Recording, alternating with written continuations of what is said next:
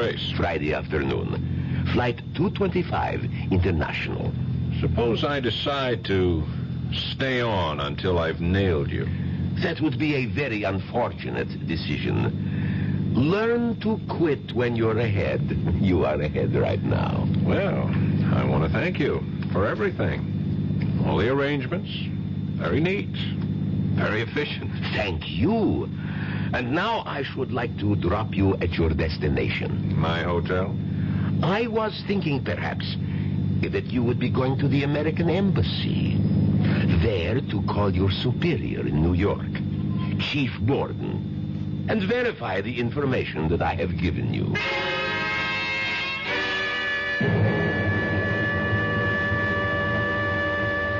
Borden here. Steve?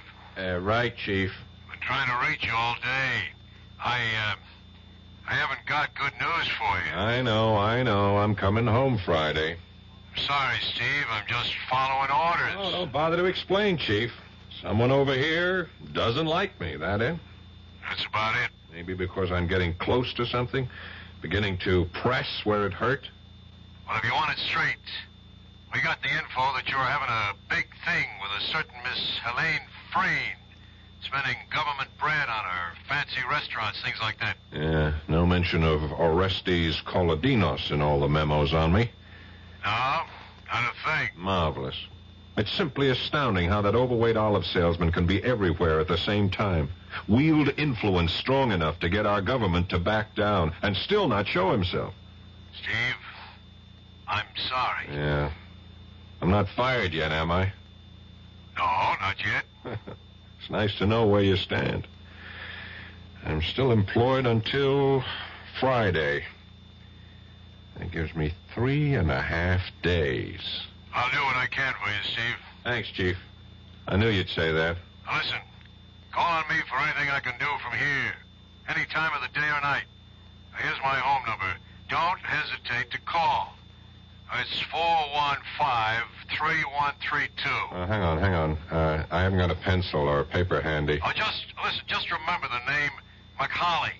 M-C-H-O-L-L-Y.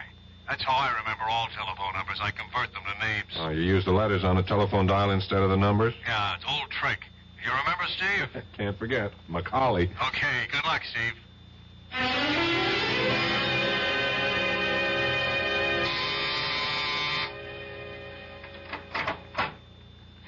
Steve, darling. Hi, Helene.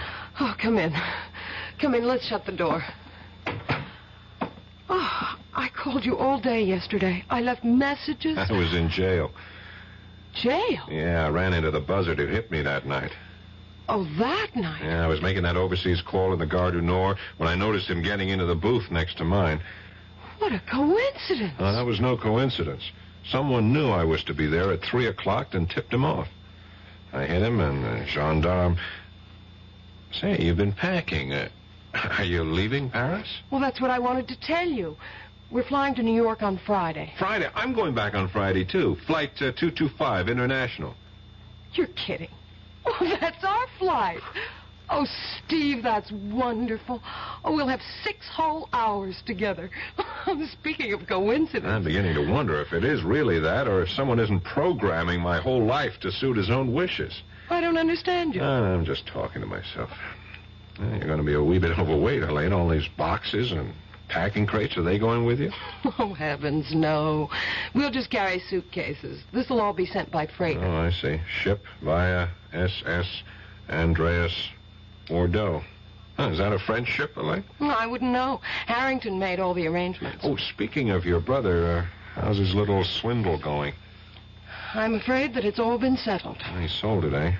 Well, he seems to have a great deal of money on him. And Auntie's out shopping at the most expensive couturier in Paris. What about you, Elaine? I couldn't do it, Steve.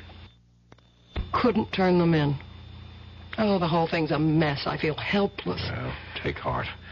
They may get caught yet. Wait till they try to collect money. Oh, Phyllis. Oh, I am exhausted, utterly exhausted. One doesn't realize how tiring shopping for clothes can be. Oh, hello. You're Mr. Nash, Mrs. Starr. Oh, of course. Nash, Philip Nash. Now, where did we meet, young man? Right here, Phyllis. Not more than 10 days ago. And his name is Stephen, not Philip. Oh, yes. And? And? And he's the man I'm going to marry. If you'll have me. Will you, Steve? Will I? Darling, I thought you'd never ask.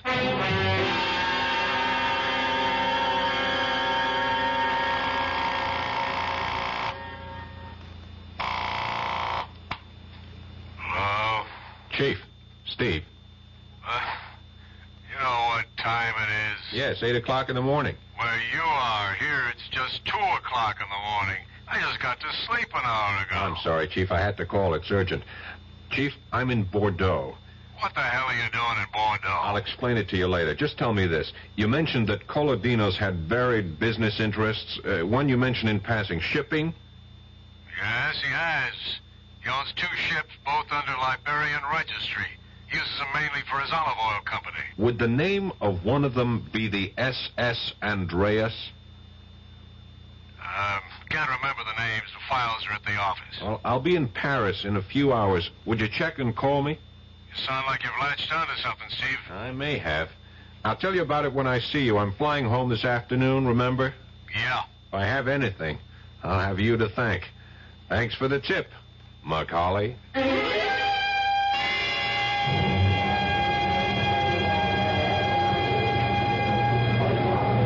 Now, really, I can't understand. I distinctly remember ordering all 3 tickets for first class. Now they tell me that we have 2 first and 1 tourist. Now, don't get so worked up about it, Har. I suppose you expect me to sit in the tourist class seat? No, I shall. Being a martyr, Helene? No, but I'll have more charming company in tourist than you, dear brother. Ah, here he comes now. Nash. That's right. Phyllis said he'd be on this flight. Steve, over here. I'm sorry I'm a little late. I had to wait for a call from New York. Hello, Harrington. Hello. Please excuse me. I've got to find Phyllis. She's buying perfume in the duty-free shops. She'll never know what time it is. Don't be too long. They'll be calling our flight any minute. Oh, Steve, I missed you. Where have you been for the last 2 days? Oh, a few things to wrap up before I left Paris. I wanted to take a look at a little more of the country. I may not be back for years, if ever. Well, why didn't you tell me? I'd have gone with you. Mademoiselle, monsieur? Oh, Inspector Boivin. Come to see us off, monsieur? Not exactly. Mademoiselle, Madame Starrow and Monsieur Harrington Frayne should also be present. They are here? They're here, Monsieur Boivin. My aunt is doing some last-minute shopping. Oh, here they are. Oh, I've had the most glorious time, Helene. Oh, Miss Nash and Monsieur Boivin. Well, I'm afraid I'm way over my quota. I have bought some big gallons and gallons. Pardon, madame, but we have very little time, and it is necessary that all your luggage be examined before you board. Be examined? At this end? We're going out, not coming in. I am sorry, monsieur. Regulations, if you will be so kind. Regulations? Since when? Tuesday this week. All luggage must be examined before departure. Red tape, bureaucratic red tape. If you'd stop arguing, we'd be through it in a matter of minutes. Quiet, Harrington. Now, Monsieur Boivin, where do we go? Please, be so kind as to follow me. You too, Monsieur Nash. Through this door, please. Our bags are already on the plane. They were checked through. You will find that all your luggage is on that table, ready for examination. Now, the attendants will help you, but we should like you to open your own luggage. Who is first, dear? That's mine. Open, please. Now let us look inside the case containing your articles of toilet, monsieur. This is toothpaste. Is this necessary, monsieur? Must you remove and examine everything in the case? Patience, monsieur. I know what I am looking for. This tube is most interesting. Regard, it has been opened at the bottom, and sealed again. When one presses firmly on the tube, one discovers that there are unnatural lamps within. We shall see what they are. I take my pocket knife and... there. These are emeralds, wouldn't you say, madame? Yes, they are my emeralds. Now, would you be so kind as to give them to me? Presently, madame. Monsieur Frayne, Madame Starrow, you are under arrest. On what charge? Oh, my nephew did not steal my jewels. I gave them to him for safekeeping. You reported a theft, madame, a false theft. A mistake, a misunderstanding. We have found the emeralds, and now we report them found. You are in a conspiracy to defraud the insurance company, madame. That is a crime. Now, you will both come with me. You, Nash, you did this, snooping around. I knew he was some sort of a cop, Phyllis. You are clear, mademoiselle. The attendants will see that your luggage is placed aboard the plane.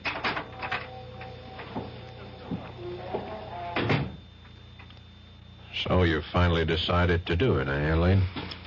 Yes. I discovered that the emeralds hadn't been sold yet. Also, that Phyllis hadn't reported the loss to the insurance company. I knew the charges couldn't be too severe and would probably be dismissed. Of course, they'll probably never forgive you. Oh, I think they will in time. And I'll have you to console me, Steve. They'll be calling our plane now. Too bad Phyllis and Harrington's tickets won't be used. Oh, look, there's Boivin. Huh, he's alone.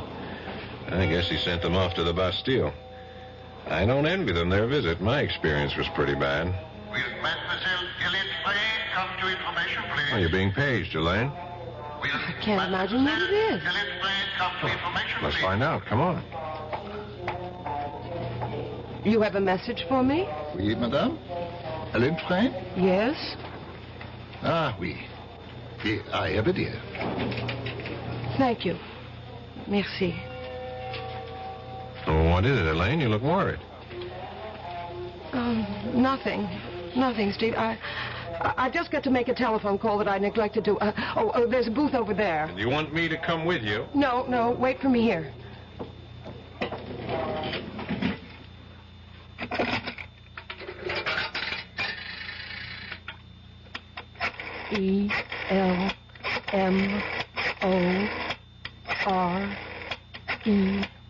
ELMOREY.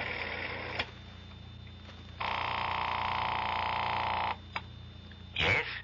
This is Elaine. I'm at the airport. I got your message. What message? The message of information. I was paged. What message? The usual. Call El Morey. You fool. You little fool.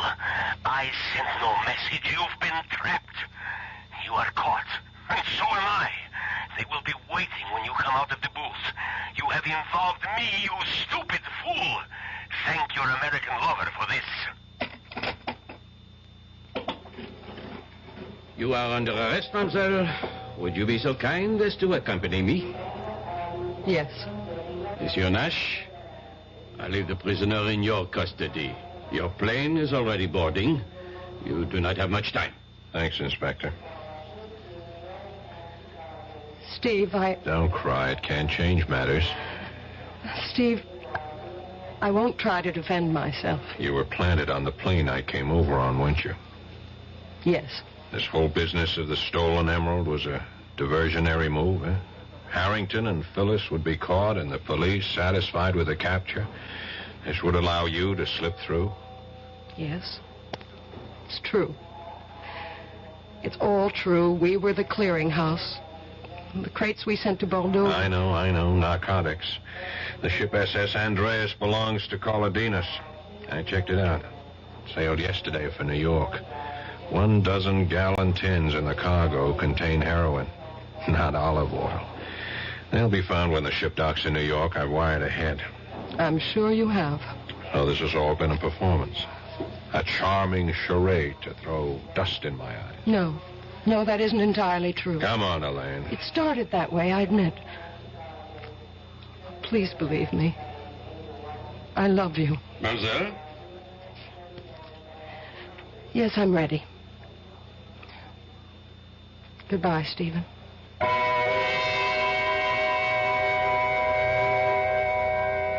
Steve stood there and silently watched the woman he had just begun to love being led away by the French police. For long minutes after she disappeared through the main doors, he stood there without moving. Finally, with an effort, he responded to the last boarding call for Flight 225. I'll be back shortly. Oh, sure. You can talk about good-tasting diet drinks, but I know. I'm Goldilocks, and here at my taste-testing laboratory, I taste-test them all. And nobody's been drinking my diet drinks until I tested sugar-free Diet 7-Up. And then, kabloomy! Every bear wanted some. Diet 7-Up is fresh, natural, delicious. Sugar-free Diet 7-Up.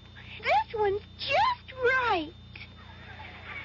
Pollution, crime, substandard housing. Law Day, May 1st, reminds us that if we don't like these conditions, our system allows us to do something about it. Through involvement like helping to register voters, campaigning, and voting, we all can help bring about change lawfully. With nearly half the population under 25, Law Day urges young America to lead the way.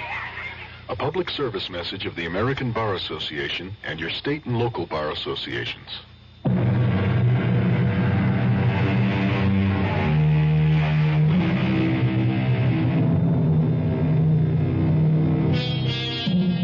When Steve Nash got off the plane in New York, his chief was waiting to congratulate him.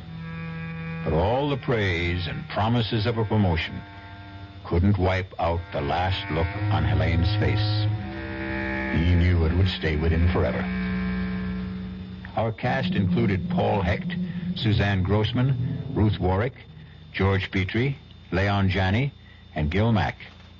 The entire production was under the direction of Hyman Brown. And now, a preview of our next tale. Jenny, that stone ain't gold. And what is it? It's pyrite. What's pyrite? Oh, it's just what everybody calls... Well, it's a sort of metal. Well, anyways, whatever it is, it's real precious to me. It's my lucky charm. Well, that's why you better not let Pa know what you think about it. Why? Well, you know what he's like. He cares about gambling more than he cares about anything, and all gamblers are real superstitious. Now, if he knew you had a lucky piece, especially if he heard the crazy story about you and the school burning down, he'd have it offer you so fast it'd set your head to spinning. It isn't crazy. You heard me wish on the stone for no school, and now there is no school. That was just happenstance.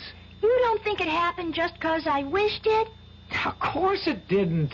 Then I'm going to prove it to you. Radio Mystery Theater was sponsored in part by new sugar-free Diet 7-Up. This is E.G. Marshall inviting you to return to our Mystery Theater for another adventure in the macabre. Until next time, pleasant dreams.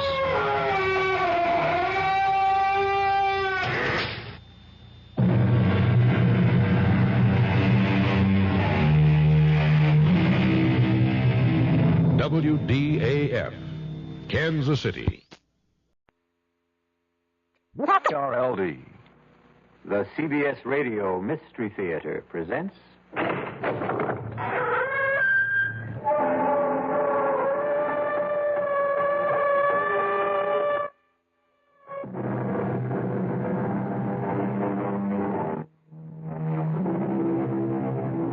Come in. Welcome. I'm E.G. Marshall.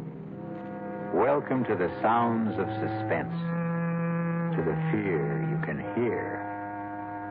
Relax and listen to the strange tale of a strange man, though no more strange than anyone who has suffered what you might call a mutilation of the soul. And who of us has not, at one time or another, suffered such a mutilation? What means did we use to restore ourselves? How quickly did we recover? How well did we heal? The answers vary even as we vary. One man's answers are revealed, we trust, in the story which follows. I'm cold. So am I. It's the darkness I mind the most. Not to be able to see you. Oh, touch me. That would help. Oh, my God, where are you? Right here.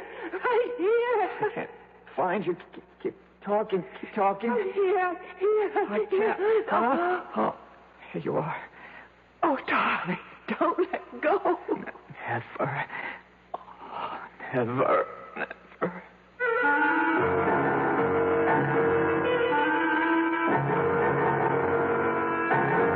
Our mystery drama, The Deadly Hour, was written especially for the Mystery Theater by Elspeth Eric and stars Norman Rose. It is sponsored in part by Anheuser-Busch Incorporated, brewers of Budweiser. I'll be back shortly with Act One. In 1919, someone had a big idea.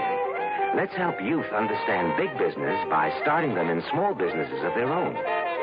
And Junior Achievement was born. Each group elected a board of directors, chose a product, set up a production line, sold stock, and went into business. That year, 314 students made and sold products and learned the business of business.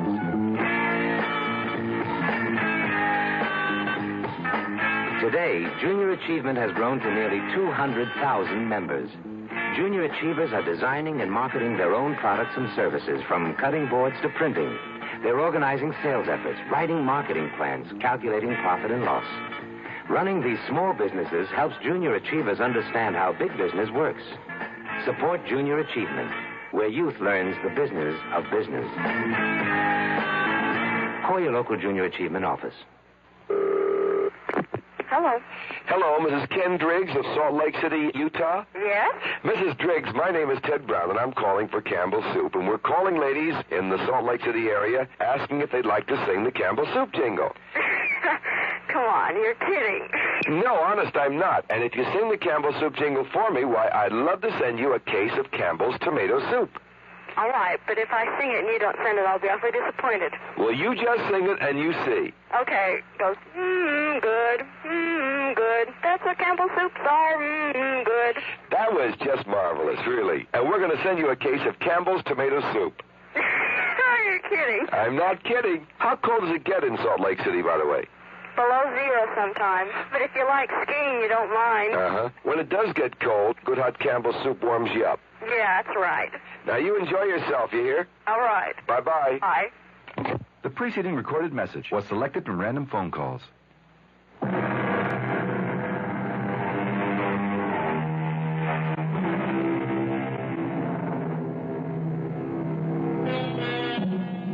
A person who seems strange, we call grotesque, incredible, not to be believed. We make a feeble effort to deny that he could exist. But he does exist. There he is before our eyes in all his strangeness. We do not believe in him because we do not know him. Because once we know, we will have to believe.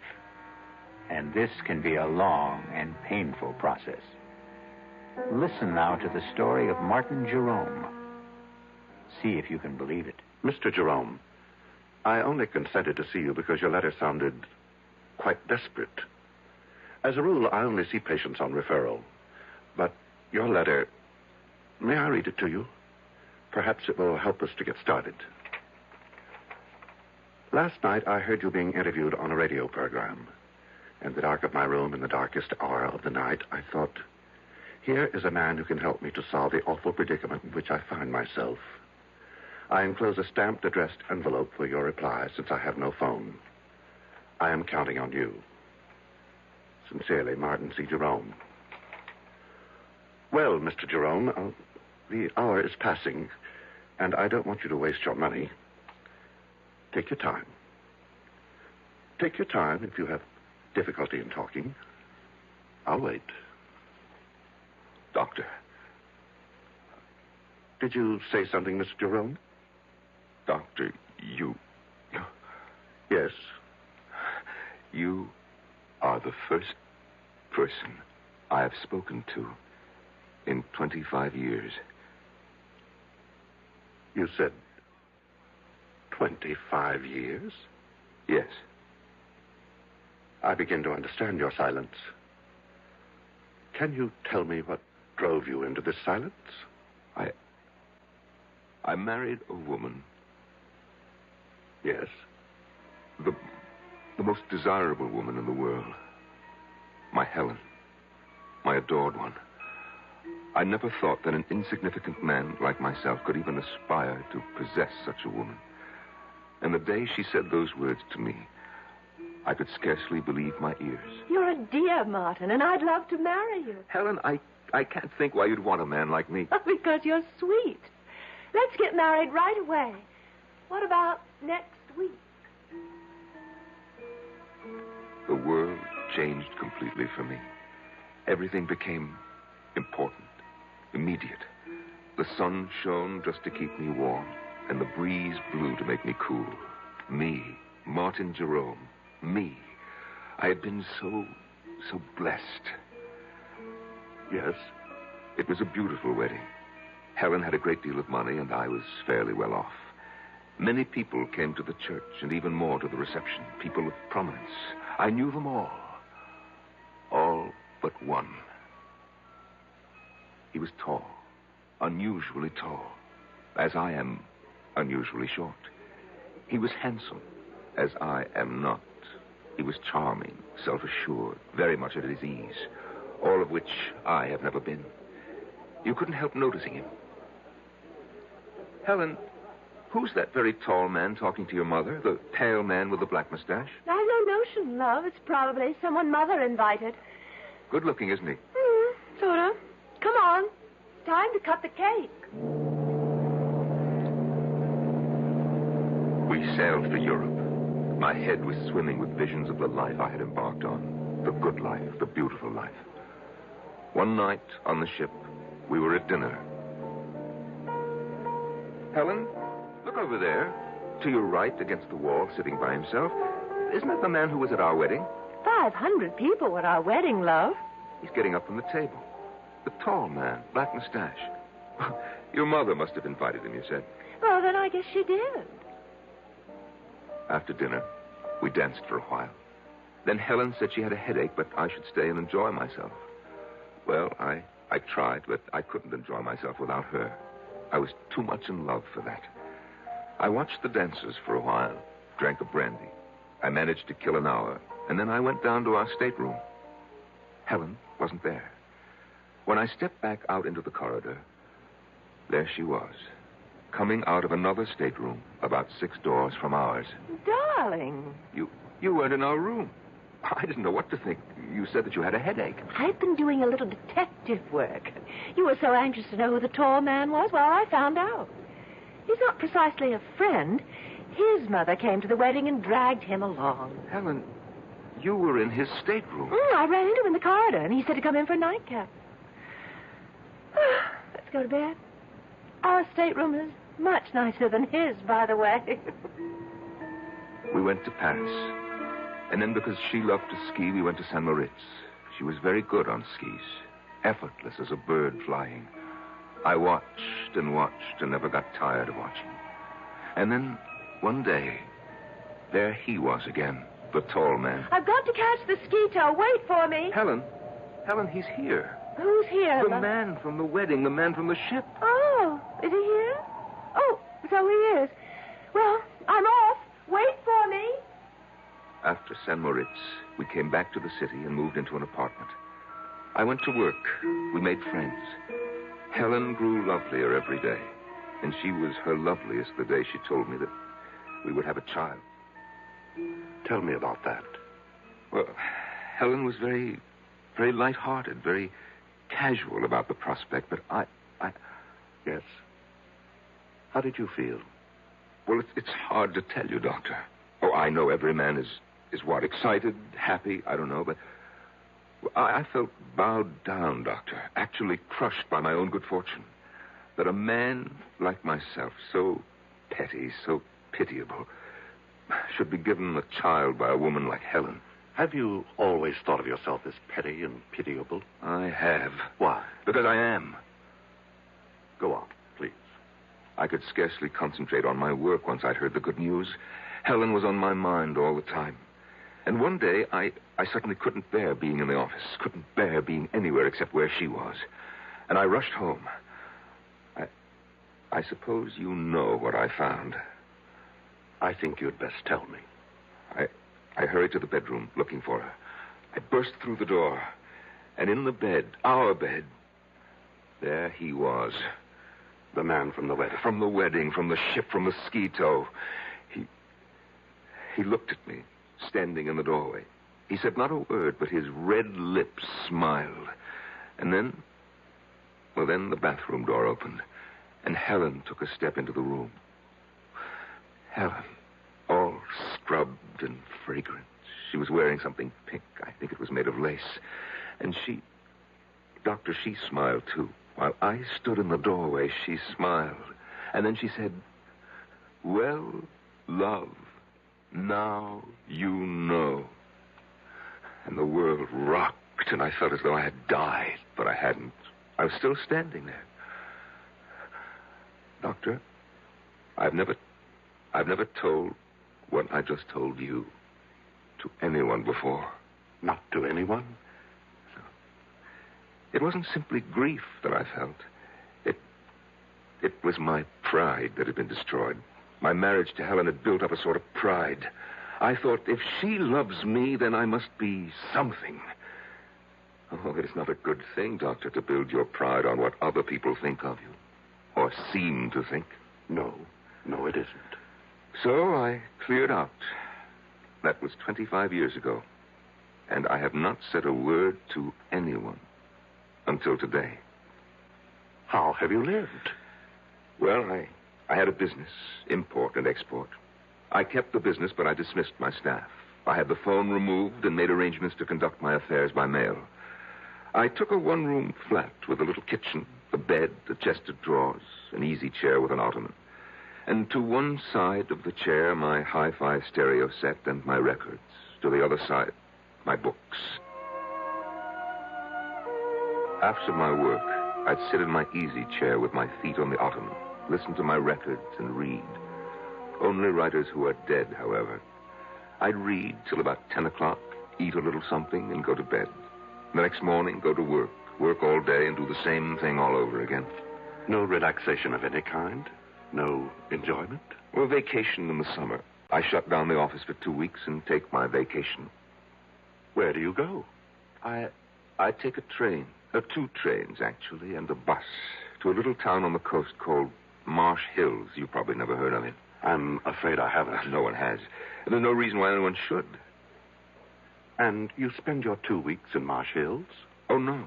No, I merely stable my horse there. You have a horse? About 15 miles from Marsh Hills, Doctor, close to the sea. There's a cave hollowed out of the rock by the waves. And when I get to Marsh Hills, I arrive every year on the same day. They have my horse ready for me, and I ride the 15 miles to the cave, and there I spend my vacation. In a cave? For 2 weeks? Well, I walk. I canter my horse on the beach. I gather what edible herbs there are growing in the rocks. I boil them. They're very tasty, really. And at the end of 2 weeks, I return my horse to the stable and take my bus and the 2 trains back to the city. And you've lived this way for 25 years. Oh, yes. But, Doctor, last summer something happened. I arrived in Marsh Hills as always. My horse was waiting for me, as always. And we started off at a walk for the cave by the sea. There is always a certain excitement when I begin to smell the sea. And I know that soon I shall be out of sight and sound of any human being. There will be only the sea, the sun, the wind, and my cave. It is the most thrilling moment of the year for me. I suppose it's the only one. Soon I will have my solitude. At last, I'm on the sand. My horse feels the excitement as I do. I feel him extend himself. And as we round the last bend in the shoreline, I see it. I see it, my cave, my refuge. But last summer... Yes? I pulled my horse up at the entrance to the cave. I sat listening to the rhythms of the ocean. And then, all at once, I heard a sound. A sound that I'd never heard before in that deserted spot. And the sound, Doctor, was coming from inside my cave. Never had I felt such anger. I was faint with hatred. I dismounted and I crept to the side of the cave where I knew it sloped to the ground. Quietly climbed to the roof. I found a tiny chink in the stone, no more than 1/8 of an inch wide. I put my ear to it. Beneath me, I heard laughter. Laughter and tender words and all the sticky, silly sounds that lovers make. Are you my girl? Oh, so much your girl. How much? This much. I can't hardly see how much is this much. It's too dark in this place. Then come here. Oh, darling, darling love. They were kissing. They were using my sacred sanctuary for lovemaking. I almost fell from the roof of the cave. I struggled to stay where I was, and my feet dislodged a shower of stones. What was that? Sounds like a rock slide. Yes, some rocks in front of the entrance. Lots of them. Hey, maybe we better move them. Oh, we can still get out. Let's stay a little longer. I love this place. All right. I climbed down. My brain was on fire. My whole body was on fire. I had never felt such hatred as I felt then. Not since... Well, Doctor, you know when, I've told you. I took hold of a big boulder. Yes, these skinny arms went round it. This puny body pushed it. Pushed and shoved till it stood against the mouth of the cave. Was tight against the mouth of the cave. I heard the voices of the lovers, fainter now from inside. George, it's really dark. Darker than before. Aaron, there's no light at all. I had sealed them in.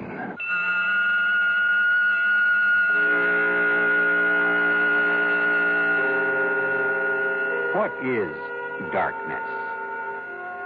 It is the state from which we emerge, and it is the condition to which we return. We come from the darkness of the womb. We leave for the darkness of the tomb. In between is light and life. I'll be back shortly with Act 2. Some research experts say you can't taste the difference between beers. Well, if they're right, then Anheuser-Busch wastes a barrel of time Beechwood aging Budweiser. Only they don't think so. Brewing beer right does make a difference.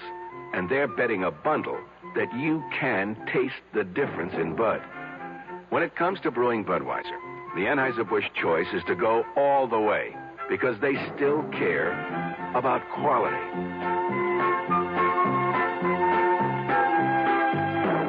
Look at it this way. If the Bud people have a choice between what some experts say and what beer drinkers say, well, you'd better believe they'll go with you beer drinkers every time. When you say Budweiser, you said it all. Anheuser-Busch, St. Louis. I love you. I love you.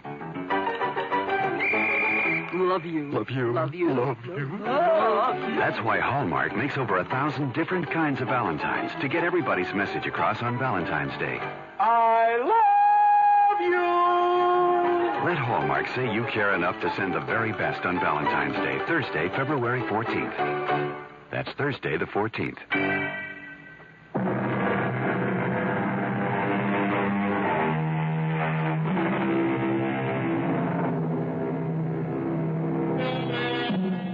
Marvin Jerome, 50 years old, has not uttered a single word to a living soul in 25 years.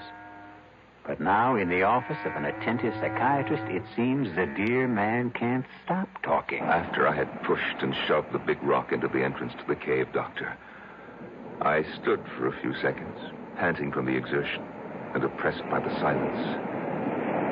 There was only the sound of the wind and the water. I thought of the lovers locked inside. What were they doing? What were they saying? I felt that I must hear their voices again, as though their words, which had driven me near to madness, were essential now to keep me sane. I scrambled back to the roof of the cave and put my ear once again to the narrow crack through which I could hear them. George, there was a little light before, now there's none. More rocks must have fallen. I didn't hear them. I heard something that didn't sound like rocks falling. Come on, we've got to clear the entrance. Come where? I don't know where the entrance is anymore. It's so dark. Well, take my hand. I think I know which direction. I can't even see your hand. Don't you have a match? I may have, boy. Yeah, I have a few. Well, light one. I will. Oh, went out. Now, don't panic. Light another. We've got to get out of here. Just don't panic. All right, now, careful. Be careful. I am being careful. Oh, darling. Huh? Now, I found the one that went out. It was right by my foot. Let me light it from yours. Yeah, good girl. All right, George. There's the entrance. Don't let your match go out. Don't you let yours. Hey, look, see? Just a whole bunch of stones. Come on, let's start clearing them away. Oh, both matches went out. That's all right. We know where we are. We're right by the entrance. Come on, let's get started. George. What, darling? We'll get out, won't we? Of course we'll get out. Now, keep working. Don't stop. At my listening post atop the cave, I heard them, so kindly toward each other, so reassuring, so united in their purpose. I pressed my ear closer to the crack in the cave's roof. I was frantic to hear every word. George, it isn't getting any lighter. Shouldn't it start to get lighter? Yes, it should. Oh, why doesn't it? How should I know why? I'm sorry, darling. Oh, that's all right. Marion. What, darling? We've cleared all the stones away. But there's no light. No. None. Why not? Why isn't there? Because there's something huge. A big boulder, I think, up against the entrance. Oh, move it. I will. It's heavy. It must be huge. Well, how did it get there? It fell from someplace, Lord knows where. Can't you move it? I'm trying. Let me help. Put your shoulder up against it. That's what I'm doing. Can't you see? No, I can't see. Do you think I could? Can you see? I'm sorry. Forgive me. All right, let's try together now. 1, 2, 3. Jump! I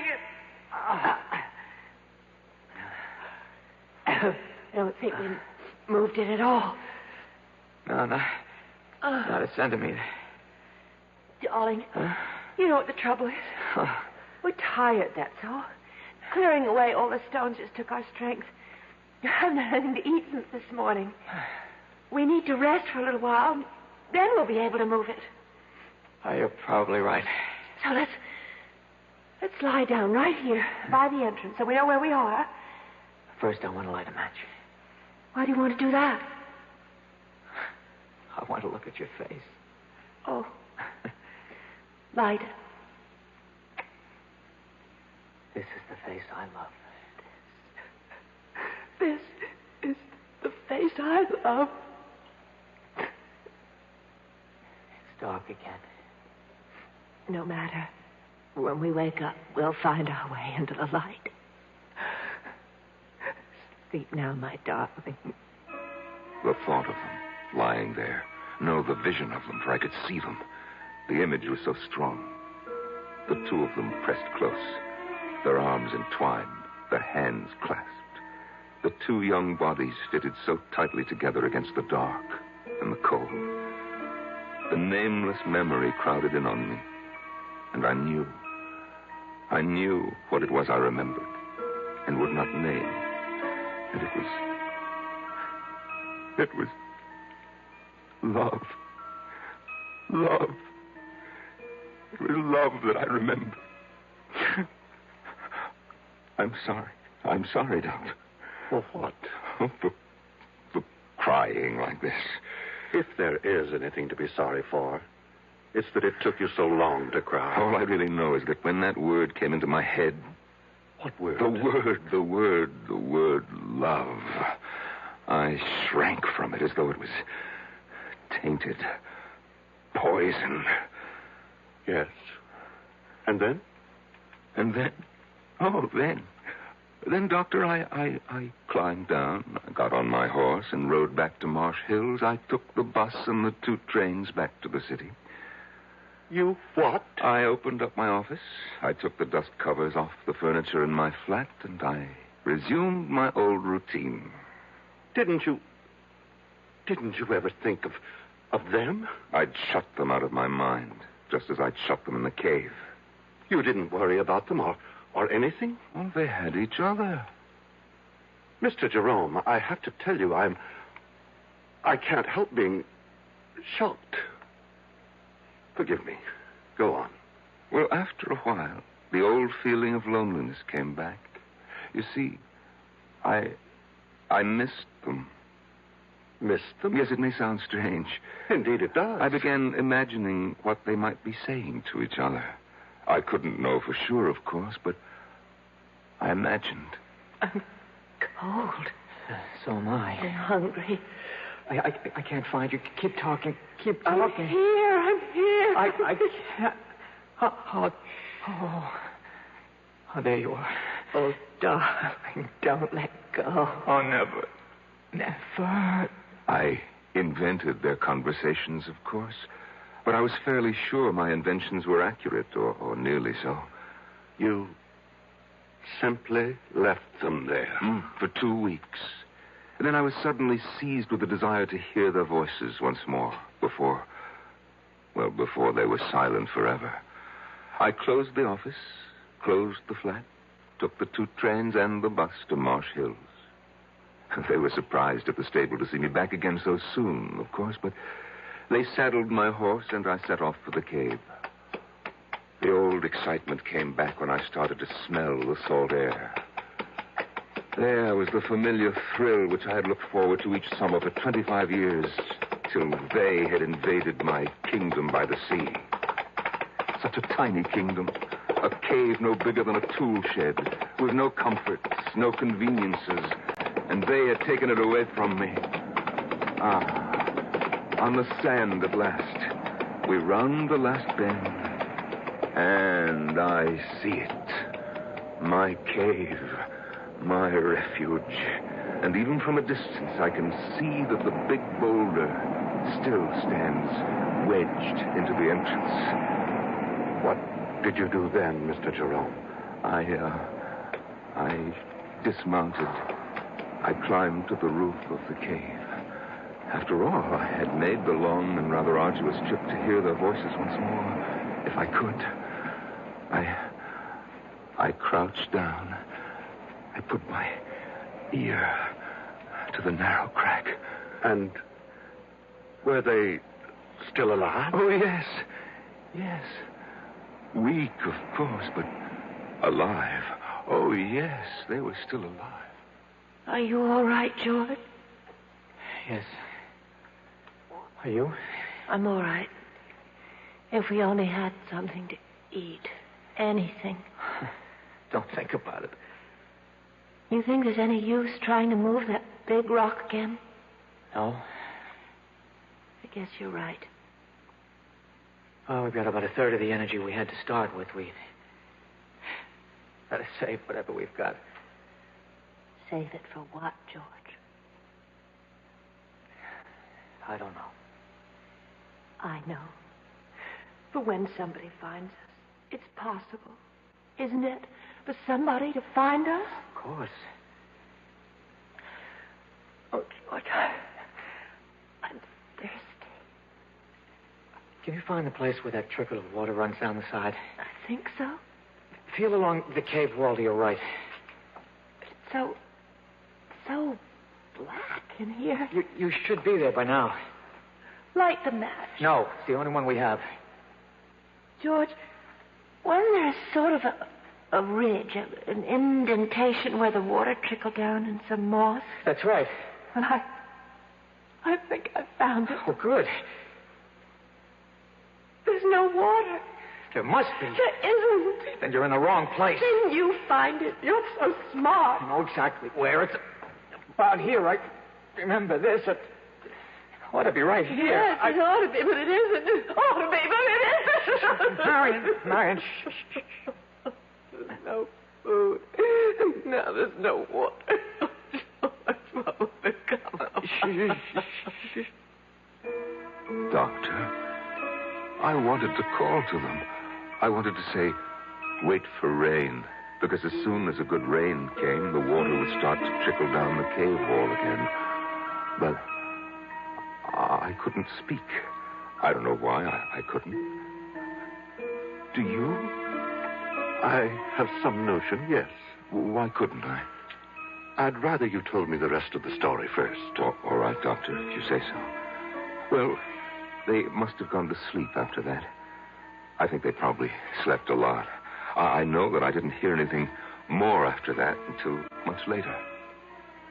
I wonder what day it is. Well, it was Saturday when we came down here, wasn't it? Yes. Well, it must be, I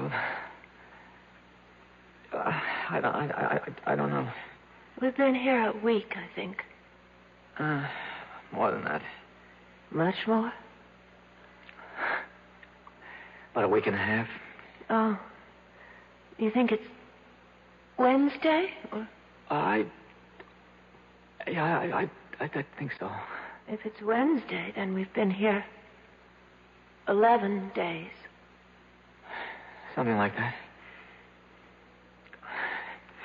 What difference does it make? I'd just like to know, that's all. Oh, don't be angry, darling. Doctor, I had the craziest impulse to whisper to them, it's Tuesday. I almost laughed. Why do these ludicrous ideas come into our heads at the weirdest moments of our lives? Perhaps it wasn't as ludicrous as you thought. Well, of course it was. I was there to watch these people die. Listen to them die is more like it. And I still wanted to tell them what day of the week it was. If that's not ludicrous, I don't know what is. Tell me, what happened next? Oh, I went to sleep on the roof of the cave. After the sun came up in the morning, I got a sandwich out of my saddlebag and a flask of brandy and sat on the sand for a while, watching the ocean. And then I went back to my listening post. George. Yes? I'm going to try walking around a little. Oh, Lord. This darkness is driving me mad. No, it's not. No, it's not. Let me have a match. No. Oh, give it to me. I won't. What was that? I heard something. I stumbled over something. Well, look for it. Fish That's around. what I'm doing. Got it. Well, what is it? Feels like a little sort of a pan. Pan? Well, about 5 inches wide. What? Enamel, I think. Feels like enamel. It's a little pan to cook things in, the sort of thing campers might use. Wait. That means somebody's been here before. And that means whoever was here could come back. Or somebody else could. I mean, this cave is a place people come to. We're not the only ones. We're not the first. Other people have... They'd stumbled across the little enamel pan I had used to boil my herbs in. I couldn't bring myself to speak to them, but I took a packet of matches, the cardboard kind, and I wrote on it, I am here. Just that. I am here. And I slipped it through the crack in the roof of the cave.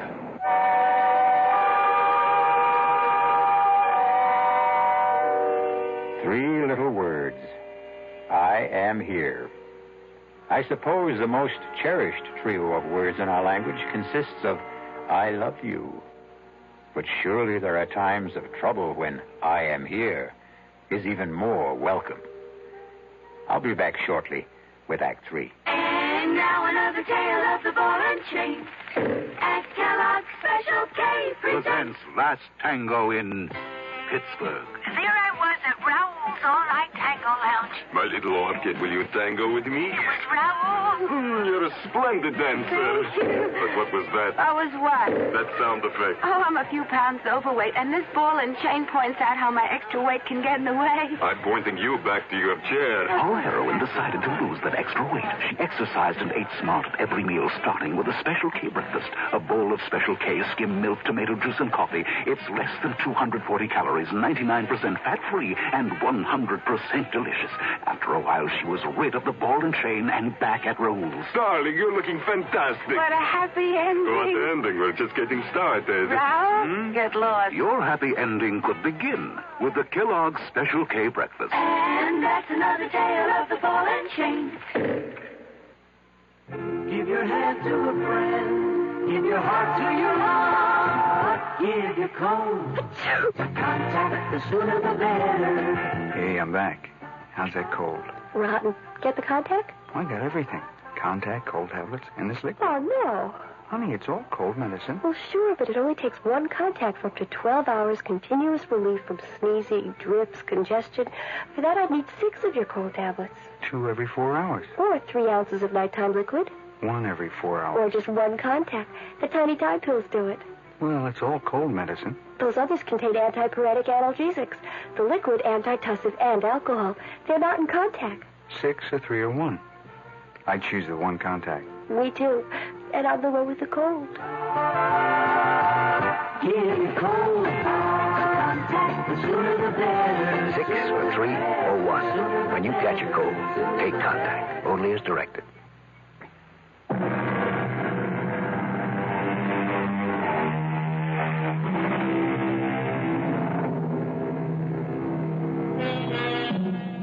It is the disease of not listening, the malady of not marking, that I am troubled withal. So said Henry IV, according to William Shakespeare. But the disease that troubles Martin Jerome is listening too closely, and his malady is marking too well. I pushed the packet of matches with its absurd message down through the crack in the cave with a little stick. I heard it drop. I knew it had reached them, even before I heard Marion speak. George. Something just dropped onto my shoulder. George, light the match. Marion, it's our last match. I don't care, light it. I have to know what fell on my shoulder. I don't like to use George, up our last... please, if you don't... All right. All right. Take it easy. Did you see anything? It hit my shoulder, and then it... Here it is. George! Well, it's matches. It's a whole fold of matches. You're kidding. I'm not. There's something written on it here, George. Wait a minute. It says, I am here. Who? Who's here? I don't know. Oh, my God, that's the end of the match. I held it till I burned my fingers. I'm sorry, I couldn't. It's all right. What? We have matches now. Can you see? It isn't signed at all. It just says, I am here. That's all. But who's here? Doesn't matter, does it? Somebody's here. That's what counts. Why doesn't he say something? Call out to us or something. Tell us that everything will be all right. Maybe he's gone for help. Oh, yes, that must be it. Yes, that is it. It's all right now. It's all right as long as somebody's here.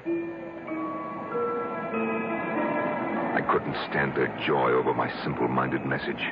They seemed like silly children, as silly as I felt myself. For I hadn't the faintest notion what I was going to do once I had made this strange contact with them. I climbed down and sat on the beach staring at the water until I fell asleep. I must have slept the rest of that day and all night because it was the sun coming up behind the horizon that woke me. I went back to the cave, climbed to the roof, and put my ear to the crack. George, I can't stand it. Where is he? How should I know? Stop asking me. He wouldn't give us a message like that. He wouldn't write, "I am here" on a package of matches and then just go away, would he? How do I know? You keep asking me as though I had an answer. Oh, I'm not hungry anymore. I haven't been hungry for a long time. I just feel terribly weak. Damn it, I know. Now, will you shut up? Just shut up. We'll die here, George. Be quiet.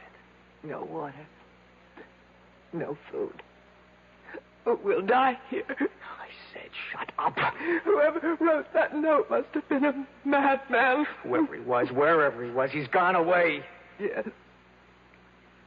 And we'll die in this cave. I don't intend to die in this cave. Oh. And just what do you think you'll do about it? Something. Nothing you can do. I'm just not going to die. Yes. Not yet. Yes, you are. Make up your mind to it. What are you doing now? I'm going to light a match. Matches. We have matches. No food. No water. Just matches. George. I'm not going to die. Not yet. Not me. George. Not me. I felt as though the world had stopped. Actually, I had stopped. All at once, I knew what I must do. I didn't want to go completely out of my mind. I clambered down from the roof. I ran to the cave entrance. I tried to move the big boulder that blocked it. I knew even before I tried that I wouldn't be able to do it.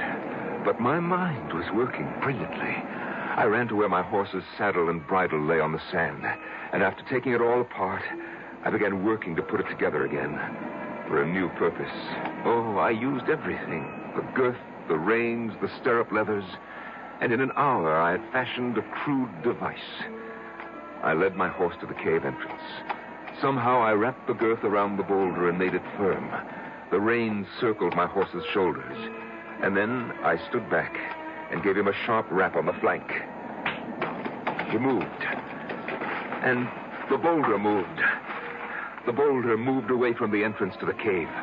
There was room for me to squeeze through. Just inside, I found them. She lay there in a faint. He lay across her. And his teeth were sunk in her breast.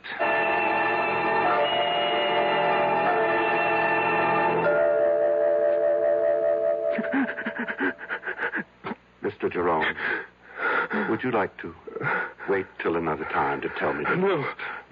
I must tell it to you now. I carried their bodies out, and I put them on the back of my horse. I threw a halter over his head and led him the 15 miles to Marsh Hills. It took all day because I stopped every hour to be sure that they were both breathing.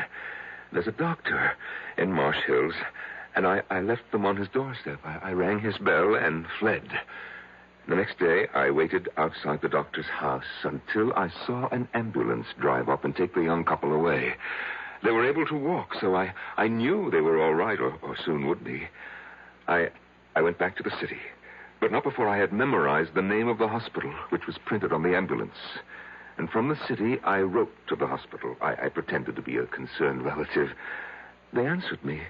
They said that the girl, Marion, had already been discharged, but that they were keeping the young man for a few days more.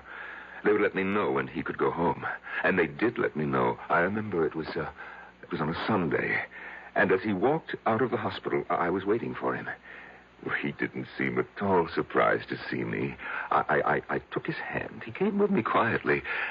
We boarded the bus. We took the 2 trains, no trouble at all. And when we got to the city, we went to my flat.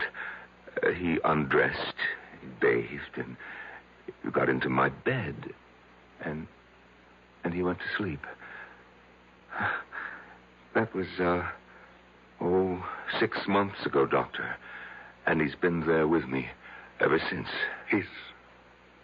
He's all right? Oh, he's very well. I sleep on the floor now. He sleeps in the bed. I cook his breakfast, come home from the office and cook his lunch. And, of course, I make dinner for us both at night. And, we listen to music. I read a book, but he just listens to the music. Oh, yes, he's in good health. Mr. Jerome, the hour is up. You want me to leave? Not quite yet. You've told me an amazing story. As amazing a story as I've ever heard. But tell me, just what is it you expect of me? What do you want me to do for you? Huh? Oh, why, nothing, Doctor. Nothing? Nothing at all? I don't want help for myself, Doctor. I want help for the young man. You see, in the 6 months he's been staying with me, he hasn't uttered a word. Not one word. Go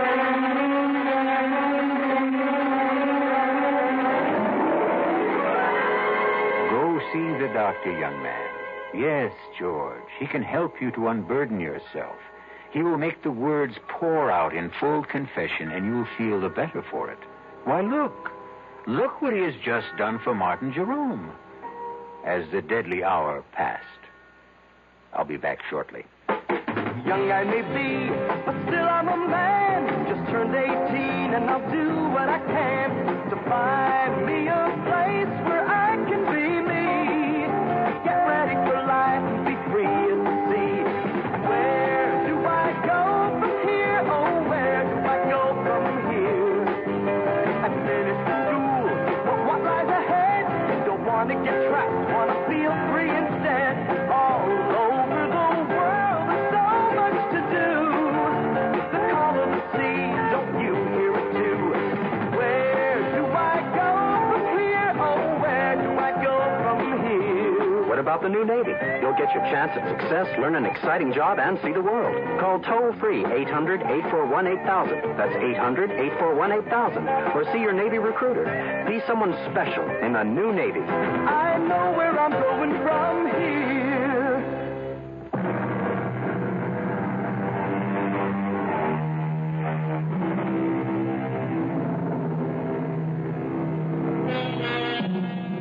You've heard of the 7 wonders of the world? The Grand Canyon, the Taj Mahal, Niagara Falls, and I forget the other 4. No matter. Because they are simple things compared to the human mind in all its deviousness, all its twists and drifts.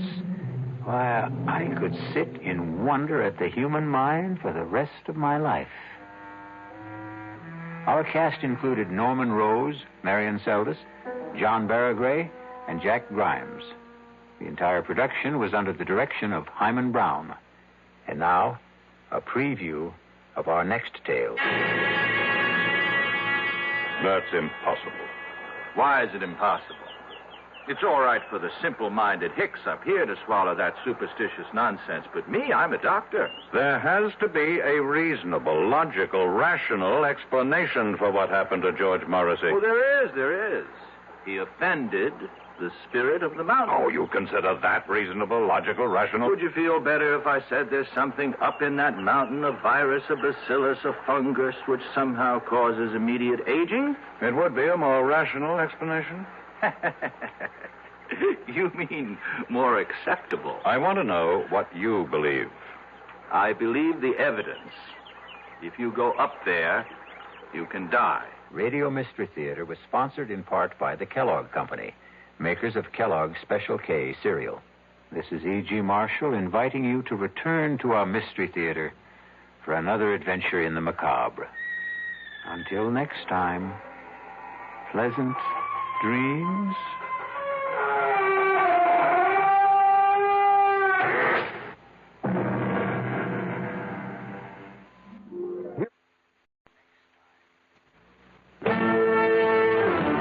This This is Frank Lieber. Exclusive interviews with the biggest names in baseball and football. Joe Namath, Johnny Bench, Leroy Kelly, Reggie Jackson.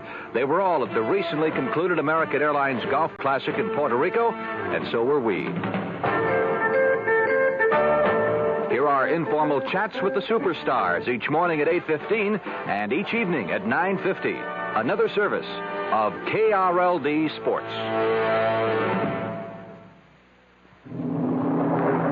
The latest American Research Bureau survey reports KRLD Dallas continues to have more audience than any other Dallas radio station.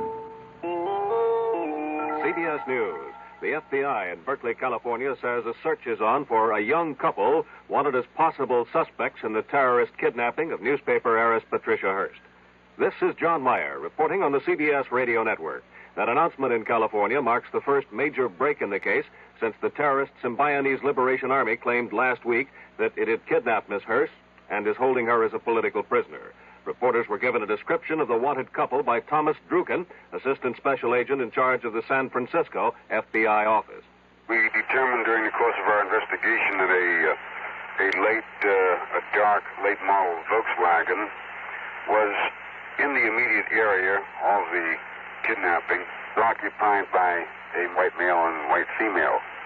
Now, we're merely attempting to locate these individuals as potential witnesses. Druken noted that the FBI already has released drawings of 3 suspects, 2 young black men and a white woman, who invaded Miss Hearst's apartment, attacked her fiancé, and then, firing shots at witnesses, dragged her screaming to a waiting car and drove off. More news in a moment.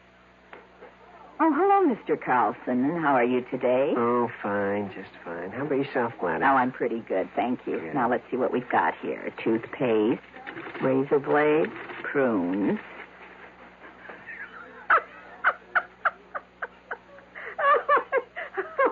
Something wrong? Can we have a replacement checker for Gladys on number 5, please? There are still a lot of people who laugh at prunes. But now, quite a few are finding out how good they really are. Because pound for pound, prunes have 8 times the vitamin A of the leading fresh fruit. And more iron, niacin, and vitamin B2 than the 5 leading fresh fruits. They're also a great natural source of quick energy. Oh, I'm sorry to keep you waiting, sir. I'm taking Gladys's place. That's okay. Let me see. Bread, milk, prunes. Oh, boy. California prunes. The funny fruit that does so much for you. Radio Baghdad says warfare has broken out between Iraq and Iran with troops, heavy artillery, and tanks engaged in fighting along the border. Heavy casualties are reported on both sides. Iran lists at least 70 casualties. The Iraqis at least 23 killed or wounded. It's the first such fighting since the 2 countries reinstated diplomatic relations last October after a 5-year break. Radio Baghdad also claims today's clashes were actually the 3rd in 3 weeks, that there was also fighting on January 24th and again last Monday. In Tel Aviv, the Israeli military command confirms 4 Israeli soldiers wounded today in renewed fighting between Syrian and Israeli forces in the Golan Heights. That artillery duel ended a 4-day lull along the ceasefire line. Radio Damascus says the fighting lasted more than an hour, but has made no mention of Syrian casualties. Meanwhile, in Jerusalem, the Israeli government says Russia will try to persuade Syria to turn over lists of Israeli prisoners of war being held in Damascus. Those lists, plus Syrian permission to let the International Red Cross visit the POWs, are the top Israeli conditions for beginning disengagement talks with Syria. In Amman, a Jordanian army spokesman confirmed today that the Nixon administration has supplied that Arab country with the most sophisticated portable anti-tank missile in the U.S. arsenal. The spokesman identifies the missile as the TOW. Here in Washington, the Pentagon declines comment. In Saigon, the South Vietnamese military command says communist forces have suffered their heaviest battle losses in a single action this year. A spokesman says 81 communist troops were killed in a 2-day battle with government forces in the Central Highlands province of Pleiku. Government losses are placed at 17 killed, 15 wounded. In Cambodia today, communist troops attacked 3 government positions only 8 miles south of the capital, Phnom Penh, and a government spokesman says an army relief column led by 24 armored personnel carriers had to retreat when it came under heavy communist fire. Now, this message. Time will come when you need help and understanding, a warm smile, a friendly voice from people who care. It's a blessed world, and that's the truth.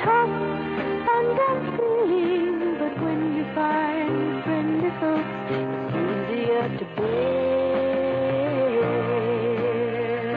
Is there anyone who doesn't respond to a kind word or a friendly face? The answer's obvious. At CIT Financial Services, courtesy and understanding are watchwords.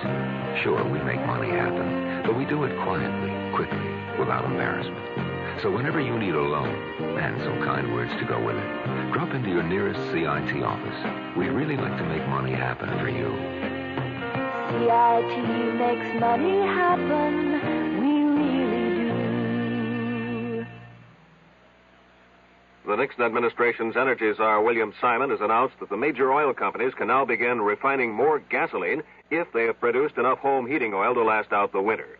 Simon's long-awaited announcement on shifting refinery output comes as motorists in 4 states, plus the District of Columbia, prepare to switch to the so-called Oregon plan for gasoline rationing. The leaders of 13 major oil-consuming countries have been arriving here in Washington on the eve of tomorrow's opening session of a 2-day conference on energy at the foreign ministers level. U.S. Secretary of State Henry Kissinger expected to try to persuade his 12 colleagues that they must act in concert with the United States to weather the world oil crisis. This is John Meyer, CBS News. Hello? Hello, Mrs. William Hawk of Anchorage, Alaska. Yes? Hi, Mrs. Hawk. My name is Ted Brown from New York City. And I'm calling ladies in Anchorage, asking if you'd like to have some fun and sing the Campbell Soup jingle. If you do, I'll send you a case of Campbell's chicken with rice soup. Is this really from New York? That's right. Do you know it? Yes, I do. Well, go ahead. Good. Good. Campbell's noodle soup is good. Well, now, you changed the lyric a little bit, but you're going to get the soup anyway. Thank you. You're up there in Anchorage, Alaska, so you know what the cold winters are all about, huh? Right, I sure do. And when that weather leaves you cold, you get good hot Campbell's soup, and that leaves you warm. Yes, sir. It's exciting for me to talk to you, too, by the way. I've never called Anchorage, Alaska. Well, call again. This is really unusual. Thank you very much. Mrs. Hawk, thank you. Mm-hmm. Bye-bye. The preceding recorded message was selected from random phone calls. The CBS Radio Mystery Theater presents...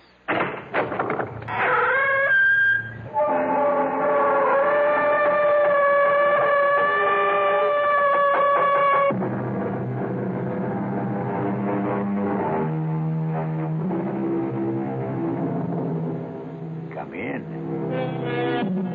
Welcome. I'm E.G. Marshall.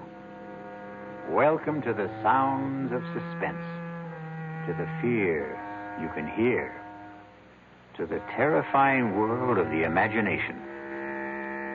I'm your guide for a journey up a mysterious mountain. Dead Man's Mountain is what it's called. Going is really no problem.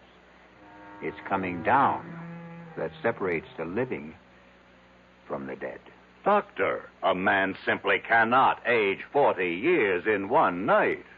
I wish I knew what to tell you, Mr. Johnson. I saw George last evening at dinner. He was 35. This morning, he's close to 80. But how could that happen? He went where he had no business going. Up Dead Man's Mountain. Is there some kind of disease up there? Some germ? Some virus that can age a man? None that is known to science. Then how do you account for it? Probably the Indian legend is correct. Some evil spirit up there hates to be disturbed.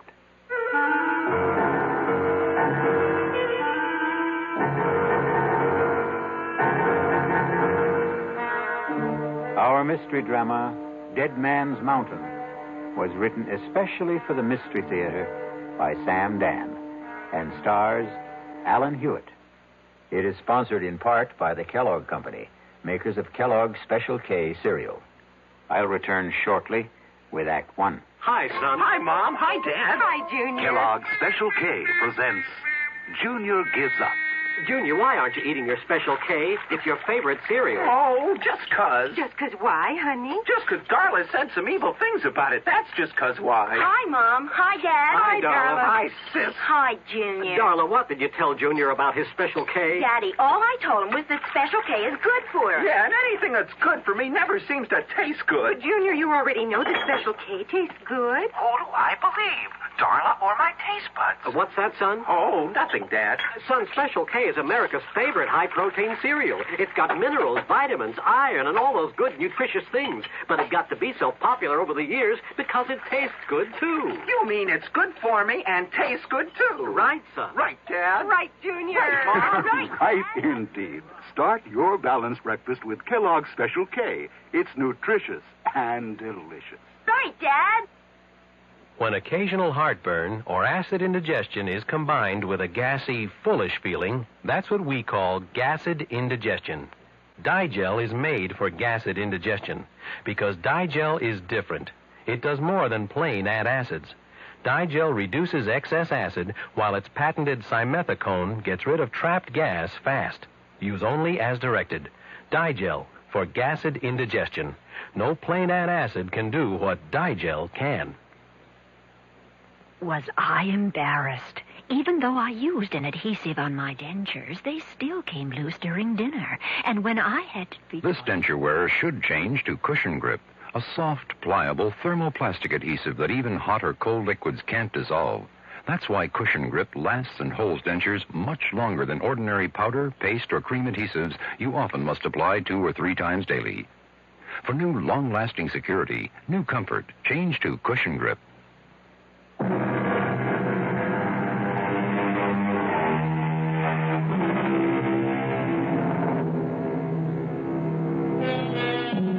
R.J. Johnson sits at his desk. Yes, the R.J. Johnson. The mysterious, the remote R.J. Johnson. I better explain that. His ways are mysterious, except when his plans include you.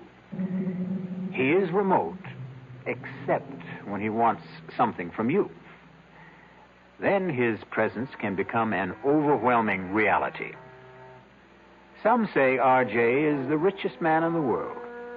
Some say he's the second, the third, the fourth richest. Does it matter? All we need to know is that on this particular morning, R.J. Johnson sits at his desk, as usual, and is formulating plans to buy or sell what? An industry? A government? Somebody's soul? Parker, I want us to maintain our short position on Consolidated Industries. It's bleeding down steadily, and we should help depress it a bit, too. No, I'm not afraid of anything like that. They won't get a government contract. We can see to it. Pick up National Computer and Starlight Oil. I want our full concentration on those 3. I'll call you back later. Yes, Mrs. Dollard. Come in. Mr. Johnson, George Morrissey is here. And about time. I want hourly reports on Consolidated, National, and Starlight to see to it that Parker can always reach me. Now, have Morrissey come in. But, sir, about Morrissey. Is there a problem?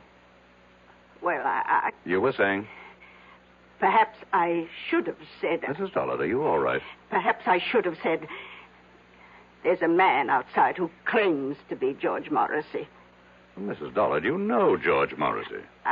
I thought I did. If there's any doubt, check security. I did. Then that settles it. He could never hope to get past the lobby elevators if he weren't George Morrissey. Mr. Johnson, maybe what I'm trying to say is there's a man out there. And I don't want him to be George Morrissey. Have him come in here. Yes, sir. Mr. Johnson will see you now. Do you see what I mean, Mr. Johnson? Mrs. Dollard, is this your idea of a practical joke? Who is this? Please, R.J., don't yell at her. I can't stand noise. George? Yes, George. You can't be George. Look at me, R.J. Look at me. I can't believe it. You don't want to believe it. What done to you? Please let me sit down. He walked out of this office 3 weeks ago. Yes, 3 weeks ago. He was a man of 35. And now... Now I know. I look in the mirror. I could be 75. His hair is all white. He's wrinkled, stooped. And that's not the worst of it. I feel 75. I couldn't even walk without this cane. George, the first thing you have to do is tell me exactly what happened. I was at Manitou Mountain getting the development deal set, and R.J., listen, we'll have to forget it. Give it up. What are you saying? I'm saying forget it. Look at what happened to me. They said, all the locals, they said the mountain was haunted. Terrible things would happen to anyone who went up there. Talk sense. Can't you believe your eyes, R.J.? Look at what happened to me. George, start at the beginning. I couldn't get anyone to drive up the mountain road. So I hired a car. I drove it myself. I drove it up the mountain, and... Yes, and? And that's all I remember, R.J. I must have passed out up there. But something did happen. It's like a nightmare. I can't bring it into focus. Just flashes of it. Terrible things. Be specific. What kind of terrible things? Shapes, forms, voices, saying I was going to die, that my life was falling away, that it was disappearing. What kind of shapes? What sort of forms? I don't know. What size were they? What color? I don't know. You say voices. What kind? High, low? R.J., I were they don't men's know. voices? Women's? I can't remember. I can't now pull remember. yourself together. Pull myself together. Look at me. I'm an old man. I've been robbed of half my life. Now think. How long did you stay on the mountain? I don't know. Somehow I managed to get the car turned around. I drove back to town. I found a doctor. What's his name? I don't know. What did he say? I can't remember. R.J., I came here to warn you. The mountain, it's haunted. It's cursed. Give up the project. Mrs. Dollard, call Dr. Waterson. No. Doctor can't help me anymore. But I can help you, R.J. Give it up. Give up the project.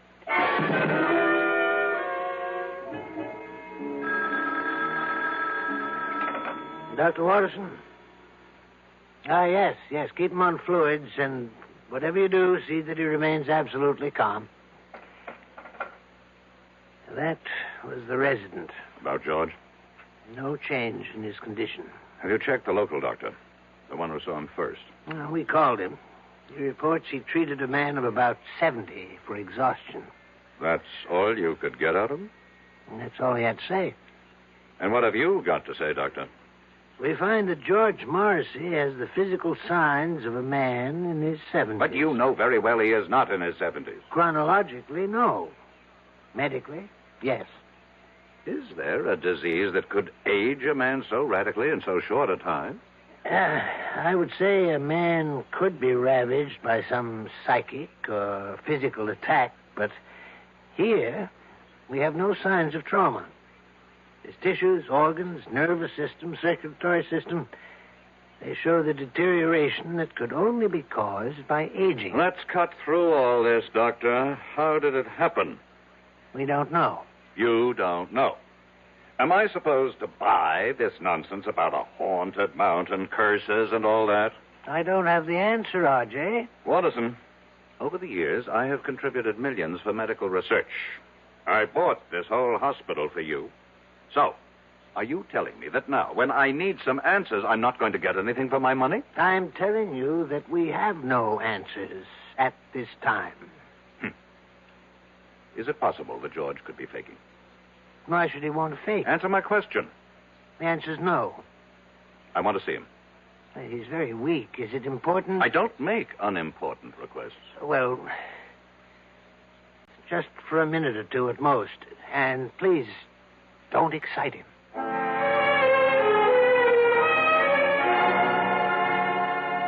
I won the club championship, and I was named third team All-America. George. Girls, you should see how the girls would fall all over me. George, pay attention. Huh? Oh, it's you, R.J. Listen. No, George. Don't try to sit up, but I've got to talk to R.J. Listen, R.J., are you listening? I'm listening. Here's what happens to you up there on the mountain. I remember, you see. Now, I remember. R.J., don't excite him, I please. accept full responsibility. Up there on that mountain, I was told you will lose that which you value most. Told? You say told? How? By whom? I don't know. How can we get anywhere if you keep saying you don't know? Think. R.J., I order you from this room. He's going to die soon anyhow. We have to get that information. R.J., I will call security and have the guards throw you out of here. No, Doctor. No, leave us alone. This is between R.J. and me. What were you told, George? I wasn't really told. It was more like a kind of feeling, an idea that seemed to seep into me. And I realized the most important thing, what mattered most to me, was my body. Talk sense. I'm talking sense, R.J. And I began to lose my body. What do you mean, lose your body? The way you really lose it. To old age. Only, oh, God. Only I was losing it then and there. And all at once. Is that what you think happened, Morrissey? But look, I got away from there, you see. I got away just before I would have died. But why? I should have stayed. Look at me. What good am I now? Be calm and practical, George.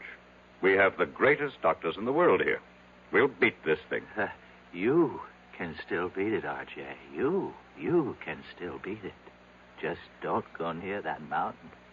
Just give up the project.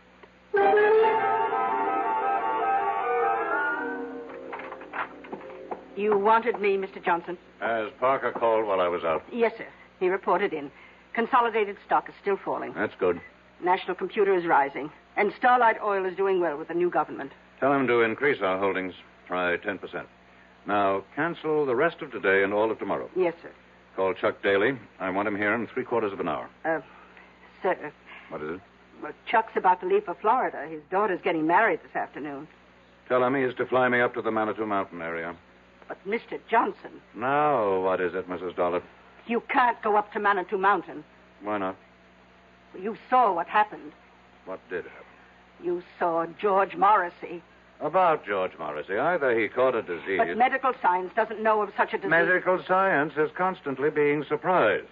Obviously, someone does not want me to develop the Manitou Mountain Resort Complex. And perhaps they managed to buy George Morrissey. But I would bet my life on George Morrissey. You must never bet your life on anybody, Mrs. Dollard. The nearest town to Manitou Mountain is Lafayette Center. Reserve a room for me there at the motel. But he is George Morrissey. Fingerprints, dental records. Reserve it under the name R.J. Smith. Mr. Johnson, are you going up there alone? You know perfectly well, Mrs. Dollard, that the way to get something done is to do it yourself. But isn't it dangerous for you to go? Mrs. Dollard, I have complete freedom of action because, as you know very well, practically nobody on the outside has the faintest idea of what I look like.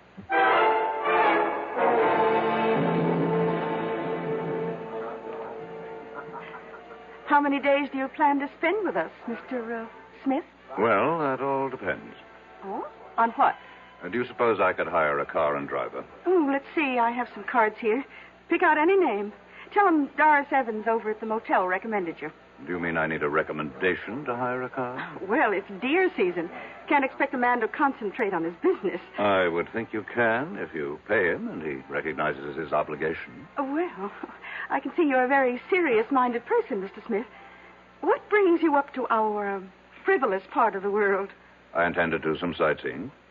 Sightseeing? Well, I hear you have some very beautiful country. Oh, yes, we do have a lot of very beautiful country up here. Wild, unspoiled. And we aim to keep it that way, too. Tell me, is there a doctor in town? Oh, I hope nothing's wrong.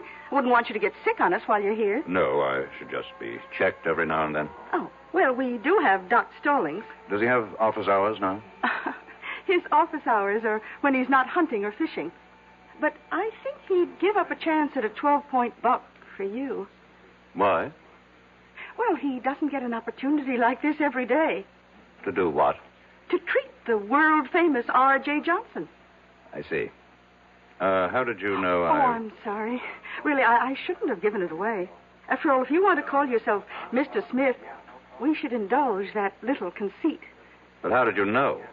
Mr. Johnson, the whole town knows you're up here. Why, we've all been waiting for you.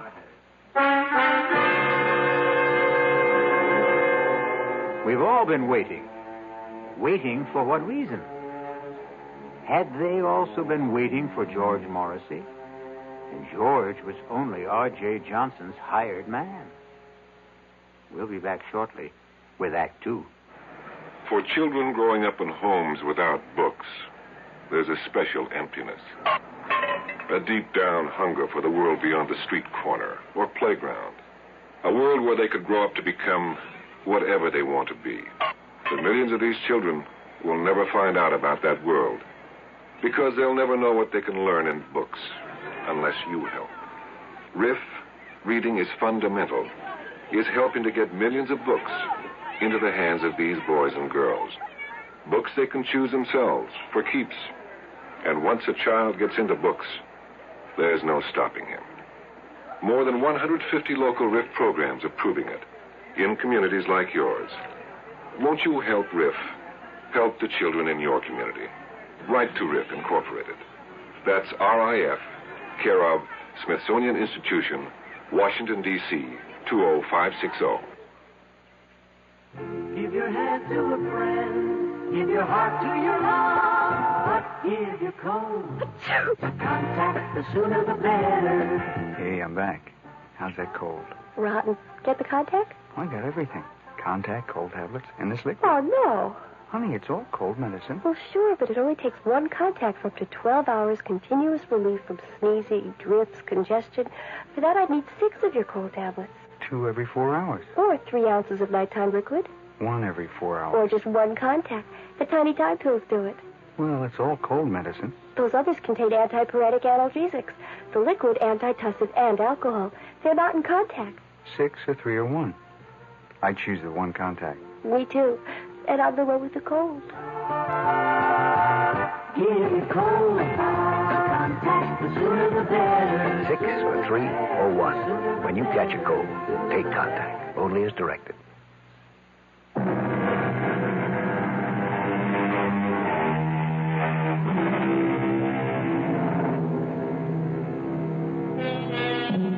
One of the world's wealthiest men sits in the tiny lobby of a small motel in an out-of-the-way village somewhere in the Adirondacks.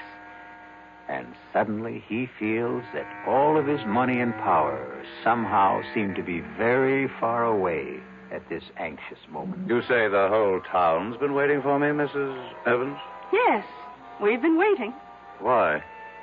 Well, you own us now. I own you. In a manner of speaking. You own all the land that surrounds this village. I would think of myself as more of a neighbor. Well, we don't think your plans for the area will make you a good neighbor.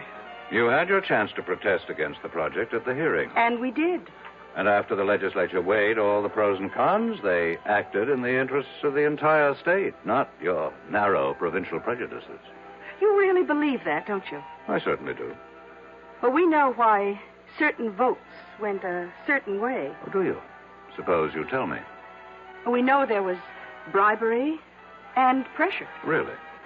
None of this was found by the special prosecutor's office. Well, I must admit, though, I admire your courage. My courage? To come up here, all alone, without your thugs. Oh, just a minute, Mrs. Evans. Oh, they have clean fingernails, excellent manners, college degrees. But they help you to steal and cover your tracks. In that sense, they're no better than common thugs. You really believe that, don't you? Now, let me set you straight. I have never done anything illegal. Oh, you can't be serious. No court has ever found me guilty of any crime. Congratulations. But here's what I am guilty of. Success. And this has earned me the envy and the hatred of millions of people. But that's human nature. I understand that. What I don't understand is the attitude of the people in this town. I'm not taking anything from you. I'm going to make every one of you rich. Can't you believe it? Oh, yes. We believe it. Do you have any idea how property values in this town will skyrocket when the development is here? Yes, indeed. Then why is everybody so unhappy? You know, you remind me of my husband. My late husband, that is. In what way? He was an unsuccessful version of you. He also worshipped money, but he didn't know how to make it. Now, what happened to your husband? He went up to what your investment brochure calls Manitou Mountain. Dead Man's Mountain, we call it around here, and it killed him. How could the mountain kill him? It's an old Indian legend. Unless your conscience is completely clear, that mountain will kill you. Well, it killed poor Sidney Evans, rest his soul. Killed him? How? He was discovered at the foot of it. He was completely shriveled. There must be an explanation. Doc Stallings never found it. He just wrote it up as death due to causes unknown. Stallings is, after all, only a country doctor. That's right, he is. Tell me, how do your high-powered city doctors explain Mr. Morrissey? Well, you know about Mr. Morrissey. Oh, the whole town knows about Mr. Morrissey. Poor Mr. Morrissey, he went up there. Something he had no business doing. I must correct that. He had every business doing it. He was my agent inspecting my property on orders from me. But the fact is, he went up there, and the mountain got him. Have other people met with mysterious results after climbing that mountain? Oh, very few and far between. We may be just country folk up here, but we learn from experience.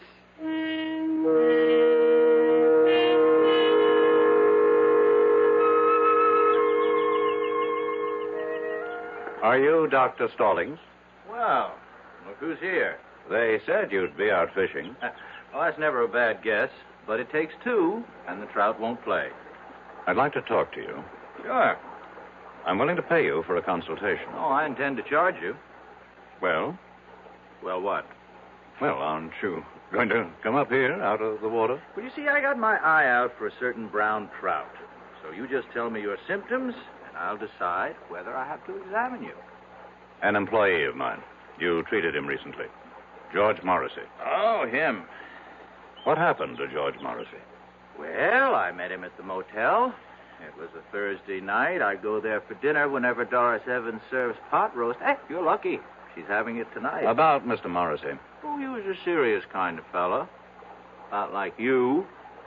Same no-nonsense, let's get right down to it attitude. I'm only interested in what happened to Morrissey. What happened? Well, he wanted to hire somebody to drive him up to Dead Man's Mountain. And nobody would do it. That's right. Why? Well, you've been told why by now, I'm sure. I'm asking you why. I'll tell you the same thing. That's impossible. Why is it impossible? Oh, I see what you're thinking. It's all right for the simple-minded hicks up here to swallow that superstitious nonsense, but me, I'm a doctor. A product of a highly sophisticated, specialized education. That's exactly what I'm thinking. Well, think again, because I believe it, too. There has to be a reasonable, logical, rational explanation for what happened to George Morrissey. Oh, there is. He offended the spirit of the mountain. Oh, you consider that reasonable, logical, rational? Would you feel better if I said there's something up in that mountain, a virus, a bacillus, a fungus, which somehow causes immediate aging? It would be a more rational explanation. You mean more acceptable? I want to know what you believe, and I'll pay you for it. I believe the evidence. If you go up there, you can die. But why? Because a great spirit lives up there, and he values his privacy. That's impossible. I saw George Morrissey at dinner one night. A vigorous, athletic-looking man in his 30s. I saw him again the following evening. A broken old man, half dead. And you explain it with this half-baked legend. Well, how do your city doctors, with all their modern facilities, explain it? Your Dr. Watterson, a world-famous diagnostician, he called me.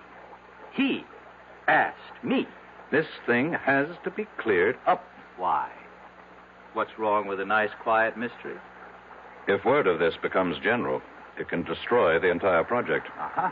Is that bad? Millions of people will be deprived of an opportunity to enjoy healthful recreation in a fresh country environment. But it won't be fresh country, you see. You'll have superhighways and smoke and noise and honky-tonk resorts. I'm convinced that you people are up to something.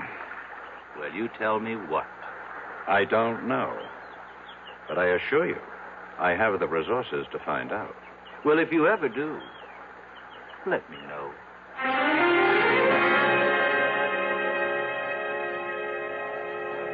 Well, did you find Doc Stallings? My secretary should have called me on the hour. Oh, she did. We serve dinner till 9:30, but the best time to eat's around 6. From then on, it's leftovers. I'll have a sandwich sent up to my room. Oh, you're joking. I don't tell jokes.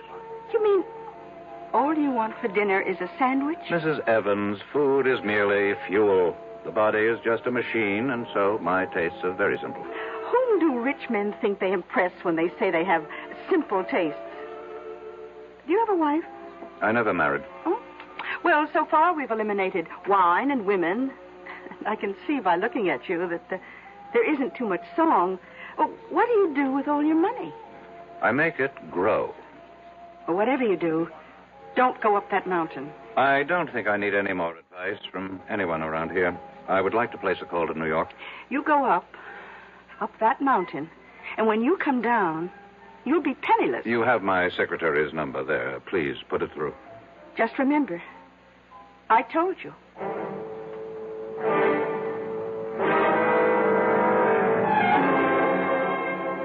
It's exactly 5 minutes past 4, Mrs. Dollard. I know that, sir. Why haven't you heard from Parker?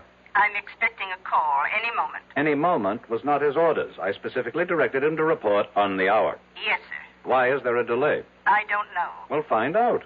Mr. Johnson, I'm only human. What did you say, Mrs. Dollard? Mrs. Dollard? Operator?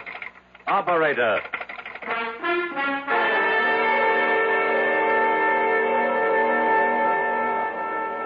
Now, see here, Mrs. Evans. Oh, Mr. Johnson, I was just trying to reach your room. I've been cut off in the middle of a crucial telephone call. Carlotta, the phone company operator, she just told me that we can't get through to New York for a bit. What are you saying?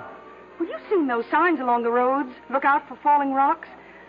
Well, we just had a pretty good slide on Route 640. But I must talk to New York. A lot of wires are down, but Ed Bailey and his boys will have it fixed before long. Oh, hi, Doc. Hello, Doris. And why does the celebrated R.J. Johnson look so agitated? Well, he can't make a phone call. Oh, my. You know, Mr. Johnson, as a physician, I have a prescription that could keep you healthy and happy for years. Doctor, I'm in no mood for your folksy philosophy. I have to make a phone call. Don't you want to hear my prescription? How long will it take to repair the lines? So, maybe an hour. An hour? Maybe less. I would prescribe the following. Chuck it all, Mr. Johnson. Give it up, settle down here, and marry Doris. Oh, I'm not sure I'd want to marry him, Doc. I'm not out to marry anybody. Oh, why not? What's going on in this town? Are you people crazy? Where's the police station? The police station? Well, we do have a sheriff. Send for him. What do you want the sheriff for? There has to be some kind of plot. Where can I find the sheriff? Oh, you don't have to find him. He's coming in the door right now. Hi, Elwood.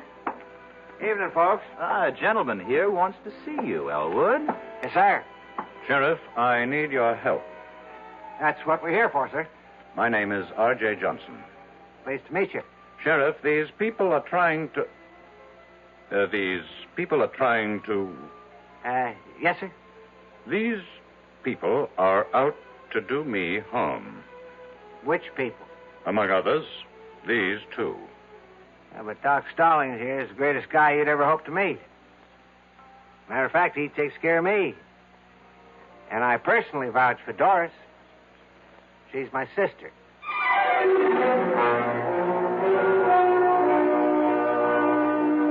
A very nice, tidy little town. And the natives are so friendly and obliging, and so concerned with your well-being.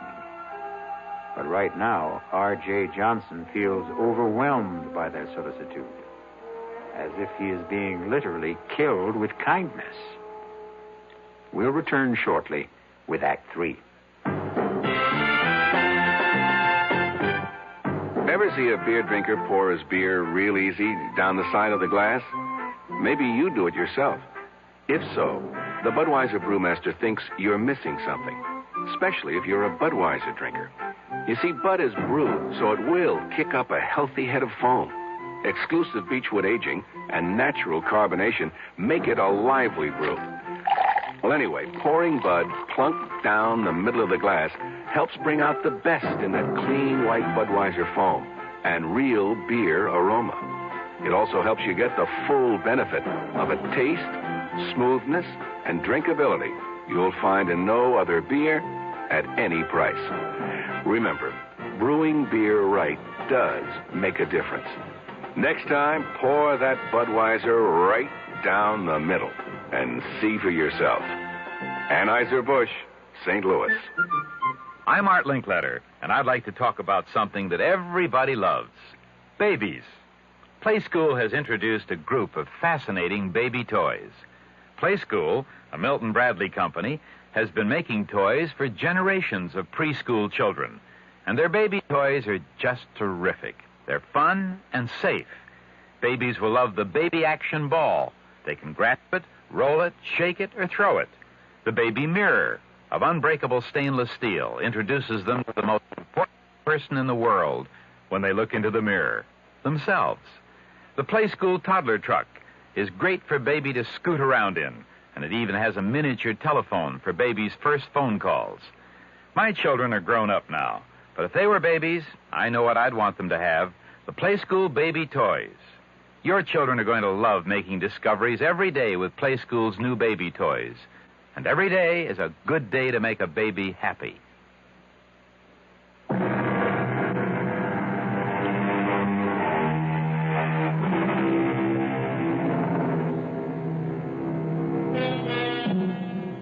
Are the people of Lafayette Center the kindly, generous-hearted folks they seem to be?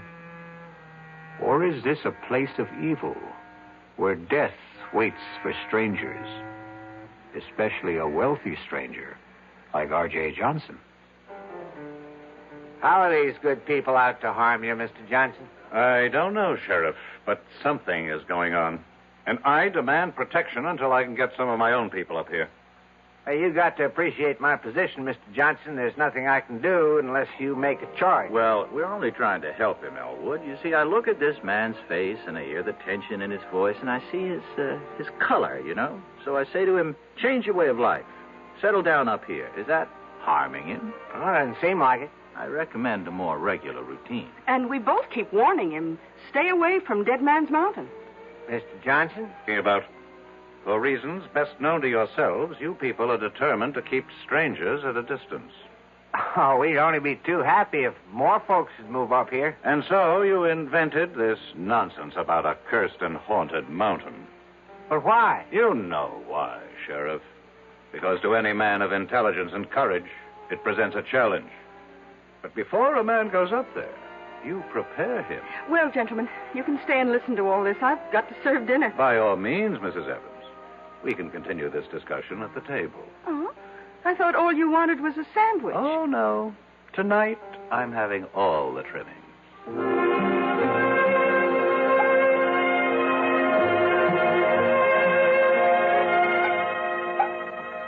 Here you are, Mr. Johnson.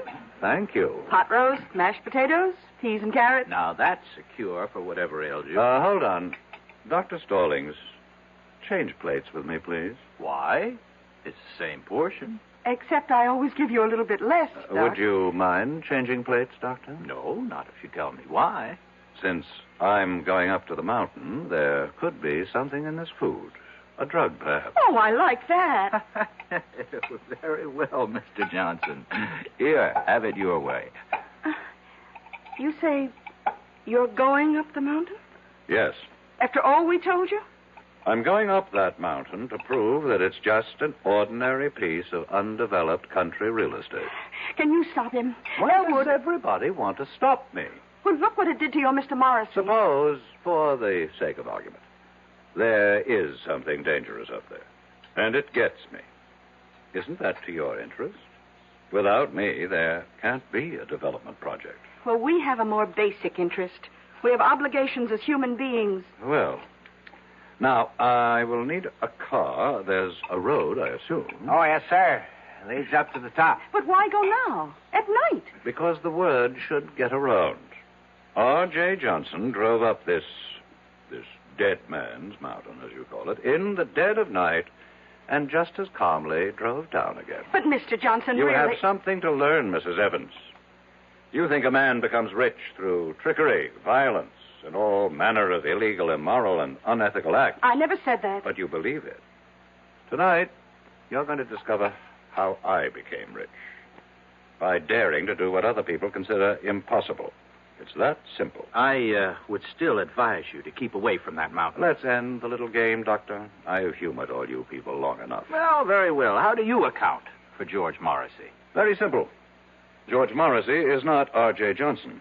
Oh. Does the spirit of the mountain, going along with the legend, kill everyone whose conscience is not clear? Very well. I'm safe. My conscience is unblemished. Elwood, I still think you should stop him. The sheriff has no right to interfere. I'm merely inspecting my own property. No, he's right, Doris. A little exercise in morality here. Who would care to accompany me? You look down on. You are the pillars of virtue. You mean there isn't a clear conscience among the three of you?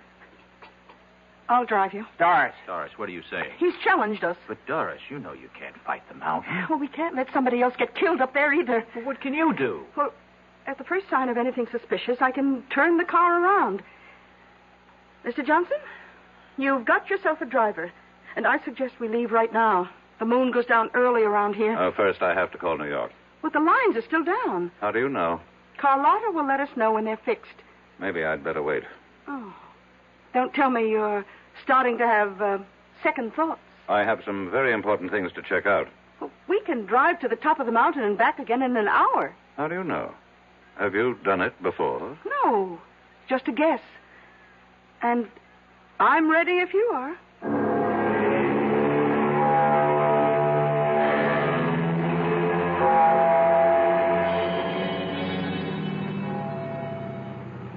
Well? What is it, Mrs. Evans? Well, we're here. We're at the foot of Dead Man's Mountain.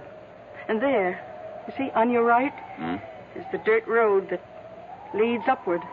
How far? Oh, I don't know. Well, what are we waiting for? You won't change your mind, Mr. Johnson? No. I still don't understand why you have to do this. This is another reason why I'm a rich man. I buy stock nobody else believes in. I finance schemes other people think are harebrained. I back men no one else will work with. And I climb mountains everyone else is scared by. I'm climbing this mountain, too. Then you also deserve to be rich. Well, do we go ahead or do we turn back? One must always go ahead, Mrs. Evans.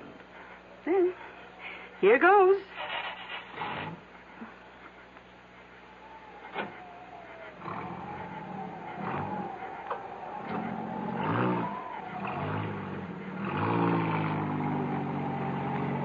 How do you feel, Mrs. Evans? All right. I guess. You guess? How do you feel? I don't have to guess. I know. I feel great. It should be interesting. What? Let's assume all you people are right. This mountain is haunted by a great spirit who strikes down all who have guilt. Which one of us do you suppose he'll strike down? Well, I don't have a guilty conscience. I wonder about that. I heard the doctor say you had a weakness for men with problems. Your late husband. Maybe he didn't have problems. Maybe you had the problems. Well, we all have problems. Stop for a moment. What's the matter? I think I heard somebody. I haven't heard a sound. Listen. R.J., I'll have the security guards throw you out of here. It's Watterson. It's Dr. Watterson. What's he doing up here? Who's Dr. Watterson? He's looking after George Morrissey. I'll throw you out of here. Did you hear him? There's no one around but you and me. Now that I think of it, that's a strange way for Watterson to talk to me. He would never have the guts to say that unless he knew something. Look, I think we'd better turn around. No. I think I'm learning something. Watterson, do you know that Watterson is Parker's son-in-law? Well, who's Parker? My administrative assistant. He executes all my orders. Suppose Consolidated Industries is not going down. Suppose it's starting to go up. Suppose Parker is still holding. Oh, come on, Mr. Johnson. Just relax. Huh? Now, if it's too much for you up here, let's turn back. Tell me, Mrs. Evans, how did you know I'd be here? Well, we just assumed. No one told you. Who would tell us? A pilot. My pilot. I didn't even know you had one. He may have been put out because I made him fly me here on his daughter's wedding day. Oh? Well, that really wasn't nice. I pay him enough, but he didn't tell you. No. I don't hear anything. Just listen. There. I'm only human, Mr. Johnson. I'm only human. Why would she answer me like that if she didn't know something? I don't hear a thing, Mr. Johnson. I'm only human. Let me tell you about her. She's quiet. She's almost mousy. But she's ambitious. I can tell. I've made her a rich woman. She's in on it. She's in on it, too. She and Parker and Morrissey. They worked it out. And you're in on it, too. Me? They wanted me out of the way. And so all of you got together. You worked up this phony scheme. Look, we're going to turn back. Answer the phone. What phone? Answer it. Hello. Hello. Mr. Johnson, I have the latest quote on Consolidated. It's going up. It can't go up. It's gone up 5 points so far. Get Parker. Close it out. Close it out. I can't find Parker. Get him. Mrs. Dollard. Who are you talking to? My secretary. She hung up on me. How could she hang up? There's no phone. Consolidated is going up. But there's no stock market at night. Mr. Johnson, it's going crazy. National computer is going down. Have Parker sell at once. I can't find Parker. Mrs. Dollard. She's gone again. Listen to me, Mr. Johnson. Please, listen. Do you know how much money I've lost so far? Please, listen. You have nothing to be afraid of. It's just a legend. Who can be sure it's true? Oh, sure, we local people push it to scare away developers. I feel weak. As if I lost a lot of blood. Listen, you're R.J. Johnson. You're not to be taken in with this superstitious nonsense. Fight it off. I can't. I'm trying. But all my strength is going. My money. It's disappearing. Your money isn't your strength. It is. I have nothing else. Please, answer the phone for me. I can hardly lift the receiver. The rebel government just nationalized Starlight Oil. What did you say? Mrs. Dollard. Mrs. Dollard. Mr. Johnson, we're leaving. What? It happened. Everything I was afraid of happened. Consolidated went up. National went down. And Starlight... Nothing happened. It's all your imagination. Mr. Johnson. Talk to me. Mr. Johnson.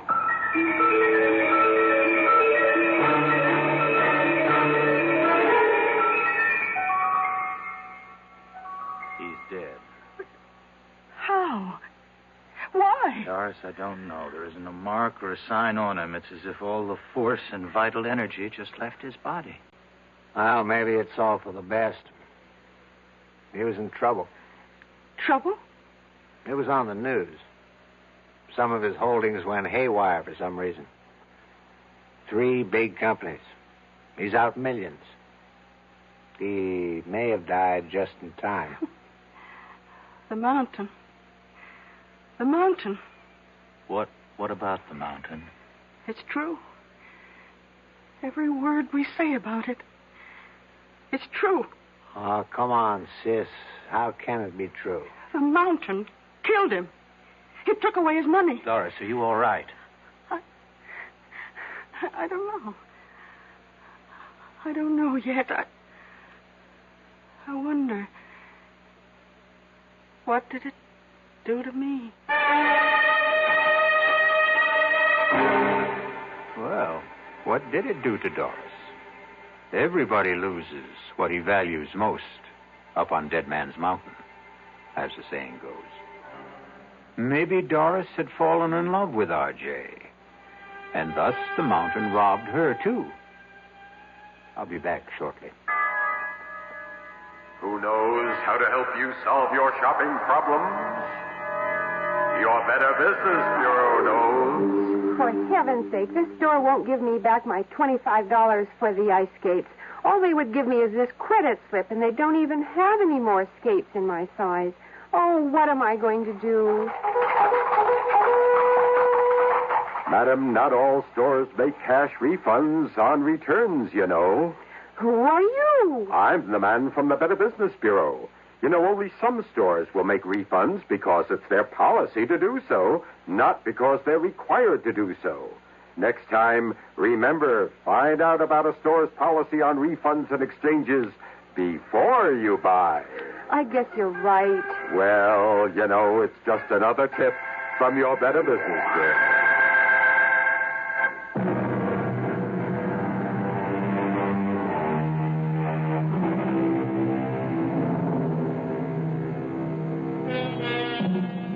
Haunted mountains. Did this one cause certain stocks to go up and down one day recently? It certainly seems no more far-fetched than some of the explanations people have for the market. The cast in our exercise in The Extraordinary included Alan Hewitt, Bryna Rayburn, William Redfield, and Robert Dryden. The entire production was under the direction of Hyman Brown. Now, a preview of our next tale. The only way to learn how to swim is to jump in the water, right? I simply can't make you understand, can I? Well, maybe I can make you understand. Forget it. You want to get that dinner ready? I'm hungry. Yes, I'm going now. Look, why don't you change first? Change? Yeah, your clothes. Get more comfortable. Yes, I think I'd like to do that, George. I won't be long.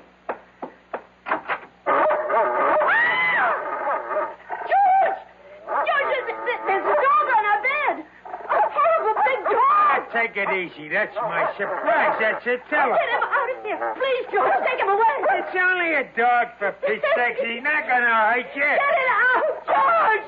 Please. Radio Mystery Theater was sponsored in part by Anheuser-Busch Incorporated, brewers of Budweiser. This is E.G. Marshall inviting you to return to our Mystery Theater for another adventure in the macabre. Until next time, pleasant dreams.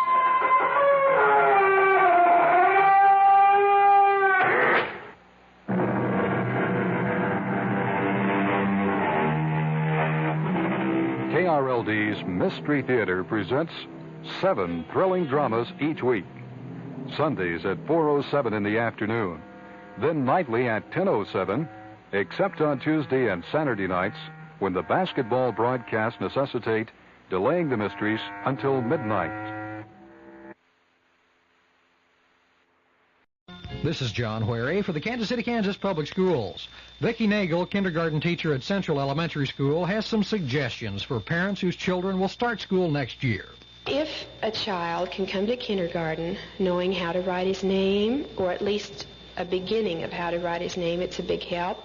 It would be really nice if they knew how to tie their shoes, knew how to button their coat, knew how to zip their coat, because when you get in a group, it's really helpful if they can all take care of that themselves. Some tips for helping kids get started right in school.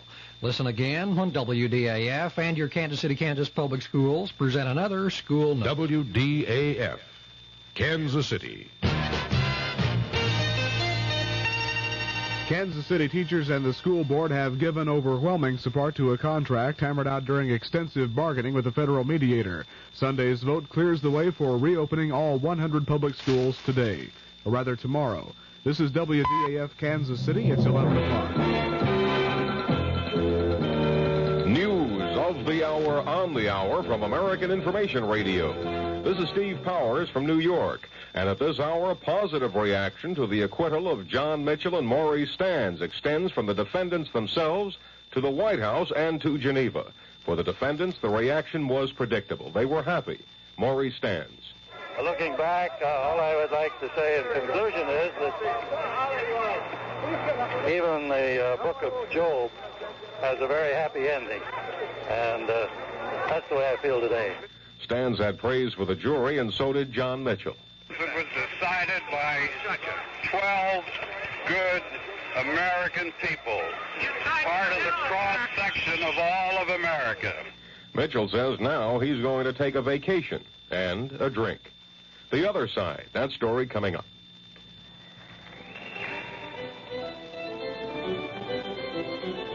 You may live with it for 1,000 years, and there is still challenge. And you see, the young people are searching for the answers to life. Organist Virgil Fox for music in our schools. I don't think there's any way possible to have children have music too early. I think that music in the lives of the young is probably as important as the breath in their lungs or the blood in their veins. The child who is permitted to brush with music, to cope with it, to dance to it, to feel it, to express it, to make it, is a child who is always several plateaus higher. There's no doubt that beautiful music brings out the finest, and the more we have of it, the better everything else is. Help to bring out the finest in all our children. Support music in your schools. A message from the Music Educators National Conference. The chief prosecutor, John Wing, said he felt rotten after the jury found Mitchell and Stans innocent of all counts in the Vesco affair. I'm disappointed in the verdict, and there's nothing else I really can say. Are you satisfied with the government's case as you presented it and your fellow prosecutors, sir? Absolutely. One of the jurors agreed that Wing did present his case well. Andrew Choa tells ABC News. An extremely skillful, brilliant job. But the jury came to the conclusion that their presentation of the case did not allow them to arrive at a verdict that was otherwise than the one that was given. And Choa says the credibility of John Dean as a witness against Mitchell and Stans was not the deciding factor. What about Dean's credibility? Here's ABC's Vic Ratner in Washington. Lawyers at the special prosecutor's office here were disappointed but not disheartened at the verdict in New York. They feel that the Vesco case had little connection with their major Watergate cases. They feel John Dean's testimony played only a small part at the Vesco trial. He'll play a much bigger role in future Watergate trials. The Vesco case wasn't even the special prosecutor's baby, having originated in the U.S. Attorney's Office in New York and being handled there all along. Vic Ratner, ABC News, Washington. ABC's Jerry Landay reports that President Nixon is being described as pleased about the not guilty verdict for Mitchell and Stans and their families. We asked ABC's Ted Koppel, who's traveling with Secretary of State Henry Kissinger in Geneva, if the verdict will have an effect on Kissinger's current negotiations. Some of the president's critics in Congress have been suggesting for several weeks now that the United States might be forced to make negotiating concessions simply because the president is in a weakened position at home.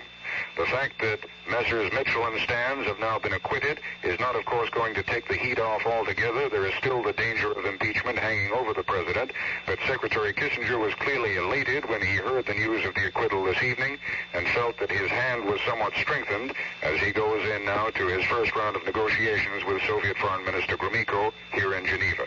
Correspondent Koppel said Kissinger was beaming when he heard the news that Mitchell and Stans had been acquitted in the Vesco affair.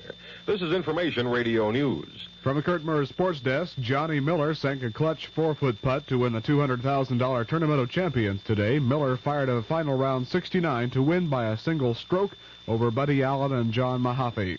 Ferguson Jenkins notched his 5th victory in pitching the Texas Rangers to an 8-5 win over the New York Yankees for a split of their doubleheader. The Yankees won the first game 11-2. The New York Mets defeated the San Francisco Giants 6-4 for a sweep of their doubleheader. The first game also went to New York by a score of 6-0. The San Diego Padres rallied for 5 runs in the bottom of the 9th to edge the Philadelphia Phillies 5-4. Steve Yeager slammed a 3-run homer to face the Los Angeles Dodgers to their 6th straight victory, a 4-0 decision over the Montreal Expos. And Cecil Cooper's leadoff homer in the 4th of the 13th inning gave the Boston Red Sox a 5-4 triumph over the Kansas City Royals. The win snapped Boston's 5-game losing streak. The Kansas City forecast, cloudy with a chance of showers or thunder showers, possibly with heavy rain for the rest of tonight and tomorrow. The low tonight in the low 60s, high tomorrow in the mid to upper 70s. Partly cloudy with a chance of showers Monday night and Tuesday. The low Monday night in the 60s, high Tuesday in the 70s. Right now, cloudy skies, south winds at 14, the humidity 87%, and our current Kansas City temperature 64 degrees. This is Pat Ross, WDAF News.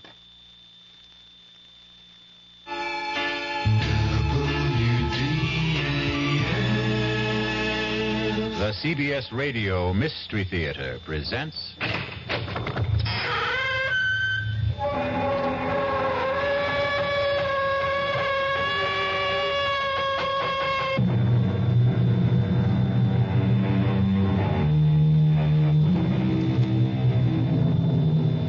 Come in. Welcome. I'm E.G. Marshall.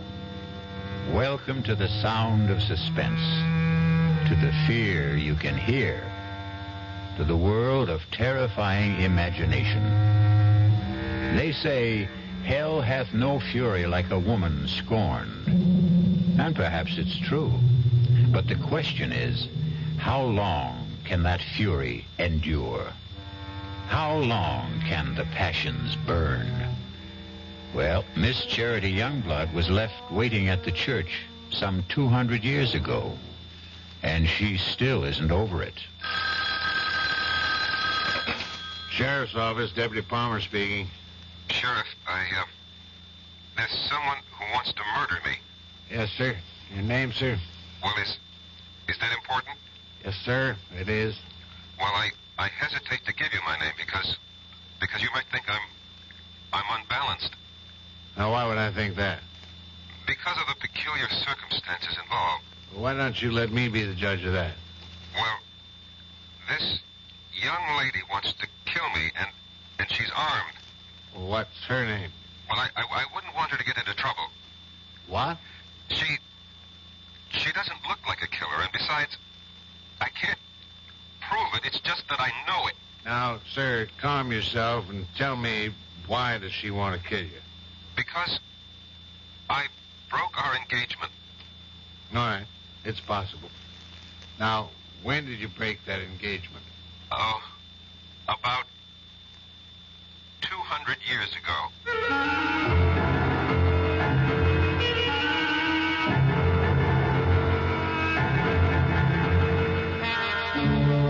Our mystery drama, A Dream of Death, was written especially for the Mystery Theater by Sam Dan and stars Michael Tolan. It is sponsored in part by new sugar-free Diet 7-Up and by the Kellogg Company, makers of Kellogg's Special K cereal. I'll be back shortly with Act 1. Hello, Ms. Goldilocks here, and welcome to my professional taste testing laboratory. Oh, Papa Bear, could you bring that case of sugar-free Diet 7-Up over here? Another case? Miss Goldilocks, you're drinking this sugar-free Diet 7-Up like there's no tomorrow. You can't still be taste testing it. Oh, no, Papa Bear. Sugar-free Diet 7-Up has already earned my seal of approval. It's fresh, light, natural, delicious. I drink it because I love its taste. Now hurry up. Okay, here. Mm-hmm. This sugar-free diet 7-Up really tastes delicious. Ladies, if you're tired of switching from one diet drink to another, take some advice from Ms. Goldilocks. Try sugar-free diet 7-Up and you'll say, yes, this one's just right. I'll bear witness to that, Goldie.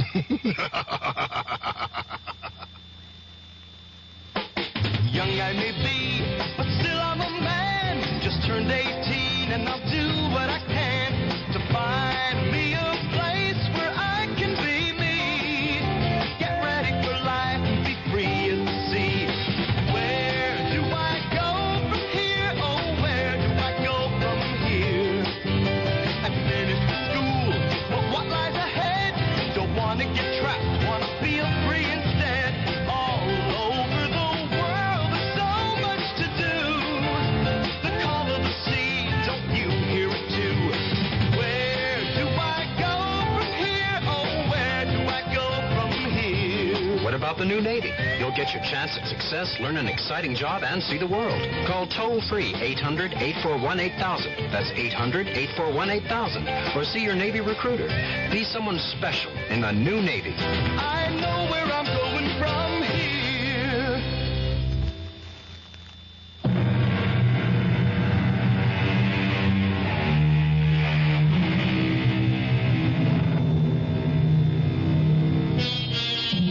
Sometimes a few notes of an incomplete melody may steal through your head.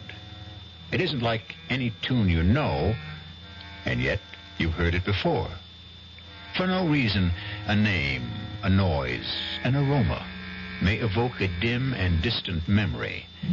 A memory of a place you cannot clearly remember, but it's a place you cannot completely forget. A great poet said, "Life is a dream, and even dreams are dreams." Perhaps. But sooner or later, there must be an awakening for every dream. And for Rexford Patterson, there was the rudest awakening of all. Hey, Patterson, wake up. Your lawyer's here. Huh? What? Your lawyer's here. Lawyer? Why? What do I want a lawyer for? Where am I? You're in a jailhouse. Jailhouse? How did I get... I demand to see a lawyer. Mister, no sooner said than done. He's all yours, Counselor. All right, Sheriff, if you would leave us. Bang on the door when you want out, Counselor. Who are you? Why am I in here? My name is Peter Evans. I'm an attorney. I was retained by the university on your behalf. Why do I need a lawyer? Why? Well, you're going to be tried for murder. Who is? You are. But that's impossible. You don't remember? Murder? Murder. No. Well, according to the sheriff, you were found unconscious on the floor of your study and she'd been shot. Who? Your fiancée. Charity? I killed Charity? No. Madeline Betty, your fiancée, Madeline Betty Powers. Who's Charity? Charity Youngblood. She was my fiancée. You had two of them? Look, we know you were engaged to Madeline Betty Powers. Now you say you were also engaged to a Miss Charity Youngblood? Yes. Well, what happened to that engagement? I broke it. Was the parting amicable? No. How did Miss Youngblood take it? She was hurt, angry. She was violent. What do you mean, violent? She swore she would make me regret it. She swore she would have a revenge. Can you prove any of this? Oh, yes. How? I have it in writing. Well, now, this may throw a new light on the case. When did you break your engagement to Miss Youngblood? When? About 200 years ago. Good. You see, if we can produce written evidence... When did you say you broke this engagement? I was killed at the Battle of Monmouth in 78. And 3 years before that would be the early spring of 1775. Allow me to suggest the only plea that will save you. Insanity. No, I will insist that we plead the truth. Well, what is the truth? Self-defense. I killed Charity Youngblood in self-defense. All right. Look. Now, you may have killed Miss Youngblood in self-defense 200 years ago, but it's over. It's gone. It's done with. Nobody wants you for that.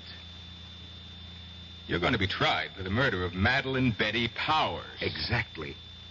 Charity Youngblood is Madeline Betty Powers. Professor Patterson. You're my attorney. I have to tell you the truth. But I can't believe it. But I can prove it. Look, go to my apartment. In the middle drawer of my desk, there's a book. An old book, an old leather notebook. Bring it here. You'll see. You'll see for yourself. Proof.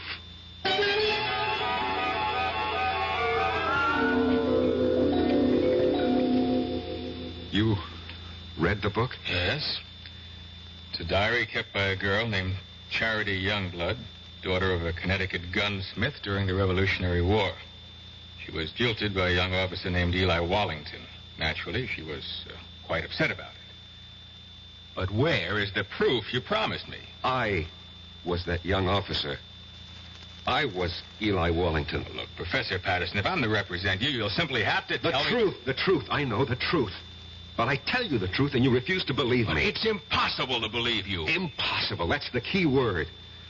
Well, today's commonplace was yesterday's impossibility. People said it was impossible to transplant a heart, impossible to walk on the moon. You're talking about reincarnation. Last summer, I stopped at an antique shop in central Connecticut.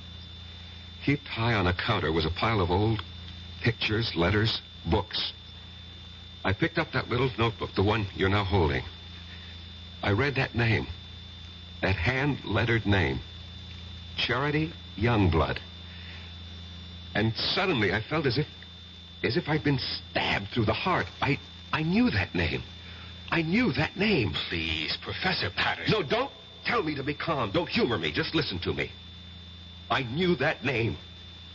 I knew the girl. I knew the time. I knew the place. Here, turn to the page where she describes how he proposed to her. Just don't see how Just all of... do it.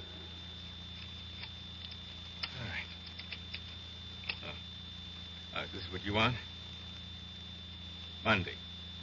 Eli proposed marriage to me this morning. I read the name Eli. An electric shock ran through my system. I knew I was Eli. And the entire scene ran through my mind. Exactly as she wrote it in her diary.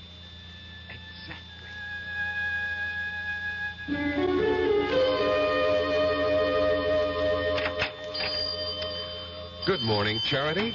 Oh, it's the high and mighty Lieutenant Eli Wallington. Come to see my father? Hmm? Well, that pistol of yours isn't ready. I've come to see you, Charity. I've been foolish. It doesn't interest me. Charity, I love you. Oh, yes, you love me. Believe me. Oh, I believe you. You love me here. You love me now. But tomorrow you'll be somewhere else. You'll see someone else. You'll love someone else. Men are fools. We don't realize at first how important it is to have a woman who really loves us.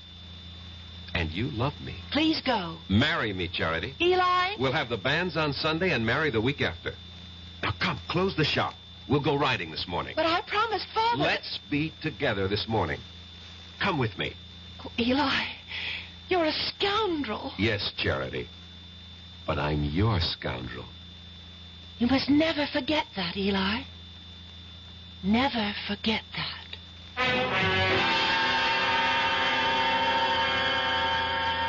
What are you trying to tell me, Professor Patterson? Don't you see, as Eli Wallington, I had lived through that scene. I knew how I felt. I loved her. How do you know you were Eli Wallington? How do we know you're Peter Evans? You just know, that's all. None of this is proof in a court of law. You can read in her diary. Here, Sunday. This morning, the banns were read in the church.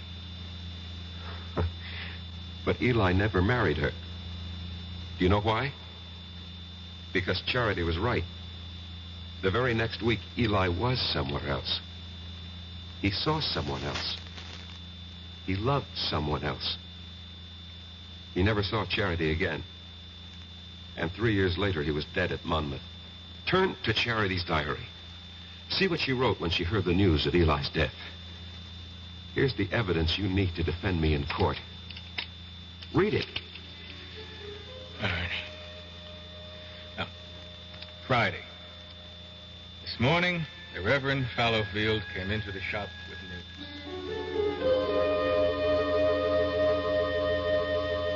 Charity, I am told that Eli Wallington has fallen at Monmouth. I thought you might wish to know. Thank you, Reverend. He died bravely for his country, and I hope you can find it in your heart to forgive him. I will not forgive him. Charity. On that Sunday, that awful Sunday, I swore I'd kill him. But the boy is already dead. He'll live again. I'll live again. I'll find him and kill him. Give up this frightful hatred before it destroys you. He won't escape. If only I could help you, Charity. No one can help me. And no one can help Eli. Somewhere, somehow, someday, I'll have my revenge.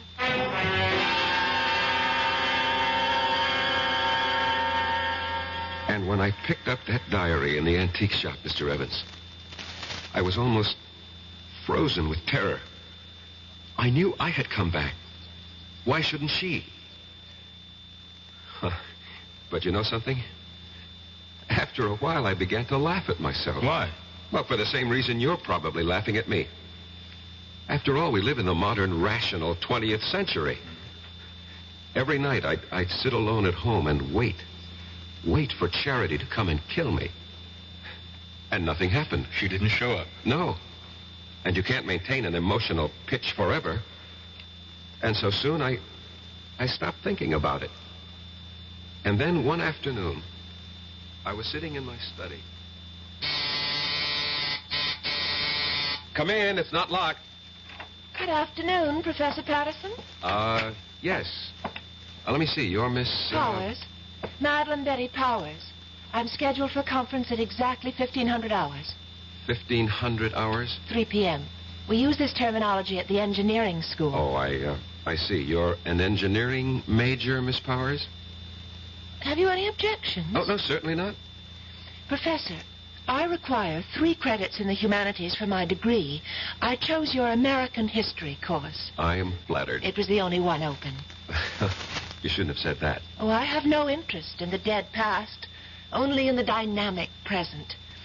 How can I survive your course? First, show up for class, occasionally. Second, don't snore too loudly at my lectures. Third, write me a term paper. On what subject? Oh, any subject related to the Revolutionary War. I know what I'll do. I'll write a novel. Miss Powers, what are you saying? Yes, a novel. A novel about a girl. But, Miss Powers, you asked for an easy way out. A novel is the most difficult project. You know what gave me the idea for it, Professor? This antique pistol on your desk. What? Broken down, rusty old relic? It just came to me by just looking at it. I'll write about a girl whose father was a gunsmith. What did you say? In one of the 13 colonies, Connecticut. But, Miss Powers, do you know anything about Connecticut during the Revolution? No, I'll make it up. After all, it's a novel. Have you ever been to Connecticut? No, never in my life. Now, the girl, the heroine of my novel, will be beautiful, sexy. I can see her. I can just see what she looks like. And her name, I even know her name. What is it? I think I have a good one. Her name No, don't tell me. Write it down on a piece of paper. But don't let me see what you're writing. But why? Please do as I ask, Miss Powers. All right. You've written her name? Yes, Professor. Her name is Charity. Charity Youngblood. Professor Patterson, how did you know?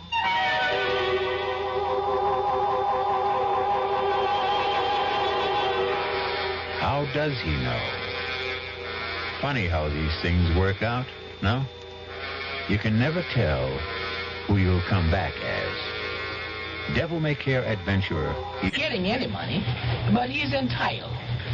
Well, what's wrong with writing a letter saying that under the law, this man is entitled to receive $220 a month for attending school on a full-time basis? Believe it or not, he can take that letter with the little job, take it to the real estate people, and because he has an additional income of $220, although he isn't receiving it, it makes his chances of getting that apartment much better. And this is what I mean about the little things. Going beyond the duty every once in a while. Just go a little bit out of your way to help someone. That's my philosophy. To me, these are little things, but big things to that person. A big thing to that person. At VA, we try a little harder to help.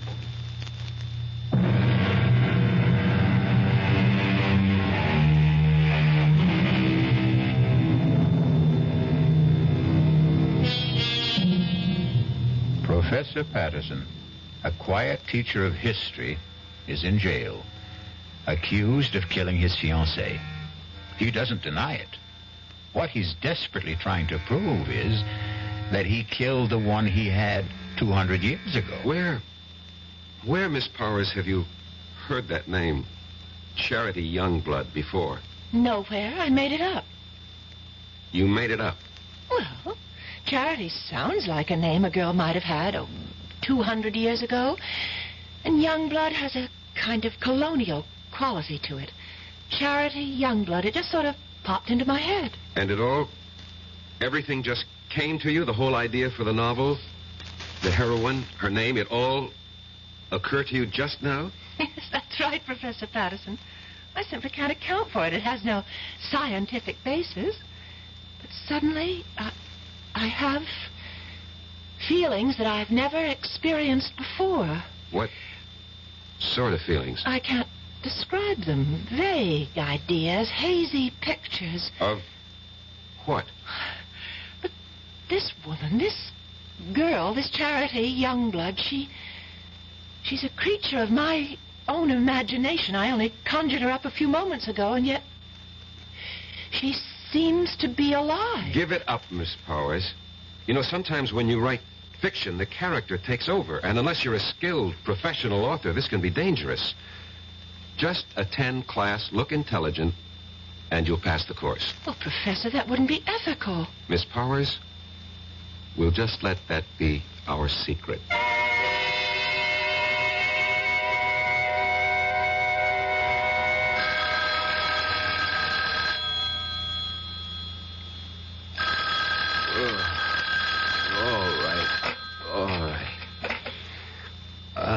Hello. Professor Patterson, this is Miss Powers. What? Miss Powers? Madeline Betty Powers. Did I wake you up? I'm sorry. I know it's midnight, but I must see you at once. Please. Well, It's important. Where? Well, I'm calling from the all-night cafeteria at the Student Union building. I'll be there. Oh, thank you, Professor.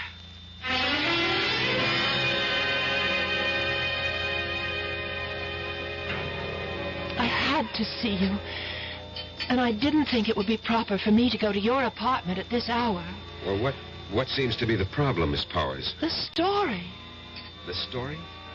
The story of Charity Youngblood. Well, I thought we decided to drop it. But that's the problem. I can't seem to get it out of my mind. Well, I'm sure you... It's taken over. I can't think of anything else. Well, I'm obsessed by it. This girl, Charity Youngblood.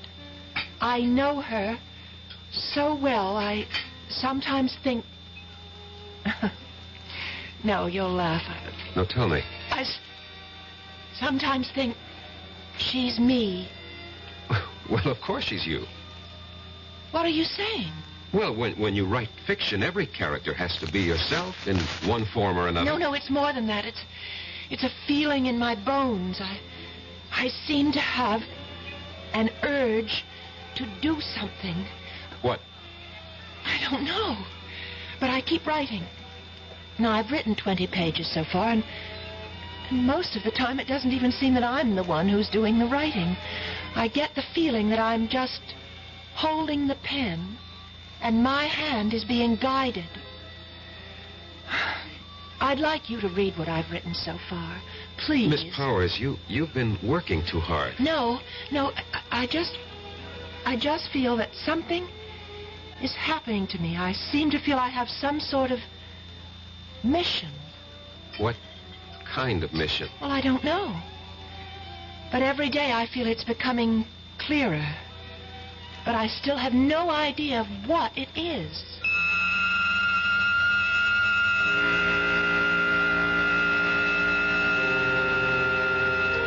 And every day, Mr. Evans, she would hand me a chapter of her novel.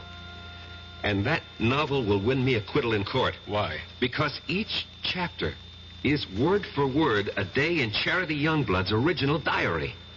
In Madeline Betty's own handwriting. Where's that novel now? In my desk.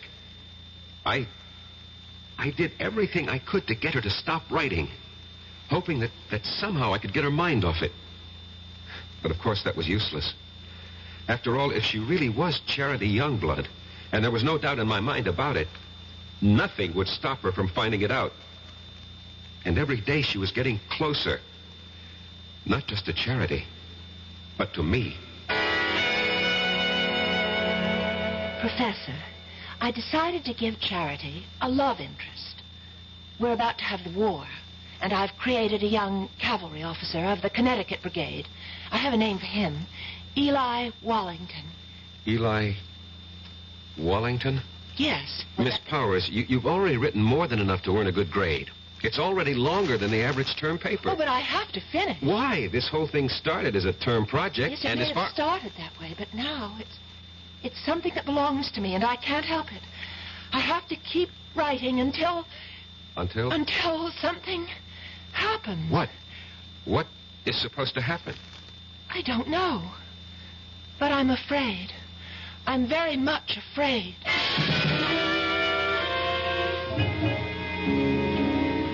I was afraid too, Mr. Evans.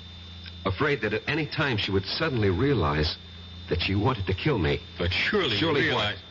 You mean I had nothing to be afraid of? Suppose someone's determined to kill you, and you know it. You tell me. You know what I think? Although it's academic now. I think you should have gone to a psychiatrist. I did. I went to the top. I went to the head of the Department of Psychiatry at the University Hospital.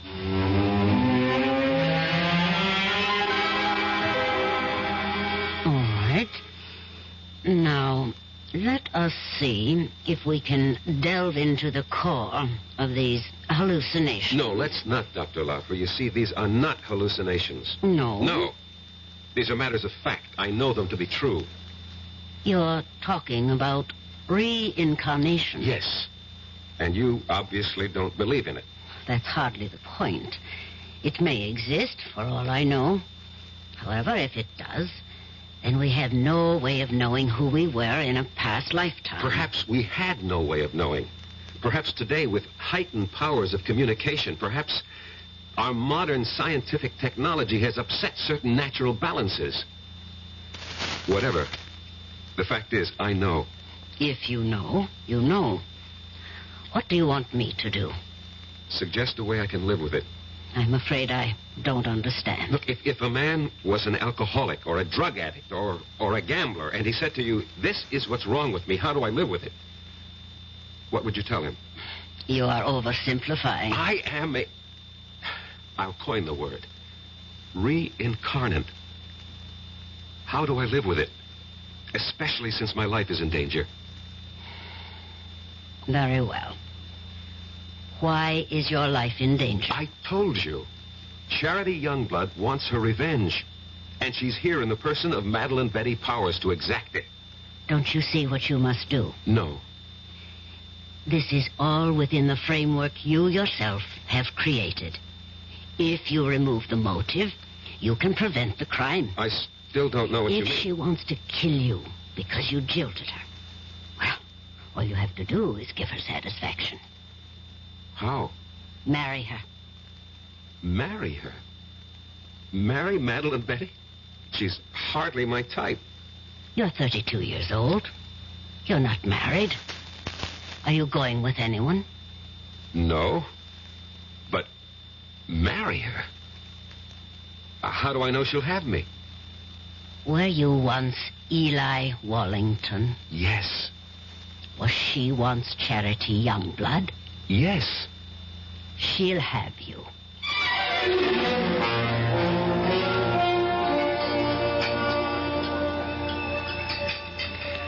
Oh, Professor Patterson, you really didn't have to take me to dinner. Well, our conference ran late. We have to eat. Well, I mean, to a place like this. Well, this is a very nice place. Or so I thought. Oh. Would you care to dance? Oh, no, thank you. I dance rather poorly. Oh, I can't believe that. Why can't you believe it? Because you're so charming. I don't think so. At least no one ever told me that. But I think so.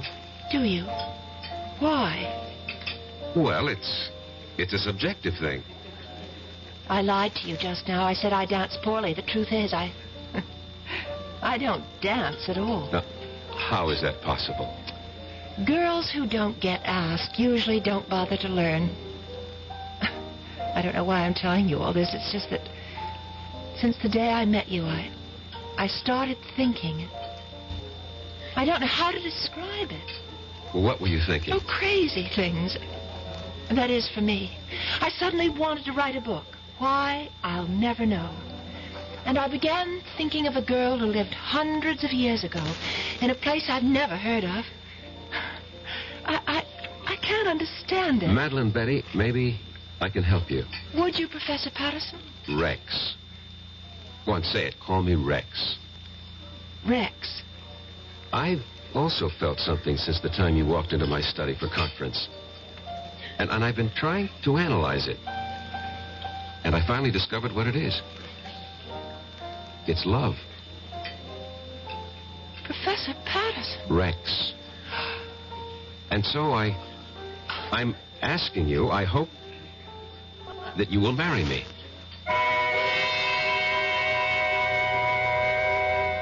If you're going along with what Rex believes, they're playing the scene again. Rex and Madeline Betty have now reached the point where Eli proposed to Charity. Charity said yes, but will Madeline Betty? Yes or no will be the first word you will hear when we return shortly with Act 3. And now, another story of the ball and chain, as Kellogg's Special K presents The Library. Welcome to the public library. May I help you, sir? Yes, I'd like to check out... I'd like to check out Famous Laundromats of the World by Audrey Schnorbart. Sir, excuse me, but isn't that ball and chain you're wearing just like the ones they use in the Kellogg's Special K commercial? This ball and chain? Yes, that one. How are you going to get rid of it? Well, you know, lots of good exercises, and by eating smart at every meal, starting with the Special K breakfast. Don't you have to watch your calories? Yes, and the Special K breakfast is less than 240 calories. Less than 240 calories? Right. A 1-ounce bowl of high-protein Special K, 4 ounces of skim milk, tomato juice, and coffee. It's really tasty, and it's going to help me get rid of this ball and chain. I'd say it's long overdue, get it? Your happy ending could begin with the Special K breakfast from Kellogg's. Who knows how to help you solve your shopping problems? Your Better Business Bureau knows. Listen, Lou, this fellow was at the door about the home repair, you know, and he wants me to sign the contract now. What'll I do? You don't have to sign that contract now, madam. You're not Lou. Who are you? I'm the man from the Better Business Bureau with some advice to help you to protect yourself. Read all the documents before you sign and take your time. He'll come back tomorrow. And incidentally, keep a copy of any form you do sign. And be sure you understand what you're signing. Oh, thank you for telling me. No need to thank me, madam. That's what Better Business Bureaus are for, to help protect consumers like you.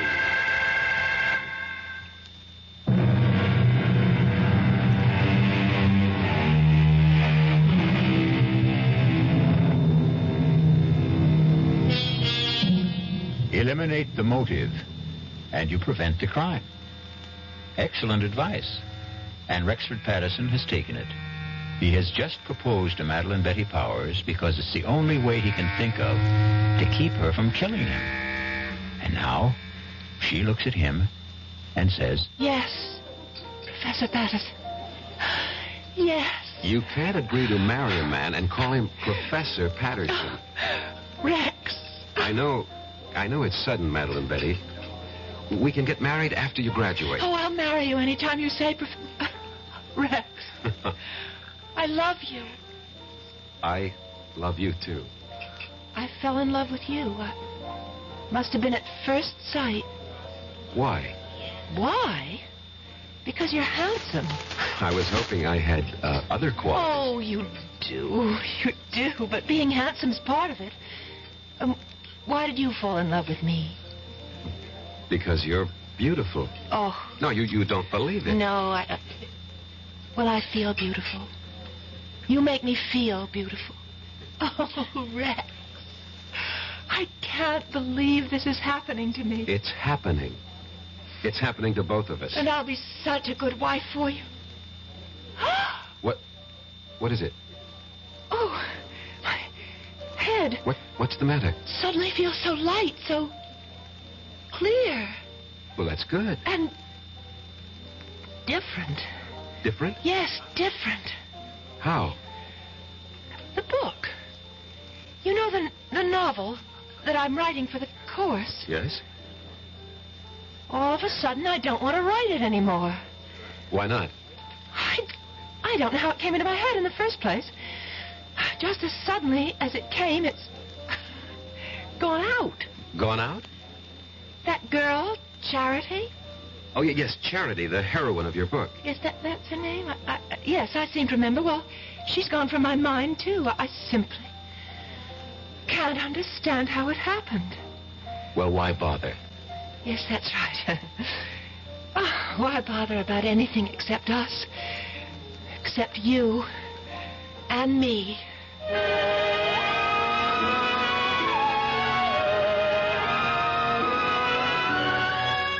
So you proposed to a professor and you were accepted. She seemed happy. Apparently you were reconciled. What was the problem? The problem was, Mr. Evans, I didn't really love her. Just as Eli didn't really love Charity. But within the theory you'd set up... Don't call it a theory. It's a fact. Oh, whatever. But this is what you had to do. You had to marry the girl. And I tried hard. But she made it impossible. She was... What did she do? Nothing, really. She was just so grateful to me. You pay attention to a wallflower, and what you create for yourself is a clinging vine. A vine that can strangle and suffocate you. And besides... Yes? Besides, there was Susan Miller.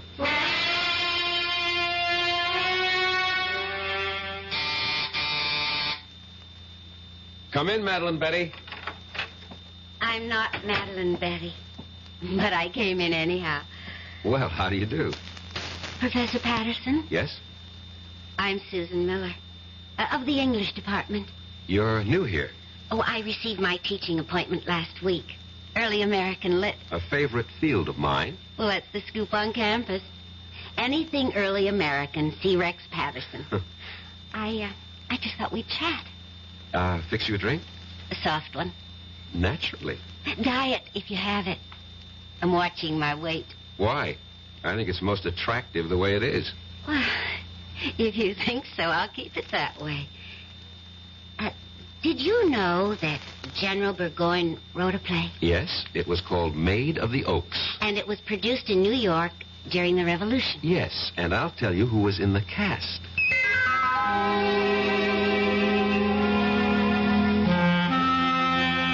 And that's how it all started, Mr. Evans. Easy, relaxed, delightful. There is such a thing as love at first sight. And it was there for both of us. But Madeline Betty... Madeline Betty. Well, I knew I had to do something about her. Yeah, exactly. So you killed her. No. No, that's not the reason. You wanted to marry Susan Miller. It never reached that point. I mean, we didn't get that far. But the prosecution will know about Susan Miller. No. They don't have to. No one really knew. No one. No one. Except Susan, myself, and Madeline Betty.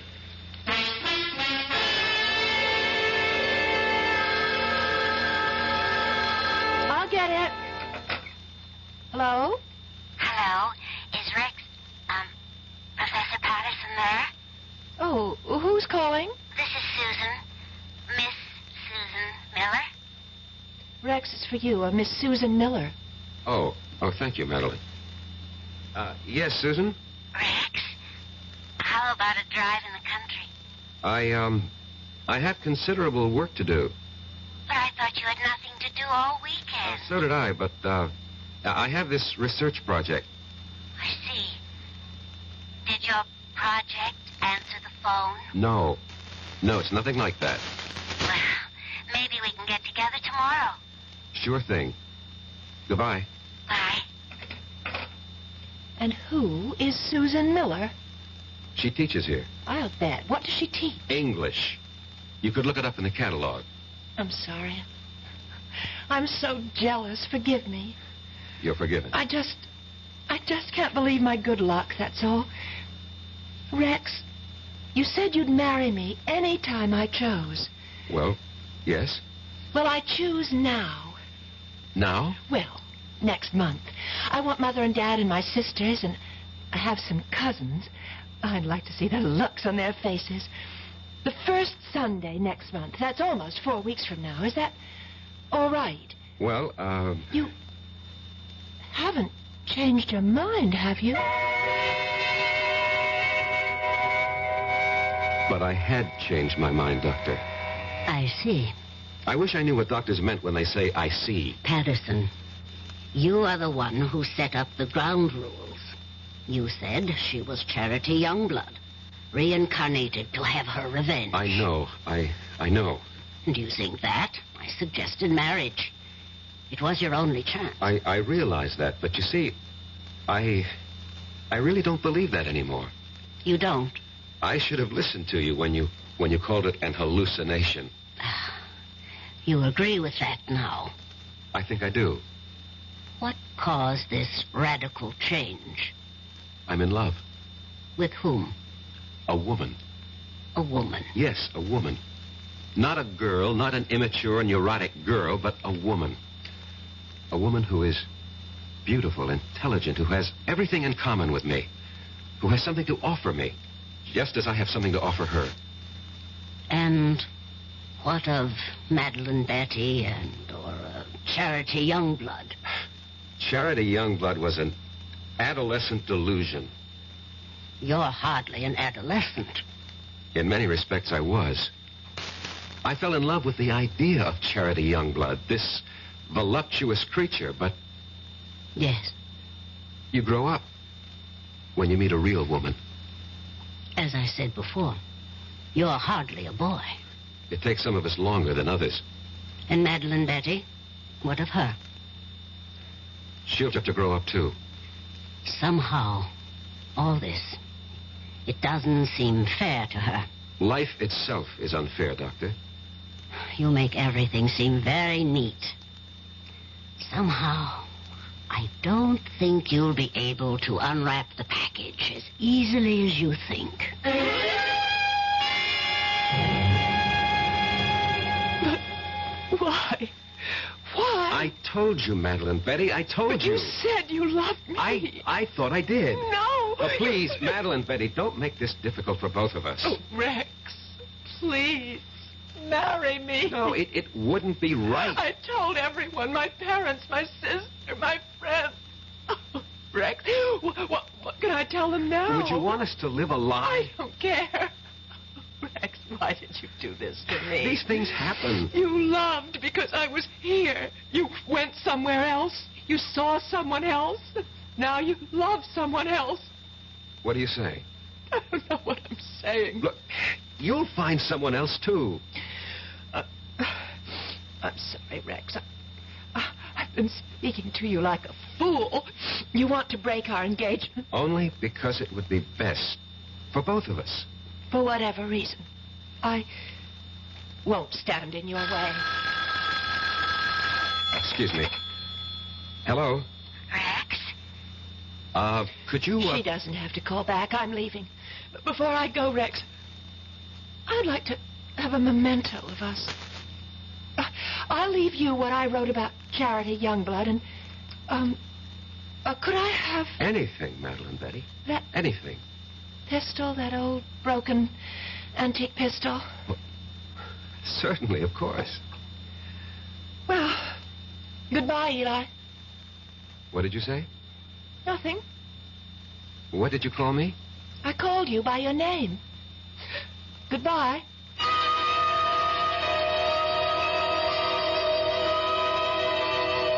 That night, Mr. Evans, she left the college.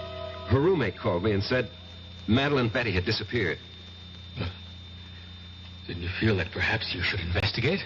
No. Well, to tell you the truth, I felt relieved. I thought she was embarrassed and had decided to go somewhere, and I forgot all about her. You forgot? How could you forget? Maybe I wanted to forget. Anyway, about a week later, I came home. It was late at night.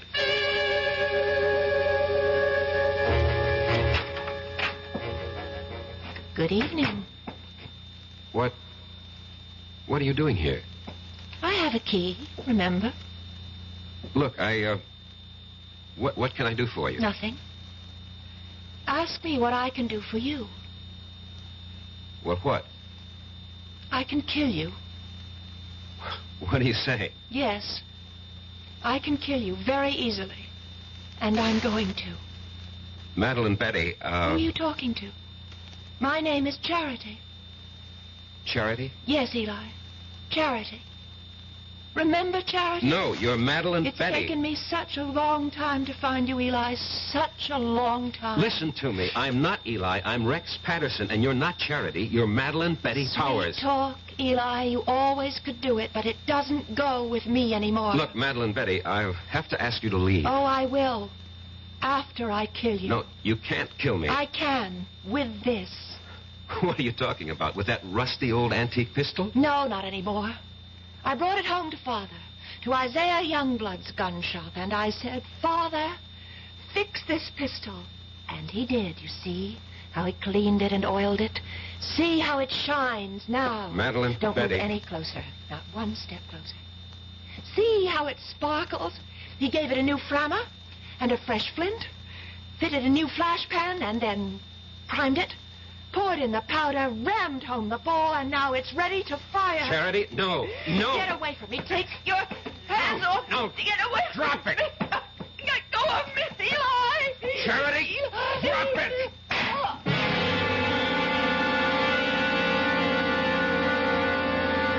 We struggled for the gun, and at the last second, the barrel must have turned toward her, and she pulled the trigger. And that's your defense? That's my defense. You want me to plead that defense? I want you to tell the jury exactly what happened, why it happened, and the way it happened. Show them the written proof. You're sure that's what you want me to do? Yes, I'm sure. I'm sure because it's the truth. Well, I hope the jury buys it. Would you have bought Professor Patterson's story? You would. A pity you weren't on the jury. Because 12 good men and true, actually 6 of them were women, deliberated for a full week and decided that Rex would have to pay the price.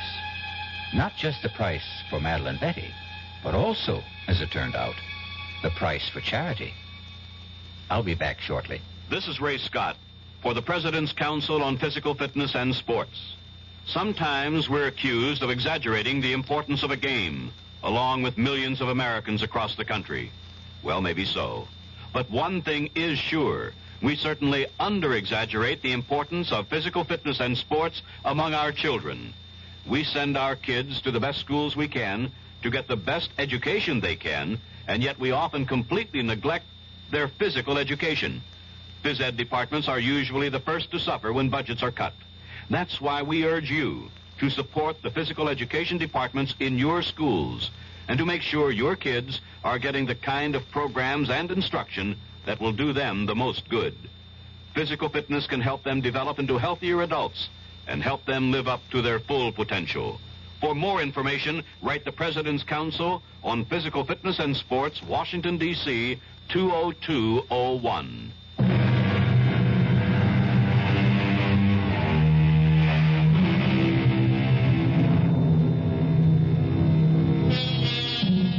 Can a desire for revenge span the centuries? Not a comforting thought, exactly. It's all most of us can do to hew to the straight and narrow during one lifetime.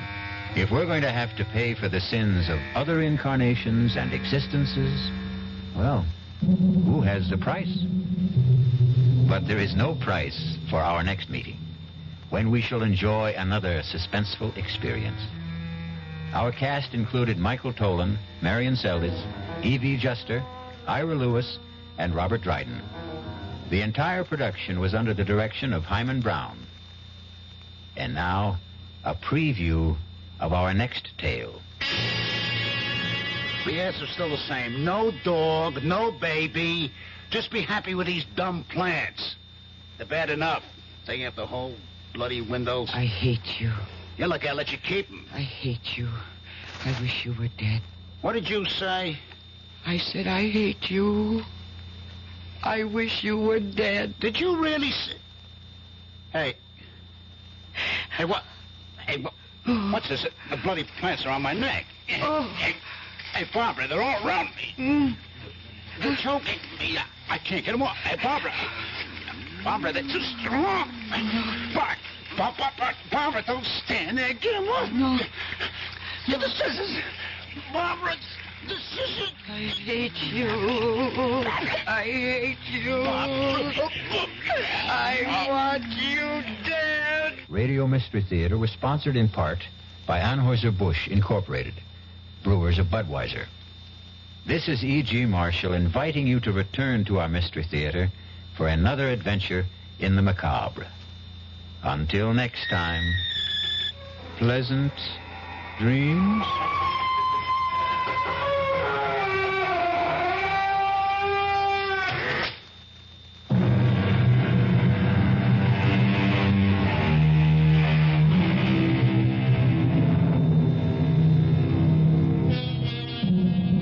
WDAF, Kansas City.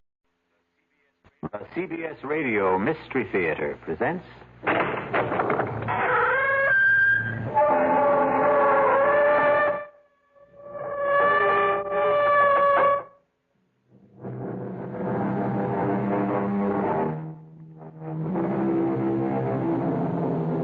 Come in.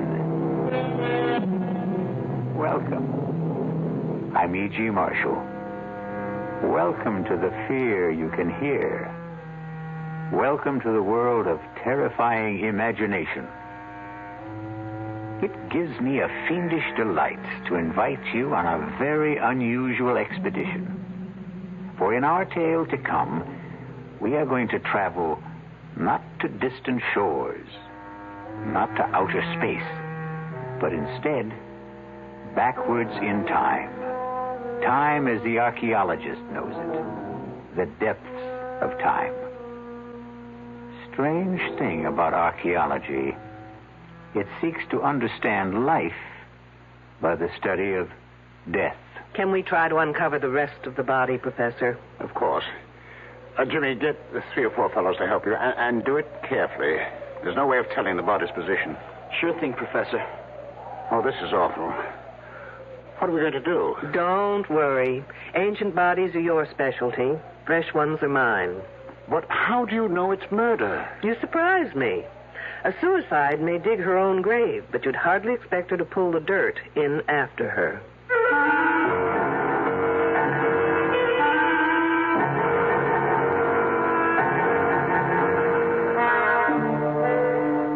Our mystery drama, Dig Me Deadly, was written especially for the Mystery Theater by S.J. Wilson and stars Louise Larrabee. It is sponsored in part by the Kellogg Company, makers of Kellogg's Special K cereal. I'll be back shortly with Act One. And now another tale of the ball and chain. At Kellogg's Special K presents Last Tango in Pittsburgh. There I was at Raoul's All-Night Tango Lounge. My little orchid, will you tango with me? It was Raoul. You're a splendid dancer. But what was that? I was what? That sound effect. Oh, I'm a few pounds overweight, and this ball and chain points out how my extra weight can get in the way. I'm pointing you back to your chair. Our heroine decided to lose that extra weight. She exercised and ate smart at every meal, starting with a Special K breakfast. A bowl of Special K skim milk, tomato juice, and coffee. It's less than 240 calories, 99% fat-free, and 100% delicious. After a while, she was rid of the ball and chain and back at Raoul's. Darling, you're looking fantastic. What a happy ending. What ending? We're just getting started. Raoul, get lost. Your happy ending could begin with the Kellogg's Special K breakfast. And that's another tale of the ball and chain. Frank Lieber with a special announcement exclusively for Radio 1080 listeners. Metroplex Tire and Appliance stores are offering a front-end alignment that's guaranteed to last for 5 years or 50,000 miles. A regular $20 value, but just for our listeners, the price is, you guessed it, $10.80. $10.80 for most American cars. And the guarantee is good nationwide. But you must ask for the Radio 1080 special at Metroplex Tire and Appliance. In Carrollton at Beltline and Josie Lane. In Town East at Town East Boulevard and Gus Thomason Road. Ask for the Radio 1080 special at either location, and for just $10.80, you'll have your car's front-end alignment taken care of for the next 5 years or 50,000 miles. And at no extra charge, your two front tires will be expertly balanced. Metroplex Tire and Appliance in Carrollton and Town East. And watch for their new location opening soon at 4102 Lemon Avenue, just 3 blocks north of Oak Lawn.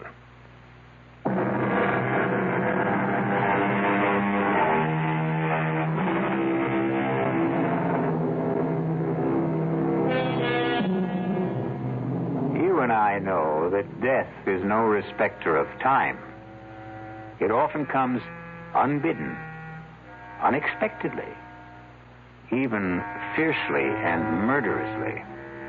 So, get your pith helmets, your sunglasses, your axes, shovels, and all the other paraphernalia you will need to join us in Dig Me Deadly.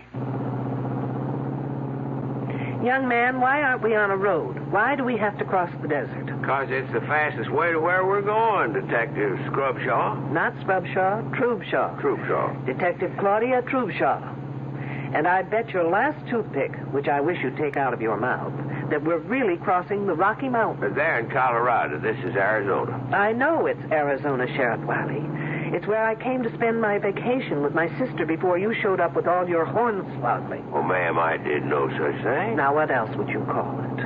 I came here to get away from L.A. and all that smog and to breathe in the pure, fresh, clean air of Tucson. Now, thanks to you, I've got more sand in my mouth than the whole Sonora Desert. That's Mexico. This is Arizona.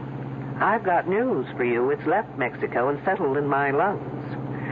Now, do you mean to tell me that in the entire state of Arizona there isn't a police officer, anybody who can cover this case, that you had to drag me into this no-woman's land? Those are my orders, ma'am. But why would my boss in Los Angeles assign me to an Arizona case?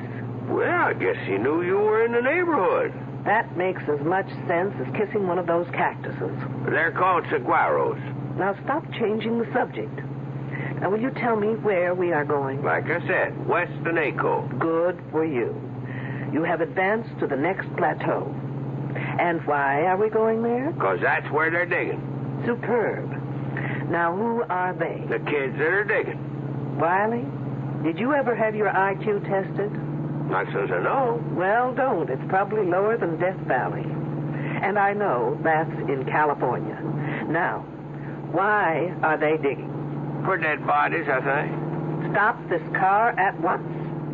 Well, what's wrong, Detective? Now, I'm not riding another minute until you tell me what this is all about. Well, what more do you want to know? Why I'm sitting in this rolling junk heap on my way to West Naco or wherever. Well, there are these kids there. What kids? These kids from some school near L.A. Every summer they come, and they dig up things that are supposed to be real old. In other words, students working on an archaeological dig. Never could pronounce that word. Forget the pronunciation. Just try and make some sense. Well, a few days ago, I am sitting in the sheriff's office when this here girl comes by. Excuse me. Sure, miss. Come on in. Is the sheriff here? Well, the truth is, there is no sheriff. Then who's in charge? Well, I guess I am. Sort of deputy sheriff, you could say, and name's Wiley. I'm looking for help. That's why I'm here. What can I do for you? But you're not a real sheriff. Well, I don't get paid for it, but they give me the badge. Why don't you try me? I'm one of the students working at the Broadfields. The dig. Why don't you sit down? And there's some trouble there. And what kind of trouble? Well, it's just it. I can't tell exactly, but someone's following me.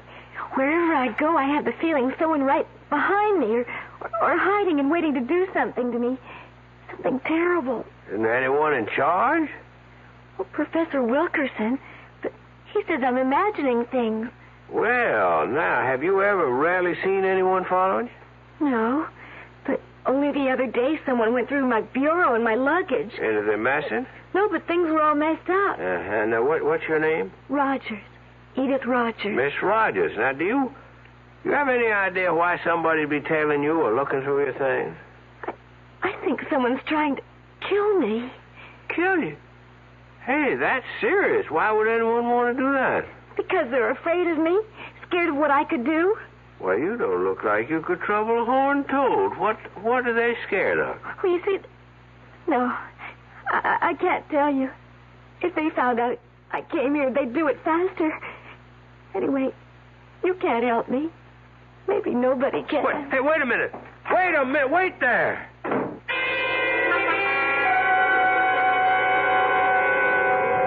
Then what did you do? I phoned that Professor Wilkerson. Say, Detective, can we get this thing going again? All right, but only as long as you tell me everything you know. Well, I called up that professor, and I told him about it. And he said that it was the girl's first summer there, and that working in the hot sun and seeing all those graves and skeletons was something she just wasn't used to. Then he said he'd take care of it and for me not to worry. Well, now, at first I thought I'd better leave well enough alone, except that the whole thing just kept a-pecking at me. So, a couple of days later, I dropped by the Broadfield spread and was told by a girl who roomed with this Edith Rogers that that is to say, this Edith Rogers here, she had left. Did she say when? I didn't ask. Did she say how or why? No, I didn't ask that either. Were her clothes and luggage gone? Gosh, I didn't think to ask that neither. Then how come you thought to ask for me? Well, I called this friend of my father's who is Assistant Deputy Chief of Police. Say no more. You called my boss, Morgan. In other words, this isn't an official assignment, is it? Well, he told me you were in Tucson and to speak to you. And dragging me through this sand heap is your idea of speaking to me. Wiley, if I admit something to you, will you promise never to tell anyone? Sure thing, Detective. I know of only one person who's a bigger fool than you. Who'd that be? Me.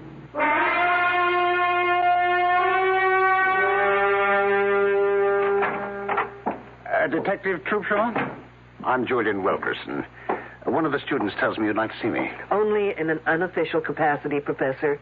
If you can be of assistance, fine. If not, I'll understand. Well, I'll try. Professor, this is Sheriff Wiley. Oh, yes. How do you do? Hi. What's it all about? The Rogers girl. I understand she's not here any longer. Yes. I knew that girl would be more trouble than it was worth to bring her out here. Then why was she here? Oh, she was thinking of archaeology as a major. You see, she apparently comes from a difficult home. She had nothing to occupy her this summer, and the dean asked me if we could fit her in. Try to make her feel she belongs to something. A group. Apparently it didn't work out. No. She moped a lot. Got depressed, suspicious.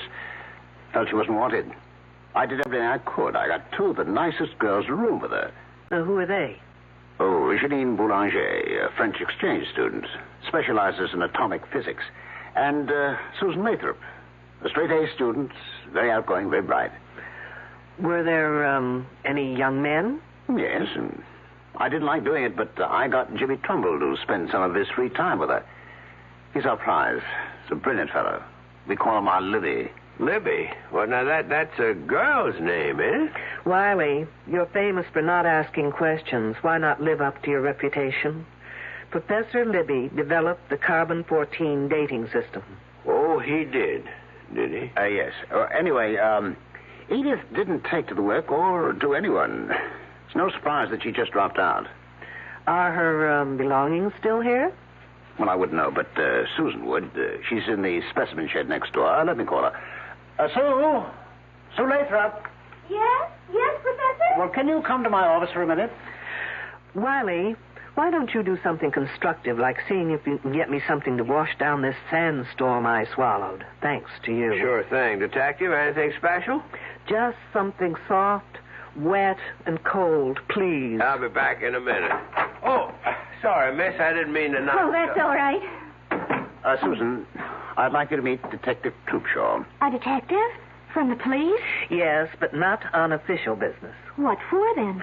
I was wondering if Edith Rogers' belongings were still in her room. Oh, Edith. Oh, no. She took everything when she left. When was that? Oh, about 4 or maybe 5 days ago. I'm not sure. Do you have any idea why she left? Not really. She didn't tell anyone she was going, but then she just didn't get... Well, what can I say? Susan's trying to be discreet. The fact is, the girl just didn't belong. Did anyone notify her family? I know I didn't. We just assumed that she hitchhiked her way home, or perhaps to one of the youth communes around here. Then, at this point, we don't know if she left or disappeared. But what would make you think she disappeared? She went for help to what's supposed to be the local sheriff's office. She was frightened, thought she was being followed, that someone wanted to kill her. That's just like her.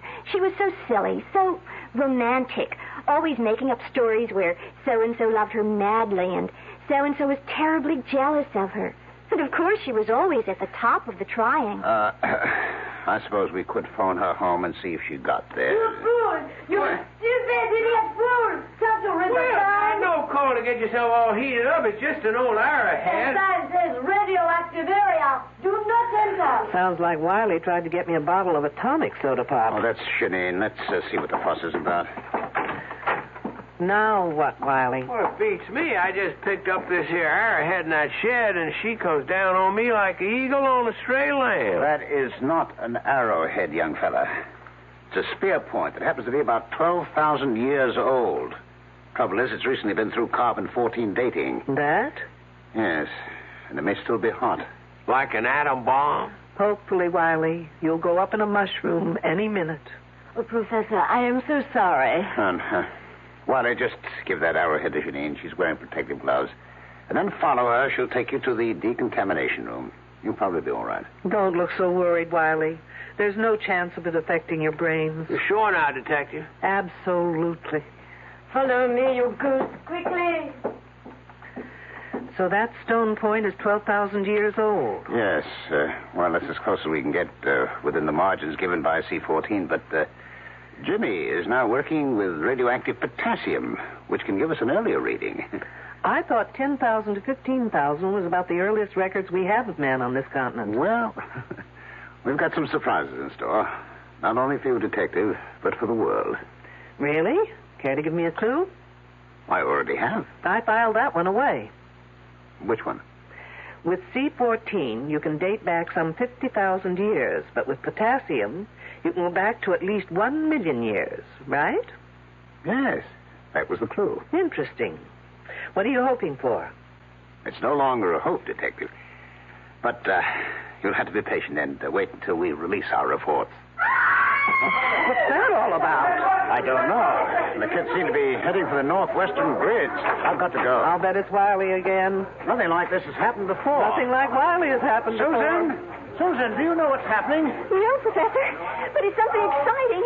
Maybe a new find. I hope they didn't have to dig as much sand as I've got in my shoes. I'll catch up with you. Hi, Detective, aren't you coming? Someone screamed. Riley, where have you been? I've been in that shed with that French refrigerator. I need your shoulder. Well, what for? To lean on so I can get the Sahara out of my shoes. Okay, but you better hurry. Riley, no matter what has happened up there, you've got to do something for me. What's that? In that shed, can you remember what you saw there? Pretty much. Then listen carefully.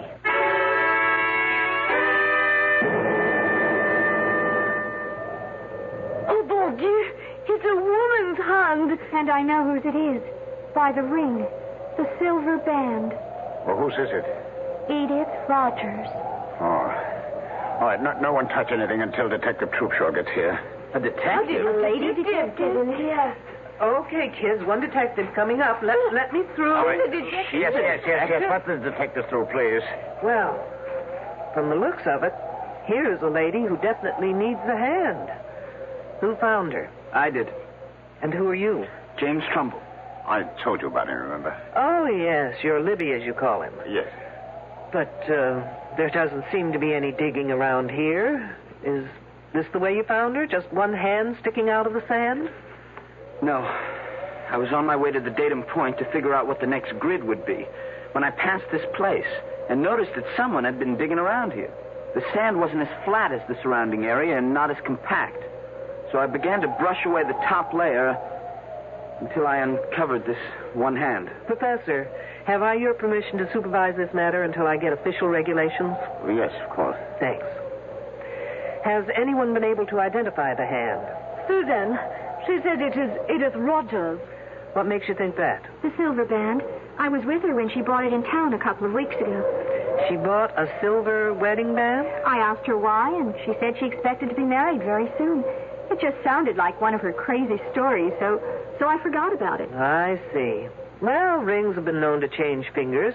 Can we try and uncover the rest of the body? Of course. Jimmy, get 3 or 4 fellows to help you. Do it carefully, please. There's no way of telling the body's position. Sure thing, Professor. Oh, this is awful. What are we going to do? Don't worry, Professor. Ancient bodies are your specialty. Fresh ones are mine. Yes, but this is liable to stop our work. This place will be crawling with police, newsmen, television crews, what all. Really? Why? Isn't murder a little too common to rate that kind of attention? But how do you know it is murder? Miss Lathrop, you surprise me. A suicide may dig her own grave, but you'd hardly expect her to pull the dirt in after her. Pit's very shallow, Professor. I don't think we should use shovels. Shall we use the brushes from here? Sure, but let's get a move on, eh? Ah! Look, the hand is attached only to bones, to a skeleton. Oh, no, I've never seen it. Oh, now, will you all stop crowding? You'd think this was a Hollywood opening. Oh, Janine is right. There is no body. The hands are attached to a skeleton.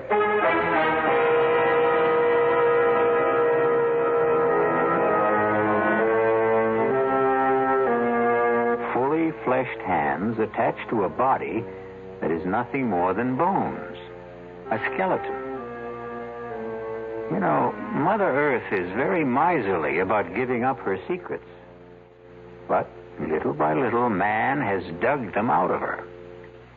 But never before has there been this kind of puzzle, in which the hands belong to the present and the body to the past. We'll be back shortly with Act 2. Hi, I'm Hal Linden. There's a lot of talk these days about America's energy crisis. Talk about doing without heat, about doing without our cars, about what's going to happen if we run out of fuel. Well, we may not have to run out of fuel if we all work together to conserve the fuel we have. That means turning your thermostats down to 68 degrees during the day and turning them down to 60 at night.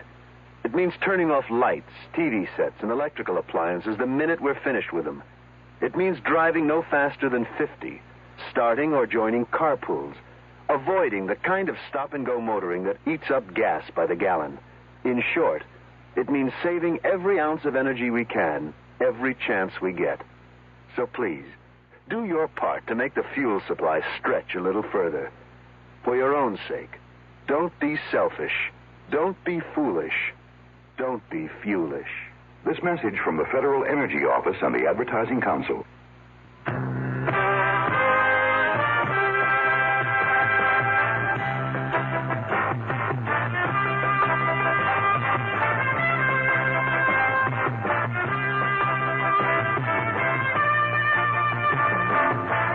You don't just make a profit in the beef business. You work for it. Working to keep your feeders out of a growth slump. Fighting the diseases and everyday stress that threatens your herd. And always sweating it out with a tight profit margin.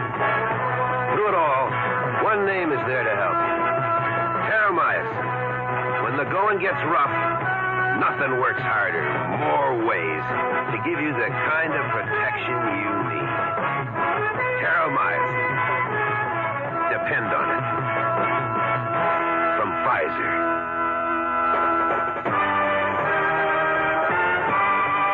More for growth and health.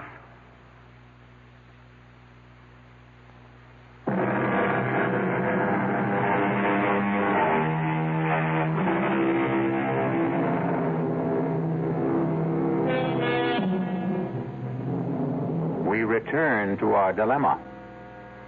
The question is, what is a bunch of young, bright college students going to do about a body that has fully fleshed hands attached to the bones of a skeleton? And what is our lady detective, Claudia Troopshaw, going to do with this seemingly improbable corpse? Yes, Captain. You've got to tell me under whose jurisdiction this case belongs. No, there is no local police department. The hands may be the Roger girls, but the body, wait till you get this, it's a skeleton, and the professor tells me it's over 2,500 years old. Stop yelling. I know it sounds crazy, but they just did a C14 test on one of the bones, and that's the result. 2,500 years old. But not the hands. Whose case is it, I want to know? Mine? Why mine? Well, will you get in touch with the FBI at once? No, I can't use anyone here to help me that's already here. Why not? Because they're all under suspicion, that's why not. Lunkhead.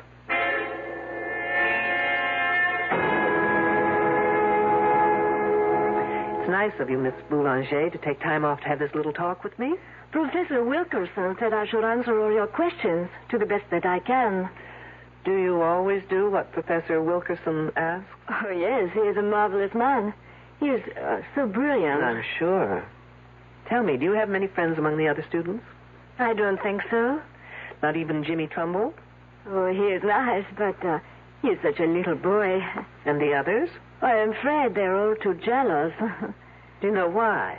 Oh, they think that the professor treats me like a favorite. Well, does he? Of course not. But I have studied all this and done it in France before, so I know it very well. And they do not. I think I understand. This body we found, you've seen it? I could not bear to look. No, but you did. Now tell me, in all your work, both here and in France, have you ever seen anything like it? No, absolutely not. And you couldn't explain how two perfectly fleshed hands could be attached to a prehistoric skeleton? It's against all possibilities. What did you think of Edith Rogers? She was very unfortunate. In what way? Oh, she so badly needed some kind of an attachment. With a boy, I mean. And I think she almost found it. But then that Susan Lathrop got in the way and kept it from happening. How do you mean? Oh, I don't like talking gossip. But Edith Rogers liked very much this Jimmy Trumbull. But that Susan, who blows hot one day and cold the next, makes up her mind that Jimmy is her property. And she says to that Rogers girl she should stay off her property. Anything else, Janine? No. That is all. Thank you. You've been very helpful.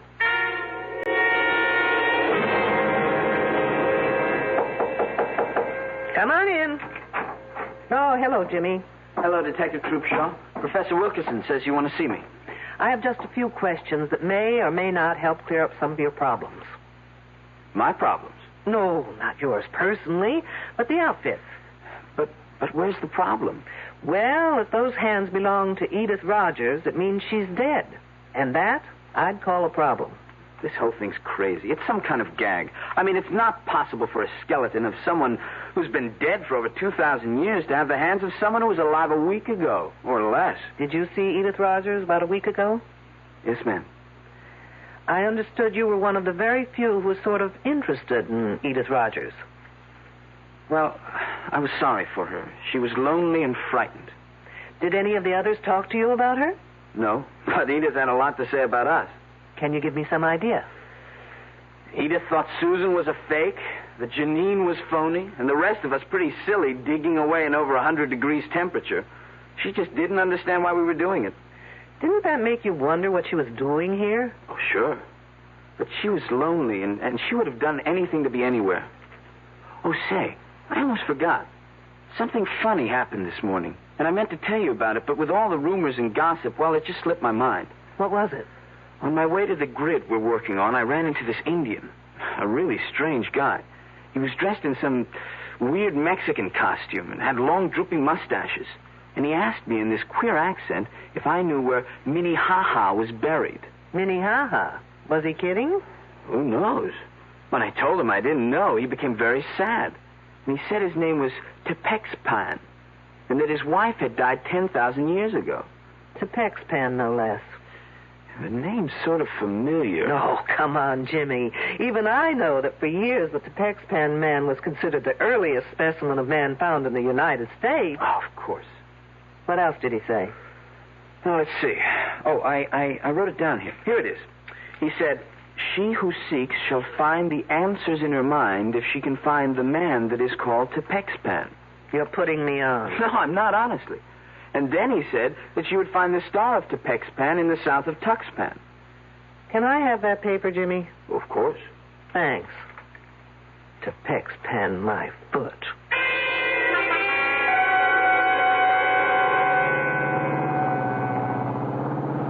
Wiley must be a genius to be able to drive this kidney buster.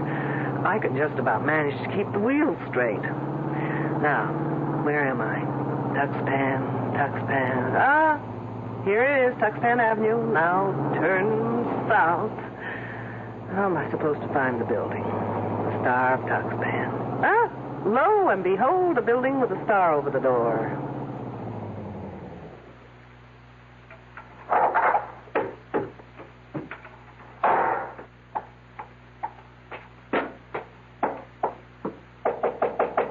Enter in peace, old ancient squaw. I'll fix that one's TP. I was told you've been to the ancient burial ground. You have been told well. I go to see my wife. Is she one of the workers at the dig? Oh, no, she toils no more. Your people toil for her. Hit me with that one again. She has been dead for over 10,000 years. I thought it was 2,500. But what's a few years in a romance that's lasted that long, right? Her spirit gives me many answers to my prayers. Do the answers to mine happen to be among them? Well, if you open the pouch, I will place a magic message within. Gracias, senor. It is but the will of the gods that I obey. Incidentally, Senor Tepexpan, the next time you speak to the spirits of the gods, find out the name in Indian for fruitcake. As ancient squaw commands. And take that silly toothpick out of your face.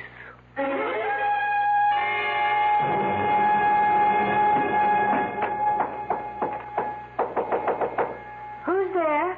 Shirley Holmes. Who? Oh, it's you, Detective. I was just being cute, Miss Lathrop. Shirley, Sherlock Holmes, get it? What's there to get cute about? I see you're packing. I'm leaving. I'm sorry, Miss Lathrop, but you're not going anywhere. Why not? Because everyone stays put until I get the answers to a thing or two. Such as? If the body we found yesterday was Edith Rogers... I told you it has to be Edith. They are her hands. Attached to a prehistoric skeleton. I don't care what the radiocarbon dating says. I was with her when she bought that wedding band. She didn't say anything about when she planned to get married. No. And you didn't ask? I thought she was clowning. So she impressed you as the sort of person who would clown about getting married? I guess she wasn't old-fashioned enough to be serious about it. But most of the girls here aren't into things like getting married. We don't have such hang-ups. And Edith Rogers was a square. Very square. You must have found it a bore to room with her. Frankly, she was a bit of a drag. How did Janine get along with her? They hardly spoke to each other. Because of Wilkerson? How did you know? Do you think either of them got anywhere with him? Janine was making points. Not that she's so hot, but her father's an important politician in France, and Wilkerson is impressed by that sort of thing. Ambitious, eh? Even at his age. Oh, come on, Miss Lathrop. He's not that old. Old enough to have a son who's in college. As a matter of fact, it was good old Edith Rogers who told me that. Did she tell you anything else? Nothing important. Have you ever seen anything like that body before? Never. Think hard. Maybe an experiment done on an animal in a lab or in the dating shed? No. Besides, I'm not allowed in the shed. Why not? I don't get to work on dating until next term. Oh, I guess I'll have to take my own advanced course with Professor Wilkerson. That's Janine. I was waiting for the second moccasin to drop. Let's go.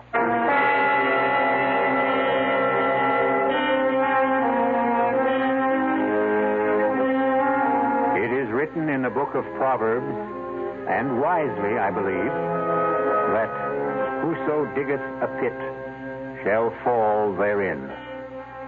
Our problem is that all our characters are diggers in pits. Even our ardent detective Claudia Trubshaw has been digging through level after level, but getting seemingly nowhere. I'll be back shortly with Act 3. There's nothing wrong with drinking Budweiser sip by sip, is there? Well, the brewers of Budweiser think there's a better way.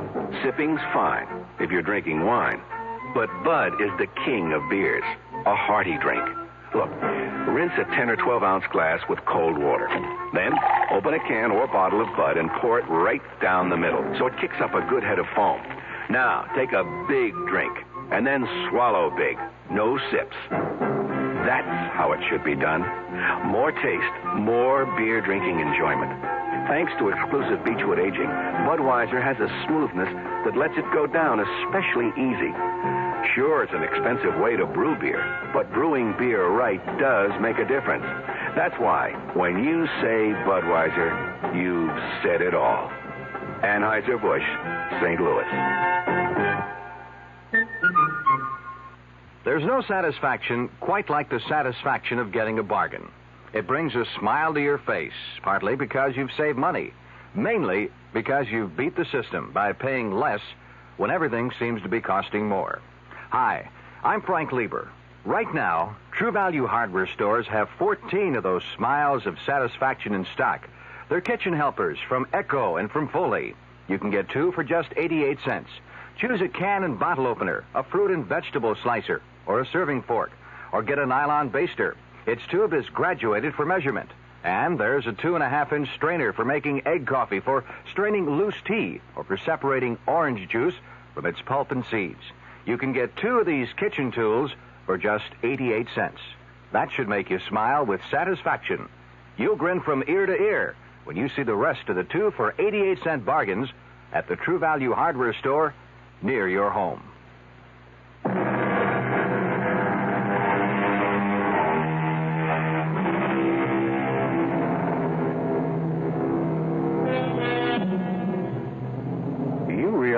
That the gunshot we heard at the end of the second act was the first time anyone has used a conventional weapon in our story? Well, gunshots may not only be used to signify someone's end, they may also be fired to start something. Isn't that typical of a woman? She calls for help but doesn't bother to tell where she needs it. It sounded far away. Maybe from the northern grid section. You mean where the body was found? Yes. What could anyone be doing out there? Looking for clues? Or maybe hiding. Well, why didn't I think of that? I don't know. I heard you go. There's our man. You mean Professor Wilkerson? Yes. Hey, Professor. There, Detective. Over here. There he is. He turned on his flash. Professor, hold it a minute. Let me catch my breath. Did you hear Janine call? No, I was covering grid S42. We were working late there. Are you sure it was Janine? Pretty much, unless someone's imitating her accent. We don't know from where she called. I think it came from that north grid. First we heard what may have been a gunshot, And then we heard La Belle Janine calling for help. Hey, has everyone around here gone bananas? They say they heard a gunshot. Detective Troopshaw says Janine cried for help. And where were you, Mr. Trumbull? In the barracks, doing some research. Well, anyway, the detective thinks that Janine is locked in somewhere. Well, how about the lab shed? A thinker in the tank. Come on. Who has the key to the shed? I do, but you'll have to wait out here. What for? I'll have to go in first to check on possible radioactivity inside. Just 1 second, Professor. Janine? Janine, are you in there? Yes, I am. Is it safe for us to come in? Yes, it is very safe. All right, I got my key here. Oh, Professor. That girl faints easier than I can think. Janine, are you all right? Don't ask her. She'll say no. Get her back inside. Now, for the rest of you, please, stay out here. Don't go anywhere, anyone. Still planning to leave, Susan? She wouldn't let me. Besides, what difference would it make to you if I did? I'm just being friendly. Isn't it a little too late? What do you mean? Well, now that Edith Rogers is dead, do you think I'd be waiting around to catch you on the rebound? Look, I was just being kind to her. Kind? Isn't there a phrase about someone being killed with kindness? What are you getting at? Now listen, James Trumbull. Because Edith Rogers was a fool doesn't mean all girls are. No one ever said you were. Look, the only reason I took her out a couple of times was because the professor asked me to. Aren't you the obedient student? What professors say, Jimmy do. I don't know how else I can convince you. You can't. And if I were you, I wouldn't try. Look, you can count on my being fair and keeping quiet. I'm not out for revenge. But I'm also not about to stick my neck out for anyone, including you. I still don't know what you're getting at. I'm getting at who killed Edith Rogers.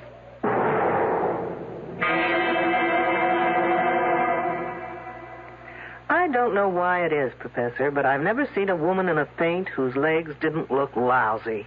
Oh, what happened? That did it. It always does. Janine.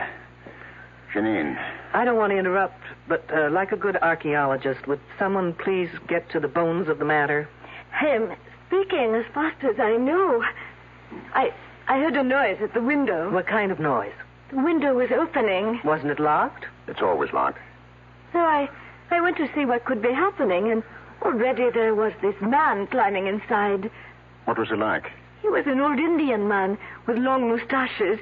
I told him to get out, that it was dangerous to be here. And then? He would not say anything, but stood there. So I ran back to the lab room where I have my pistol. And when I returned, I found him in the specimen room. He had a leather bag tied around his waist. It was open. Did you see him put anything in it? No, but I held up the pistol and told him I would shoot if he didn't put back whatever he took. So he put his hand in the bag and took something out and threw it in my eyes. Then I pressed the pistol. What did he throw? Little things. I don't know. Let's take a look. All right. Now, wait. Here on the floor. It's thin slivers. It's maybe wood. Let's take a closer look. No, don't touch them. For heaven's sakes, why not? They may be hot. I'll get the counter. Is anything missing, Miss Boulanger? I have not looked. Well, do that little thing. And, Miss Boulanger, the next time you find that you're stuck in here, just open the lock and walk out.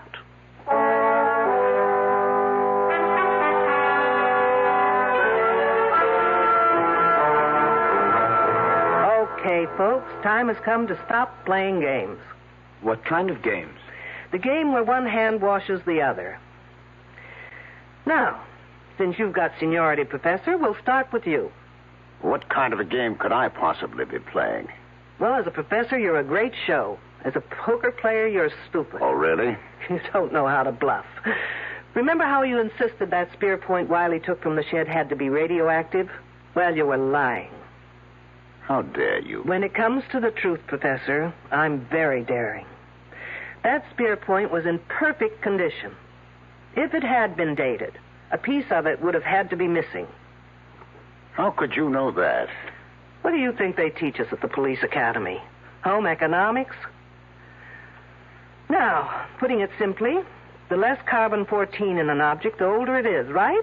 That is correct. And the older, the more valuable. Sure, that's what we're here for. To find evidence leading back to the first human being in America. And when you can't find it, well, then you can fake it, can't you? What do you mean, Detective? There's no dating equipment in that shed. You are preposterous. Wait till you hear how preposterous I really am. Only 2 people have been allowed in that shed. You and Miss Boulanger. Yes, those are the rules. Well, a certain friend of mine broke those rules. Senor Tepex Pan, if you please. Fancy, how about that? Now, if you'll just get rid of those tired handlebars from under your nose. Glad to. They sure itch. Why? Monsieur is... The one who asked me questions about Edith. Right. And he got into that shed not to take things, but to return them. Didn't you, Wiley? I sure did. But, what did you take that had to be put back? That old spear point and the nozzle on that machine. The head? The bombarding head? And I took them both to Tucson to have the experts there take a look at them. And they confirmed my best suspicions. Professor Wilkerson, you and Miss Boulanger were faking your specimens, making them older. That's one accusation I won't buy. You can always return it for credit when I open that department. Meanwhile, you were bombarding those specimens repeatedly, trying to get them to date more than 50,000 years. Professor, did you do that? I just can't believe it. Why not, Trumbull? You invented the machine. Well, only by accident. It was a fluke. And you told your esteemed professor about that fluke, and he told you to keep it under wraps. Yes, I did keep it under wraps. I never wrote a paper. Well, how'd they know about it in Tucson? Well, I sent them a report, but only for their opinion. Trumbull, you're a damn fool. You know, Professor, you're just plain not nice. Here we girls spend fortunes trying to keep young, while you try to make a fortune aging us. Which brings me to Edith Rogers. Of those present, only Wilkerson, Trumbull, and Miss Boulanger knew how to operate that machine. Oh, no, wait. They ought to be arrested at once. You'd like that, Miss Lathrop, wouldn't you? It leaves your hands clean, so to speak. Now, listen, Detective, I had no reason... Getting her pregnant and being blackmailed to marry her isn't a reason? Come off, Professor. He did? The professor? Surprised, aren't you, Miss Lathrop? But why would I want to hurt that Edith Rogers? You knew she had something on the professor, else she wouldn't have been here. But when you heard about the wedding ring, you thought you just might lose not only your professor, but more importantly, that machine. I'm sorry. What's going on here? I'm all alone. So am I, Trumbull, when it comes to you. I can't figure what you had to do with all this. Well, he may not be that innocent. He did try and make time with Edith Rogers until she dumped him. Well, that's not true, Susan. You're calling me a liar? I think you and your 2 pals are all to blame for that girl's death. You all deserve to be murdered. And this time, Miss Lathrop, you'd do it properly, wouldn't you? What are you talking about? Trumbull, did you ever tell Susan here about the machine? Well, yes, sort of, but not how to work it. I hadn't finished it then. But she was smart enough to know how it could be used. You're just guessing. True. But then came the monkey wrench. Trumbull began dating Edith Rogers. I didn't care. Not until she bought that wedding band. Now, why would that girl buy her own ring? You know why. Because no woman would go to a doctor for that kind of an examination without the necessary decoration on her finger. What's that to do with me? While Janine thought it was the professor, you thought it was Jimmy Trumbull, who might be the father. First, you threatened Edith Rogers. But when Jimmy tried seeing her again, you took no chances of ever losing that machine, and you just removed her from the scene. You're crazy. Not crazy enough to use a machine I knew nothing about, because that's what you did. You know, your biggest mistake was in tying Edith Rogers' hands over her head before opening that machine full blast. Those hands were protected by the lead shield over her head. Of course. Only the lead shield could have saved those hands, kept them from dating back. The result? A 2,500-year-old skeleton with Edith Rogers' hands. Okay, Detective. Who saw me? Where's your proof? Yours were the only fingerprints found on the bombarding head Wiley took to Tucson. Susan, You didn't work that machine without gloves, without protection. Why? What's wrong with that? Oh, good Lord. You didn't. What are you saying? Oh, no. Your body's probably got more than 600 radioactive units in it right now. You're trying to scare me. It's not true. Susan, 400 units are fatal. Help me. Someone help me. Or I die. Help me. Help.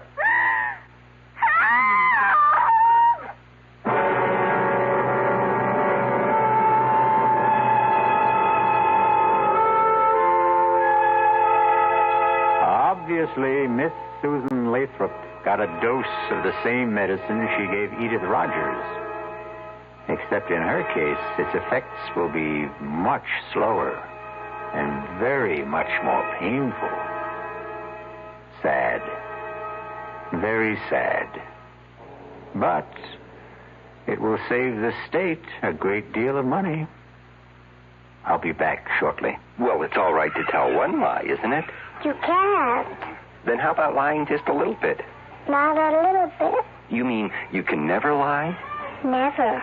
Well, why not? Because when you tell a lie, Yeah. it gets dark inside your heart. You mean that just one lie will make your heart dark? It makes you sad, too. Oh, then what should you do if you tell a lie?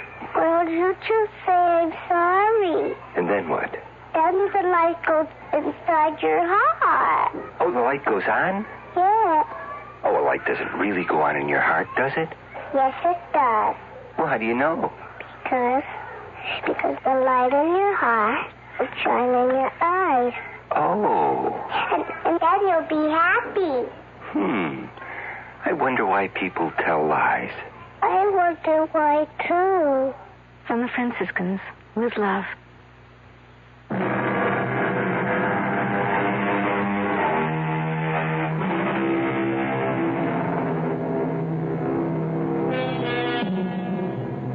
Here's a little thought to take to sleep with you. Never indulge in excesses. Eat moderately, drink moderately, and murder moderately. Our cast included Louise Larrabee, Mason Adams, Ralph Bell, Corrine Orr, Ann Costello, and Christopher Tabori. The entire production was under the direction of Hyman Brown. Now, a preview of our next tale. I saw the glowing tips of two flipped cigarettes. And then... Kiss me, Richard. I'm crazy about you. Stop it! Stop it! Tom! What are you... Marianne, go inside. Go inside, I tell you. Now, wait a minute. Why? If you have anything to say, you can say it here in front of Richard. Go inside. Let go of my arm. Now, listen, you leave her alone. Let go of her. He broke my grip on her arm and pushed me away. His shove made me slip to my knees. I came up swinging at his face and missed.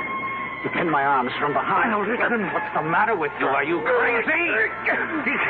I broke out of his grip, stepped back from him, and fell across the shovel. I grabbed the handle, jumped up. No! And swung at Emery.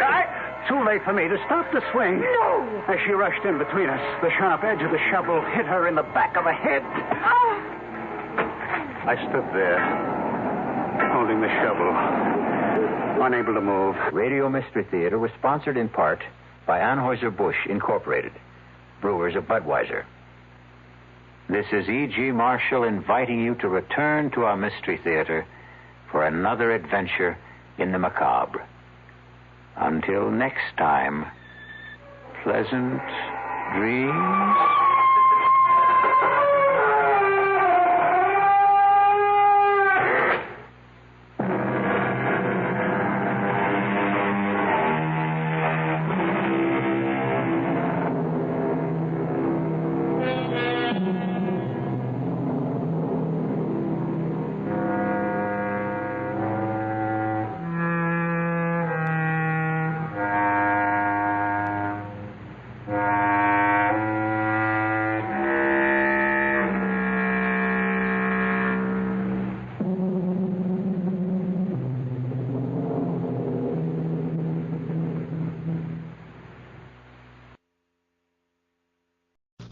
WDAF, Kansas City. Dan Henry, WDAF Local News at 11. The outlook for Kansas City, cool. One party was fatally shot tonight in the armed robbery of a service station at 21st and Indiana in Kansas City, Missouri. Kansas City detectives are investigating and withholding the name of the victim pending notification of next of kin. Preliminary reports indicate there may have been no money taken in the hold-up attempt.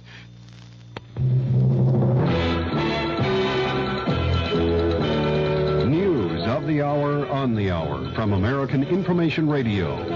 This is Richard Wall from Los Angeles, and at this hour, President Nixon says he's given Congress and the public all relevant evidence on Watergate and related issues. And in Phoenix, Arizona tonight, the president told a Republican rally, "The time has come to get Watergate behind us and get on with the business of America."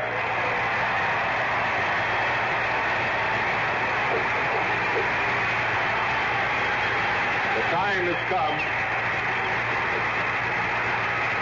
for the President and the Congress to devote their full attention to what you, the people of Arizona and America, think are of your great concerns. President Nixon was warmly received by the GOP crowd.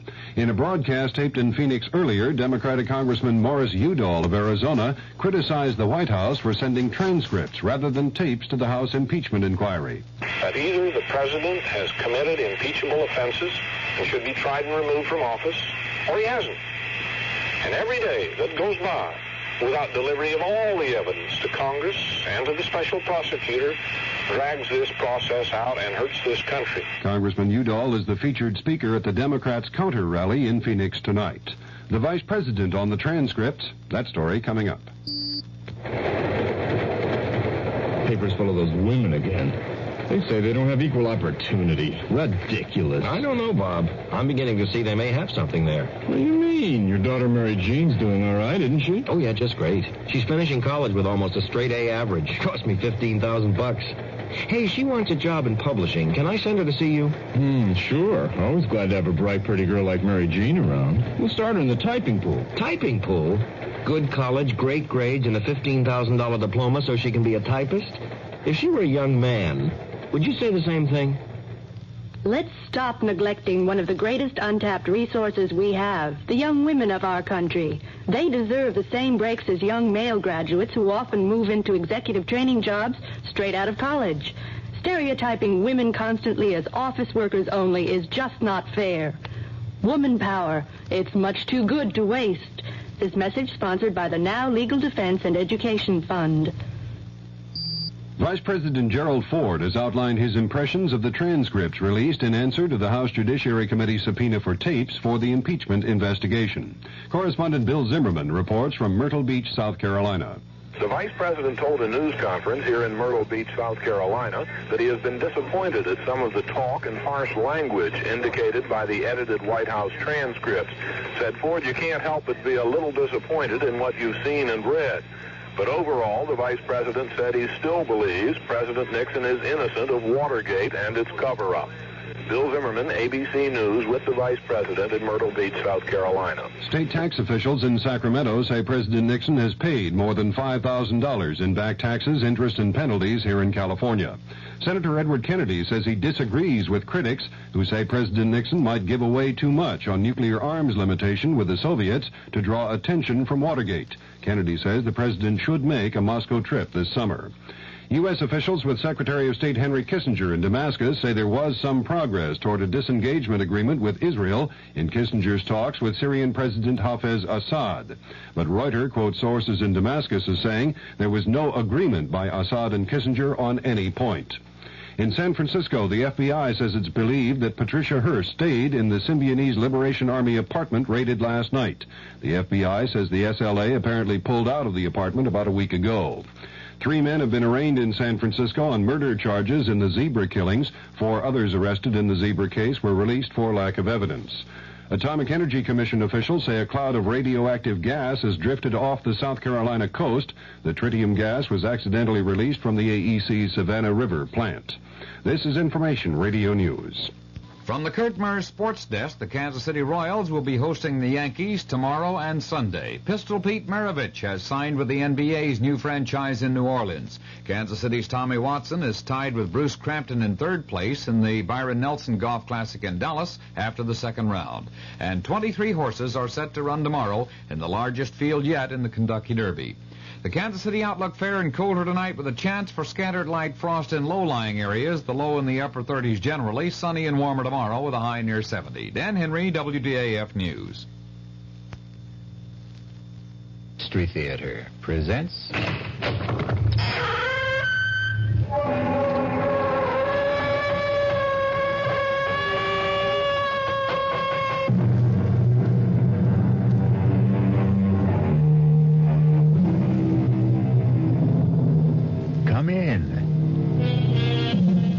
Welcome. I'm E.G. Marshall. Welcome to another hour of mystery and suspense, to a terrifying battle of wits. Our play poses a dilemma you have never faced, or are likely to face in your lifetime. Whether to commit the murder in your heart when your mind tells you to restrain yourself. Listen to what happened to one man, Thomas Drake, who did face that dilemma, and what he did about it. Professor Mallory, if you're a friend of Emery's, you've got to tell him to stay away from my wife. Really now, Drake, I don't like to interfere in the personal life of faculty. You must. You must tell him, or I won't be responsible. I don't want to kill him. But I don't trust myself. Come now, Drake. Sensible people don't solve their marital problems like that. With murder.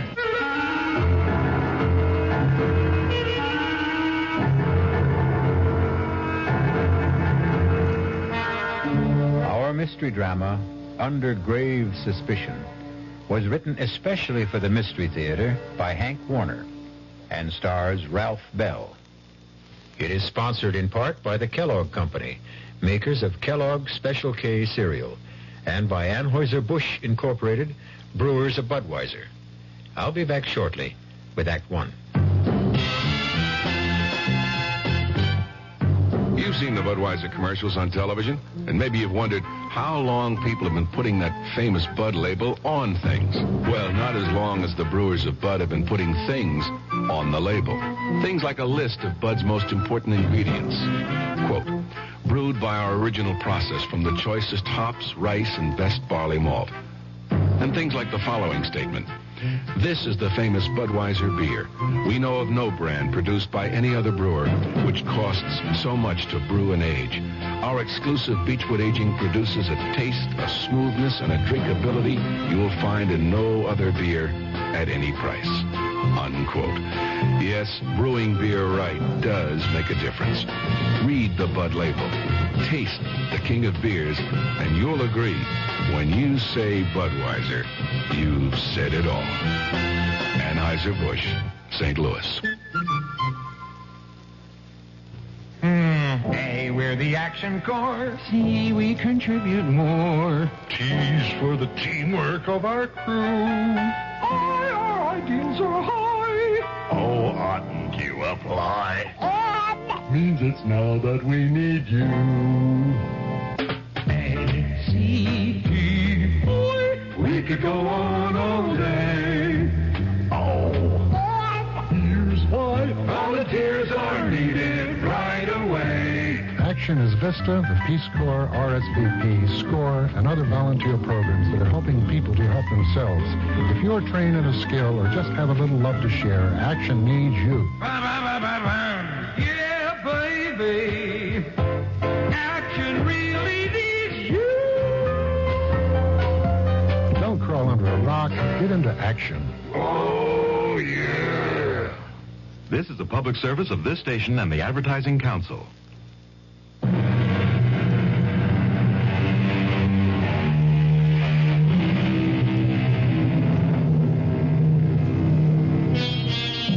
Have you ever returned home late one night and listened in the still darkness, tense and trembling, hoping and praying that you would not hear the whispered passions of your wife and a stranger.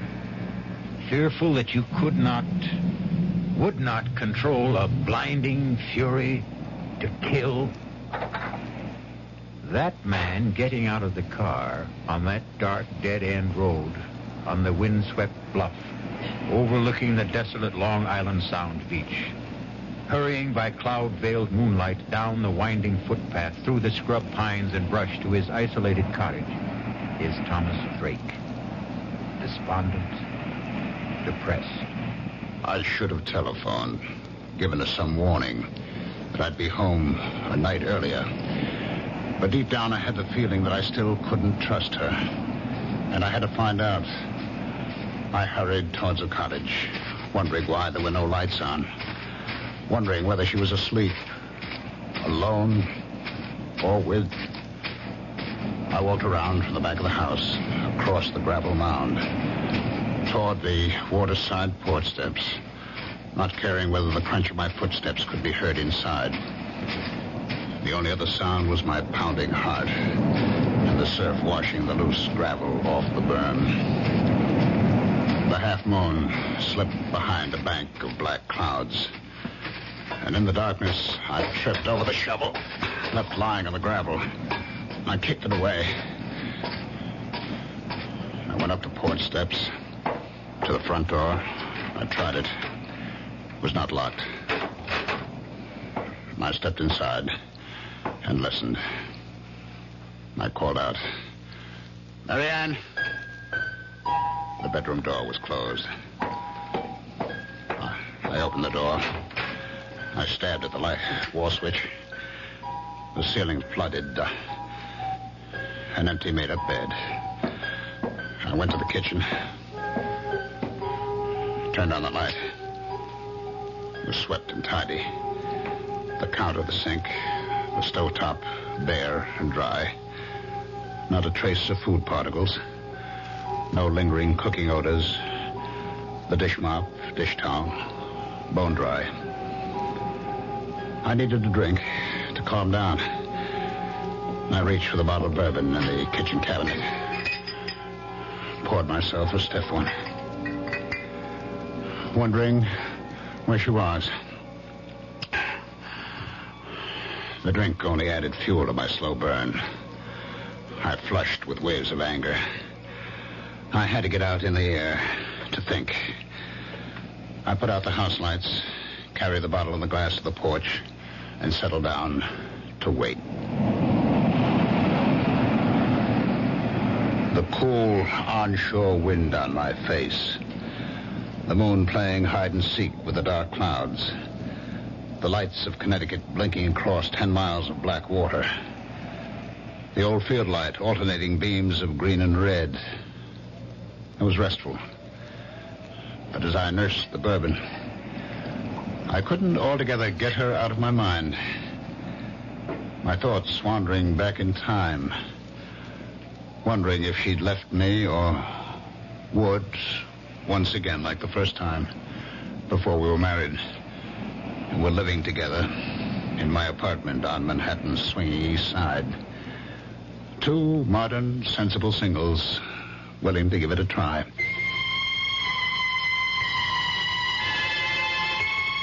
I had a job then. Good job. I was a vice president with electronics engineering. I got home that night. It was Friday night, about 8 o'clock. And as I let myself in... Yes, dear. I heard her talking on the phone. Come on up, Jack. Oh, ask the doorman to hold a cab. He just got home. Oh, who was that, Jack Harrison? Of course. Who else? You know, I'm getting tired of his hanging around. Why did you tell him to stop calling you? He didn't. I called him. You look so surprised, Thomas. You don't have the time anymore for anything but dear old electronics engineering. You did phone me you wouldn't be home for dinner, so I called him. There's a movie I want to see. That's the third time this week. Oh, I didn't know you were counting, darling.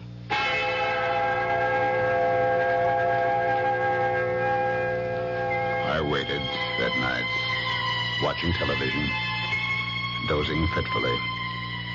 My mind going back to the smiles and looks they had exchanged as they left.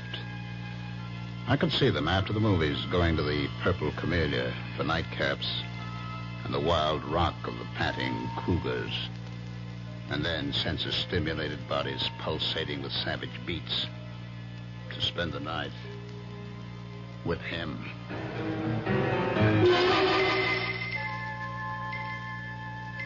I was awakened from my sleep in the chair by the buzzing TV set.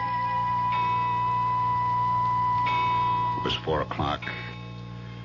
I fought off the idea of phoning her at Harrison's apartment.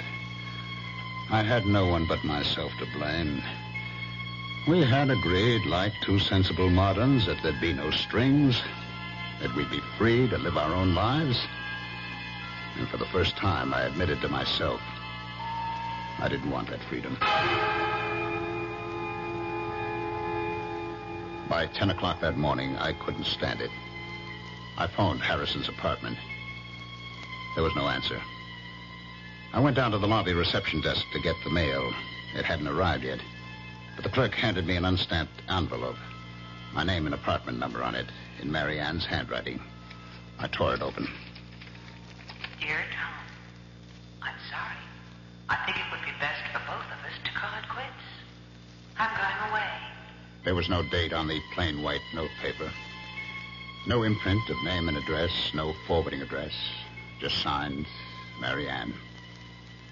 I refused to believe it. I hurried right back up to the apartment, to her bedroom closet. Her clothes were gone. I got through the day somehow, in a daze. But the next day, when I went out to get the Sunday paper and returned to the apartment, there she was, unpacking. I changed my mind. Let's have a drink. Want to tell me? There's not much to tell. He told me he has a wife, 3 children in Connecticut, that she won't let him go, so he couldn't marry me. Marry you? You want to get married?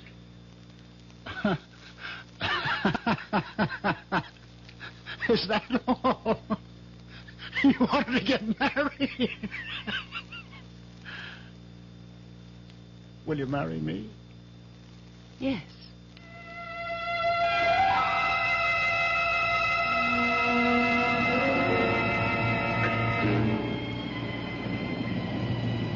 Now, here I am, waiting once again. Like two sensible moderns, we adjusted to marriage. We seemed to be making a go of it. Until I lost my job and the cutbacks of government contracts. We subleased the apartment, moved to the cottage to make the rounds of electronic firms on Long Island. I sat there on the porch, waiting once again, looking up and down the beach. And suddenly I saw a flashlight about 100 yards down the beach. It moved around, but it did not advance. And then it went out. I listened. The crunch of footsteps on gravel, carried by the wind, grew louder. I could make out the silhouettes of a man and a fishing rod on his shoulder. He was alone, hugging the waterline. As he came abreast, I called out, any luck? It was Professor Mallory of the State University Marine Laboratory at nearby Flax Pond. Oh, not a thing. I was hoping to pick up a striper. Line got snarled and the reel too tangled to bother with tonight. Well, I'm just having a nightcap. Did you join me, Professor? Yeah, I could stand one short one. Getting a bit nippy. We talked. He sipped his whiskey. I don't know how many I had. He talked about projects at the Marine Lab, the need for more state funds for research on wetlands, water pollution, erosion. He knew I was trying to get relocated, had given me a letter to an executive at the Grumman plant. Hear anything from Grumman? No, not a thing. I've about exhausted the job possibilities on Long Island. I spent yesterday and today in New England. Well, thanks for the drink. I'm sure the job market will open up. Say hello to Mrs. Drake. Thanks again. Dr. Mallory. Yes? Would you do me a favor? Favor? Well, you're a friend of Emery, Richard Emery. I know you know him. But are you a friend of his? Well, he's one of several new young chaps doing postdoctorate work at the Marine Lab. It's a small group, and we're all more or less friendly. I mean, will he listen to you as a friend? Listen? Yes. Tell him to stay away from my wife. What? Emery? Your wife? That's right. Don't ask me how I know. Little things, I know. I come home tonight. She's not home. I know. Well, it's a rather personal matter. I don't feel I have the right to meddle in the personal affairs of a faculty member. If he doesn't, I'll kill him. Now, Drake, don't talk like that. Sensible people don't solve such problems like that. That's what I always thought, but now... Look, Drake, if you don't mind my giving you some advice, why don't you just get a divorce? Or separation? You just tell Emery to stay away from her. You must tell her, Mallory. You must. I don't want to kill her, but I'm afraid. There'll be a breaking point. You tell him, Mallory, tell him. If you don't, you'll share the responsibility. Now, Tom, you're overwrought. You'll feel better in the morning. All right, I'll talk to Emery. Thanks. Good night, Tom.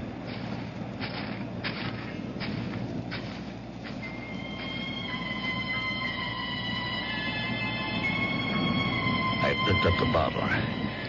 It still had about one drink in it. I walked down to the waterline. I swallowed what was left in the bottle. And with swelling anger, I flung it into the waves. I turned back towards the cottage and stopped. I saw a flashlight down the beach. I could make out two persons walking towards me. And then the light was out. And silhouetted against the night sky, two forms embraced as one. And then, carried by the wind rising out of the northeast, I heard the teasing laughter of Marianne.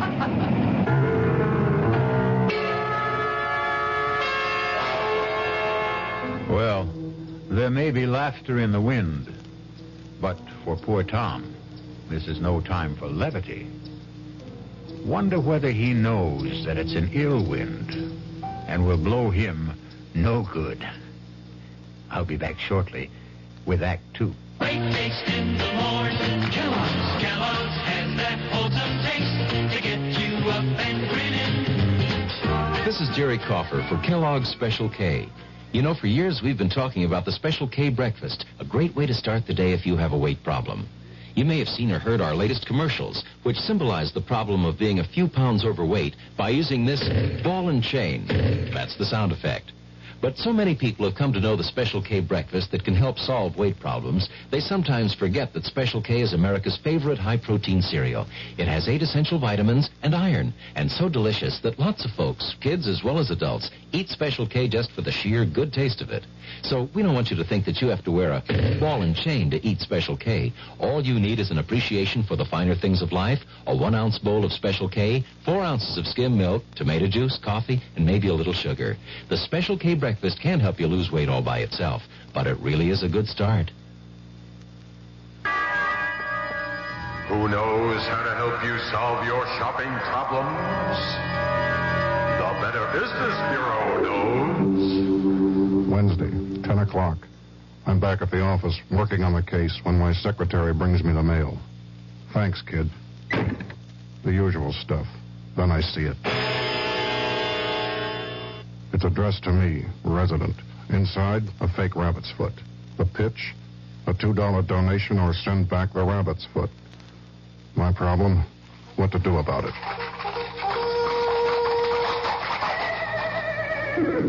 I'll help you with good advice from the Better Business Bureau. Oh, yeah? Spill it. If you receive unordered merchandise in the mail, you are under no obligation to return it or pay for it. Thanks, pal. You're okay. Just another consumer tip from your Better Business Bureau.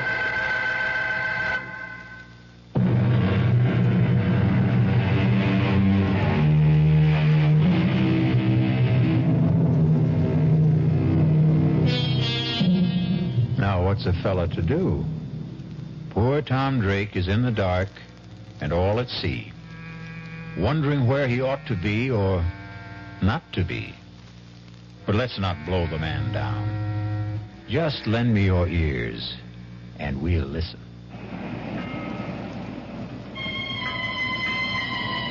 Their embrace in the dark was brief, and they started walking towards the cottage without using the flashlight. For a split second, I thought of walking towards them for a showdown. But Mallory's promise to talk to Emery made me put aside the impulse. I ducked behind a line of boulders that formed a breakwater above a high water line. They stopped in front of the cottage. From behind the boulders, I watched and listened. That was a good hike. Yeah. Let's go inside. Oh, let's sit out here for a while. It's such a beautiful night. I'd like a cigarette. Okay. He sat down beside her, struck a match, cupped it in his hands and held it to the cigarette in her lips. In the glow from the match flame, her face flushed, her eyes dreamy with desire. I knew I would never give her up. I'm going out to Montauk next week. It's a long Monday holiday weekend. How about coming with me? I'd love to, but I'll have to figure out some excuse to be away. Figure out? Well, that shouldn't be any problem. You're pretty clever about such things. I'll think of something. I couldn't help thinking she was pretty clever about such things. Like the night she went with that very clever Harrison leading her on. I'd never forget that Friday night. And now, another Friday night. Come on, let's go inside. You said he won't be back tonight. Oh, relax, Richard. You mean to tell me you prefer this cold gravel to a nice, comfortable couch? Come on, Marianne. Oh, what's wrong with staying out here? Omar Khayyam was content with a jug of wine, a loaf of bread beneath a bough. Oh, not bad, not bad. The laughter broke off suddenly. I saw the glowing tips of two flipped cigarettes. And then... Kiss me, Richard. Oh, I'm crazy about you. Stop it! Stop it! Tom! What are you... Marianne, go inside. Go inside, I tell you. Now, wait a minute. Why? If you have anything to say, you can say it here in front of Richard. Go inside. Let go of my arm. Now, listen, you leave her alone. Let go of her. He broke my grip on her arm and pushed me away. His shove made me slip to my knee. I came up swinging at his face and missed. He pinned my arms from behind. Now, listen. What's the matter with you? Are you crazy? I broke out of his grip, stepped back from him, and fell across the shovel. I grabbed the handle, jumped up. No! And swung at Emery. Too late for me to stop the swing. No! As she rushed in between us, the sharp edge of the shovel hit her in the back of the head. Oh my God! I stood there, holding the shovel, unable to move, my eyes fixed on her face as Emery knelt down over her with the flashlight. I watched her face and prayed she wouldn't die. I trembled with fear and anguish, telling myself this couldn't be. It was a nightmare. Emery turned the flashlight on me, studied my trembling lips, my glazed eyes fixed on Marianne. She's dead. I heard him, but didn't answer. I couldn't take my eyes off her. Drake, did you hear what I said? She's dead. You killed her. You better go in the house and call the police. I looked at him, puzzled. My mind, my eyes, my memory playing tricks on me, wondering who he was. Harrison? Jack Harrison? Mocking me the night he took her to the movie, telling me we'll be back. What's the matter with you, Drake? Don't you hear me? Call the police. I'll tell them. I'll say it was an accident. She tried to steal. I don't think you've heard a word I said. I'll call the police myself. Where are you going, Harrison? Call the... Who's Harrison? I'm Emery, Richard Emery. Drake. I'll be right back. Don't turn your back on me. What? He looked back as I swung the shovel, his mouth open, his eyes unbelieving. He went down. I hit him again. He was still, lying on his face. I staggered, gasping for air, my head pounding, thousands of pinpoints of light exploding inside my head.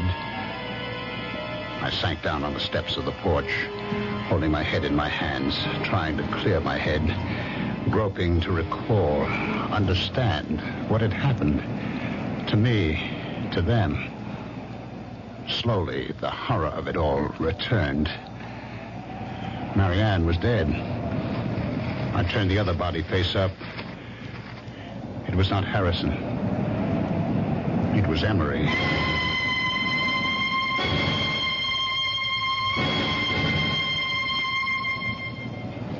I don't know how long I sat there on the porch steps.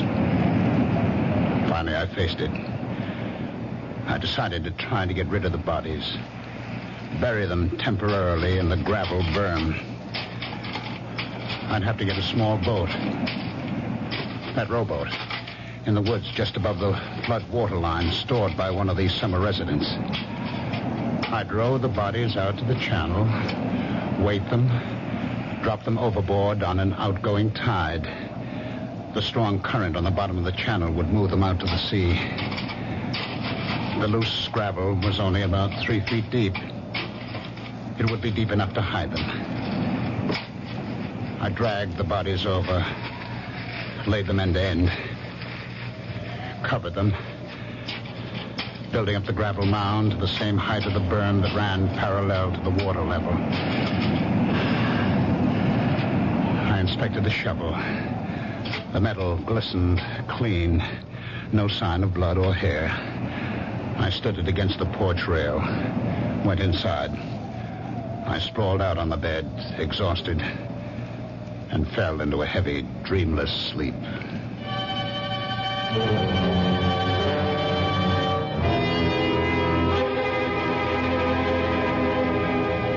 I woke up the next morning about an hour after sunrise. My mind clear, instantly aware of what had happened, what I had done. I jumped off the bed, went to the porch door, looked at the gravel graves on the burn. It looked natural, peaceful, like a cemetery. I knew what I had to do. I put on the coffee, showered, changed my clothes. Became aware that her clothes were still hanging in the closet. I got the old note she had left me on that weekend with Harrison. Read it over and over as I had my coffee on the kitchen counter. I turned on the radio for the weather. The Bureau reports Hurricane Gilda moving past Cape Hatteras, leaving a devastating I placed the note on the counter, carefully spilled a spoonful of coffee on the counter, wetting a large corner of the paper, and then blotted it with a paper towel. I knew I'd have to keep checking the weather, but first get rid of her clothes. I put them in a large plastic garbage bag. I knew I'd have to stay close to the cottage until I got rid of the bodies. Lay in a supply of food, so I drove to the supermarket, put the clothes into the collection bin of the Salvation Army on the parking lot. I did my shopping and was back in less than an hour. I went up to where the rowboat was on the bank of trees. It looked all right. Aluminum, light enough to drag. The oars were in it, and burlap fish bags, strong enough to hold the rocks I'd use for weights. I'd have to wait until dark to move the bodies. In the meantime, I could move the boat. It was a couple of 100 yards. I placed the boat on top of the grave.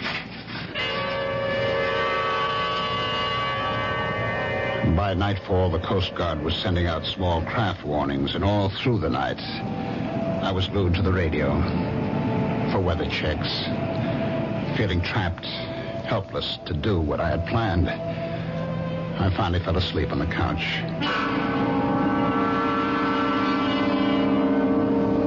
I was awakened by the Sunday morning church music and a loud knocking on the porch door. Gail!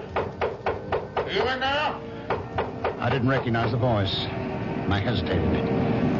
The knocking stopped. I heard him walk down the porch steps. I put on my shoes, went to the door. He was sitting on the edge of the transom of the boat, his back to me, smoking a cigarette, fishing pole across his knees. It was Mallory. He turned. Didn't wake you, did I? I heard the radio, and I thought I'd stop by. Feel all right? Okay now, but yesterday, what a head. All day. How about some coffee? Oh, thanks, but I've got to get back to the lab.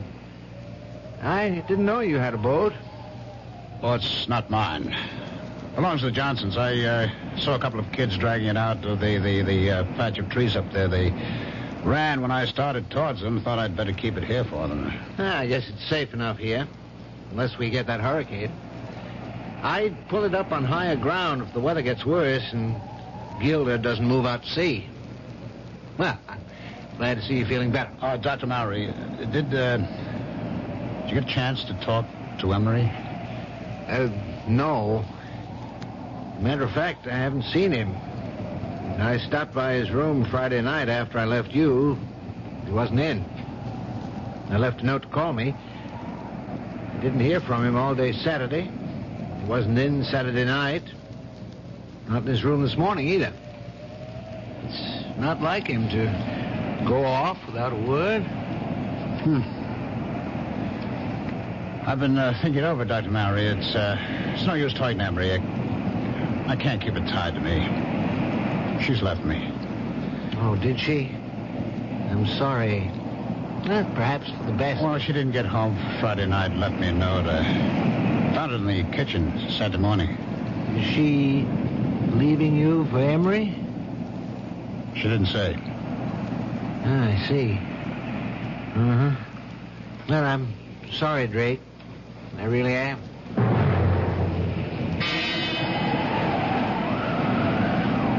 Sunday night, I was still trapped by the weather. It got worse through the night. But the weather report said there still was a 50-50 chance that the hurricane would bypass Long Island.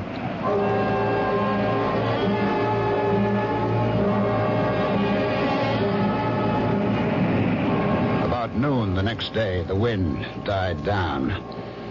I stood there by the rowboat, wondering whether I should take the chance in broad daylight. Long Island Sound was still, calm as a lake. I heard a helicopter coming across Crane Neck. Routine patrol of the shore. I could read Suffolk Police.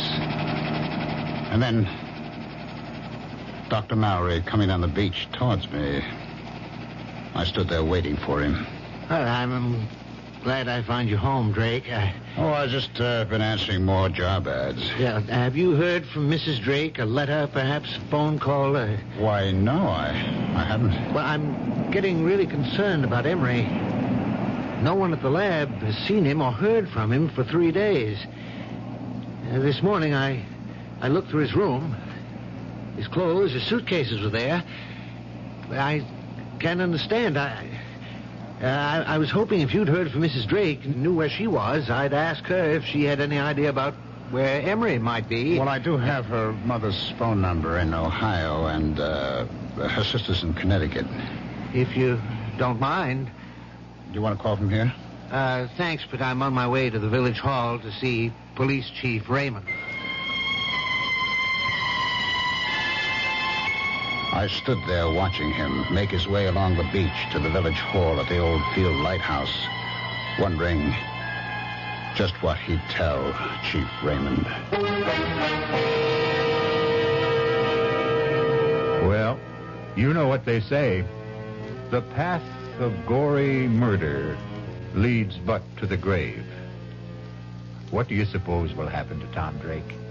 Will he be like that comedian who murdered people with stolen jokes and was hanged by his wits' end?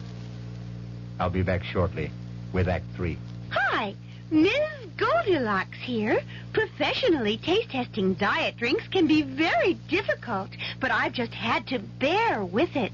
Then I found sugar-free diet 7-Up. It doesn't taste like other diet drinks. It's fresh, light, natural, delicious. Sugar-free diet 7-Up tastes so good that I've taste tested it hundreds of times, and each time I've given it my seal of approval. Yes, this one's just right. You've finally made your gift list. Your neighbor's child is 2, your niece is 6, and nephew is 7. But before you go to the toy store, there's something else you should do. Write Toys, Washington, D.C., 20207 for a free booklet on toy safety. That's Toys, Washington, D.C., 20207. This message is brought to you by the U.S. Consumer Product Safety Commission.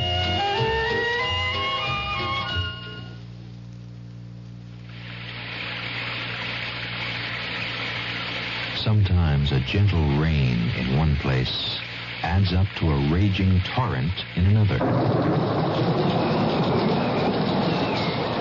A torrent that can uproot lives as well as trees.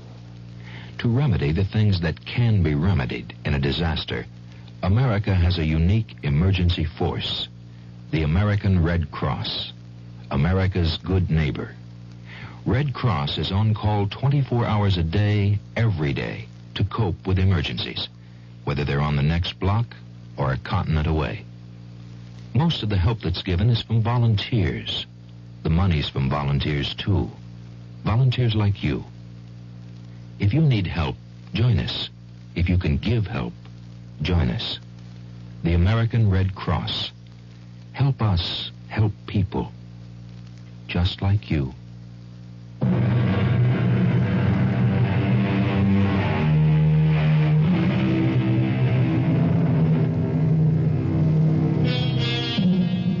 The lot of most policemen is not a happy one. Wonder how Police Chief Raymond will receive Professor Mallory.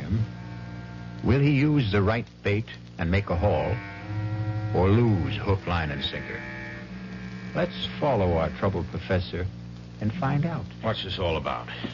Emma said to tell me it was urgent. Well, I mean, it's not a matter of life or death, is it? I hope not. Ooh, well, you sound like you're not so sure. I'm not, but I am getting worried. Somebody been stealing typewriters and lab equipment again? No, Chief. Well, this may sound odd, but a member of the lab faculty seems to be missing. Oh? That's so. What do you mean, missing?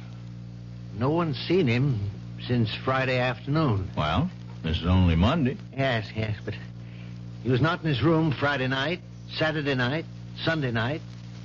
He didn't show up in the lab today. Well, what about his weekends? Did he have them free? Oh, sometimes, when scheduled.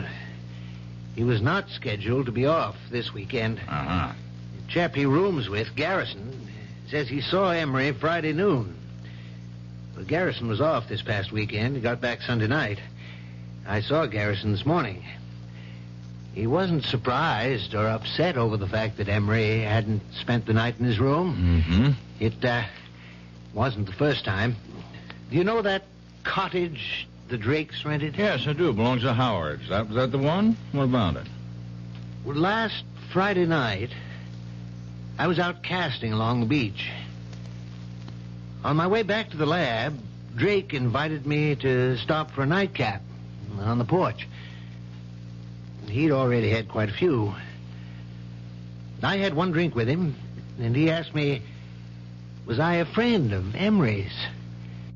And he asked me, the way he put it, would I do him a favor? Mm-hmm. Go on. What he wanted me to do was for me to tell Emery to stay away from his wife. Now, did he explain that? Did he mean Emery was annoying his wife, or did he mean they were having an affair? Well, my first impression was that it was more or less a dalliance. Well, that's kind of par for the course in this university town, you know. Yes, perhaps, but I told him I'd prefer not to get involved in personal affairs of faculty members. And what'd he say? He said if Emery didn't stay away, he'd kill him. His exact words. Huh? Of course, he was very drunk when he said it. I told Drake to calm him down, that I'd talked to Emery. Yes, I see. Well, now, what about Mrs. Drake? Was there anything said to indicate whether she was inside the cottage while Drake was blowing his top this way to you? No. There were no lights on inside. Matter of fact, Drake made it clear that she was not home. He implied, without mentioning Emery by name, that she was out somewhere with him. Well, in that case, she could have some idea about where he might be. That occurred to me. I went back there yesterday morning with that in mind. And did she? She wasn't there. Drake told me she'd left him. He said she didn't come home at all Friday night. He said he found a note from her in the kitchen Saturday morning. Well, that's quite a coincidence, to say the least. Did the note say she'd gone away with Emery? Well, Drake didn't show me the note, but as much as said there was no mention of Emery. Have you been to the cottage since yesterday? I stopped there on my way here. Drake says he hasn't heard a word from her. No mail, no phone call. Well, I asked him, would she perhaps have gone to her parents' home, to a relative? He gave me these phone numbers. Oh, yes, let me see that. Ohio and Connecticut. You think we ought to call them? No.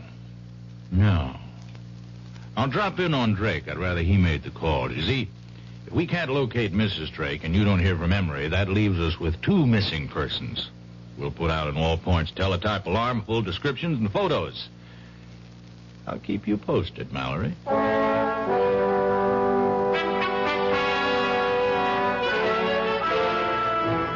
I'll come to the point, Drake.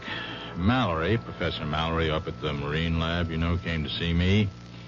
And he's a bit worried about the absence of a faculty member, one Richard Emery.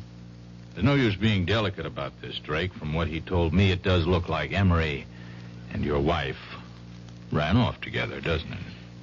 Yes, it sure looks like it. Do you mind if I see that note she left you?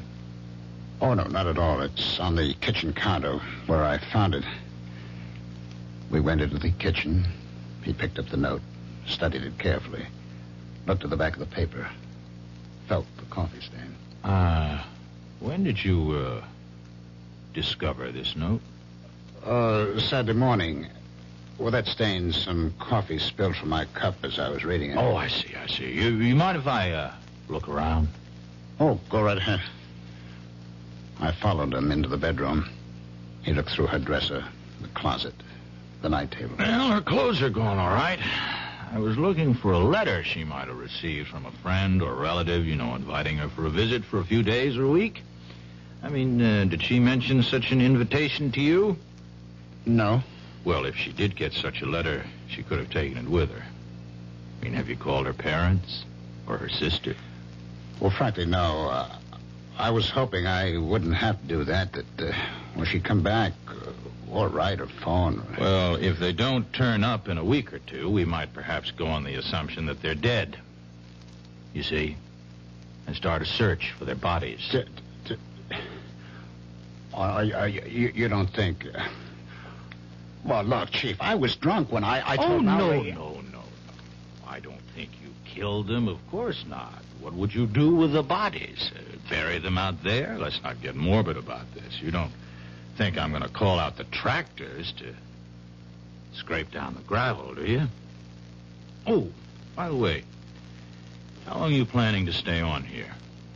A couple of weeks. All right, fine. Well, now keep in touch. I'll call you if anything develops. Phone me if you get a letter or a call from your wife. I followed him out. He looked at the rowboat. Studied the sky. You know, I'd pull that little boat up higher beyond that low ground back of the house. I wouldn't be surprised if we get some of Hurricane Gilda before night's over. Better keep the radio set on the Coast Guard reports. I watched him go down the footpath across the low ground behind the cottage and then uphill to where his car was parked, top of the bluff. It was not till he was out of sight that I stopped sweating.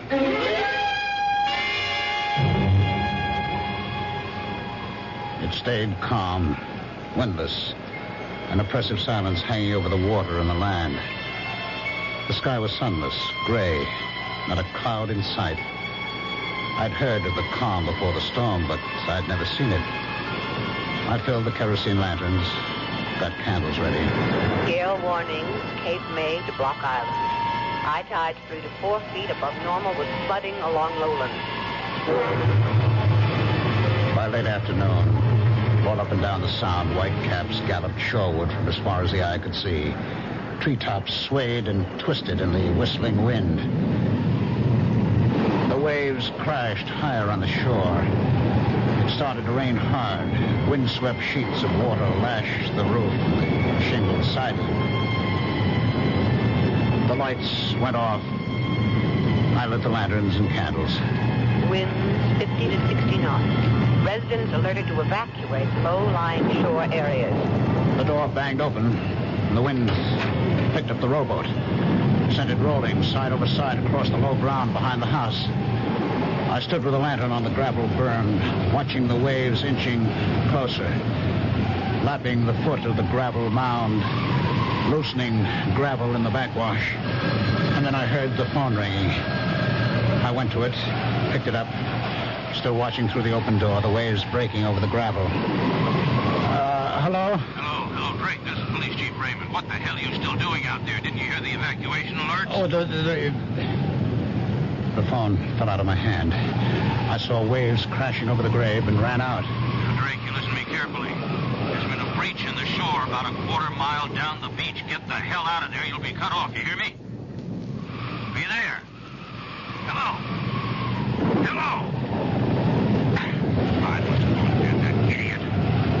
Well, better get going with the motorboat.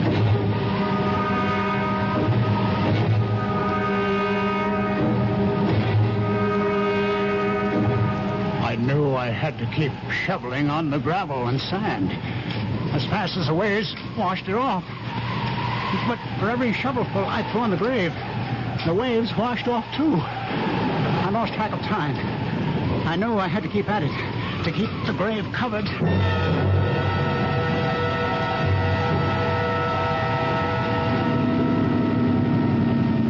Head in close to the house, Mallory. Yeah. Drake! Drake! All right, let's go ashore. Nose it into the bank. You better bring your flash. All right.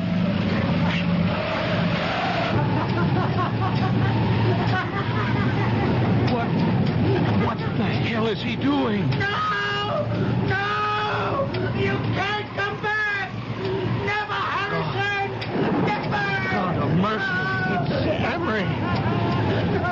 Well, I better get him over to the Riverhead Prison Hospital. Tide will be going out in a little while.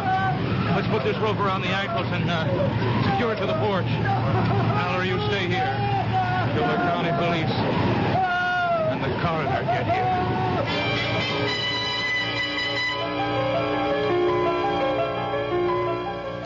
Chief, I'm at the morgue at Riverhead. Dr. Henderson of the police lab gave me an envelope to get to you. He said you wanted an analysis report in a hurry. That's right. What's it say? Read it to me. It says, the coffee stain is less than a week old. The ink is at least a year old. Well, thanks, Mallory.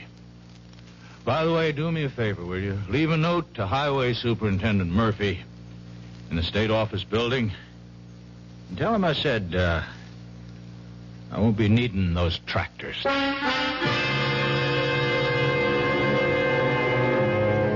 Well, imagine. What do you think of that police chief? Isn't he the fishy character? Anyhow, we didn't have to scrape bottom. I'll be back shortly. Hello, this is Goldilocks. It seems like only yesterday that I was a little girl tasting porridge. You know, this one's too hot. This one's too cold. And now I conduct taste tests on diet drinks. And there's one I must tell you about. Sugar-free diet 7-Up. It has a fresh, natural, delicious taste. It drives my taste-o-meter crazy. Sugar-free diet 7-Up. This one's just right. Answer on. I'm building a kite out of tissue paper, and it's beginning to rain. What do I need? Umbrella or plastic kite. Answer on. How many children are born with birth defects? 250,000 a year in the United States. What's being done? The March of Dimes supports research, medical service, and public education programs. How can I help? Answer on. Like me, the March of Dimes needs money for answers. Give to the March of Dimes.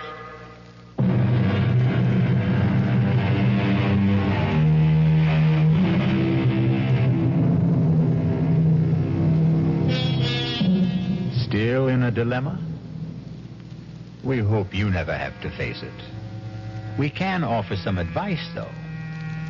When you are uptight about any matter, nothing like settling down at your radio and letting the cares of the day slip away as your mind and ears carry you off on a relaxing journey of mystery adventure. Our cast included Ralph Bell, Patricia Wheel, Robert Dryden, and William Redfield. The entire production was under the direction of Hyman Brown.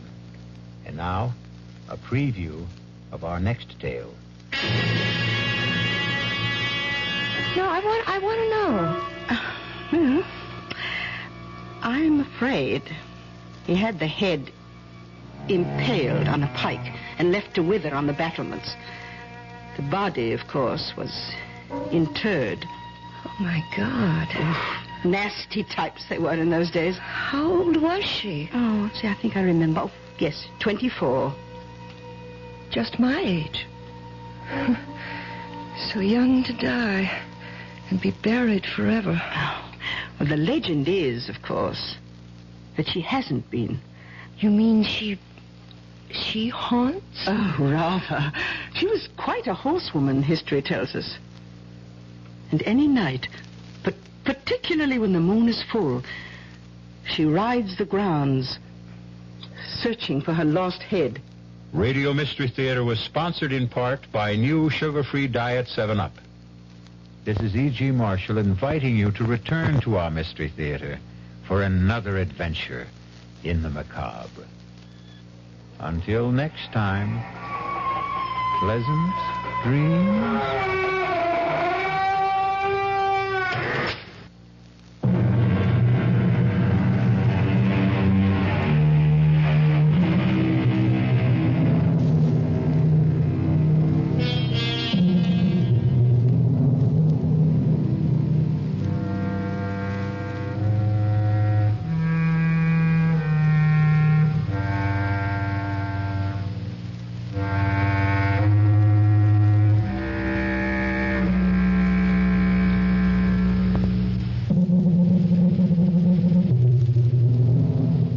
WDAF, Kansas City.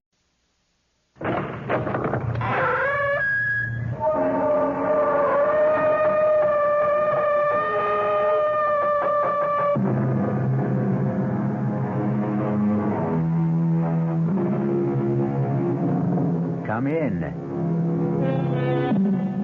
Welcome. I'm E.G. Marshall. Welcome to the fear you can hear. Welcome to the world of terrifying imagination. Our suspense-filled tale is about two ladies. One heedless, one, alas, headless. To meet them both, we shall have to span an ocean and several centuries. The story of both ladies comes from Rudley Castle in the Cotswold Hills of England.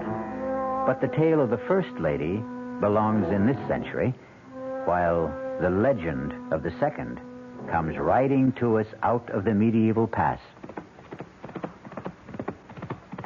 Charles. Charles! What? Charles, wake up. Can't you hear them? There they are again. What is it, Beth? The hoofbeats. This time they're coming straight for the house. Where are you going, Beth? I've got to see. It's the dead of night. You can't see anything. It's bright moonlight. Oh, God. She's right in the courtyard below. She's stopping. Out of your mind. She's throwing back the hood of her cage. You come back to bed. Oh, she has no head. There's nothing out there. Oh, no. Her head in her hand. She's holding it up by the hair. Charles, come quick. All right, I'm coming. The face, it looks 1,000 years old. Oh, it's my face, Charles. Help me. It's me.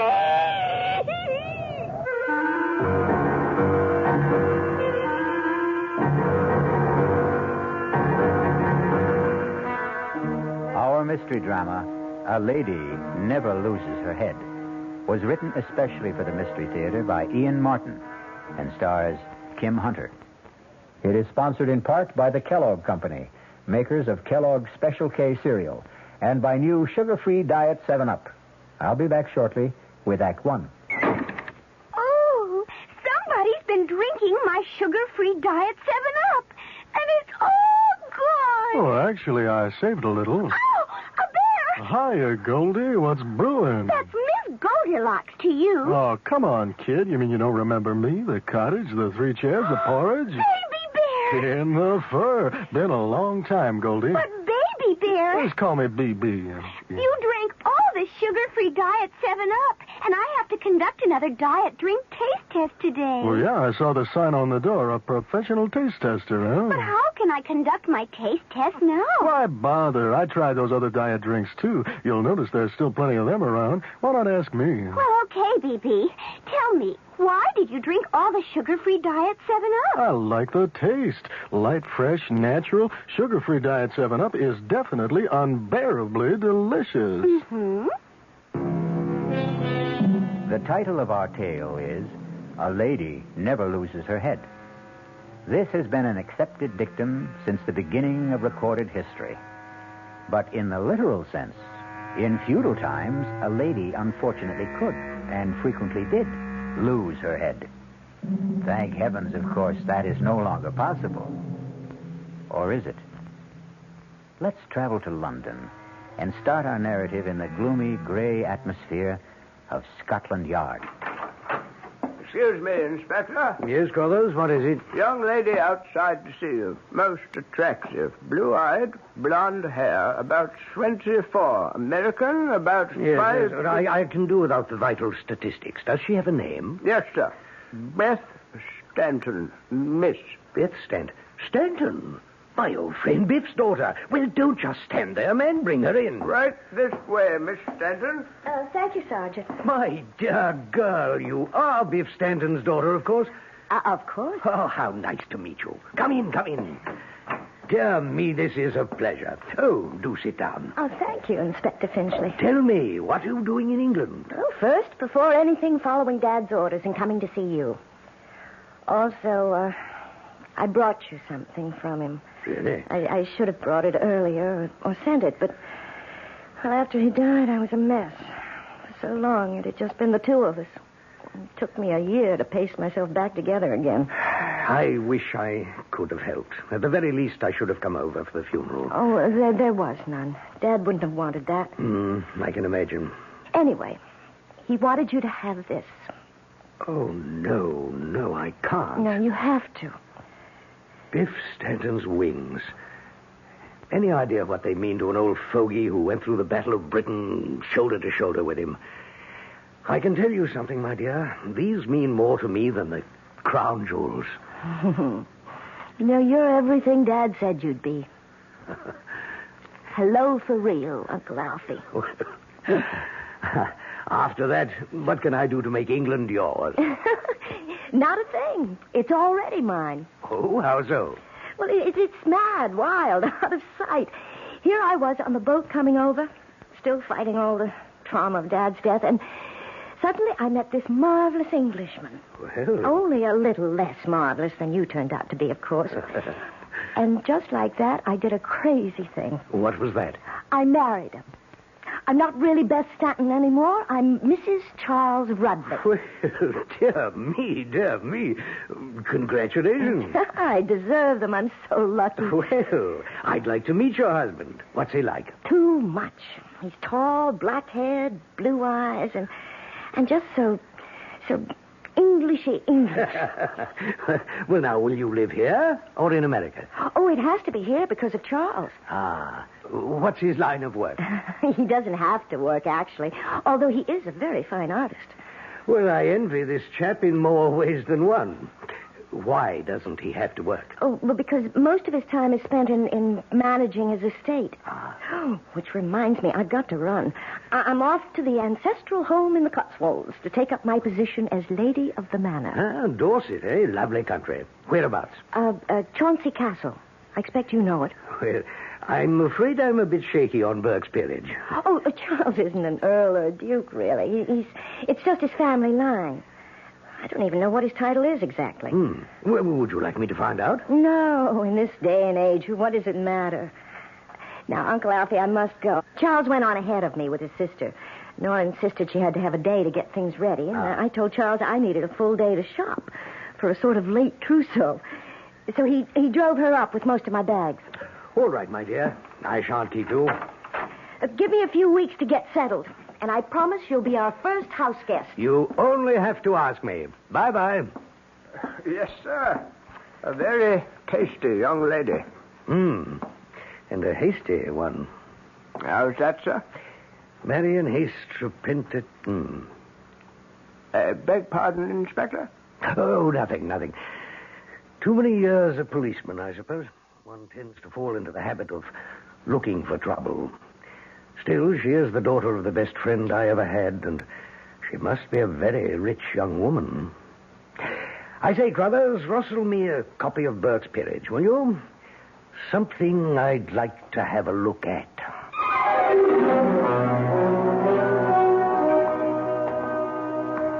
So, milady, how do you like your castle? Oh, Charles, it's something else. It's what? I mean it's too much. It's magnificent. It's breathtaking, thrilling. There just aren't enough words. But it's sort of creepy, too. Creepy? Well, you know, everything's so old and so big. Yes, and so very drafty. I'm glad we won't be living here. Well, we can if you want, my darling. Oh, no, please, no. I feel like an exhibit. It's so comfortable at the gatehouse. Yes, except for poor Nora. She is sort of underfoot. Oh, come on. It's not that small. And I'm not going to put Nora out of her own home. You're sure you don't mind, dear? Are all these paintings legitimate ancestors? Yes. Charles? What is it, Beth? Who's that? Ah, yes. I thought that one might pique your curiosity. That was the Lady Elizabeth Chauncey. Beyond question, the most attractive of all the family. Until now. But she looks just like me. A very pallid copy, my darling. Besides, she was very dark. Not like my fair and golden-haired American beauty. Well, still, gee, imagine all those years ago, someone in your family who... Oh, when did she die? Oh, somewhere in the middle 1500s. She died very young, as the story goes. How? Oh, accidentally. Darling, I think we ought to get back to the gatehouse. It's almost time for tea.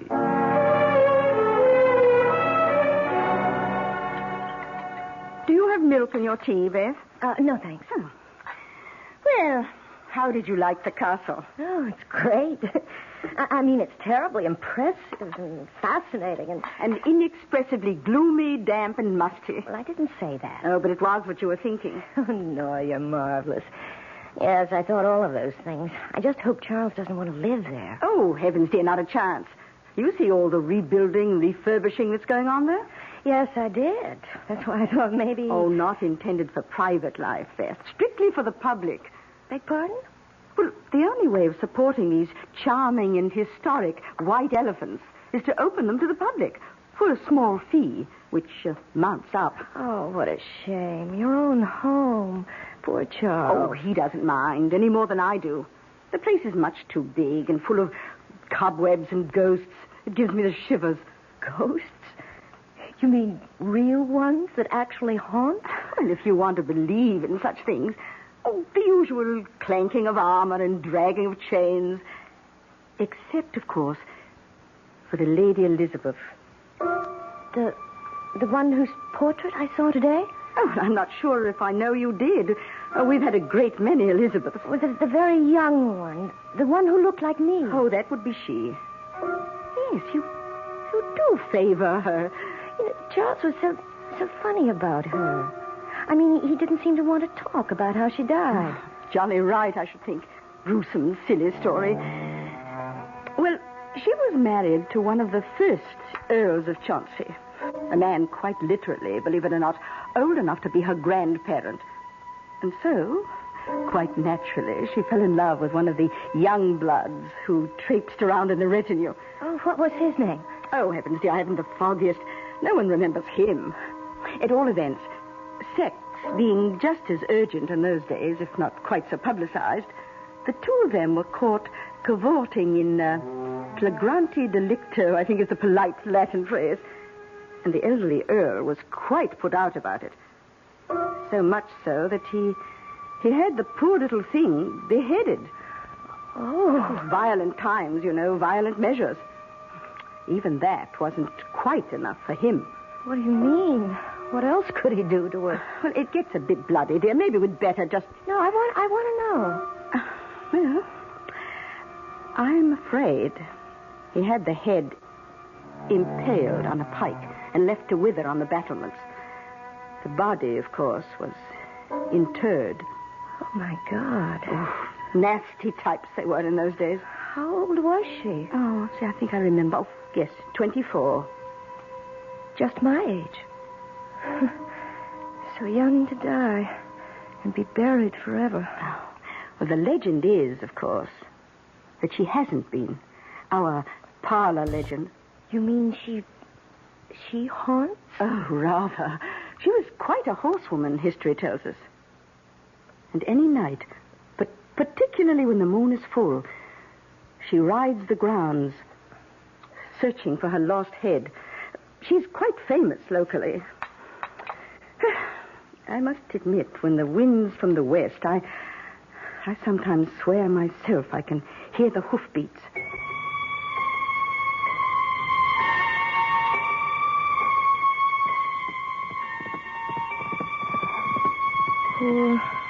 Poor Elizabeth. Poor... No. What's that? Charles, wake up. What is it, Dolly? Do you hear them? Why? Somebody riding a horse. It's 2:30 in the morning. But can't you hear them? You don't suppose Elizabeth... Oh, that stupid legend. I'm really quite furious at Nora. No, don't be, please. I expect I'm the stupid one. It's all so new to me. I'll settle down. Let me assist in that process. Darling. I don't hear the hoofbeats anymore. You never did. Just the excited beating of your husband's heart. Oh, I love you. And I love you. You're so lovely. I can't wait to paint you. I'll sit for you. Do you know what I'd like to do tomorrow? What? Make a life mask of you. Oh, how do you do that? You'll see. Tomorrow. You'll see. Charles really has something more sinister than history lurking in the dark corners of Chauncey Castle. And what, if one examines it, is a life mask? A mold of the features, once done in plaster of Paris, today in modern plastic, a technique often employed to perpetuate someone departed from this life and originally named the death mask. I'll be back shortly with Act 2. Ever had a tall, frosty glass of Amplitude? Well, if your beer is Budweiser, you've had it often. Amplitude is a fancy word for the entire taste phenomenon, the total experience of flavor. Next time you take a healthy swallow of Bud, watch what happens. Think about the sensations you're experiencing. Notice how the flavor of Bud comes on nice and easy. Not too strong, not too quick, just right. Notice the clean, crisp togetherness of Bud's taste. Everything in perfect balance, with no single element jumping out at you. And there'll be no aftertaste either, no hanging on. And you'll be refreshed and ready for another glassful. Actually, Bud drinkers have been experiencing Amplitude for years, but they never phrase it that way. They just say Budweiser, and that says it all. Anheuser-Busch, St. Louis.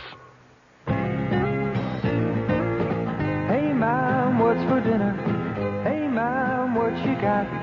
It's time to get ready for the great outdoors, and your ShopRite supermarket has everything you'll need for cookout dinners and fun in the sun.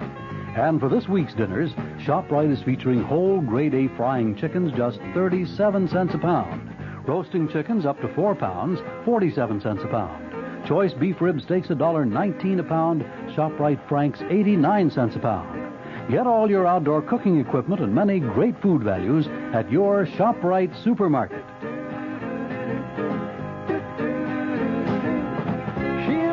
Family, she wants the best. She does all that she can do. She lets ShopRite do the rest. Hey, Ma, what's for dinner?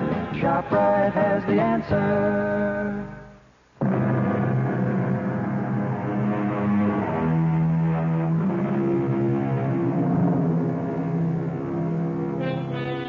Have you ever had a mask made of your face? It's a quite terrifying experience. The material is laid on like shaving soap or a mud bath, and you lie there while it hardens and sets. In the last moments, there is an excessive heat and a feeling as if you will be buried forever in concrete or stone. You can breathe, but the shut-in feeling, the claustrophobia, suggests you can't. That maybe whoever it is making the mask wants to kill you, smother you, like Beth. Wordless, speechless, helpless at this moment. Hand me the straws, Nora. Here you are. Oh, what a really dreadful thing to do to the child. Now, don't try to talk, dearest. The plastic is just beginning to set. It won't be much longer. I'm going to have to cover your mouth now, so I'll put these straws in your nose, and you'll be able to breathe. Now, the thing is not to get panicky. Oh, the whole thing is perfectly barbarous. Shut up, Nora. There's not a thing in the world to worry about, Beth. It just sort of draws, and there's a feeling that it's clamping down. But it's soon over. Trust me, darling. Please don't worry about a thing.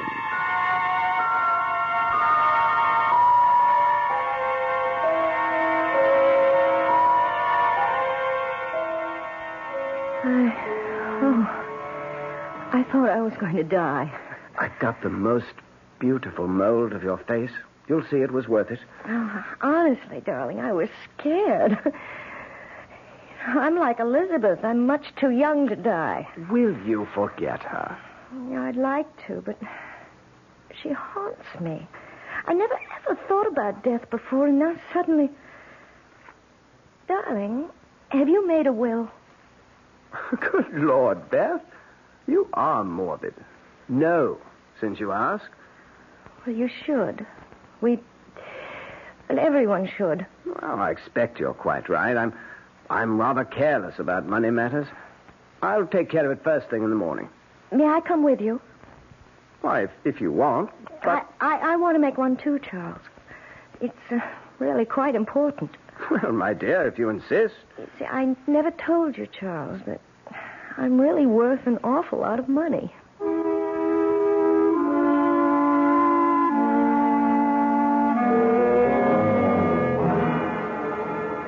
Crothers. Yes, Inspector.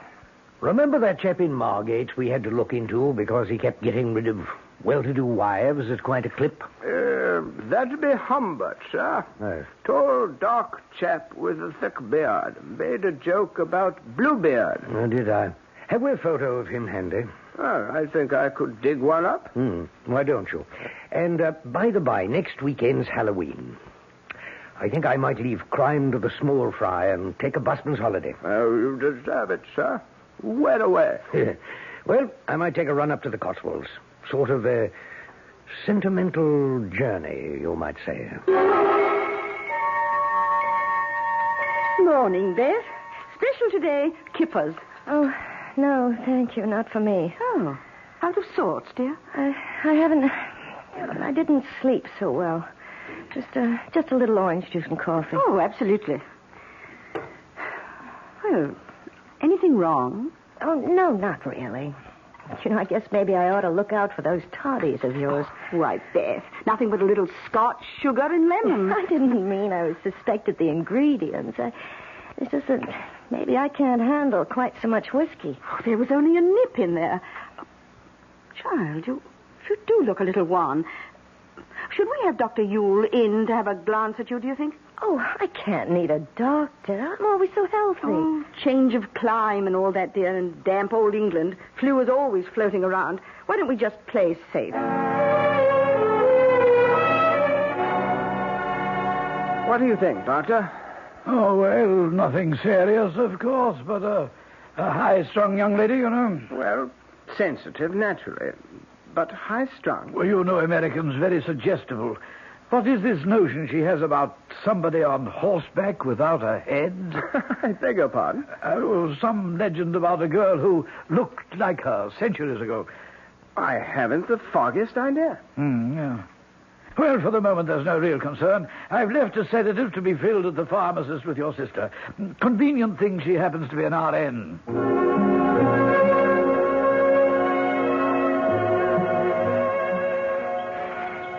You're sure you're up to this, Beth? Oh, Charles, I simply had to get out of doors and away from the cottage.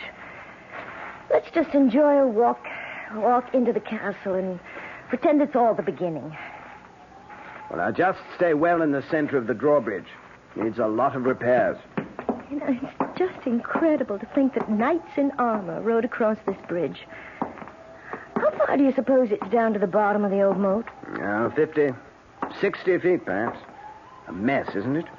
All those weeds and jagged rocks. Can we go in and poke about?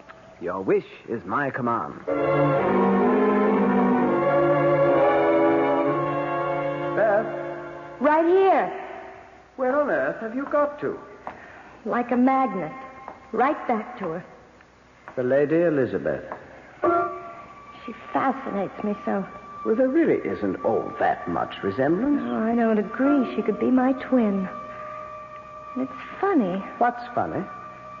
Well, it's so hard to put into words, Charles. It's just a feeling.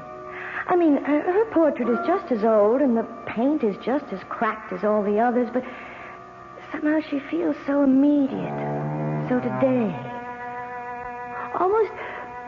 Almost as if she just sat for the portrait, and the artist had just finished it. That is rather strange. You can see that the pigments are medieval.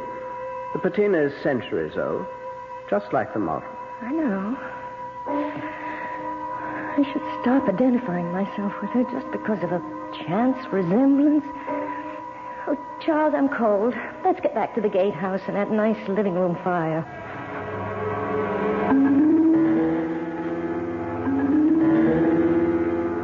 Oh, you do look a bit knocked about, Beth. Perhaps you ought to turn in a little early. I guess so. On top of everything else, I do think our damp weather does take a bit of getting used to. I have the kettle on the boil to whip you up a nice stout toddy. Oh, I don't want anything to drink. Oh, just a bit, love, to disguise the taste of old Dr. Yule's sedative. Why he has to stick to powders instead of up-to-date pills is beyond me. Well, while you're brewing that toddy, I have some letters to finish. Letters? Oh, I've been very remiss. I have all sorts of friends and half-relations in America who don't even know I'm married. I've got to write them. Oh, of course. You go and get them finished. And I'll brew you up something nice to put you to sleep.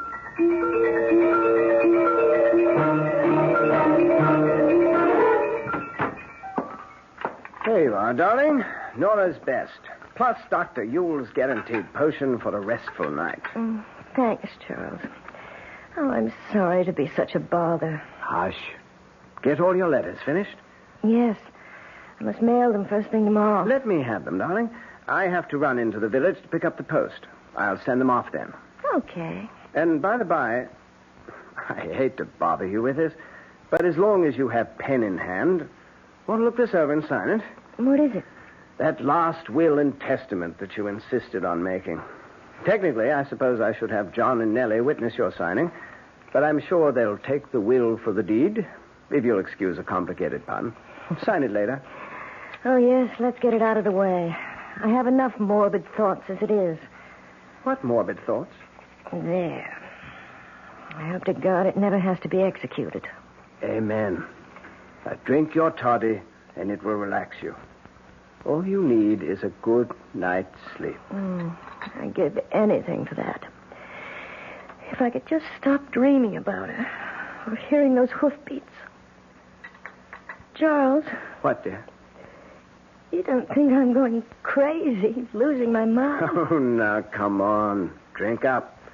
And I'll hold you tight till you go to sleep. That's strong.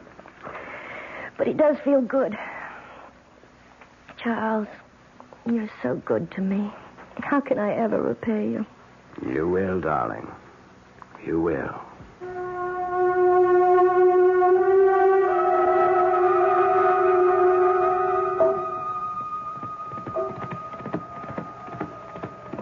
Charles. Charles. What? Charles, wake up. Can't you hear them? There they are again. What is it, Beth? Hoofbeats. This time they're coming straight for the house. Where are you going, Beth? I've got to see. It's the dead of night. You can't see anything. It's bright moonlight out. Oh, God. She's right in the courtyard below. Stop it, Beth. She's throwing back the hood of the case. Will you come back her head? She has no head. There's nothing out there. Oh, no. Her head. In her hand. She's holding it up by the hair. Charles, come, quick. All right, all right. It looks 1,000 years old. Oh, but it's my face. Charles, help me. It's me.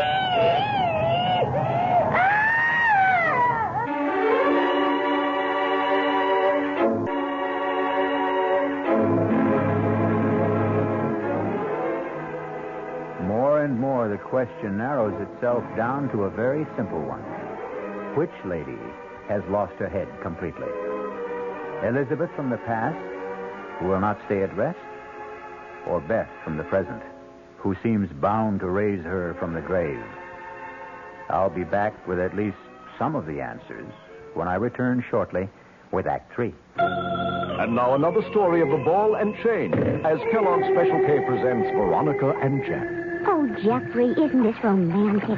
Out in a quiet lake at night with you rowing the boat. Yes, Veronica, it's really neat. Jeffrey, what was that? Frogs. Frogs that go bonk? They're pretty weird frogs. Oh, Jeffrey, you're such a card. You have a ball and chain, like the ones they use in those Special K commercials. Yes, Veronica. It symbolizes my few pounds of extra weight.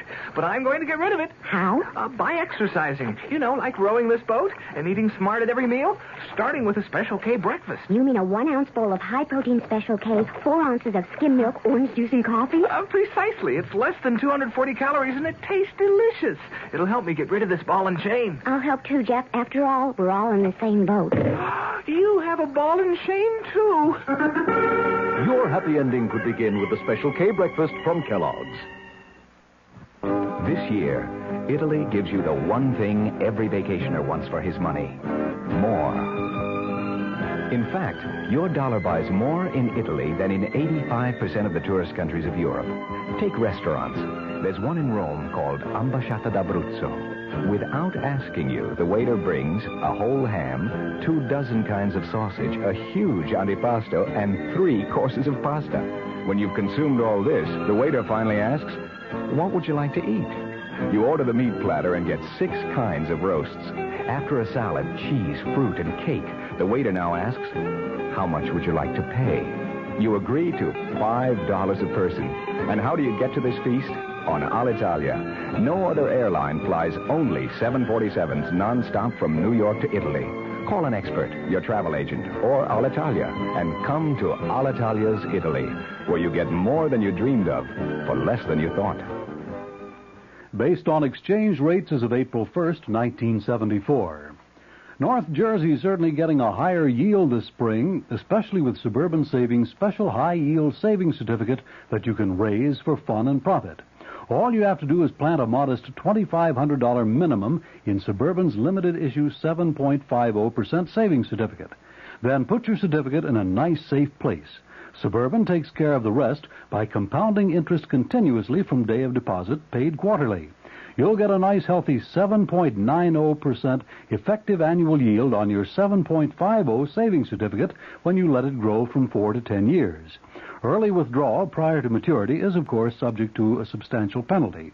So for a nice, healthy 7.90% annual effective yield, grow Suburban 7.50% savings certificate for fun and profit at any Suburban saving office in Bayonne, Edgewater, Elmwood Park, Emerson, Hackettstown, Morris Plains, Nutley, Paramus, and Sparta.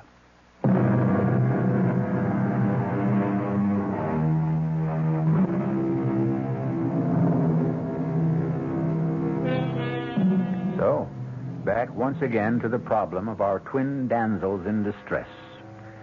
The medieval one has vanished into thin air by now, if indeed she ever materialized from there, while our modern Beth has confounded us and her husband by doing something quite medieval, or at least old-fashioned.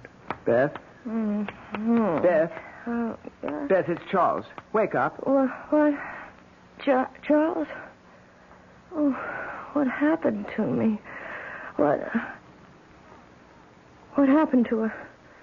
Charles. Now, darling, listen to me. There was nobody there. Oh, but I saw her sitting side saddle on the horse, and when she dropped the hood... Beth, it was a dream. She had no head at all, except in her hand. You've got to stop it, Beth. She was holding it by the hair, and the face was all wrinkled like a mummy. Beth, And it was my face, just like me. And do you know what she was doing? Do you know what she was doing? Beth, you've got to stop this. I can't... She was beckoning to me, Charles, calling me down. She wanted me. She wanted my head. Stop it, Beth. Stop it, Beth. Beth. Do you know the awful thing? I could feel myself being tugged, pulled toward her. If I hadn't fainted, Oh, God, Charles, what's the matter with me? What's wrong? What's that? Beth, get hold of yourself. It must be Nora. Yes? Charles, has something happened? Come in, Nora. The door's open. Oh, bless us. What's the matter with the child? She just had a bad dream. It wasn't a dream. Oh, the headless Elizabeth again? Yes, she thought she heard her ride into the court below the window. I did see her. Oh, let me take the child, Charles. No. Get her sedative powder. We've got to calm her down. I don't want any medicine. Just let us take care of you, Beth. We know what we're doing.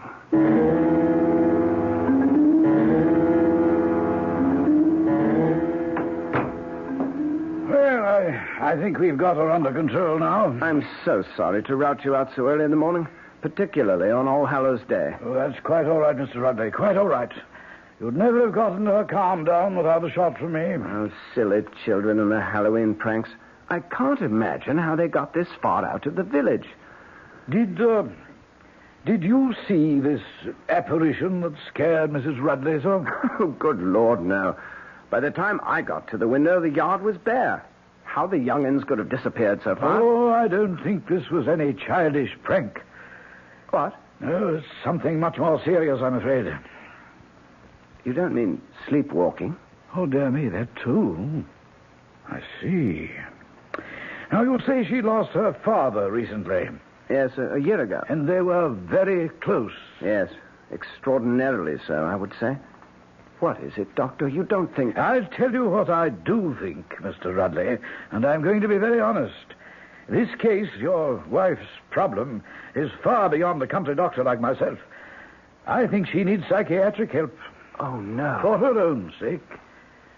If it weren't for the fact that your sister is a registered nurse, my recommendation would be to have her immediately hospitalized.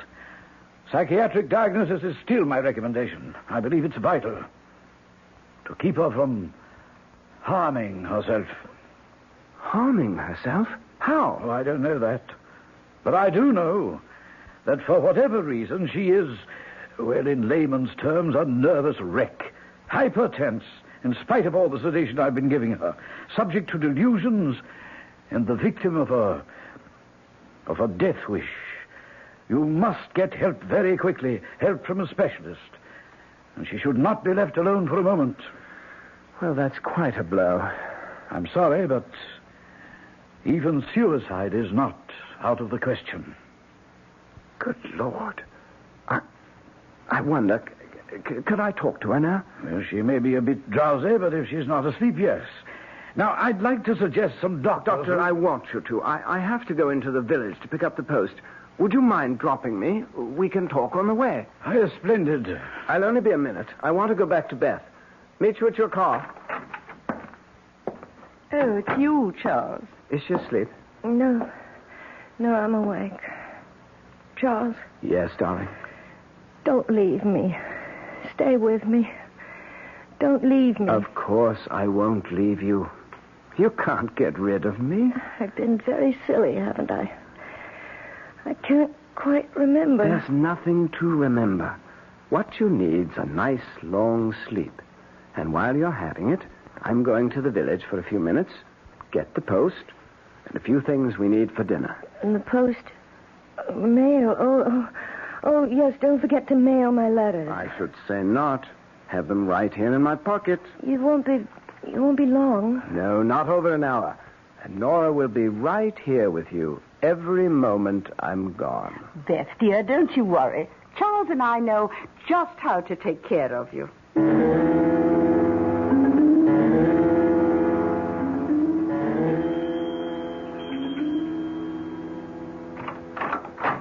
Yes? Oh, how do you do? Are Mr. and Mrs. Rudley at home? Oh, no, I'm sorry. Mr. Rudley's off to the village, and I'm afraid Mrs. Rudley is indisposed. Oh, I'm sorry. Not serious, I hope? Oh, no, just a little bout with the flu. May I say who was calling? Oh, yes, of course. Alfred Finchley. Oh, well, are you a friend of Mrs. Rudley's? No, not really. Old army chum of her father's. Oh. Just happened to be driving by, and I'd heard she'd been married, and I wanted to, well, you know, pay my respects. Oh, well, I know Beth will be so sorry not to have seen you. I'm her sister-in-law, by the way. How'd you do? Perhaps later this afternoon, if there was some place she could call you. Oh, no. I'm driving back to London.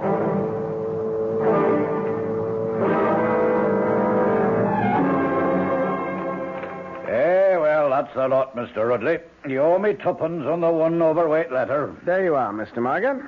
Anything to go out, sir? No letters this time. I thought I saw some in your pocket. No, these are not going to be posted. I'll take care of those myself. As you will, sir. It's just opening time. Want to step in the pub and have a nice warming beer? Not this time, Mr. Morgan. Got quite a long walk home. That'll be on my way if I hope to make it by lunch. Good morning. Good morning, sir. Hey, that's it. 11's. All open for business. Not one ruddy customer. Oh, afternoon, Governor. Just 10 minutes before 2, so if you want one, better step lively into the bar before closing time. Thank you, Barkeep. I think I will. Name is Margate, sir. Donald Margate, proprietor. And what'll it be? Well, I think I shall have a gin and, if you don't mind. Yep. Coming right up. Just passing through. Yes. Lovely country. Oh, we like it. Quite a bit of work going on at Chauncey Castle. There's the gin and, sir. Oh, thank you. Oh, yes.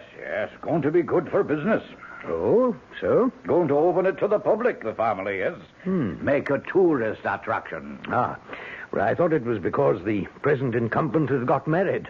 Present incumbent? Oh, you mean the doddery old Duke? Oh, no. I meant young Mr. Rudley. Oh, him? Why, Lord bless your soul, he's not family, sir. Oh, really? No, he's just renting. Lease is almost up, I think. Rudley, I think I once knew What's he look like? You should have been here when I opened. You could have seen for yourself. Tall, dark chap he is.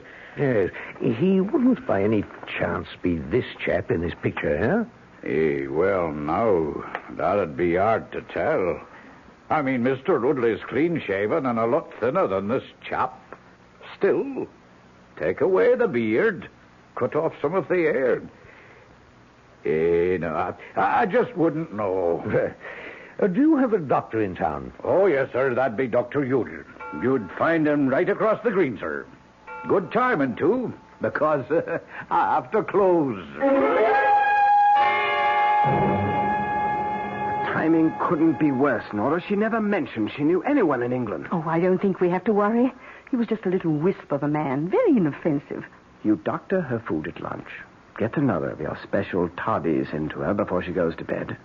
We'll do it tonight. Well, it seems a bit soon. A lot faster than usual. But if you insist, darling, naturally we'll go ahead.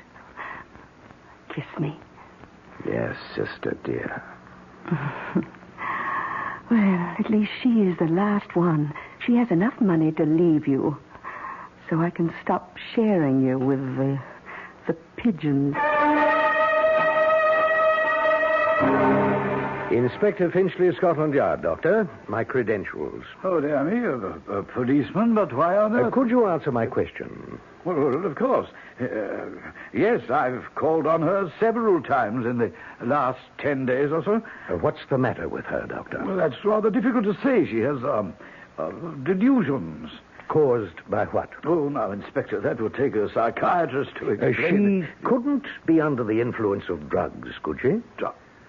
Why, does this man look at all familiar to you, Dr. Ewell? No, I can't say. Just a minute. Let me get my magnifying glass. Now, where did I... Oh, yes, here it is. Yes. Oh, yes, by George. Partly the facial structure, of course, but this is what did it. You see that old scar there bisecting the left eyebrow, more or less? Yes. Something a doctor would notice because it wasn't a very good job of suturing. Yes, I think I could swear. Shave off the mustache, the beard, and the sideburns.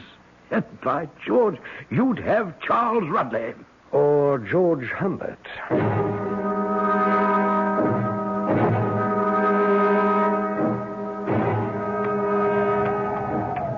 Thank God for the help of Elizabeth's phantom steed. I thought we'd never get her downstairs. You wouldn't think she'd be so heavy. Dead weight, brother dear. Not quite yet. Poor Beth. A pity. No time for sentiment. She's worth a lot more to us, dead. Now help me get her off the horse and then get him back to the stable and call the doctor. After you throw her over into the moat, you'd better make very sure she's dead. I'll make sure. All right. I'll get her off the horse. Stand still, Rudley. Just hold it right there. What? I've got you covered. This is the police. Don't move. Oh, you fool. Well, they're not going to get me. It's too late. Get out of my way. Watch it. Don't shoot after the horse. We don't want to harm the girl.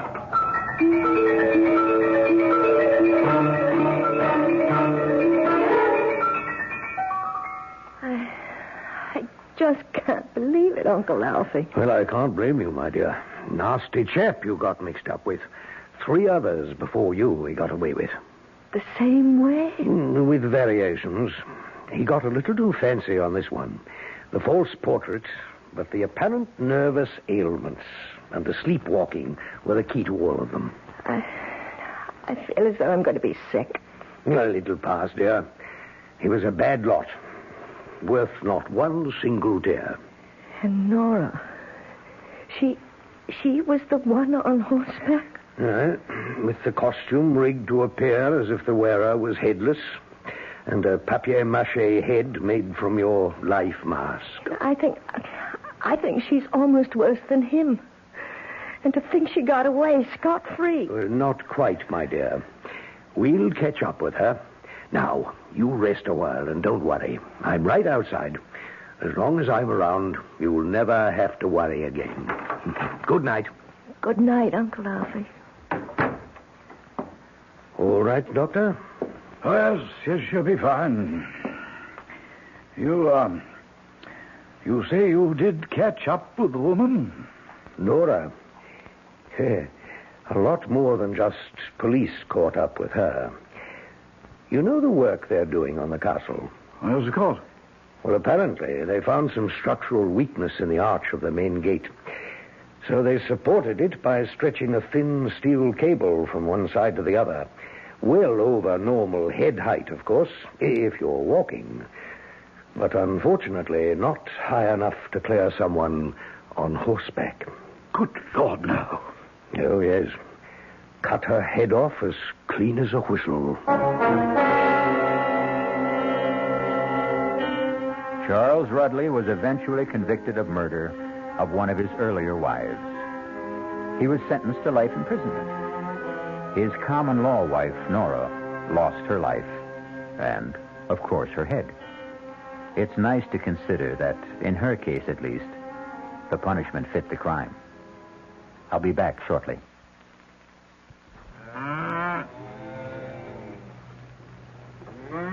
Well, good evening, Mystery Theater fans. This is Gene Shepard, and we're sitting here having a very friendly roundtable discussion with many of our listeners who gather nightly here at the 710 spot on the dial. And if you'd like to join our little evening gatherings, I'm on every night at, it's 9:15 now. 9:15. You write that down and make sure that you bring all the things you need to be prepared for a fantastic evening. I'm on every night from 9:15 until 10. Join our little group some night. We sit around and discuss the world and enjoy life and walk around in the weeds and just be people. 9:15 on WOR. From the WR newsroom, the winner of the 100th running of the Kentucky Derby, Cannonade. Details upcoming in the news at 6 with Roger Skibinis. An invitation. This is Peter Roberts. Join us Sunday morning, 8:15 to 10 here on WOR for Rambling with Roberts. 2 hours of music, specially selected for Sunday morning listening pleasure, along with bits of weather information, news headlines, bits of trivia such as the fact that a man from Onowa, Iowa, received a patent for what he called Eskimo pie, which was ice cream coated with chocolate. It all happened in 1922. It may not seem like very much in the way of history, but it does take place, these little bits of trivia and information, on Rambling with Roberts. So, of a Sunday morning, make a note. 8:15 to 10, right here at 710 on your dial, come Rambling with Roberts. You don't have to give us an RSVP, just be on hand. Thank you.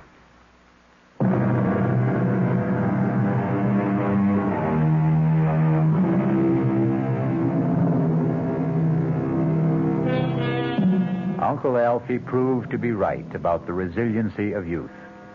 It took a couple of years, but eventually Beth settled down and is happily married to a psychiatrist in Duluth. As for this fable itself, it also goes to prove that time not only heals all wounds, but eventually wounds all heals. Our cast included Kim Hunter, Nick Pryor, Bryna Rayburn, Ian Martin, and Court Benson. The entire production was under the direction of Hyman Brown. And now, a preview of our next tale. This is a voodoo doll. All of him is made with things that once belonged to Truedo. There's one last thing I needed to make the spell work. The weapon. Now at last I have in my hand the instrument of destruction. I straighten out the circle, turn the head to the sky, and death, the tail towards the ground, and strike! What have I done, Mr. Ramsey? You drove the bracelet like a knife straight through the doll's head. From temple to temple. Hernando Truedo will be dead by midnight. And we will all be free. Radio Mystery Theater was sponsored in part by Anheuser-Busch Incorporated, brewers of Budweiser. This is E.G. Marshall inviting you to return to our Mystery Theater for another adventure in the macabre. Until next time, pleasant dreams.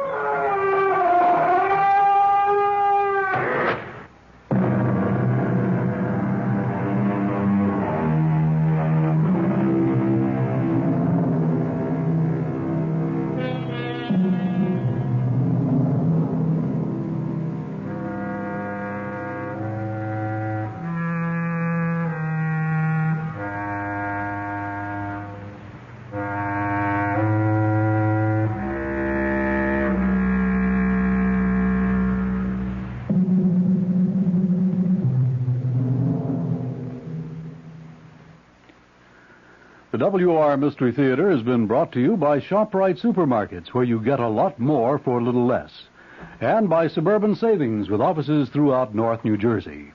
The preceding Mystery Theater program is furnished by the CBS Radio Network. 5 o'clock, time for the news on the hour from the WOR newsroom. This is Roger Skibinis reporting. Under sunny skies, 60 degrees now in Midtown Manhattan. Clear and cool tonight with the low 40 to 45 degrees. And it's going to be sunny and cool tomorrow with the high near 60. Fair, not as cool tomorrow night. More on the weather later on. Some $20 million in art treasures were recovered today in Ireland. Police in Dublin say the masterpieces stolen a week ago in what has been described as the biggest art robbery in history were found in West Cork. A woman is now being questioned. Yesterday, there was a ransom demand for $1.2 million. Also, the note sent to police insisted that 4 persons imprisoned in New England be transferred to Irish jails. The owner of the painting, Sir Alfred Beat, refused to pay any ransom, and the British refused to transfer the prisoners. The paintings, all of them, all $20 million worth, were described as not being harmed. Ron Ziegler, President Nixon's news secretary, today accused those who read the Watergate transcripts and believe former White House counsel John Dean over President Nixon as being partisan. Ziegler, speaking to newsmen in Spokane, said the transcribed Watergate tapes show numerous and serious contradictions in the testimony of John Dean. 2 Republicans on the Senate Watergate Committee, Howard Baker of Tennessee and Lowell Weicker of Connecticut, have made the comment that the transcripts seem to support Dean's testimony before the Senate panel. The President is in Spokane, Washington this afternoon for the opening of Expo 74. It follows on the heels of a public appearance in Phoenix, Arizona last night, where he addressed a Republican rally and said it's time to move beyond Watergate and get on with the business of America. Seattle police have in their custody this afternoon a 21-year-old soldier from Fort Lewis, Washington. He was picked up with 2 weapons and a hefty supply of ammunition. He's accused of threatening the president's life. From Washington this afternoon comes word that the president has decided not to reduce the 10-year sentence against Lieutenant William Calley, charged with the killing of civilians during the massacre at My Lai in South Vietnam. Calley, presently out of jail on bond, would be eligible for parole after an additional 6 months confinement. Here in New York, a 15-year-old is presently undergoing surgery for a bullet wound in the thigh. An unidentified woman was treated for a gunshot wound and discharged from Morrisania Hospital in the Bronx. The injuries occurred when transit police on a stakeout apparently intervened during an attempted holdup of a change booth at the 167th Grand Concourse station of the IND. According to police, the youth drew a gun, pointed it at an officer. The transit cop then fired 5 shots. It was later determined that the pistol pointed at the officer was a toy gun. It's believed that the 3 youths were involved. 1 apparently got away. Another is being questioned at the 44th Precinct in the Bronx. A citywide search is on at this hour by police in an effort to recapture 2 men who managed to escape from the Brooklyn House of Detention last night. The 2 are 26-year-old George Harper of 1463 Pacific Street in Brooklyn and 42-year-old Stephen Fraser of 132-05 155th Street in Queens. Harper is charged with murder. Fraser is accused of assault and kidnapping. Both men are considered dangerous. 2 other inmates attempted to break out with Fraser and Harper, but were captured almost immediately. Before the weather, this word. What's so special about tomorrow's New York Times? Well, for one thing, the Sunday Times Book Review features a special 36-page section entirely about children's books. And besides this feature, which includes reviews of nearly 100 children's books, the travel section of tomorrow's New York Times is also special, because tomorrow it previews summer vacations. You'll get some great ideas on where to go this summer and how much it will cost. Even if you're staying home, you'll find excellent reading in the Sunday Times travel section. including a fascinating story of a man and his dog who sailed the dangerous route completely around Long Island, and in a 12-foot sailboat. Also in tomorrow's New York Times, colorful coverage of the Kentucky Derby, a first-hand report on what life is like in Israel today, and helpful tips on how to get rid of plant diseases as well as weeds in your lawn. So be sure you get your copy of tomorrow's New York Times. And for information on home delivery of the Times, just call MU7-0700. That's area code 212, then dial MU7-0700. The New York Times. The WOR Weather Watch update, clear and cool tonight with a low 40 to 45 degrees. Tomorrow sunny and cool, the high tomorrow near 60 degrees. And tomorrow night the low near 50. Monday increasing cloudiness with a chance of showers. Right now 60 degrees under sunny skies in Midtown Manhattan. And that's the news at 5 from the WOR newsroom. Roger Skibinis reporting. For news as it happens, keep tuned to WOR New York, the talk of New York.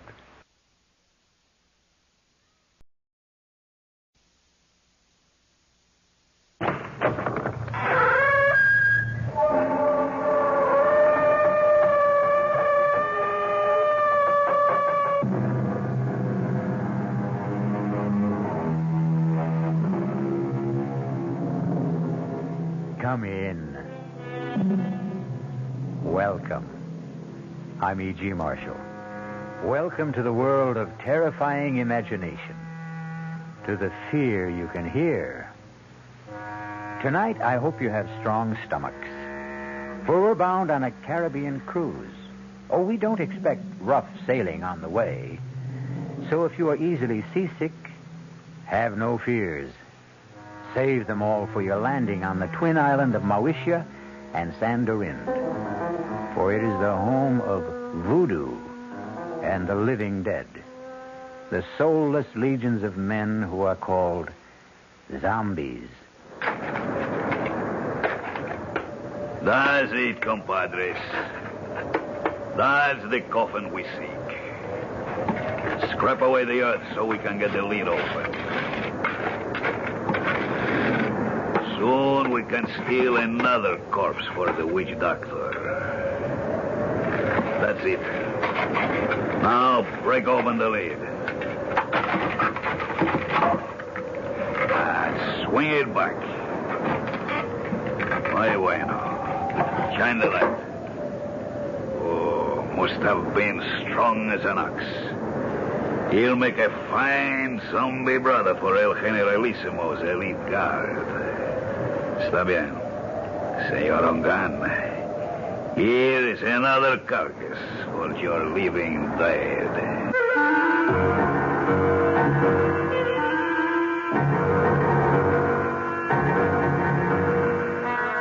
Our mystery drama, The Walking Corpse, was written especially for the Mystery Theater by Ian Martin and stars Tony Roberts. It is sponsored in part by Anheuser-Busch Incorporated, brewers of Budweiser, and by the Kellogg Company, makers of Kellogg's Special K cereal. I'll be back shortly with Act One. Great taste in the morning. Kellogg's has that wholesome taste to get you up and grinning. This is Jerry Coffer for Kellogg's Special K. We've been having some fun in our television and radio commercials by using a ball and chain to symbolize the slight overweight problem common to so many of us. We point out that being a few pounds overweight is just a little more difficult for you. Climbing stairs, just walking around, even sitting down can feel, well, like you're wearing a ball and chain. In case you missed the message, it's this. If you really want to get rid of that extra weight, you really have to work at it by exercising and with sensible meals like the Special K breakfast. A 1-ounce bowl of Special K, America's favorite high-protein cereal, 4 ounces of skim milk, tomato juice, and coffee. Less than 240 calories. Nutritious and, by the way, delicious. So why not begin each day with a Special K breakfast and then keep up the good work? Special K can't help you lose weight all by itself, but it really is a good start. Hey, Mom, what's for dinner? Hey, Mom, what you got?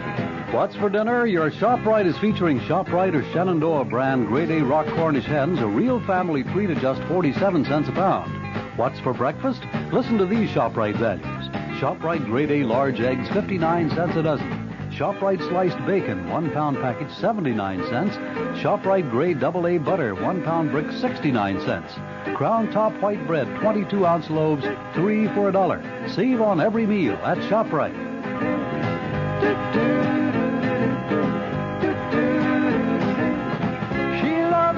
family. She wants the best. She does all that she can do. She lets ShopRite do the rest.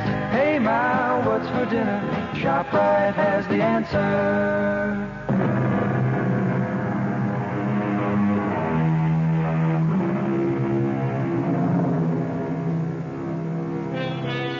The body of a dead person, given the semblance of life, usually for some evil purpose. That is a zombie. The very name itself is calculated to make the flesh creep and the blood run chill. But on a plane headed for Miami, taking them to their honeymoon, nothing could be further from the thoughts of Steve Ramsey and his new wife, Pat. Oh, I can't believe I have you to myself for these few hours, Steve, let alone a glorious 2 weeks. I don't know what the other associate professors go through, but my first 2.5 years teaching parapsychology have laid me out. I can't wait for those hot sands and warm water. Can I serve you a drink, sir? Oh, now that's what I call perfect timing.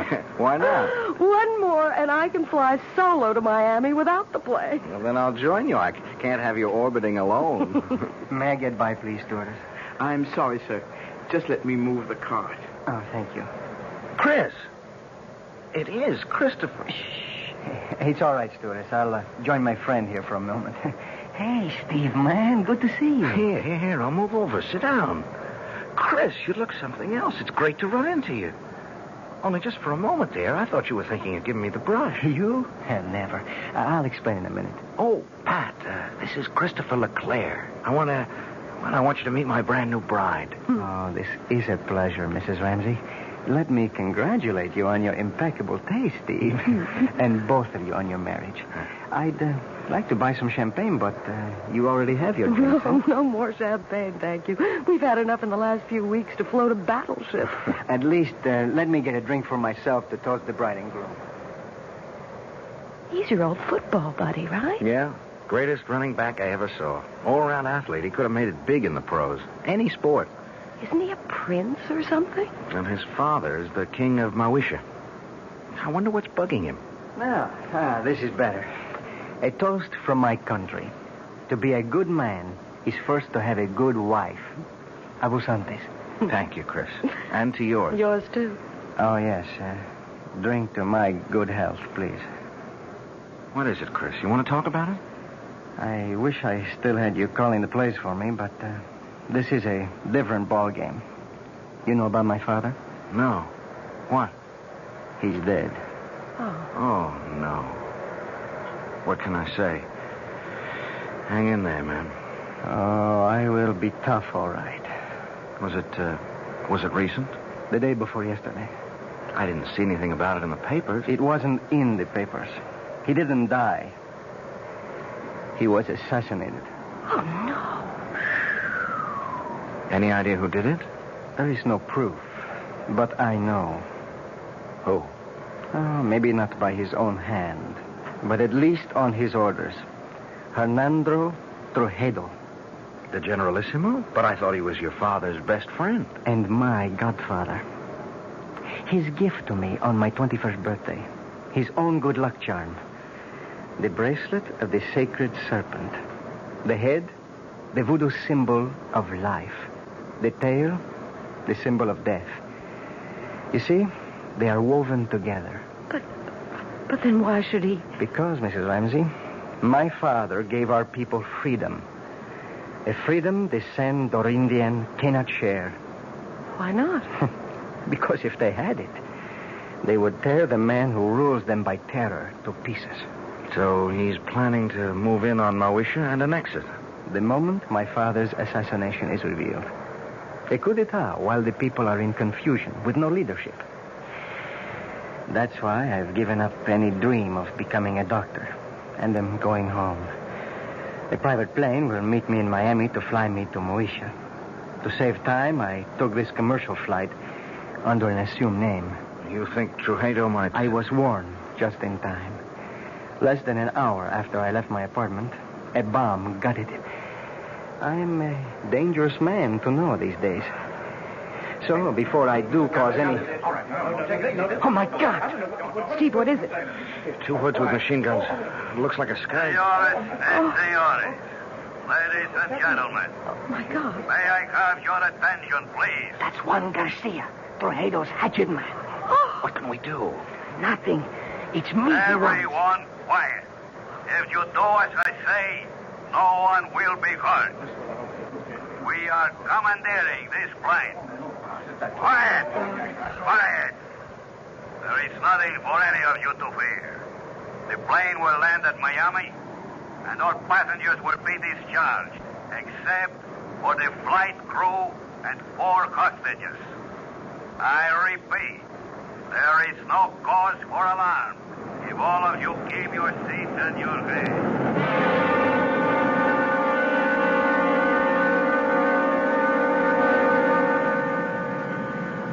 Hold still, everybody.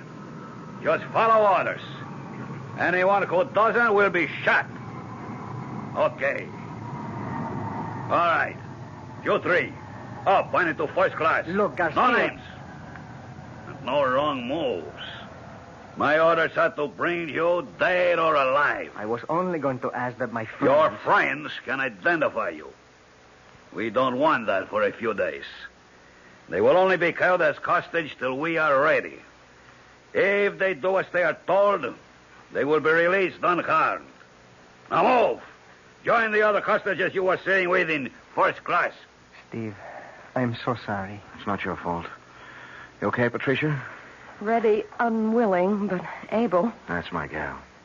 Let's go. Just walk ahead of me, nice and steady. Muy bien, mis amigos. Zanka, Roban. Nobody moves till I come back. Okay? Inside. That's it. Go sit by him. Quito, don't let them move till I come back. I'm sorry I got you into this. Yeah, we'll make out. Are you okay, honey?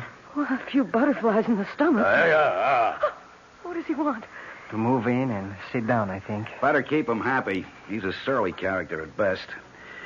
Why don't we sit in these 4 together? Our friend's a little deaf. If we keep far enough away, we can talk safely. If we keep our voices down. Why are you being held hostage? Any number of reasons. I'm U.S. government. I know who you are. They took a dim view of me for carrying a gun, and they have a pretty good idea of who I am, too. Well, who are you? Hawkins will do. Bill Hawkins. What branch of the government? Well, I think I won't reveal that. I was assigned to see that you cleared the country safely, Your Highness. Someone slipped me a knockout drop in the coffee. That's when I lost consciousness and my gun. You were asleep when I came back. Oh, this is Mr. and Mrs. Steve Ramsey. Me too, Steve, ma'am. Yeah, hi, Hawkins. How do you do, Mr. Hawkins?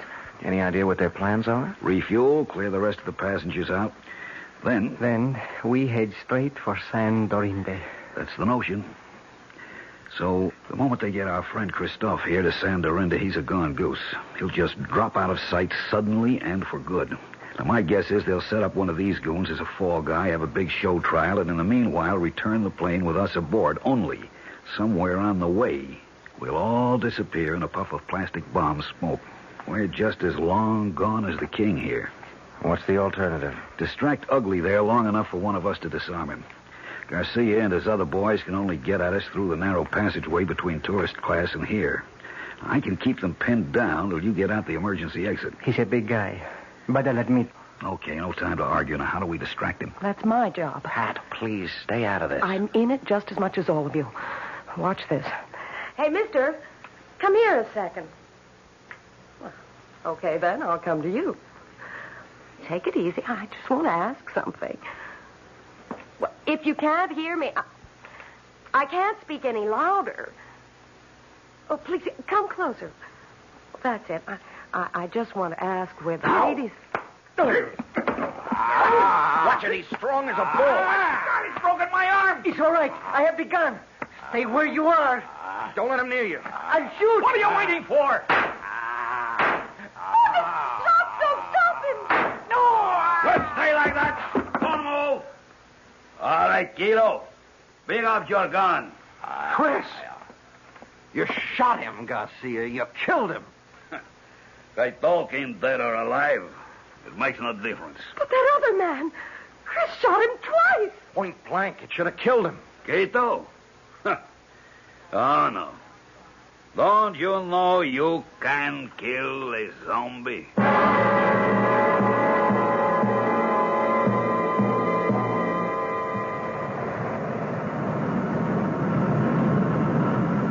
We're coming in for the landing now. How's Chris? He's alive, but just barely. If he can just hang on, maybe when we land, a doctor can help him. Too late for me. Don't give up, Chris. Take Snake. What? The snake bracelet. He wants you to... Here. There. Steve has it, Chris. Good. Listen. You go dans ce lounge. She hide you. Save you. Give her bracelet. But where do we find her?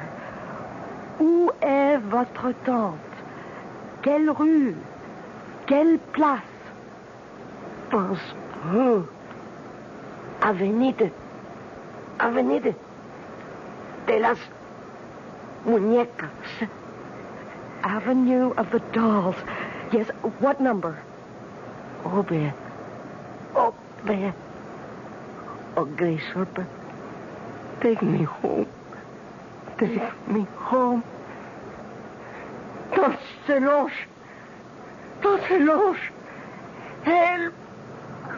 This sign of the black bull. We're about to land. Pretty short runway. Better fasten your seatbelts. I'll get yours for you.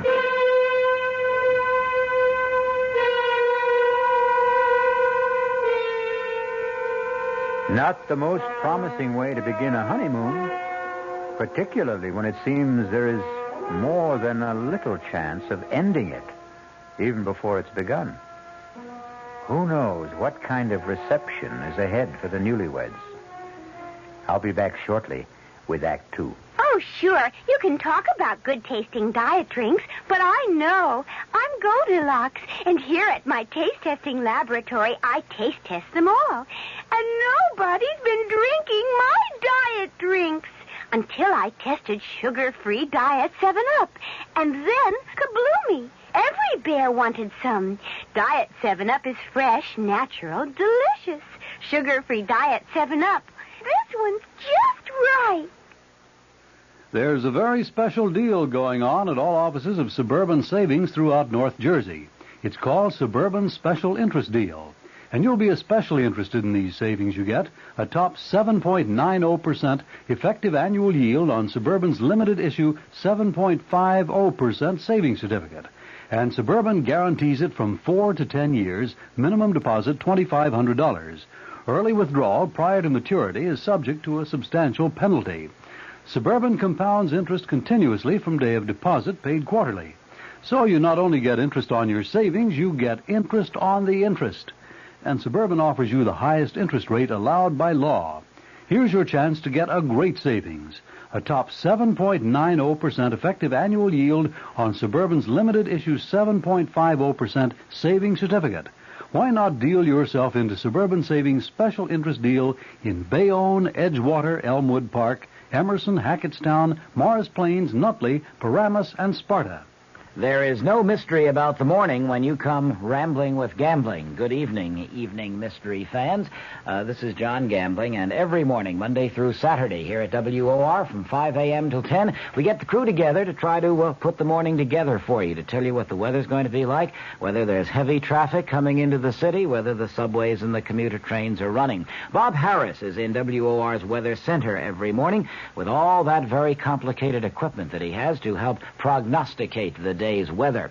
We cover sports completely with Don Cricky. In the news department, Peter Roberts, Henry Gladstone, and Harry Hennessy. And up in the helicopter, George Meade or Fred Feldman, keeping an eye on the traffic scene. So altogether, we do try to take any mystery out of the morning. And just to brighten up the beginning of your day a little bit, I think we have some kind of nice, listenable, and tuneful music. So tune in tomorrow morning or any morning for Rambling with Gambling. Now, back to the mystery.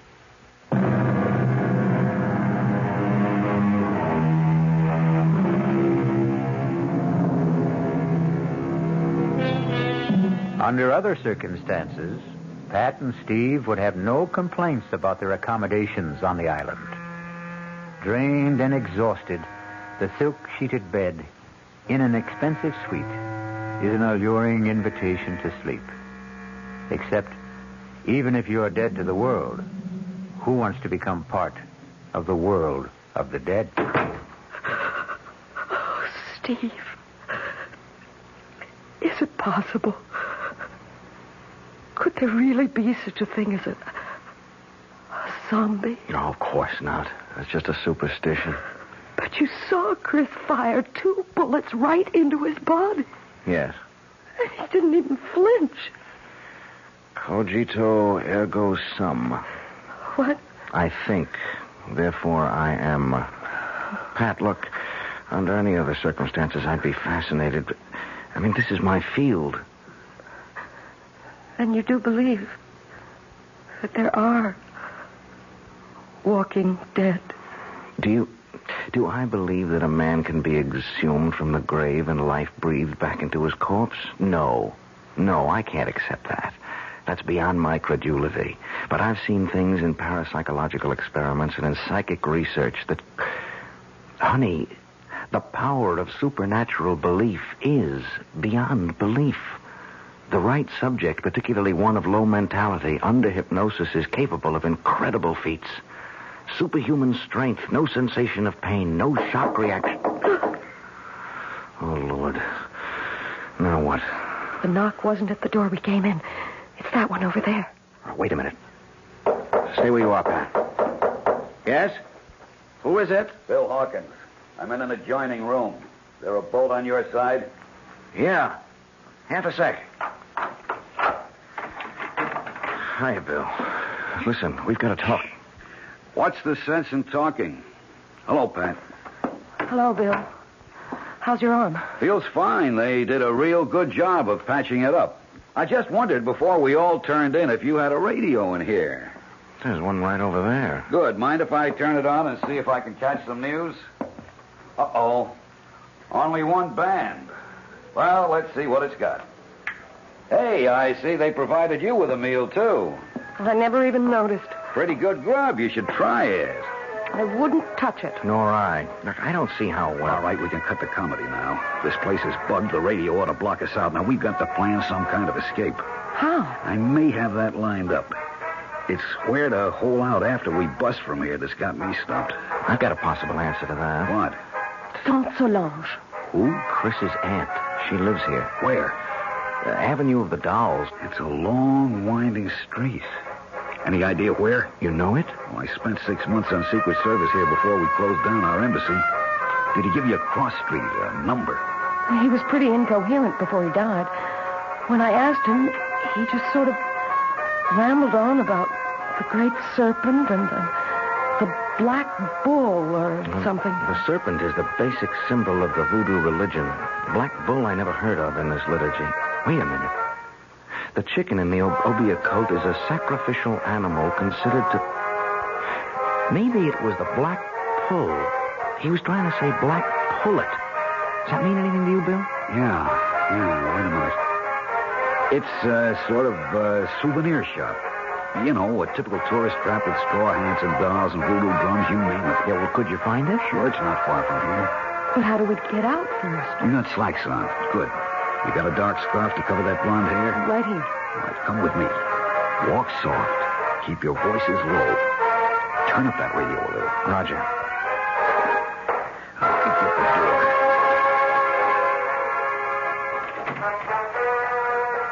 Good. Come on. Leave it open. I'm over here to my window. Now keep off to the sides. Now look down. There's one of those zombies down there. But you see, there's a balcony and steps that lead to the street. With something subhuman, or maybe I should say superhuman, armed with a gun right at the bottom of them. If he's cold-cocked, it isn't going to do him any good. Bill, you have a lot of guts, but you're no Muhammad Ali, and the only strength I have is in my brain. Hold out your hands. I'm going to give you the equalizers. Steve, With his fist wrapped around a roll of nickels or quarters, a 13-year-old boy could deck Joe Frazier given the chance to blindside him. Yeah, but we haven't got... Keep your hands out. Now, this is a salt cellar. Same difference. I'm spilling the salt into your left hand. Wrap the other around this heavy crystal. I'm doing the same with the pepper. Now, you, Pat. Oh, I wouldn't know You're how going to cover us by making a diversion. Pick up that glass water pitcher there. Too heavy for you to throw? No. Throw where? We turn off the lights, turn off the radio, make like we're turning in. Then we sneak out the French windows onto the balcony. You go off to the right, opposite end from the steps. When that zombie reacts to the crash of that pitcher on the flagstones on your side, Steve and I go down the steps and take him out. Then we go look for Tante Solange.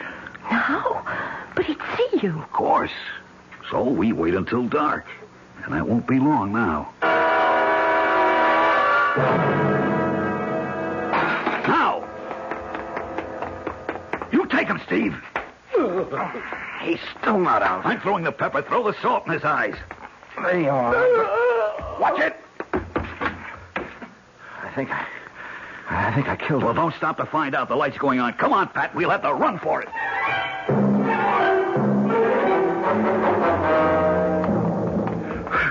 Hold it. We'll have to chance a light. Which way? Ahead. To the right. Middle of the next block. They're right on our heels.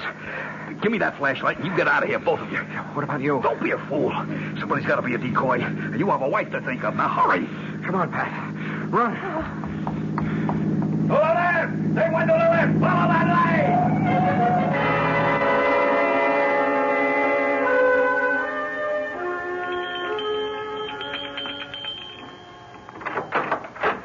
Yes? Tante Solange. Who wants her? I am Christopher's friend with my wife. We are running from Tuxedo, the Generalissimo. Christopher told me to seek refuge here and to bring you this. The great serpent. A moment. Enter, my children. Quickly, quickly. So, turn out your lights also. We must hide like cats in the dark.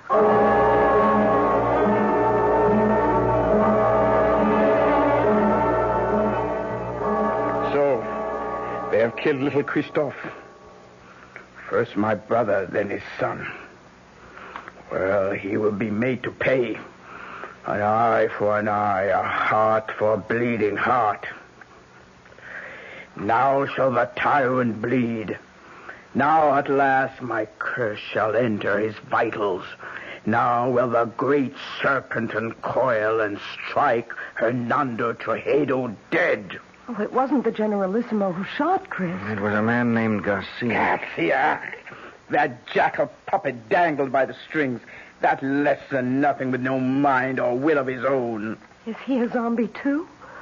What do you know of zombies, my child? Nothing, except what I saw on the plane and what my husband tried to tell me.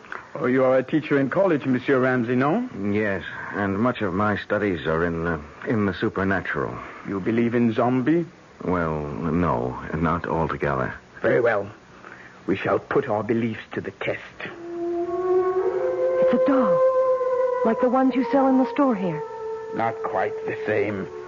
This one is like the souvenirs of El Generalissimo, with this difference. I've been a long time making him. You see, the straw is from his favorite horse's stall. The beard is made from the combings of his hairbrush. The eyes, J-chips from a dress coat button. The boots from the fingers of an old glove. This is a voodoo doll. All of him is made with things that once belonged to Trujillo. Only one last thing I needed to make the spell work. The weapon. Now at last I have in my hand the instrument of destruction. I straighten out the circle, turn the head to the sky, and death. The tail towards the ground, and strike! What have I done, Mr. Ramsey? You drove the bracelet like a knife straight through the doll's head. From temple to temple, Hernando Trujillo will be dead by midnight, and we will all be free. You still do not believe. Let us find how strong your science holds against my faith. What's that? Trujillo's men. The doll. They must not find the doll. Help me pin it under my skirt. Oh, my hands are shaking so much. Bon, just in time. So, we meet again, Senor Ramsey. How did you find us? Your friend Hawkins. He gave us away? Senor Ramsey, every man will give anything away with the right persuasion. Senor Hawkins took longer than most. He was very foolish. What do you mean? Since in the end he told, why was it worth dying for? Vamos, we must not keep the Generalissimo waiting.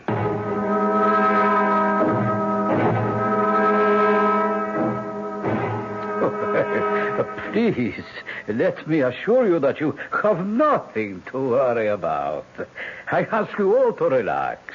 Now, the table is set for a late supper. I am sure you must all be famished after a long and difficult day. Won't you be my guests? Prisoners, you mean? Trujillo. Ah, yes. La bonne Princesse Solange, I am honored. I had no idea you had come to live among us. I've been here longer than you know. Ah, yes, I must speak to my secret police about that.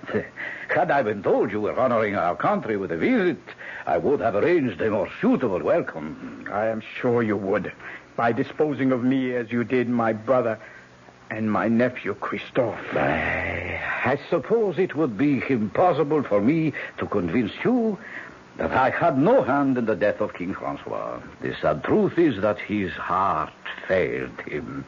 His death was a natural one. Lie upon lie. But one truth you cannot twist. The death of my nephew. Did you see him die? There are 2 witnesses before your desk who did. Excuse me a moment. Garcia, are you ready? See, now. We must wait for a moment. For what? You will see. Senora Ramsey, let me ask you a question. What?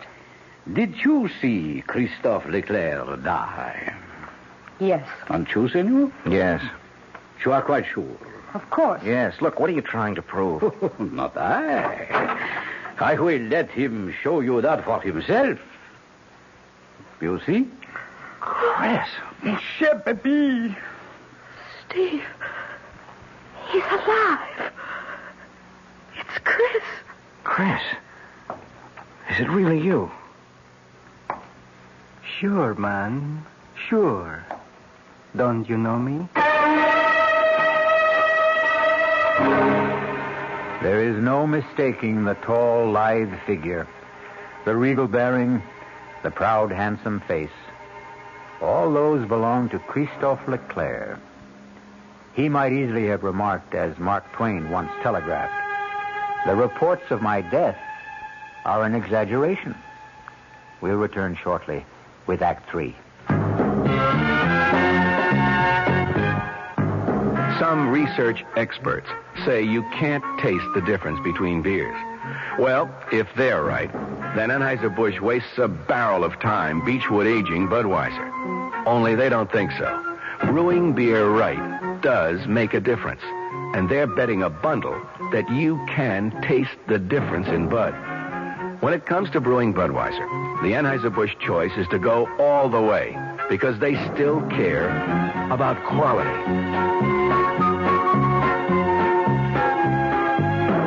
Look at it this way. If the Bud people have a choice between what some experts say and what beer drinkers say, well, you'd better believe they'll go with you beer drinkers every time. When you say Budweiser, you've said it all. Anheuser-Busch, St. Louis. Tomorrow, Monday, at Abraham and Strauss, huge savings on broadloom and on broadloom remnant rugs. From one of America's top carpet mills, A&S snapped up a very special purchase of mill trial velvet broadloom. The tiny imperfections certainly won't affect wear, and you'll pay just $8.99 completely installed with deluxe padding. $8.99 a square yard for lush all-nylon pile velvet broadloom. If perfect, the price would be $14.99, so you save $6 on every square yard. Save on other fried fine broadlooms, too, like a fabulous all-wool pile gold shag broadloom, reduced from $21.95 to just $11.99 a square yard installed. Plus a huge A&S sale of room-size remnant rugs, all at one single sell-out price, $69. Take your pick of a tremendous assortment of nylon pile rugs in room sizes up to 12 by 14 feet. Originally $99 to $119. Tomorrow, your choice, $69. Tomorrow, Monday, at your nearest A&S store except Garden City. Come early.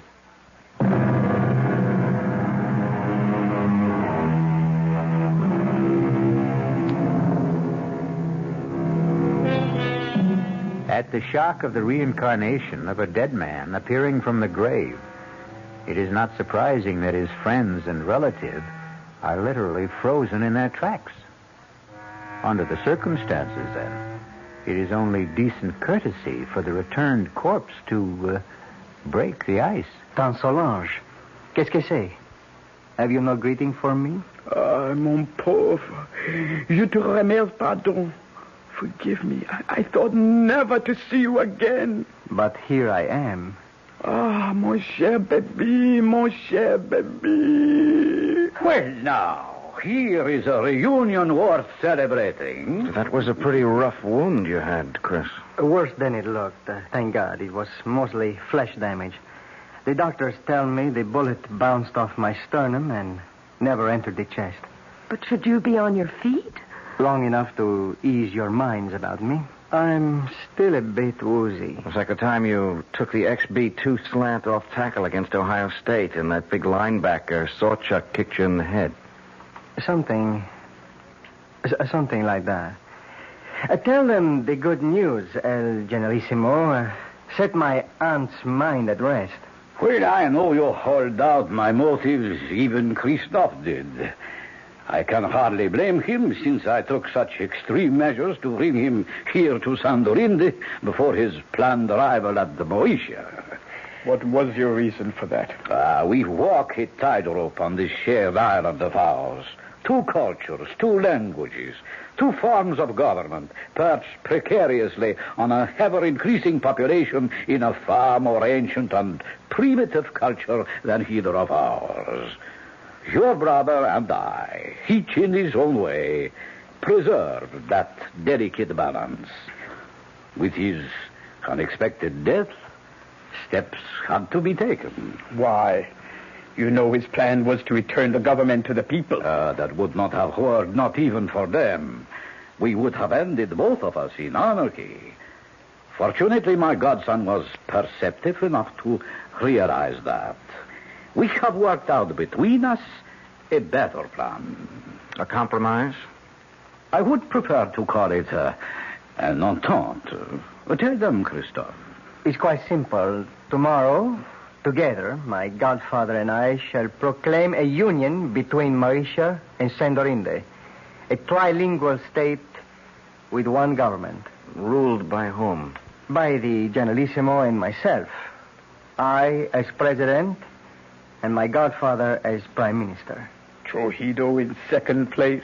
We elders grow no younger, Solange. Someone must take our place. I am happy to yield to the future. What better hands could this island be in than in Christophe's? So, now I think, Mr. Presidente, you should rest. Doctors can do only so much. Nature handles the rest. Yes. I would like to lie down. I am sure you will be excused. I beg you not to wait for me to enjoy your supper. The Presidente and myself have a few matters to settle about the announcement tomorrow before he goes to sleep. Forgive me. Please. I'm tired. And tomorrow's a big day. Good night. Good night, Chris. Good night. Adieu, mon baby. Goodbye. Forever. What is it? What's the matter with you two? You saw? You know? Do you now believe in zombies? What are you trying to say? That wasn't Chris who was here just now. I don't understand. You don't know him as I do. First, he never would accept this deal. The guy's too decent, too honest to be part of it. But there are other things. What? Well, first off, our school never played Ohio State. Second, Sawchuck was no linebacker, but a running back who murdered us on the only loss we had together. Third, XB2 wasn't a run play, but a deep pass play that had nothing to do with Chris except as a decoy. I don't understand the things your husband says, but I tell you, that was not Christophe Leclerc who just left. Not my nephew. They have stolen his soul, and that I cannot allow. Well, what can we do about it, Tante Solange? It is a very few minutes to 12. I told you Hernando Trujillo would be dead by then. Remember? Yes? Here is a conjured doll which will make his death. I place it on his desk so he can see it. For it is by his own guilt he must die before the end of this day. But if he doesn't return? He will return. It is written in the dust. Oh, nobody feels like eating, Well, I don't suppose I can altogether blame you. Shall I have you shown to your quarters for the night instead? Where is Christophe? Oh, I should never really have allowed him to overtax himself after being wounded. He was absolutely exhausted. I saw him to bed. And you return to suggest the same to us? I think we are all tired. Whatever discussion there may be between us can wait for tomorrow. For you, there is no tomorrow. What do you mean? Liar, cheat, thief, murderer. Look, on your desk. A conjured doll. Your image. Made piece by piece from your belongings. Fashioned in your likeness. Christened in your name with the blood of the black pullet. Your own bracelet of the sacred serpent driven through its brain. Do you think I could buy such childish superstition? I am no savage. What a man thinks is what he is. This primitive mumbo-jumbo will have no effect on me. Are you sure? How large is a bag of guilt you carry? Will nothing convince you, woman? Your nephew and my nephew. Christophe. Christophe is dead. How can you say that? You have just seen him. I saw a walking corpse. More idiot superstition. Like my conjured doll? Of course. You don't believe in it. No. And you believe in zombies. You know the power of voodoo can create them. You know the power of voodoo can kill. What is it you want? Too late for that. I will give you anything. I offer you and these two safe transport now. No strings attached. How can you guarantee it? I am head generalissimo. My power is infinite. Not anymore. The clock is ticking your life away. No. 12 o'clock. No. Only a few seconds left. Help me. Help me. I cannot help. The die is cast. No. You cannot even help yourself. I will give you money, jewels, anything. Name it. What do you want? But you cannot give me what you stole from my nephew. His soul. I want yours in return. Then die. By the power granted me as an Obeah woman, vested in my hands by the uncoiling sacred serpent, to take the place of the voodoo doll. As it should to all tyrants, so comes a violent death to you. I condemn you to everlasting fire and death by the serpent writhing in your grave. No! I cannot die! I am the dictator! I am supreme! I am the law! No one can touch me, do you hear? No one! You condemn me! Why, all I have to do is raise this pistol and you...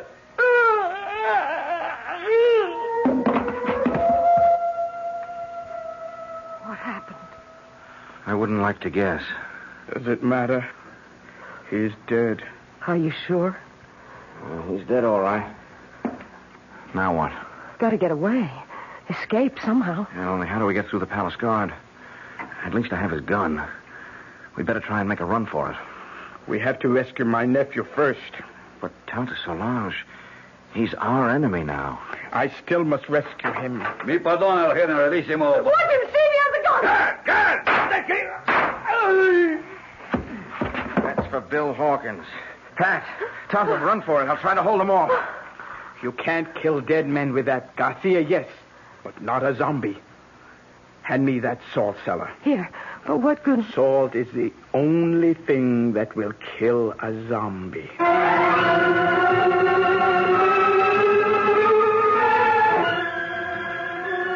It's Chris. Lying on the bed. Is he... No, he's still breathing. He's just asleep. Leave me alone with him. Go if you want to, but leave me with Christophe. Will you be long? As long as it must take. Go. Well, we can't find our way out of here without you. We'll wait. Oh, great serpent who coils about the sky and holds our world together. Help me now. Help me to break the black magic that chains my baby to a living death. Help me to bring his soul home to you. Christophe. Listen to me. It is Tante Solange who speaks. You know me as an Obia magician. My magic is greater than the magic of the Hugan who made you what you are. He summoned you from the grave and stole away your soul. Now I must summon you back to the grave. Back to the dead. The everlasting dead. So that your immortal soul may live. But only you can break the bonds. Rise, zombie. Rise. And cross to the window. Open the shutters.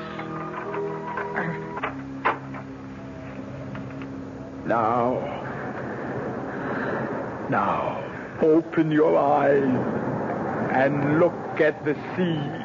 No! In the name of the great serpent, I command you, open your eyes. Tante, I'm going home. My baby.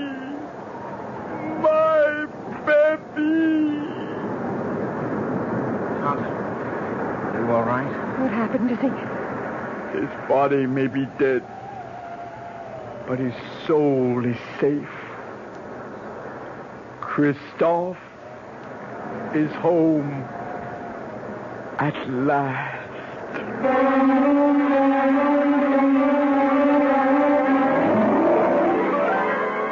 The death of the dictator set a people free in a mad orgy of festival and delight. In the wild celebration that lit up the city, no one had time to pay any attention to the three somber people who found their way back to the hotel. For Pat, Steve, and Tante Solange, there was sadness, but solace, too. The king was dead, but so was the zombie who might have held him prisoner for eternity. I'll return shortly. Hi, Ms. Goldilocks here. Professionally taste-testing diet drinks can be very difficult, but I just had to bear with it. Then I found sugar-free Diet 7-Up. It doesn't taste like other diet drinks. It's fresh, light, natural, delicious. Sugar-free Diet 7-Up tastes so good that I've taste-tested it hundreds of times, and each time I've given it my seal of approval. Yes, this one's just right. United Airlines steward Jack Nestor talks about friendship service to California. Our 747 to LA, we have a movie, we have a stereo, and a choice of 3 different hot meals plus a deli plate. United's Californians. Another reason more people choose the friendly skies than any other airline in the land. You know, we have people that come up to us and say, I like to play bridge. Do you know if anyone else is interested? So we'll make an announcement and get a group together. People who like to play chess. It seems like on a 6-hour flight, you can do a lot more for people. You know, you get off feeling like you've done something. Come along, sing the song, people now tonight. The friendly skies of your land, United Airlines. United has 7 daily non-stops to California, including wide-body jets to Los Angeles and San Francisco every business day. This is Patricia McCann, and we'd like to tell you what the McCann program is all about this coming week. Monday, Dora McCann gives some good ideas on how to prepare the best food buys of the week. Tuesday, we begin a 2-part series on nutrition against arthritis, diabetes, heart disease. Our guest, Nathan Pritikin, will discuss research that shows diet can prevent and sometimes reverse some of these degenerative diseases so common in this country. Thursday, Dora McCann interviews Bob Reinhart and Dick Woods on how to prepare elegant meals in very cramped quarters. And Friday, the program will be in praise of mothers and housewives when Ariana Stasinopoulos, author of The Female Woman, gives her argument against the women's liberation movement.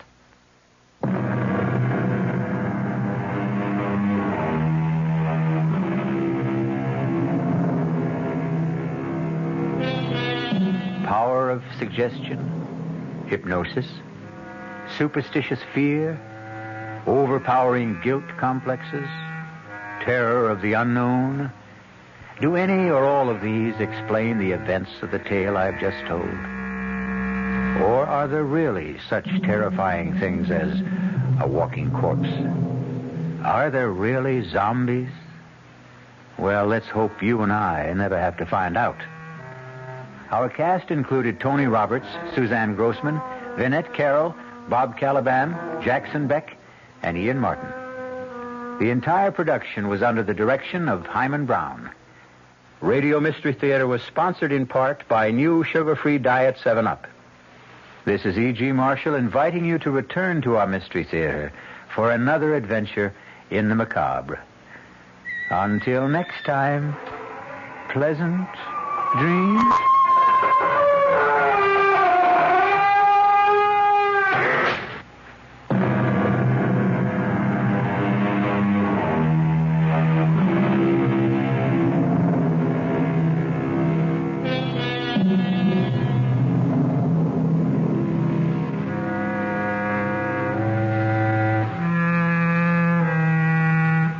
The WR Mystery Theater has been brought to you by ShopRite Supermarkets, where you get a lot more for a little less, and by Suburban Savings, with offices throughout North Jersey. The preceding Mystery Theater program is furnished by the CBS Radio Network. Thank you, Bruce Elliott. Good afternoon. It's time now for the latest news in brief from the WOR newsroom. President Nixon today rested at his mountain retreat in Camp David, Maryland, as the House Judiciary Committee prepared for the start of impeachment hearings. That panel is expected to begin assembling information on Tuesday in its quest to determine whether to bring charges against the chief executive. A survey by the Gallup organization says that the White House apparently gained little or nothing in the way of public support by releasing transcripts of Watergate tape recordings. The Gallup poll says 700 persons were questioned after that release. And the finding was that 17% had a higher opinion of Mr. Nixon because the transcripts were made public, but 42% said they had a lower opinion of him. A prominent Democratic senator, Henry Jackson of Washington, hammers away at the Nixon administration's economic policies. That story from WOR's Bob Brady. Senator Jackson put his own label on the economic policies of the Nixon administration. He called it elephant economics. Jackson, a potential candidate for the Democratic nomination for president, says there's no better symbol to represent the slow and sluggish economic state of the nation. Everything that is going up should be going down. Everything that's going down should be going up. We have our interest rates at the highest rate in history, with no end in sight, and with the only remedy for all of this is to put the economy of the United States into a major recession that'll hurt everyone. Jackson says the working man has taken an economic beating because the Nixon administration has been made ineffective by the loss of confidence in government as a result of the Watergate crisis. For WOR News, Bob Brady reporting from the Hotel Commodore. The senator is in Manhattan to speak before a meeting of the League for Industrial Democracy. If computer projections are accurate, France will soon have her first non-Gaullist president in 16 years. The computers say that the communist-supported socialist candidate in today's presidential elections will come up with the most votes, but not enough to win outright. The projections, that is, say that Francois Mitterrand will get about 44% of today's ballots. A conservative candidate is projected to run second with 33%, and the Gaullist hopeful is running a poor third. On the basis of these projections, Mitterrand and the conservative will face each other in a runoff 2 weeks from now. Top diplomatic officials of the United States and Russia were at work in the Middle East today. State Secretary Kissinger flew from Jerusalem to Jordan's capital city of Amman. There, he is briefing King Hussein on details of recent negotiations for disengagement of Israeli and Syrian troops in the Golan Heights. A high-ranking official in Kissinger's party says that so far, they have managed to scale down the level of violence along the truce line. Checking sports, Milwaukee has defeated Boston 97-89 to tie that NBA championship playoff series at 2 games apiece. In the Stanley Cup semifinal decider at Philadelphia, the New York Rangers are tied with the Flyers, 1-1 after 1 period. In baseball, the Mets blew a 4-run lead and fell before San Diego in the first of 2 at Shea, 5-4. In the second game, the Mets lead the Padres 2-0 in the 5th inning. In Kansas City, the Yankees trail the Royals in the 8th inning, 4-2. And we'll have the latest weather after this.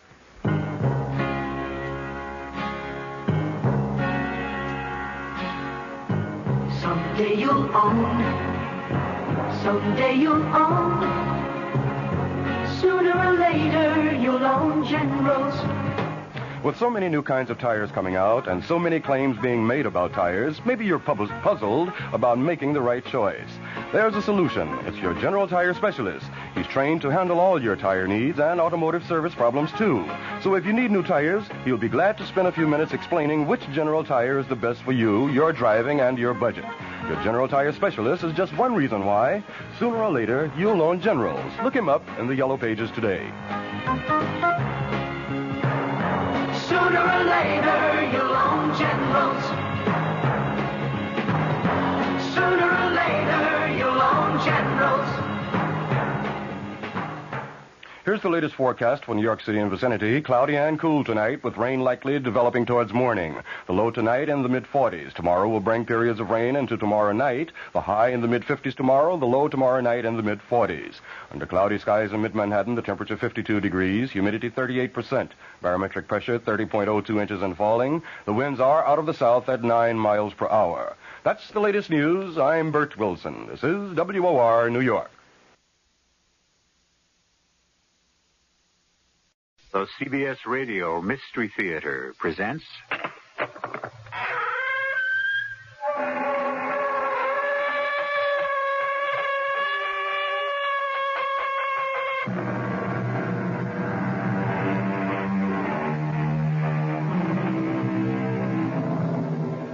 Come in. Welcome. I'm E.G. Marshall. Have you ever known terror? Have you ever come up against something that so threatened you, so horrified you, that it stopped your heart for a moment? If you never have, count yourself lucky. But don't count on your luck too much. After all, who's to say that terror may never touch you, huh? Consider Helen and Jim Crane. They never thought it would ever touch them. Blood. Jim, there's blood all over. And the axe. Did you see the axe? Come on, let's get out of here. The blizzard. We can't stay here either. There must have been a terrible fight in that kitchen, and I'm not waiting for the winner to come back. You don't suppose... What? The murderer the police are looking for. The man who slaughtered the Grant family. They said he was holed up somewhere on the mountain. This cabin, maybe? You don't think... All I think is that we'd better get out of here.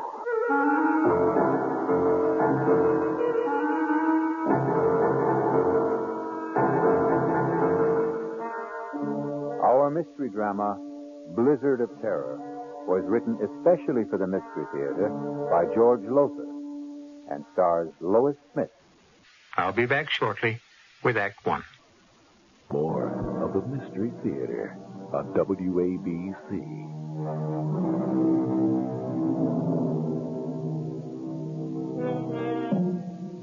Dare you join me now in a blizzard of terror? Not so fast, not so quick to answer yes. Are your nerves in shape for what lies ahead? Have you promised yourself a good night's sleep? A promise you want to keep? In simple brief, are you who now listen to my voice ready to cope with terror? Very well. You made the choice, not I. Come along, then. Well, come on. That China will form no coalition with Russia in the foreseeable future. That's the world news. Now I have a special bulletin from the big Indian Sheriff's Office.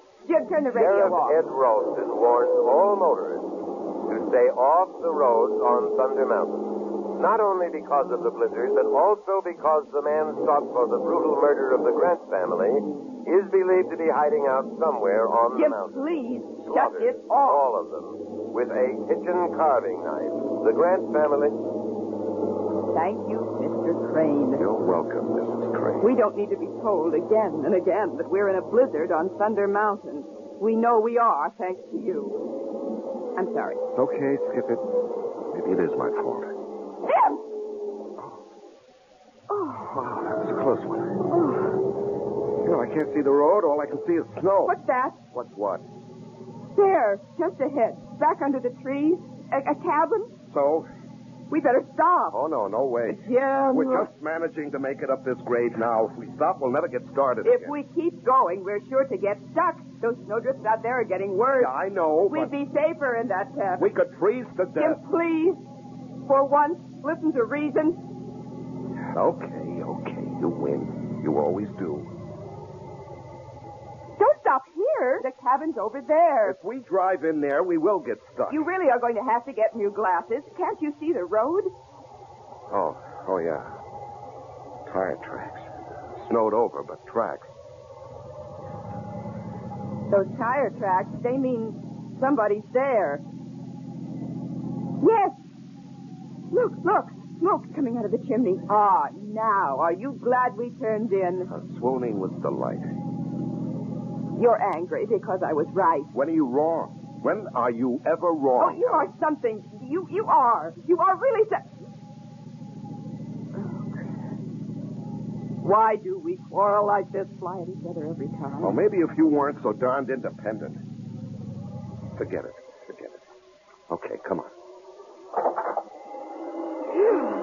Ooh. Oh, this is nice. It's so cool. Yeah. All right, let's get inside. Fast.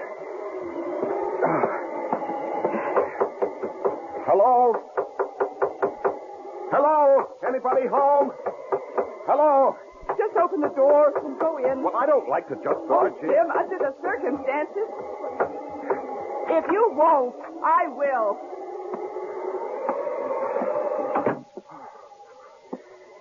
Hello? Anyone here? Hello?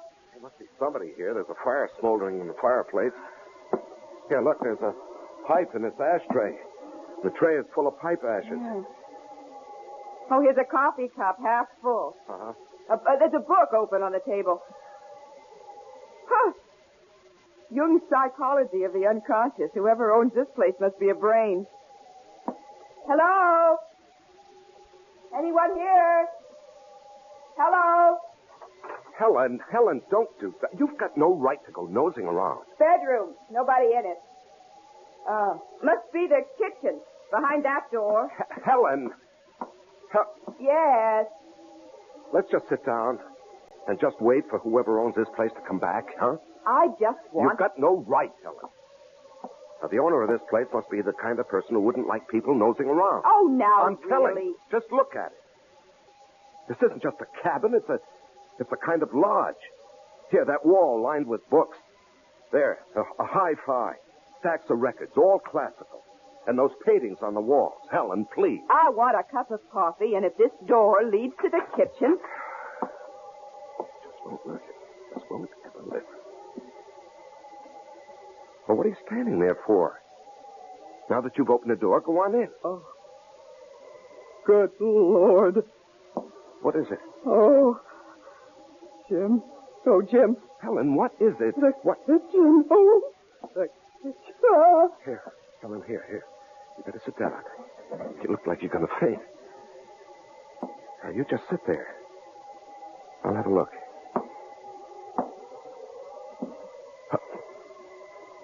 Oh, no. Oh, Helen, come on now. We better get out of here. My God. Oh, Jim. Blood all over.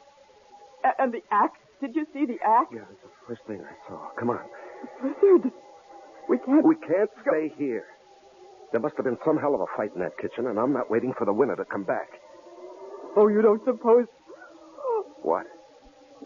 The murderer? The murderer they're looking for, that man who slaughtered the Grant family? They said he was holed up somewhere on the mountain. Helen, I don't know, and we're not going to hang around to find out. Now, come on, let's get out of here.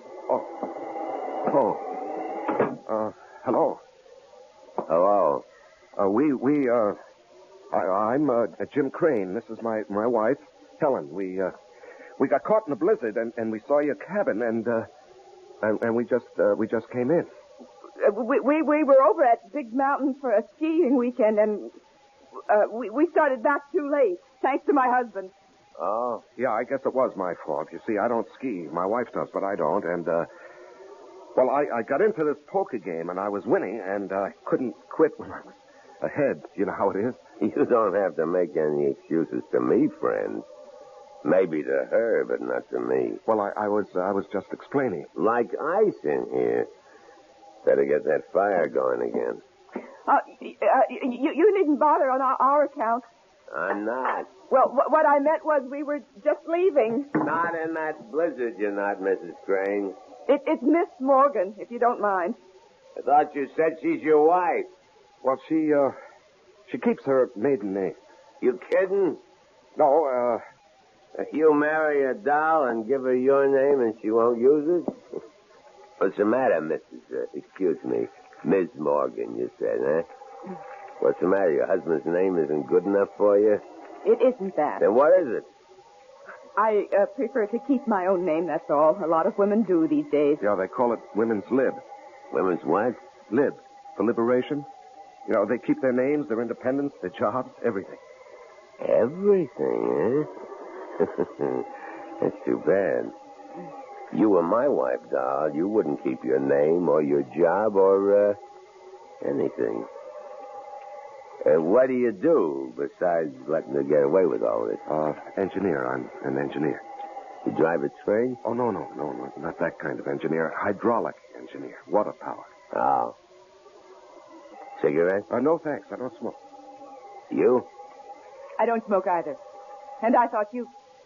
Huh? Nothing. You thought I was? Well, I noticed the pipe in the ashtray, so... Oh, well, yes. I do smoke a pipe now and then. Cigarettes, too. You haven't told us your name. Jake. Jake what? Jake's enough. We need more wood. I'll get it. Let's get out of here. No, we can't. Well, we've got to. He doesn't own this place. He doesn't live here. And from the looks of him, oh, good Lord, what a bruiser. He could be the murderer the sheriff's looking for. The blood on his clothes, it's all over his parka. Helen, we can't be sure it's blood. What else could it be? And what about the cigarettes? There's not one cigarette in that ashtray. There's nothing but pipe ashes. Yeah, that's true, all right. And he's stupid and totally uninformed. He couldn't be the man who reads these books, listens to that music. He never heard of women's lib. He thought you drove a train. Helen, we can't leave. We could die out there. We can die in here. And I have a feeling we will if we don't get...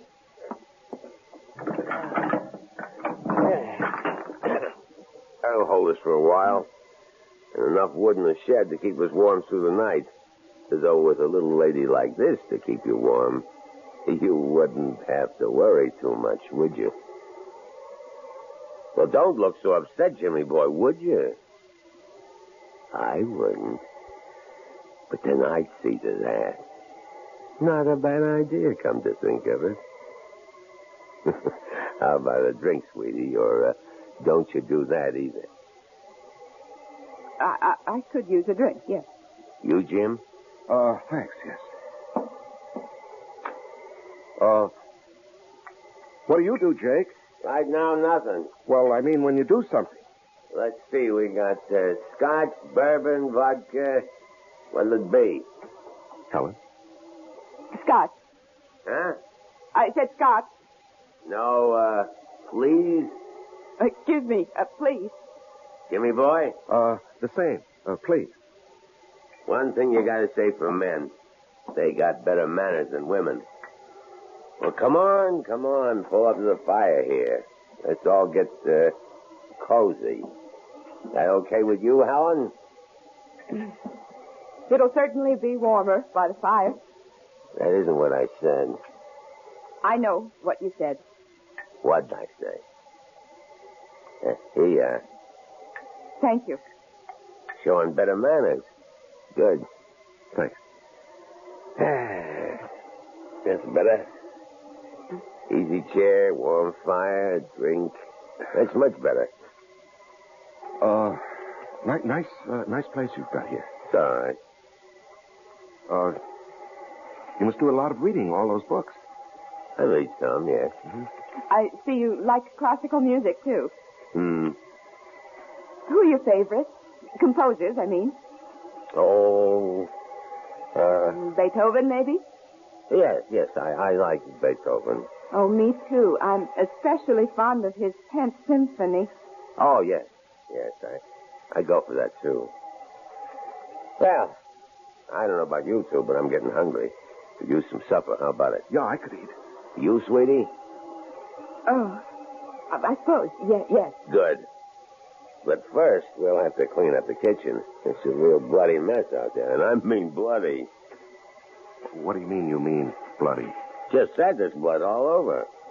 All over me, too. See? Oh, yes. How, what happened? I didn't want to kill him. I had to. I surprised him out there in the kitchen, and he came for me. It was an axe, and it was the handiest thing, and I used that. I sank it into his skull, deep. I couldn't help thinking of the Grant family. The Grant? Yes, you haven't heard about that. Whole family down in the valley. Slaughtered. Blood all over. Like out there in the kitchen. Well, we better get to it. You mean me? There's a lot to clean up. I can't do it by myself. Jim will help you. No. You will. I'd rather not. I didn't ask you whether you'd rather or wouldn't. I'm telling you. I'll give you 2 minutes to get out in this kitchen with me and get to work. There is no Beethoven 10th. Oh, Jim, what have we got ourselves into? Helen, better humor him. Go on now. You better go on out into that kitchen. I'm scared. I just can't be in that kitchen, not alone with him. You saw the way he looks at me. the things he says. Oh, don't worry. I'll protect you. You. Well, how about it, Dollface? Are you coming? Yes. Yes. I'm coming.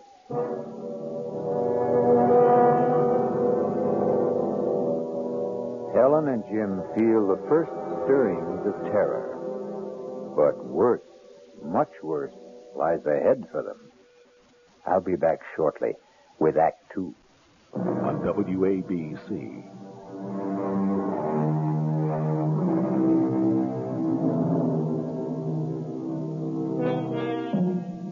Suppose now that you, not Jim and Helen Crane, but you had sought shelter from the blizzard in that forsaken mountain cabin. You had met this strange and quite obviously murderous man who calls himself Jake. Suppose you, not Helen, are helping him, against your will, to clean up the shambles in the kitchen. The bloody shambles.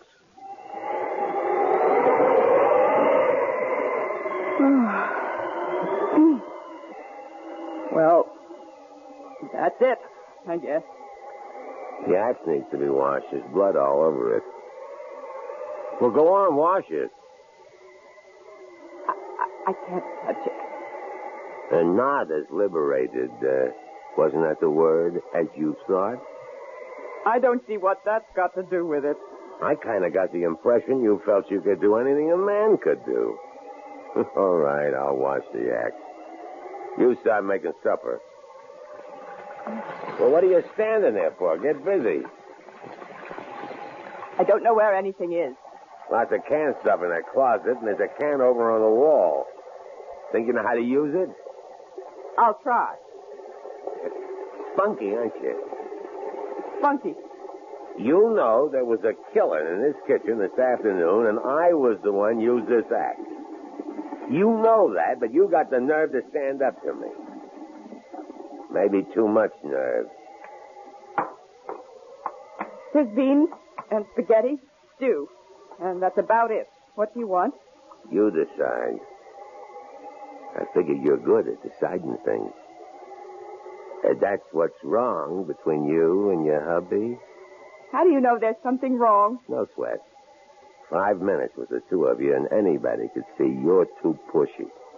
And him, he's too much the other way. Yep, like I said, you're too spunky. Somebody ought to take a little of it out of you.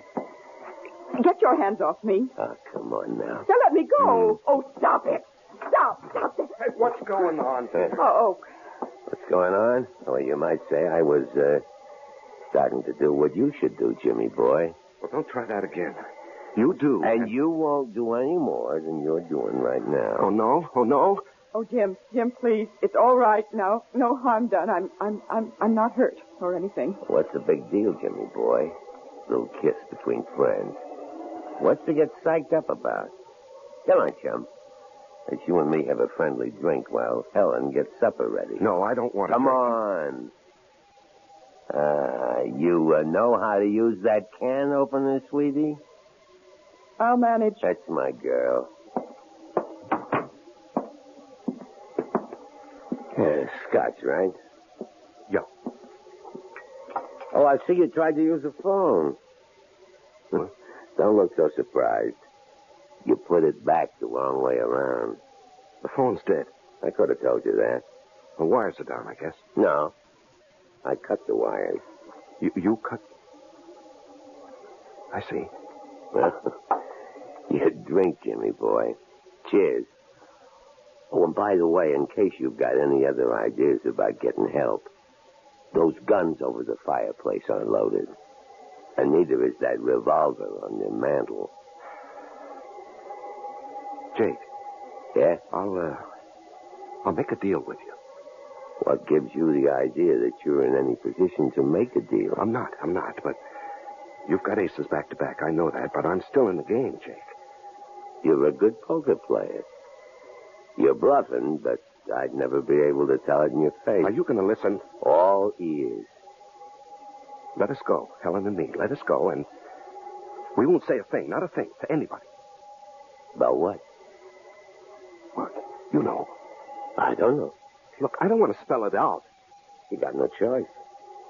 I hold aces back to back, like you said. All right. My wife and I, we have a pretty good idea who you are. You know that, or I wouldn't be telling you. Uh-huh.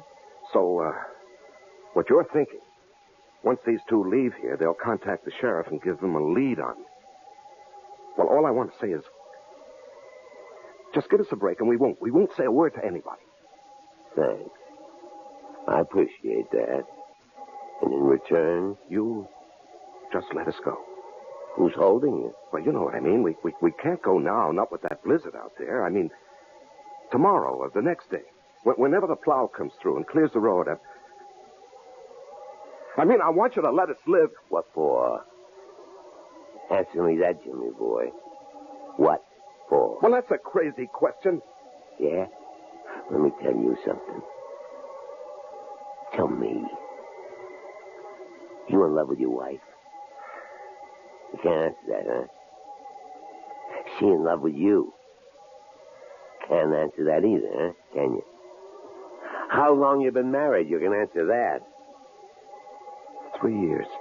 What happened, Jimmy? What happened between the times 3 years ago you two couldn't wait to get married, I'll bet, and now, when you can't wait to get divorced? You are thinking about divorce, aren't you? Well, we don't get along, that's for sure, but... For what? You're at each other's throats day in and day out, right? Nothing but fights, arguments, frustrations on both sides. From the minute you get up till you go to bed, right? Am I right? Yeah, you're right. And you want to live? For what? Well, you keep hoping things will change. They won't. Unless you make them change. And very few ever do. They keep hoping right into the grave, hoping. Like the Grants. Why did you kill the Grants? They killed themselves. They were dead long before they were put out of their misery. Like you and her. I'll make a deal with you, Jimmy. I'm listening. You give me a good reason why you should go on living. And it's a deal. We want to. No. You just don't want to die.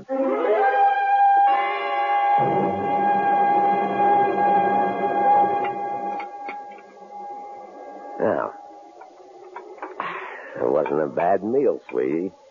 You're real talented with a can opener. Thank you. Storm's getting worse. Yeah, we're really snowed in now. Drifts above the windowsills. Better build this fire up, and then I guess we'll hit the sack. Where do you want to sleep, sweetie? Come on now. You shouldn't have any trouble making up your mind. Oh, I haven't. I'll sleep with my husband, as usual. As usual? What kind of a crack is that? Now, cool it, Jimmy boy. Well, I won't have my wife insulted. I don't care how big you are, Jake, or how tough or cold-blooded. I won't have you insulted. Jim, now stop it. This is no time for gallantry. You're no match for him. He'd kill you. Besides, you took me the wrong way. All I meant was... Well, come on now, be honest. How long has it been since you two did sleep together as husband and wife? That's no business of yours. Long time, huh? Well, the minute I laid eyes on you, the way you acted toward each other, looked at each other, the way you talked, anybody could see you hated each other. We don't hate each other. You love each other? You see, that's what I mean. You two. You don't hate, you don't love. You don't nothing. And you ask me, that's a nutty way to live. So how about it, sweetie? How about what? There's a nice big double bed in that bedroom, and it's going to be a cold night. And me, I sure appreciate it. I warn you, Jake. Oh, Jim! I'll sleep out here on the couch. Come here, sweetie. What? Oh, Let old Jake see if he can change your Oh, mind. but hey, now, Get what your are you doing? hands off her, me. Oh, You dirty... Jim! Why, you little creep. Hit me, would you? Oh.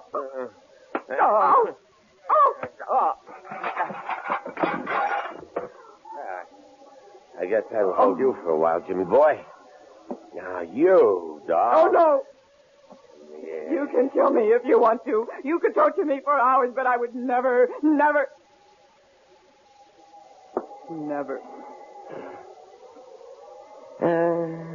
Suit yourself. No, I think about it. What would I want with you?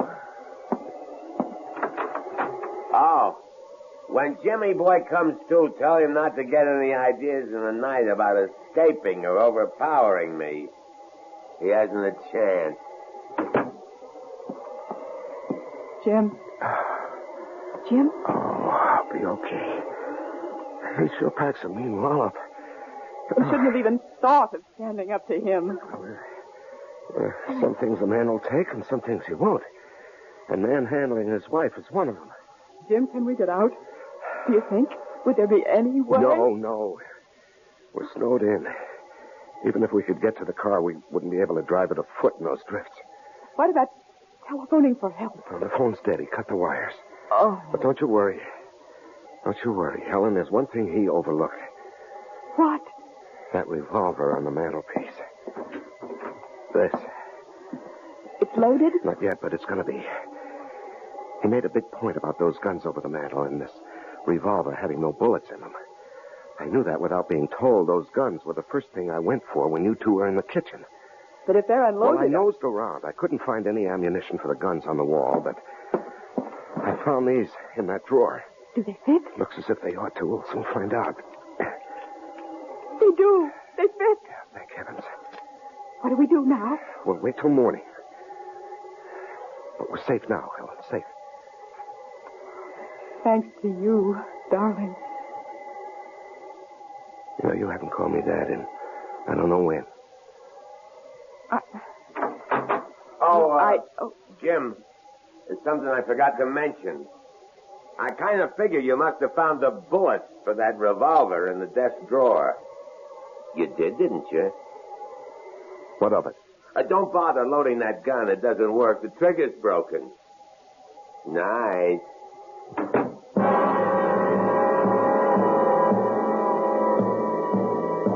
Helpless once again, Jim and Helen can only stare at each other as fear touches them with icy fingers. I'll be back shortly with Act 3.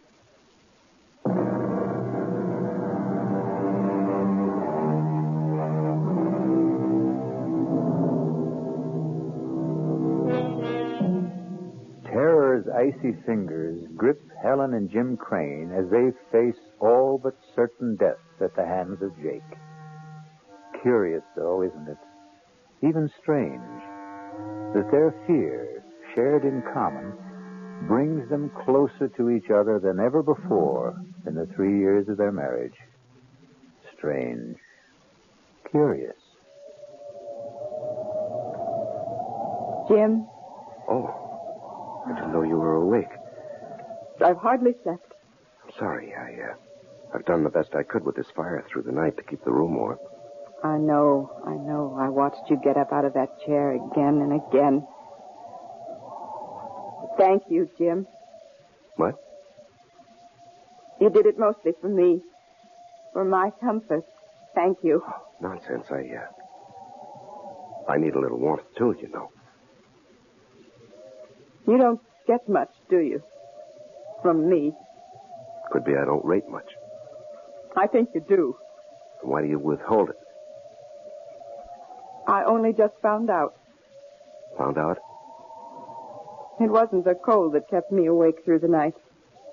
It was thinking about Jake and us.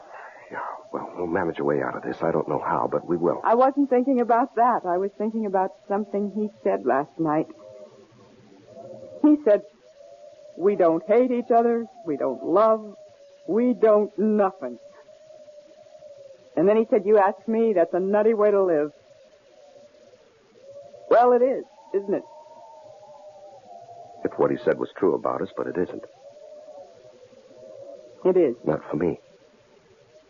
I did a lot of thinking, too. I love you, Helen. I always have. It's just that... Yes? I don't know. It seems I can't reach you anymore. Something happened to us along the way, and I can't figure out what it is. I think I can. Tell me. I don't know. I think maybe it's just the times we live in. I mean, oh, well. Take women's lib. I don't see anything wrong with women's lib. The fact is, I'm all for it if it doesn't go too far. It did with me, I think. Oh, I don't know. I do. I wanted to be... I still want to be my own person. Myself. Me. The last thing I wanted was to be dependent on anyone, and I guess especially on you. But last night, oh, Jim, I was scared. And when you fought for me, when you, you just went for him like a raging animal, Jim, and you did it for me. I know you wouldn't have done it for yourself, or maybe for anyone, but you did it for me. Oh, Jim, I needed you. I really did need you. Well, maybe the truth is... The simple truth is that we need each other. I don't mean just you and me, but everybody. I mean, we're all in the same boat, aren't we? Same world. We are dependent on each other, so... Why do we fight it? I'm not fighting it anymore. I made up my mind to that during the night. Jim? I love you. You are a wonderful husband, only I just never gave you the chance to be. Oh, Helen, sweetheart. Oh, I do love you. Oh, Jim, I do. Oh, I do. Oh, dearest. Well, look what's going on here. When did you two scrappers become lovebirds? Never mind. The fire needs building up. Get some wood, Jim. It's out back in the shed. Okay. So, you think you've fallen in love with your husband all over again, eh? You were listening. You overheard. Laugh myself sick. I don't see anything funny about it. You wouldn't. You believe it. So does he. Fact is, the two of you in the same boat, and no, you better row together or else. Or else what? You'll find out, sweetie. What will you take to let us go? Kind of putting the cart before the horse, aren't you? Go where? The blizzard has stopped. But those drifts out there must be 6 to 8 feet high. They must plow that road. They have to keep it open. A plow is sure to come through, if not today, tomorrow. Could be. Well, then. Well, then what? Don't kill us. Let us go. Why should I? I'll give you anything you want. I'll do anything you want. How do you know what I want? What makes you so sure you can supply it? You've made that plain enough. Jake, I beg you, let us live. At least, let Jim live. And I'll do anything. Anything. Oh, Jim! Oh, what happened? Oh, I was bringing an armful of wood, and I stepped on a log. Oh, twisted my ankle. Here, let me give you a hand. Just lean on me. Now, take it easy. Jim, dear. Easy now, easy. There, sit right there. Oh. Get that shoe off. Let him get it off himself. He's no cripple. You get out in the kitchen and scare up some breakfast. You heard me. Oh, the pain. See if you can stand on it. Stand? Try it. Oh, I can't. I'm helpless. Oh. Yeah. Real helpless.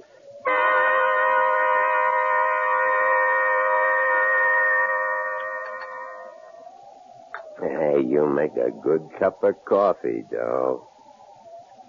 Thank you. I'll get another cold compress for your ankle, Jim. He's all right. I said he's okay. Let him worry about his ankle. You and me have some unfinished business. What is this? Helen, what is this? It's the only way. What only way? What are you talking about? Jim, I made a deal with him. A deal? I said I'd do anything if he'd let us go. Are you out of your mind? He's going to kill us. Now, you know that. Now, you're crazy. He'll get what he wants, and then he'll kill us. No. Yes. No, because I'm going to kill him with this kitchen knife. All I want is to get close enough to him. No, and then no, you can't do that. It isn't in you to do that. It's got to be. There isn't any other way. What's keeping you? I'm coming. And leave the knife, doll. These petitions are awful thin. You ought to know that by now. Put the knife down, I said. Stay where you are, Helen. She made a deal. And she's gone through with it. Over my dead body. No, you fool. Over your live body. Over my life? He said he'd spare you. Spare me? He said us. She lied. She made the bargain to save you. Helen, you would... I love you. I love you, Jim. I told you that. I love you. And I love you, Helen, a lot too much to let you go through with anything like this. What you figure you can do about it, huh? You can't even stand, not on that bad ankle you can't. Oh, yes, I can. Jimmy, boy, not you. Now, doll. No. I can't. I can't go through with it. Oh, yes, you can. Leave her alone. Leave her alone. Oh, please, I can't. Stop it, you hear me? Stop it. Oh, Jim. You... How did you? I don't know, Helen. I somehow grabbed the poker and made it across the floor and hit him with it. I don't know how I did it. Oh, I've got to sit down and get off this. Oh, here. Oh, lean on me. All right, now. Easy. Yeah, thanks. You better have a look at him, Helen. See if he's breathing. I may have killed him. He's breathing. His head's bleeding where you hit him. I get something to tie him up with. See if there's some rope around. And snap it up. He's coming to. Oh, yes. It's a phone. He said he cut the wires. He couldn't have. It was a bluff. Hello? Sheriff? It's the sheriff in Big Indian. Who? Professor Moran. No. There is a man here. I'm afraid he's hurt. Me? My name's Helen Crane. My husband and I got caught in last night's blizzard, and we managed to get to this cabin, and we found... Well, there was blood all over the kitchen, and an axe. Helen, look out. Jake, It's all right. All right. The poker. Helen, the poker. Hit him again. No, you've got it all wrong. All wrong. Helen, hit him. Give me that phone. Hello, Ed. Yes, it's Jake. No, it's okay. Everything's okay. No, I'm not worried at all. I knew you'd check as soon as they got the service back on. What? Oh, man. Bobcat. Yeah, Bobcat.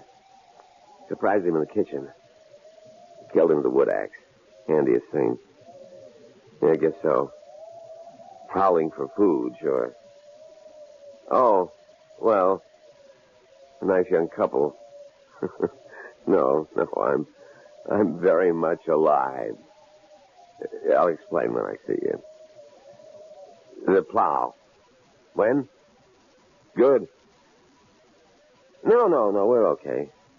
Plenty of wood, plenty of food. Thanks, Ed. So long. You... Professor Moran? Yes. Why? I don't get it. We thought you were the killer they're looking for. Yes, I know. Why didn't you tell us who you were? Why didn't you explain about the blood in the kitchen? Well, more important, why did you act the way you did? You acted the part of the killer. Yes. Why did I act the part? Well, you were guinea pigs, I'm afraid. Guinea pigs? Yes, I'm head of the Department of Psychology at City University. I sized you two up the minute I saw you. Your marriage was headed for the rocks, and like most couples, you didn't know it. No, I guess we didn't. Like any other young marrieds in this day and age, you'd lost contact with each other. We're going separate ways. Well, I set out to bring you back together, and as I said before, people in the same boat have to pull together. All I did was put you both in the same boat by making you face a common danger. A danger that never existed. Well, I'm hanged. You carried things pretty far, Professor Moran. Too far, my dear. Much too far. You'll find aspirin in the medicine cabinet. Bring me a couple, would you? On second thought, bring the bottle. And so terror turns to surprise and relief. Pretty shrewd fellow, Professor Moran, wouldn't you say? I mean, realizing that Jim and Helen were headed for divorce, that took keen insight into human nature. But then, he was, after all, a trained psychologist. I'll be back in just a moment.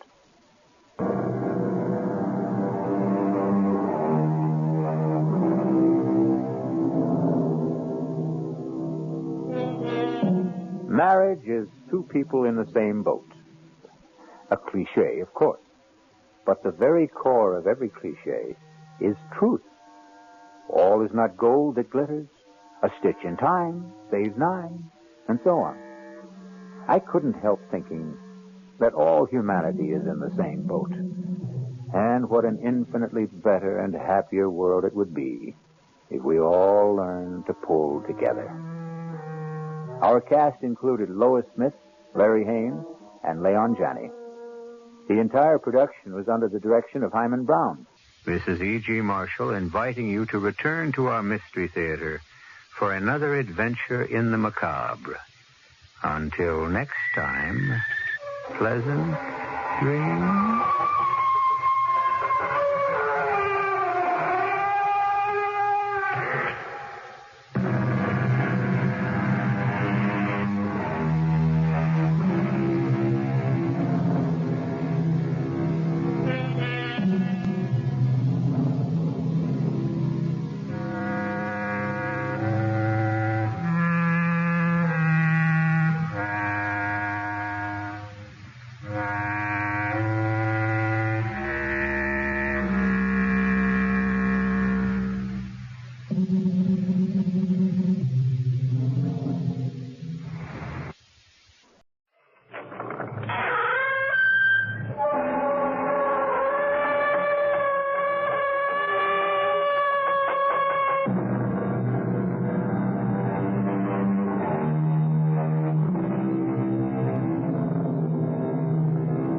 Come in. Welcome. I'm E.G. Marshall. Welcome to the sound of suspense. Welcome to the fear you can hear. Even before Phoenicians first sailed out of the Mediterranean and opened up the 7 seas to mankind, the rolling waters of the world have boiled from their depths some of the greatest stories of adventure, romance, and mystery. And of all the stories dredged up from old Davy Jones' locker, I think my favorite is the strange and seemingly insoluble puzzle of what happened to the Annabella. How best to start the story? Oh, yes, of course, why not? Let's read from the log of the ship that found the Annabella becalmed in the doldrums. August 7th, 1865. Log of the Penguin, Captain Brisket commanding. No wind again this day as we drive through the doldrums, moving by paddle and steam to find becalmed a merchantman named Annabella. No answer to repeated hails sent Mr. Bascom to board her. His report as follows. Not a living soul aboard. The boat's still snug in the davits. The captain's table freshly set for 6. The crew's meal warm in the galley. All shipshape. The log records an uneventful voyage with no clue as to why she should have been deserted. Not a living soul aboard. Not even a rat. What can be the answer to the mystery of this ill-fated ship? I cannot even guess. I fear no one will ever know.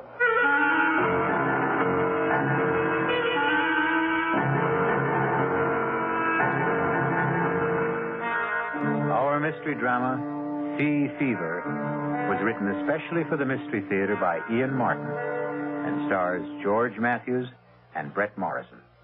It is sponsored in part by the Kellogg Company, makers of Kellogg's Special K cereal, and by Anheuser-Busch Incorporated, brewers of Budweiser. I'll be back shortly with Act One.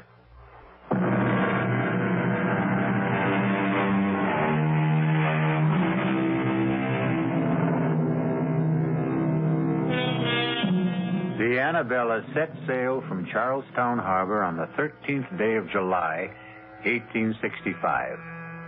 Her captain was Josiah Adams, a huge and forbidding giant of a man. And all the rest on board were as choice a crew of cutthroats, thieves, and murderers as you could set between bulkheads. There was 1 woman aboard and 19 men, including the cook and 2 passengers.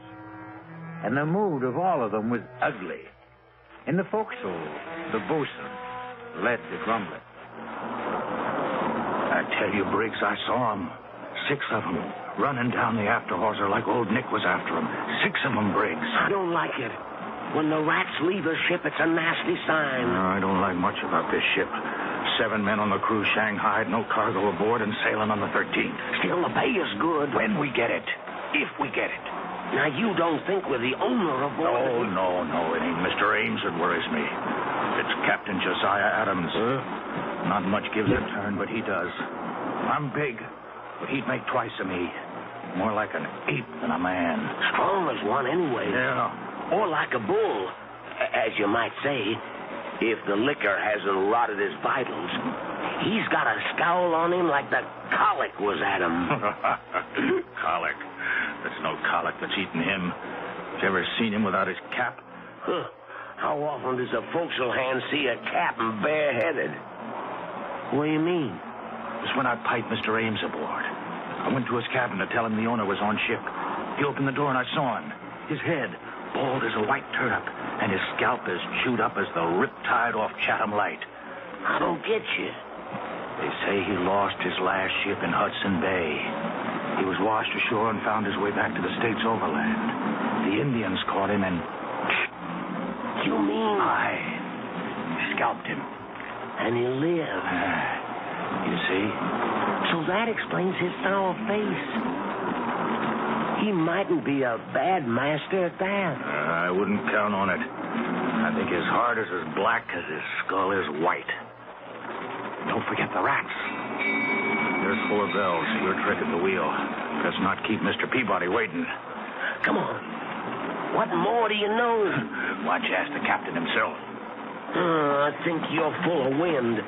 I'd best get to the helm. You're afraid to ask the captain, Briggs. Why don't you ask the mate? Just this way. Tell me, Mr. Peabody, where are we sailing with no cargo? Why did we have to Shanghai half a crew? Take a leg there, Briggs. You're late. All bells sounded and gone. Stand to the wheel. Aye, aye, sir, Mr. Peabody.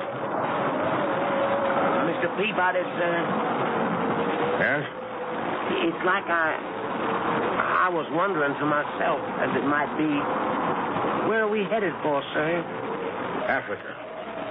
The Gold Coast. I knew it. I knew it in my bones. You knew it? Why did you ask? It's blackbirding.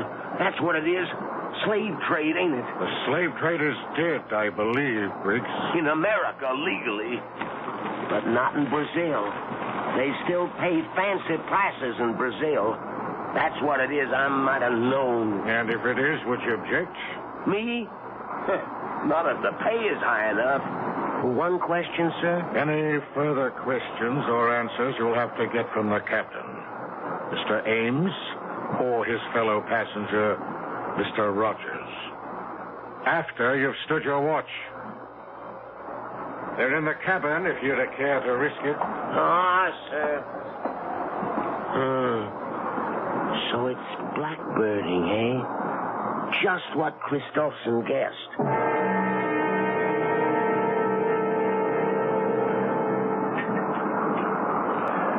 Wine, Rogers? Sherry from Spain. Sharpens the appetite before dinner. Something will have to wet mine. This miserable tub rolls like a horse in mud. Well, you'll soon get your sea legs. A small need of them I'll have where I'm going. You'll need them to get there. To the Gold Coast, Mr. Rogers. The Gold Coast. Heat and dust and flies and traffic in human bodies. Slave trader Rogers. A fine job for a fine gentleman. Would you prefer a prison cell? The past is dead. I stole from you and was caught. You let me choose whether to rot in jail in poverty or in Africa in luxury. I chose the second. Now, in heaven's name, let's forget the first. Gladly. More wine. As much as you desire. There's no lack of it. Mm-hmm. More than enough for the voyage. If the captain doesn't drink it. Captain Adams prefers a lustier brew. He must be the biggest man I've ever seen. And that head... I wouldn't refer to it in front of him. He's tender about that scalp pit. I wouldn't blame him. How he ever survived. A tribute to his magnificent constitution. The man is all steel. Not all. What? No, he has at least one soft spot. You mean his wife? Well, you know, the old legend is that it's bad luck to have a woman aboard. A woman aboard? Are you trying to tell me that Mistress Adams is aboard this ship? Why, of course. I thought you knew. This is no place for a woman. Oh, damn it, Rogers, I won't have it. The woman must be put ashore. I want to talk to the captain immediately. If you want the captain, you'll find him on the bridge.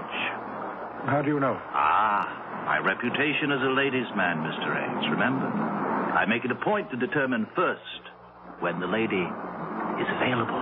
You better be joking, Rogers. I wouldn't give that for your life if Captain Adams discovered you toying with his wife.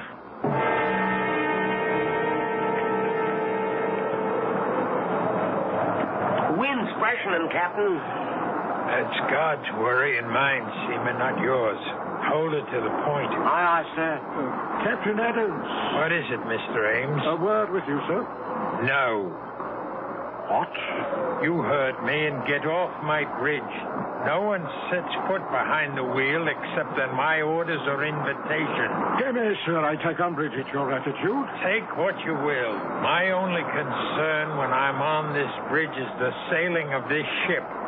Now, will you take yourself off it? I'll meet you after the watch. 6 bells in the saloon, and you can have your word with me. I'm afraid that's not good enough, Captain. You forget... Good enough or not, it will have to serve. Now, will you go below, or do I have to throw you off bodily?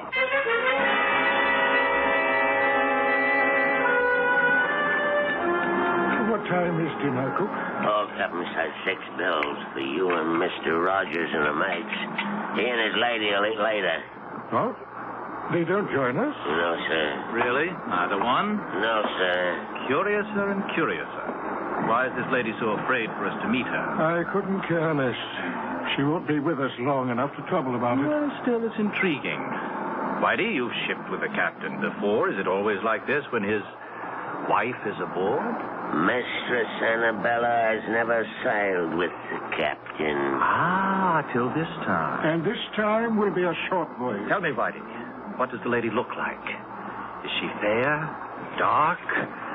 Whitey, you talk too much. This is the last time I warn you. Now, hustle those old bones of yours to the galley and tend to your own affairs. You want to know what my wife looks like, Mr. Rogers? Oh, a natural curiosity, surely? Then let me satisfy it. Once and for all, Annabella is as lovely as I am ugly. Ah, and we are not to meet the lady? No, we dine alone, tonight and always. One further word to you, Mr. Rogers. My wife is on board this voyage because I've decided that I will never go anywhere without her, nor will she go anywhere without me. We cling to ourselves, Mr. Rogers, and need no other companionship. I want you to understand this very clearly. You need have no fears for your wife's privacy. For by tomorrow, I want her off the ship. What? I'm ordering you to turn about. You could have saved time and trouble had you let me tell you earlier on the bridge. Turn about for where? Back to port. I don't want your wife on board. This voyage has begun. The course is set, and it will not be changed. May I remind you, Captain, that this is my ship? This is my ship, Mr. Ames. My ship.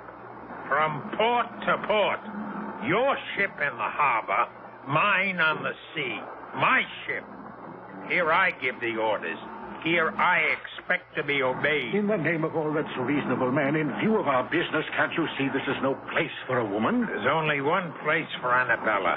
My wife remains at my side. But on a slave ship. By my side, do you hear? By my side. Now, we'll hear no more of this. Or by the living God, owner or not, I'll clap you in irons. So began the voyage of the Annabella.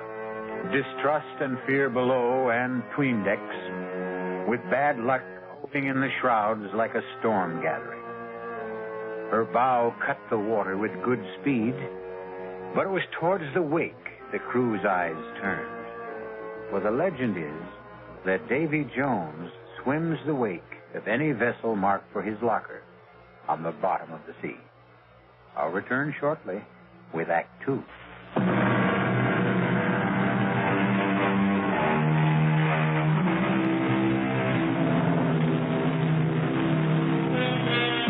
For the first week, the Annabella sailed southeast by south, beating down towards the tropics. The crew still grumbled, and Rogers strove to drown the irresistible temptation to try and catch a glimpse of the captain's wife by drinking steadily. Two things served to deter him: the captain's wary vigilance and his fear of the sheer brute strength of the man. But once the ship veered due east and the mounting seas demanded more and more of the captain's time on deck, Roger's courage and desire began to grow.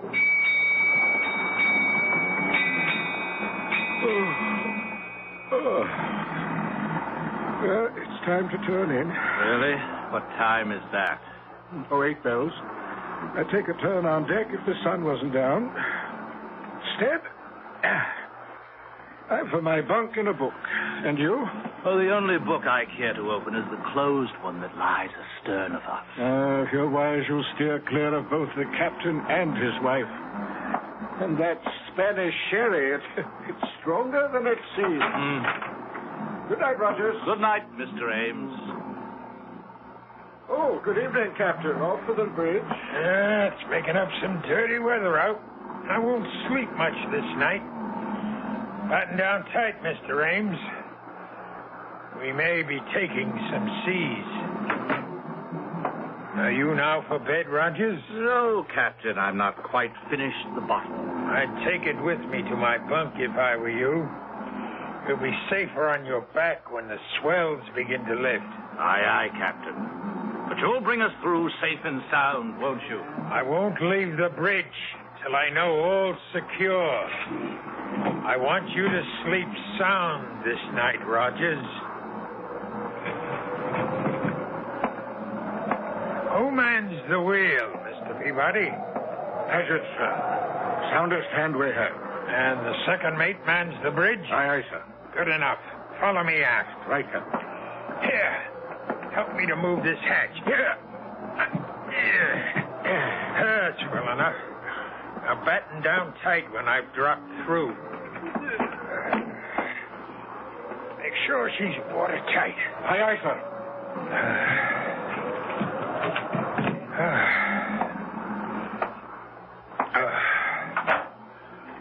Who's that? Who's there? Oh, Josiah.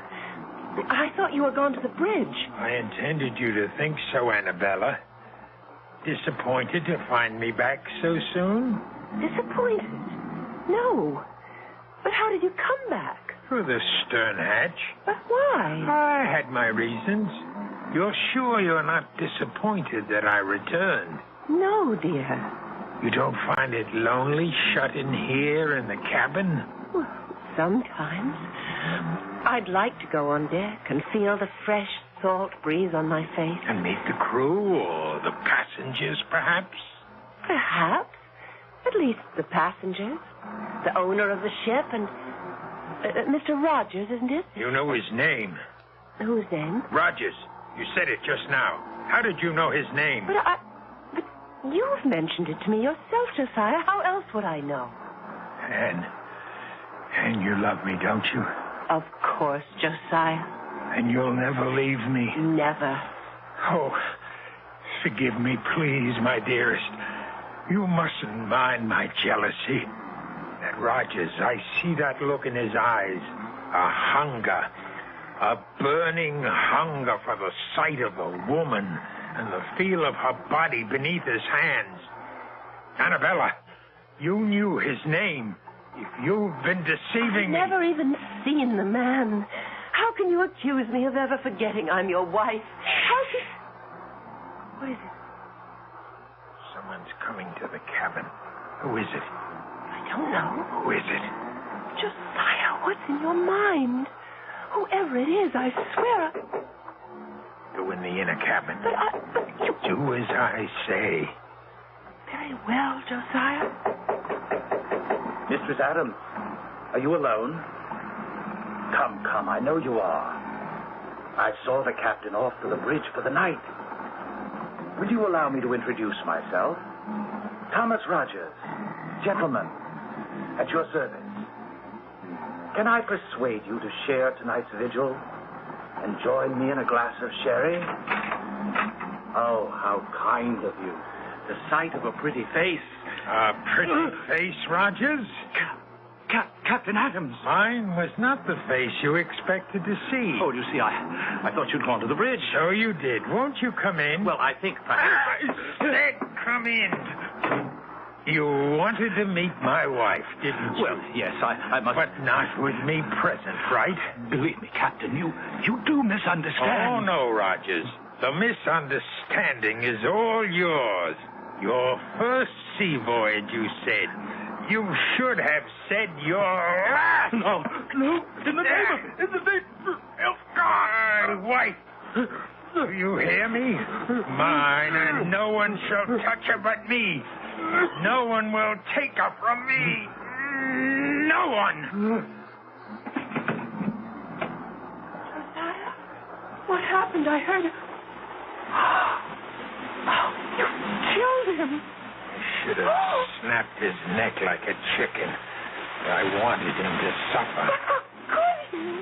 He was nothing to me. No one shall have you but me. Josiah, aren't you afraid? Afraid? The owner, the crew, everybody on board. When they find out... They won't find out. No one knows he's here. He'd make very sure of that. His body will go out the stern window and into the sea. Men have fallen overboard on a rough night like this, especially drunken men. No one will know what happened to him except you and me.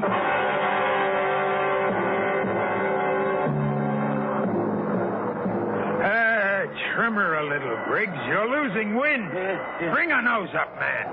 God, rot you for a clumsy fool. Here, let me have the wheel. Aye, sir. Your eyes, you've lost way on her. Sorry, Captain. The wind just veered a couple of points. Sailor should smell a wind change. Yes, but I Save your excuses. You think you can hold her on this tack? Just try me, Captain, sir. Here, then. But keep her running, all right? Yes, Mr. Ames? Like a word with you below. I can't leave the bridge. Have I your permission to join you? If you insist. Searching for you, sir. I thought you were below. Are you in my cabin? Well, I knocked at the door. There was no answer. Are you inside?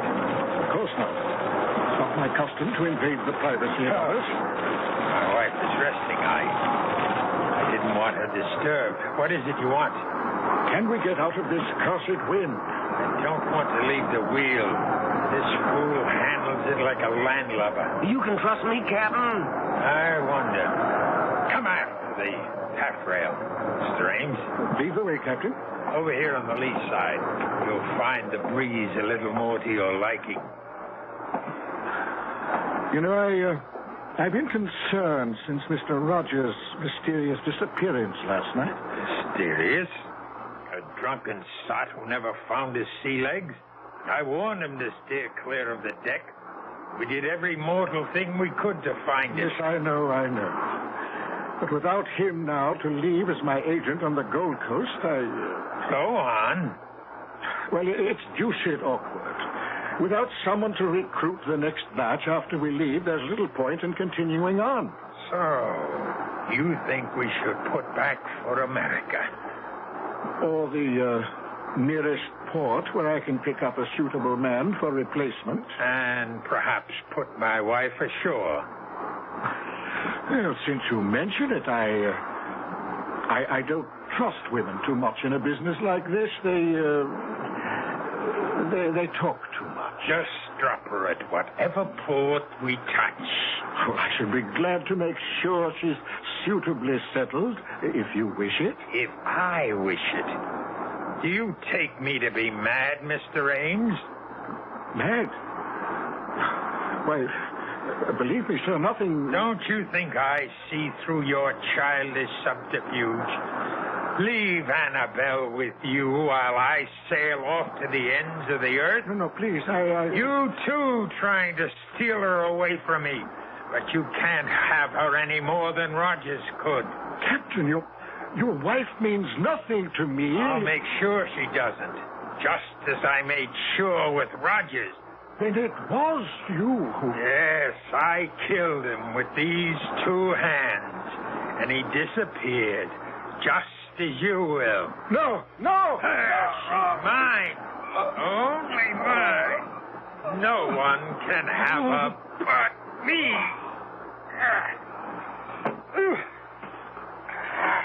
Into the sea, Ames, like Rogers.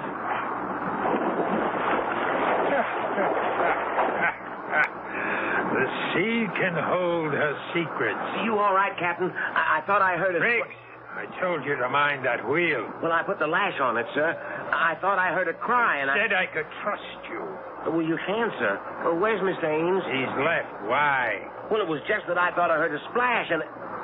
Oh. You can trust me, sir. No, Captain. No, let go. I wouldn't trust you with the wheel. No, Captain. I wouldn't trust you with my life.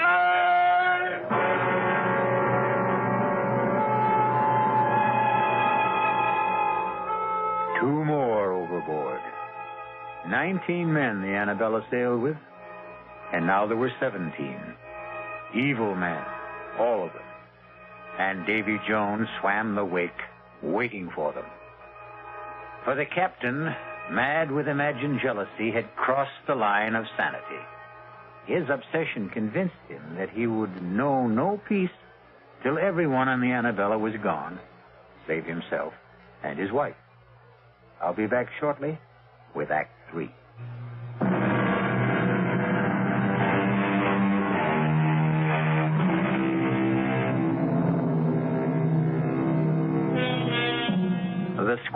that blew up so suddenly on the Annabella proved to be a full-fledged hurricane that so fully occupied all aboard that there was no time to question missing men. Indeed, 2 other hands were blown out of the rigging or shaken loose before the Annabella found calm waters in the eye of the storm. Now again, discontent grows in the forecastle. The talk of a haunted ship resumes. The word mutiny is on everyone's lips. Mr. Peabody, sir. Oh, dinner so early, Whitey? No, sir, it's mutiny. What? You heard me, sir. Mutiny. And about to break out. Oh, Whitey, forecastle grumblings. You know it's all talk. They wouldn't dare. Mr. Peabody, sir, I've been at sea, man and boy, for over 60 years. I know when it's talk. They say the ship is cursed. Who says? The bosun, sir, Christopherson. He says he saw the rats leave the ship before we sailed. And for an old wives' superstition, he's ready to mute. It's a great deal more than that. There's 5 men lost already. I'm aware of that. And most of all, it's the captain's wife. Bad luck with a woman aboard, particularly one that he keeps it away. Well, do they expect the captain to parade his wife in front of common seamen? No, sir, but they wonder. Wonder what? Some say she's a witch. She's ugly as sin. And some say she's sick of the smallpox. Smallpox? It's aboard, sir, I'm feared. Now you do allow me. I'd best have a look at him. If he has it, he has it. I'll put him in the lazarette so it don't spread. The first thing is the mutiny, sir. That has to be stopped. It has to begin first. It'll begin unless the captain puts about. You know how much chance there is of that. You of all people. Yes, I've sailed with the captain before. I always found him a hard man, but a fair man. Not this voyage.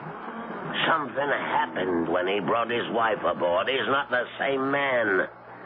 I think the captain means to kill everyone, as he did the owner, and Rogers, and Briggs. Aye, and even Paget and Breen. And we're blown out of the rigging. Perhaps, sir.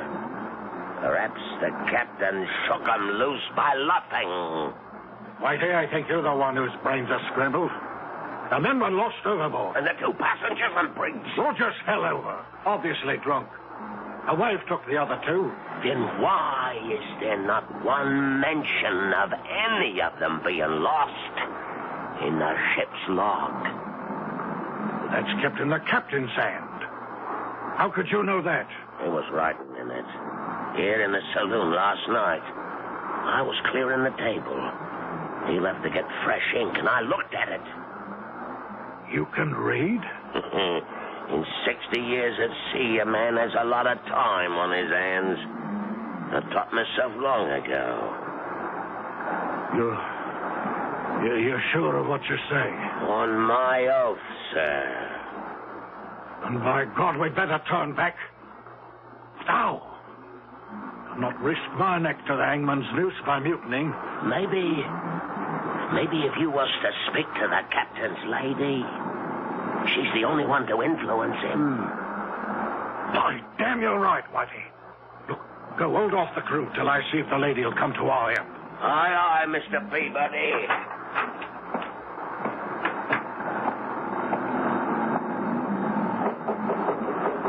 Mistress Adams? Mistress Adams? It is Mr. Peabody, first mate under the captain. Can you hear me? Mistress Adams? I wouldn't disturb you, but the matter's urgent. Mr. Peabody, may I ask what you are doing? Captain, I wanted to talk to your wife. My wife is indisposed. She's a poor sailor, and these last days have worn her out. How dare you disturb her? I felt the matter urgent. Attend me in the saloon, Mr. Peabody. First, let me see to my wife. Aye, sir.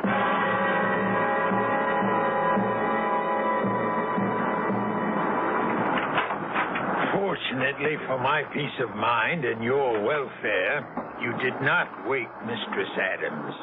Now, why did you wish to see her? Well, I didn't think you'd be willing to bring the ship about and head for home. You're quite correct. I would not. Feeling sure of that, I hope to enlist Mistress Adams' aid in persuading you to change your mind. That was the only reason you chose to disobey my orders? That no one was to approach my wife? What other reasons? What other, indeed? Why would you be so anxious to turn for home, Mr. Peabody? Because otherwise you face a mutiny, Captain. Mutiny? Damn. I could ask for nothing better than to cut down some of the forward scum. If I didn't wear my pistols at all times, I'd have a knife between my ribs before this. Mutiny, eh? And if they do, where do you stand, Mr. Mate? I'm an officer, sir, but unarmed. We'll remedy that. Fetch the second mate while I break out the arms. Then we'll muster the crew on deck and have this out. Aye, sir. What about the bosun? Christopherson? No. I won't put firearms in his hands. The three of us can stand them off. Turn back! Turn back, for a pack of lily-livered swine. I'll see us on the bottom first. Now, hark to what I tell you. This voyage can make us all rich. No owners split now. The profits are all ours. Sail on with me to Africa, and we'll all reap our reward. Aye, Deep Sixth in Davy Jones's locker. Speak for yourself, Mr. Christopherson, or all. Or for both. This ship is cursed. Turn back and we'll make you, Captain. You question my orders? I say to hell with your orders. Mr. Peabody, sir, you know what's happening aboard this ship. We'll sail under you. Will you stand by us, sir? Well, Mr. Peabody, where do you stand? You see where my pistol is aimed, Captain? At me. I suspected something like this when I found you below at my cabin. What would you do now? I'll ask for your pistol, sir. I'm taking over the ship.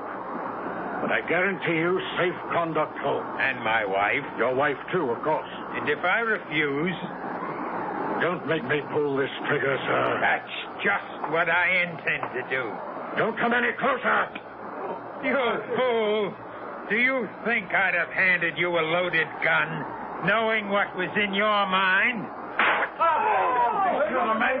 Punishment for mutiny is death. Well, who's next? Who else wants to go on trial? I thought so. We'll smell the wind. The hurricane's coming back. To the rigging, all of you. And reef sail, or by heaven... Reef them yourself, old baldhead. We've taken our last order from you, you murdering devil. Go back to your cabin and tell your wife... I warned you, Christopherson. Captain Josiah, some are armed. You should never have started this. Never started it. It's just what I want. I want to be rid of you scum. Now I have my chance. Turn back to where I will lose Annabella forever. Never! Never!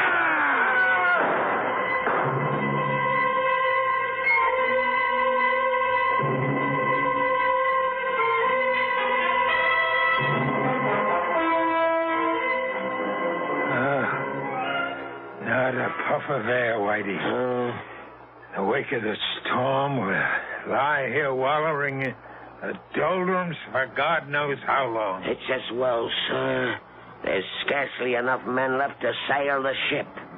Well, what there is dog-tired and half alive. How many left? Timmins died this morning. 4 killed in a mutiny. 1 more lost overboard. And Rudge, who died in a fall from the crow's nest. That leaves 5, sir. Are they counting you, Whitey? Counting me. 5 of you still between us. We're woeful short-handed, sir. Yes. I have a mess cooking for the crew. Can I sit him down to eat? Huh? Eat?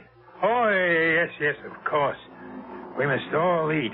But first, serve all hands a double ration of grog, including yourself. I'll put a cask of rum out in the saloon. Oh, sir. Before you serve the crew, though, set the table in the saloon. Yes, sir. For 6. For 6, Captain? Certainly. The passengers, the 2 mates, myself, and my wife. Oh, at last, my darling, I can bring you to the table as befits a captain's wife, for they're all dead. We have nothing to fear from them anymore. Only 5 left. And they'll be gone soon, Annabella. You understand, don't you? It's all to keep you. To hold them from taking you from me, beloved. To hold you forever. Josiah? Anne, what are you doing on deck? I'm looking for someone I once knew. Who? Josiah Adams. You? But I'm here, Annabella. Here. If only you were. The Josiah I knew. I still am. With the blood of all those men you killed on your hands. They stood between us. And the ones that were left, whose drinks you poisoned, who are dying now. I had to kill them so we could be together always. Don't you see? That's what's tearing us apart. What were any of them worth to deserve to live? Blackbirders and thieves, riffraff and murderers. They stand between us no longer. Only one thing stands between us, Josiah. Why are you too blind to see? No, Anne. No, I took you from America with me. We can be safe on the other side of the world. I can sail the longboat. Just the 2 of us across the seas. We can scuttle the ship. And even if she were raised, no one would know her secrets. I've kept the log as though the voyage was calm and uneventful. Let them find the ship. We'll be gone. Tonight, at last, you can dine at the captain's table, as you always should have. And then we'll sail away. No, Josiah. Search your heart, and you know it can never be. It's all a dream. It's all a dream. Never, Hannah, speak to me. Answer me. Call for her, Captain. Call for her. Whitey. Don't be afraid. I'm still alive, but not for long. I thought you were a ghost. No, only one ghost sailed with this ship. Quiet. You can't scare me anymore, Captain. I'm dying. But your wife... What about my wife? She's dead, Captain. No! She always has been. Long before we ever sailed. No. Yes. Killed when the Indians got you. Dead for over 2 years. No. It had to be, Captain. It had to be. There's nobody in your cabin. Never has been. Don't you think I didn't know? Didn't I see her die before my eyes? But I cheated death, and I cheated him of her. I took her away with me to the ship. I had to keep her alive. I had to. And you had to kill all of us to do it.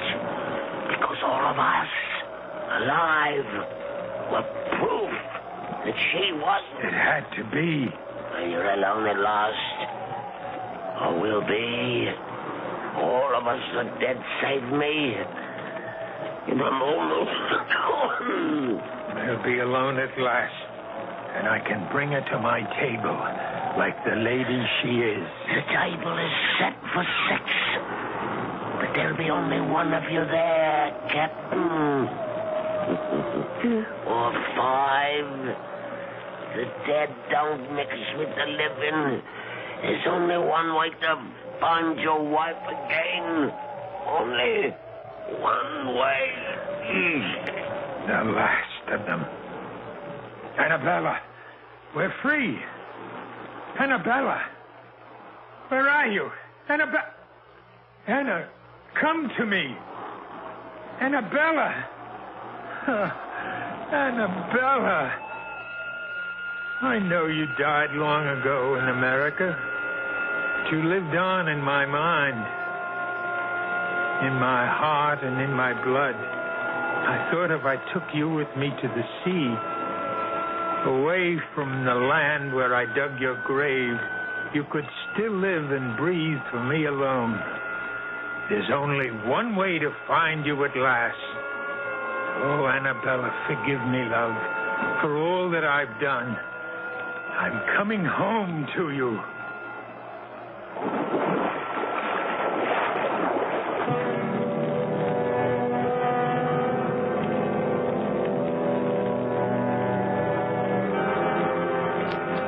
"19 men sailed with the Annabella, and 19 men went to the bottom of the sea.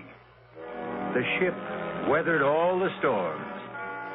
But then, a ship is a woman, which only goes to prove that on land or sea, the ladies have the better instinct for survival.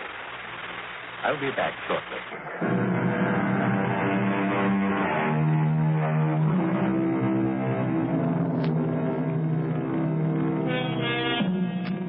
Somewhere in the green depths, I wonder if the captain sits presiding at his table. But if he does, there's at least one empty seat. For Mistress Annabella died on land. She'll never come back to the sea, or him. Which seems fair enough, wouldn't you say? He didn't exactly deserve a happy ending. Our cast included George Matthews, Brett Morrison, Marion Seldes, Leon Janney, and William Redfield. The entire production was under the direction of Hyman Brown. Now, a preview of our next tale. Lightning strikes again. I never dreamed it would, did you? Well, it's a slightly different bolt of lightning this time. Not the devil, the white goddess, I believe the notice said. I copied it down. On February 8th, at 6 o'clock in the evening, the white goddess will run naked through the members' lounge. Naked, eh?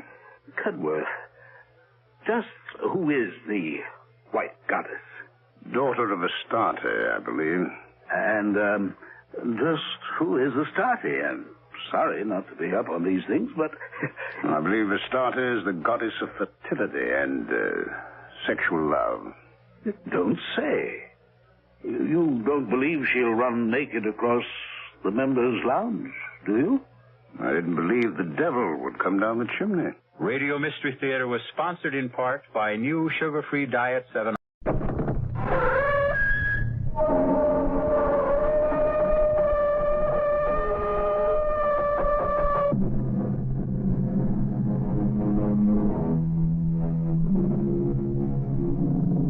Come in. Welcome. I'm E.G. Marshall. Welcome to the fear you can hear. Welcome to the world of terrifying imagination. We are about to bring you a tale of magic. What a word, magic. What do we mean by magic? What are we thinking when we say something is magical? Why, only that we do not understand how it came to be, or even what it is that came to be, or, for that matter, if it ever really did come to be. I was standing between the windows, those two big windows, you know, the ones with the great pier glass in between, and I was looking straight ahead, so I can't say that I saw the door open because I didn't. But all of a sudden there was this terrible confusion. Men jumping from their chairs, some looking frightened half out of their wits, others with expressions of joy and anticipation, some of them crying out. Was it horror? Was it surprise? Was it delight? I couldn't tell. It was all mixed up.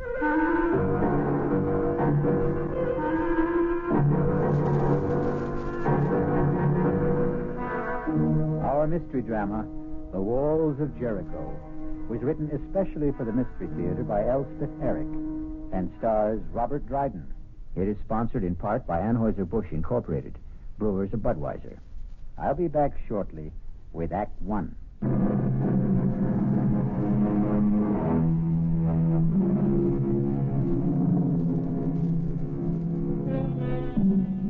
Anything can have magic. A name, a poem, a face, a touch, a phrase of music, a sudden silent thought that brushes across the mind. But it won't be captured. No, not magic. For magic merely happens. Watch out. Ready or not, here it comes. It's cold in here, don't you think, Cudworth? Well, Dwindle's gone to fetch another log. We'd best hurry, or the fire will have burned itself out completely. That's asking a bit much, isn't it? For Dwindle to hurry? I suppose one shouldn't ask too much. Ah, poor old Dwindle. How old is he now? What will be your guess, Ashley? I wouldn't hazard one. He's been steward at the club since before I became a member. Ah, here he comes. I don't like to see him carrying a log that size. Oh, Dwindle. You wanted something, Mr. Ashley? Half an hour ago, Dwindle, I asked for a brandy and soda. But you have your brandy, Mr. Ashley. But have I my soda? Haven't you? Oh, you haven't. I'll get it for you right away, sir. Right away. Possess your soul in patience, Ashley. The club should really start to think of retiring him, wouldn't you say? Start to think? That's all we ever do. We never actually get on with the thinking, do we? Oh, hello. Everybody, have you seen this? Who's making that racket? Higgins just came in. Oh, him. Have you seen it? Have you? Seen what, Higgins? Well, I just took it off the bulletin board, Winthrop. Now, you're president of the club. You should be the first. Read it aloud.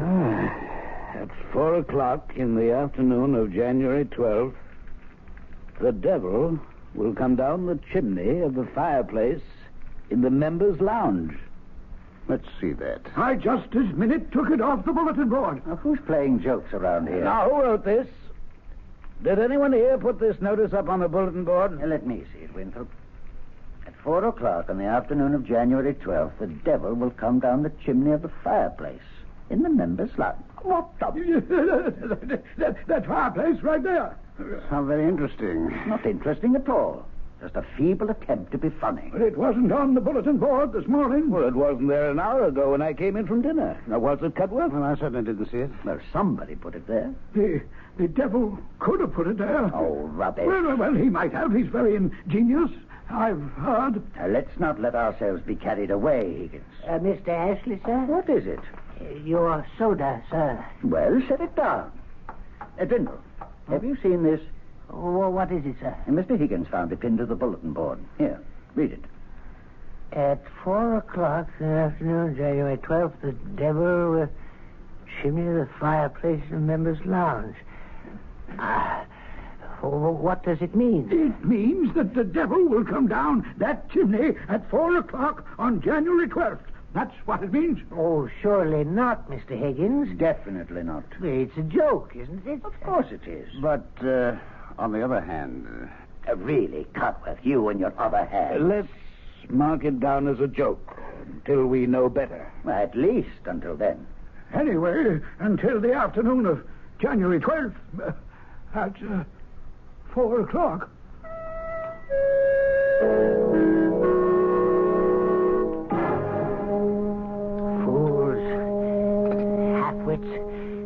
Come to the table. Boobies, every one of them. Now, your oatmeal will get cold. Those clods. Don't blame me if it's spoiled. I bamboozled them like the bunch of noodles they are. Anytime you'd care to state what you're talking about, I'm all ears, as the saying goes. Meantime, come sit down. The esteemed high and mighty members of the Ralph Waldo Emerson Gentlemen's Club, from the president, the exalted Mr. Amos Winthrop, on down. Oh, them. Imbeciles. Now, you didn't go making trouble, did you? That remains to be seen. Because they're just waiting for an excuse to give you the sack. You're not so young anymore. I know that, Martha. And not always strictly teetotal on the job, I suspect. I'm never drunk. Well, a man needs to be a little elevated to spend 10 hours a day with those Back Bay snobs, but I flim-flammed them. Now, look here, Timothy Brindle. Don't you go doing anything to raise the hackles on those gentlemen. Nincompoops. Because if they should give you the old heave-ho, you know where you'd wind up, don't you? Right here at home with me, and I won't have that. They're not about to fire me, not right away. As a matter of fact, it's I who may have lighted a small fire under them. And they should be starting to feel the heat of it soon now. Very soon. Timothy, what have you done? Oh, nothing very much. I only posted a notice on the bulletin board, that's all. What kind of a notice?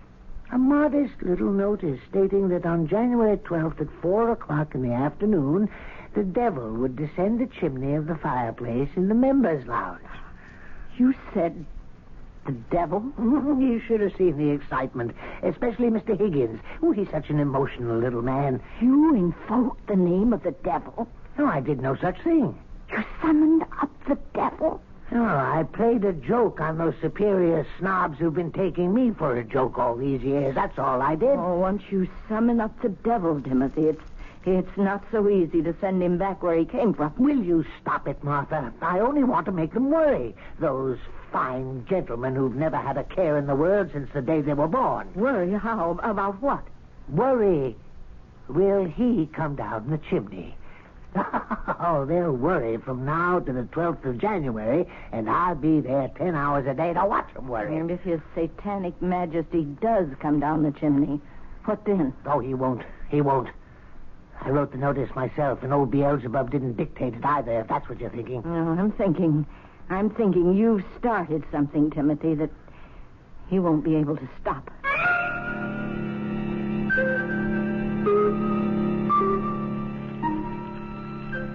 Your coffee, Mr. Winthrop?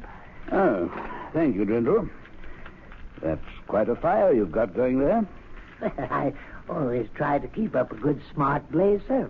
Nothing special about this particular fire, Drindle? No, sir. It's January 12th, Drindle, and precisely 3 minutes before 4 in the afternoon. Is it indeed, sir? Oh, come off it, Drindle. Surely you're not indifferent to the heralded appearance of the Prince of Darkness down the chimney? Well, it's really no concern of mine, Mr. Winthrop. No, the membership doesn't share your aplomb, Drindle. Lounges filled to overflowing. Oh, so it is, sir, and I'd best stir myself. Other gentlemen will be wanting coffee. Bring me a brandy, Drindle, if you have the time. All the time in the world, Mr. Higgins. Old Drindle's the only cool character in the room. Even Ashley, who thinks this whole thing's nonsense. Ashley doesn't even believe the devil exists, for goodness sakes. Well, he's still been sitting on that little hassock by the fireplace since noon. I tried to get him to lunch with me, but he wouldn't budge. Oh, suspects a trick, no doubt. What do you? Well, it is possible, I suppose. But who'd want to play a trick like that?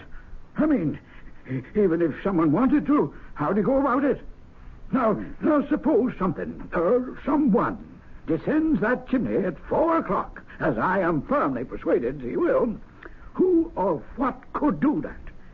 There's a great roaring fire going. Eldrin will saw to that. Well, suppose someone with a perverse sense of humor should toss a dummy down the chimney. We'd find it afterward. Oh, none of it was reduced to ashes. But something would remain. It couldn't all burn up. Am I right? Well, ask Cudworth. He's the brainy one. Gentlemen, all prepared for the big moment? Hello, Cudworth. Only the devil himself could survive a trip down that chimney. Am I right, Cudworth? I'd say so, yes. It's nearly time. Nervous?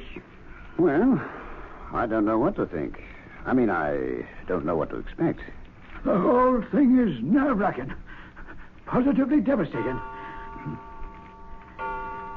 It's time. What's that? It's him. It's him. The devil himself. He's there. See him? There he is. There is certainly something there. Someone. Oh, it's the devil. It's old Harry, the devil. Is it really the fiend? Look at him, standing in the flames. He's laughing. Is he really laughing? Oh, that old serpent. Look at him. He's gone. No, he's not. He's still there, in the flames. Laughing in the flames. He's... Well, now he's gone. Well, that was quite an experience. Yes, it was. Oh, it was the most wonderful thing that's ever happened to me in my entire life. Oh, really extraordinary. Well, now, are you all satisfied? What do you mean by that, Ashley? His Satanic Majesty failed to put in an appearance. Of course he put in an appearance. You didn't see him? Now, don't tell me you did. Of course we did. He was all in black, head to toe. No, he was dressed in red. Black and red, I thought. Well, he had red hair. You couldn't see his hair. He wore a cap. I saw his hair. It was sort of waving in the flames of a draft or something, but it never caught on fire. I distinctly remember noticing that. He wore a cap. You couldn't see his hair, and his mustache was black. No cap. A cap and a big black cape. He kept his cape around him all the time he was standing there. Yes, but the cape was red, a very bright red. Now listen to yourselves. Listen, will you? You all saw him. You all say you did. But each of you saw something different. Huh? Red cape, black and red cape. Why, it's ludicrous. It is not ludicrous at all. We were all overexcited, all worked up over this thing, and maybe our accuracy, our powers of observation were impaired. That's possible. Except I know he wore a big black cape. Beg pardon, Mr. Higgins? Yeah, don't bother me now, Brindle. Your brandy, sir. Brindle, settle this argument for us, will you? What was the devil wearing? The devil, sir? What was he wearing when he came down the chimney? I wouldn't know, sir. I was not in the lounge. I was fetching Mr. Higgins' brandy. Did the devil make an appearance, sir? How then was the devil dressed? Oh, he was in his Sunday best. His coat was red and his breeches blue. And there was a hole where his tail came through. Those charming lines were written by Mr. Robert Southey at the turn of the century. But not our century. No, 100 years before. Clearly, the devil had time to acquire a new suit of clothes. We'll be back shortly with Act Two.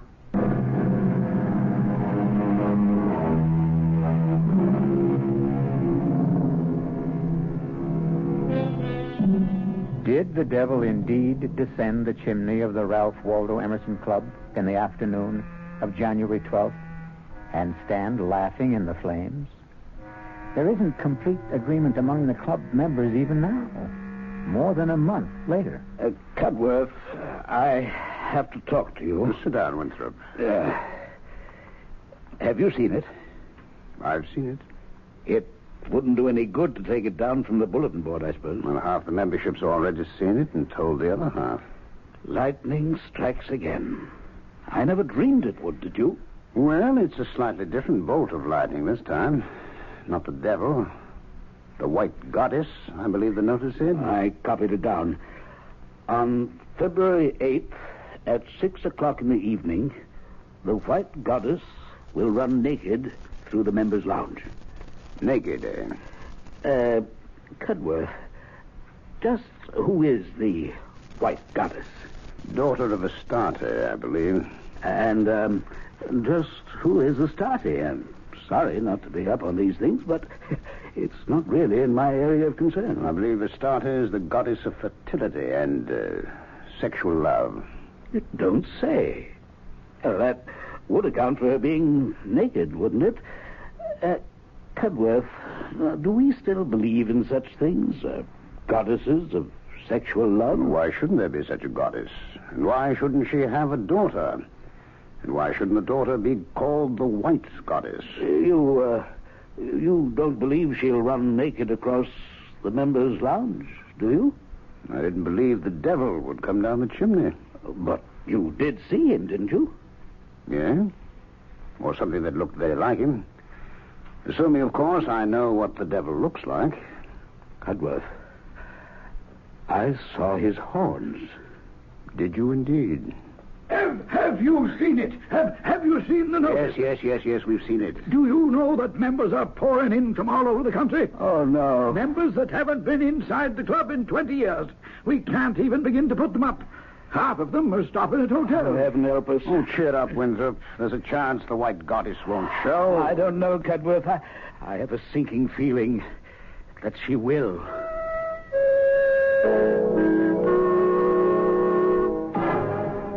There isn't an empty hotel room in the whole of Boston. Why are you doing this, Timothy? What are you getting out of it? I'm getting something off my own back, that's what. I'll never understand you. You haven't up to now, that's for sure. Playing jokes on people at your age. It's no joke. Well, I don't know what else you could call it. It's a plot. A plot to make them squirm, those fine gentlemen with their fancy ways. Why should they go through their entire lives without knowing a moment's uncertainty or a pang of anxiety? They're always so damn sure of themselves. Well, they're not sure any longer. They're divided amongst themselves already on the subject of the devil. I hear them jawing away about it in the lounge. Was he there or wasn't he? What did he look like? What did he wear? Mr. Higgins says red. Mr. Winthrop says red and black. Mr. Cudworth says nothing at all, just looks wise. And Mr. Ashley says the devil never came down the chimney at all, so they're every last one of them crazy. I tell you, that chatter in their argument was driving me right up the wall. But I put a stop to it, all right. And just how did you manage to do that? By putting up the notice about the White Goddess. That's how. Now they're all talking about her. And when is this White Goddess making her debut? 6 o'clock tonight. And is she coming down the chimney? No, as the notice says, on February 8th at 6 o'clock in the evening, the White Goddess will run naked through the members' lounge. Where will she come from? How should I know? I only wrote the notice. But I think it would be nice if she came in through the main door and went out through a window.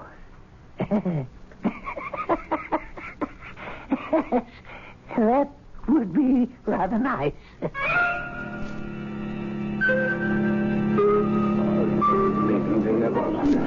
And the room is filling up. It's amazing. Oh, I don't know. It isn't often, if ever, any of us gets to see the White Goddess run naked across the lounge.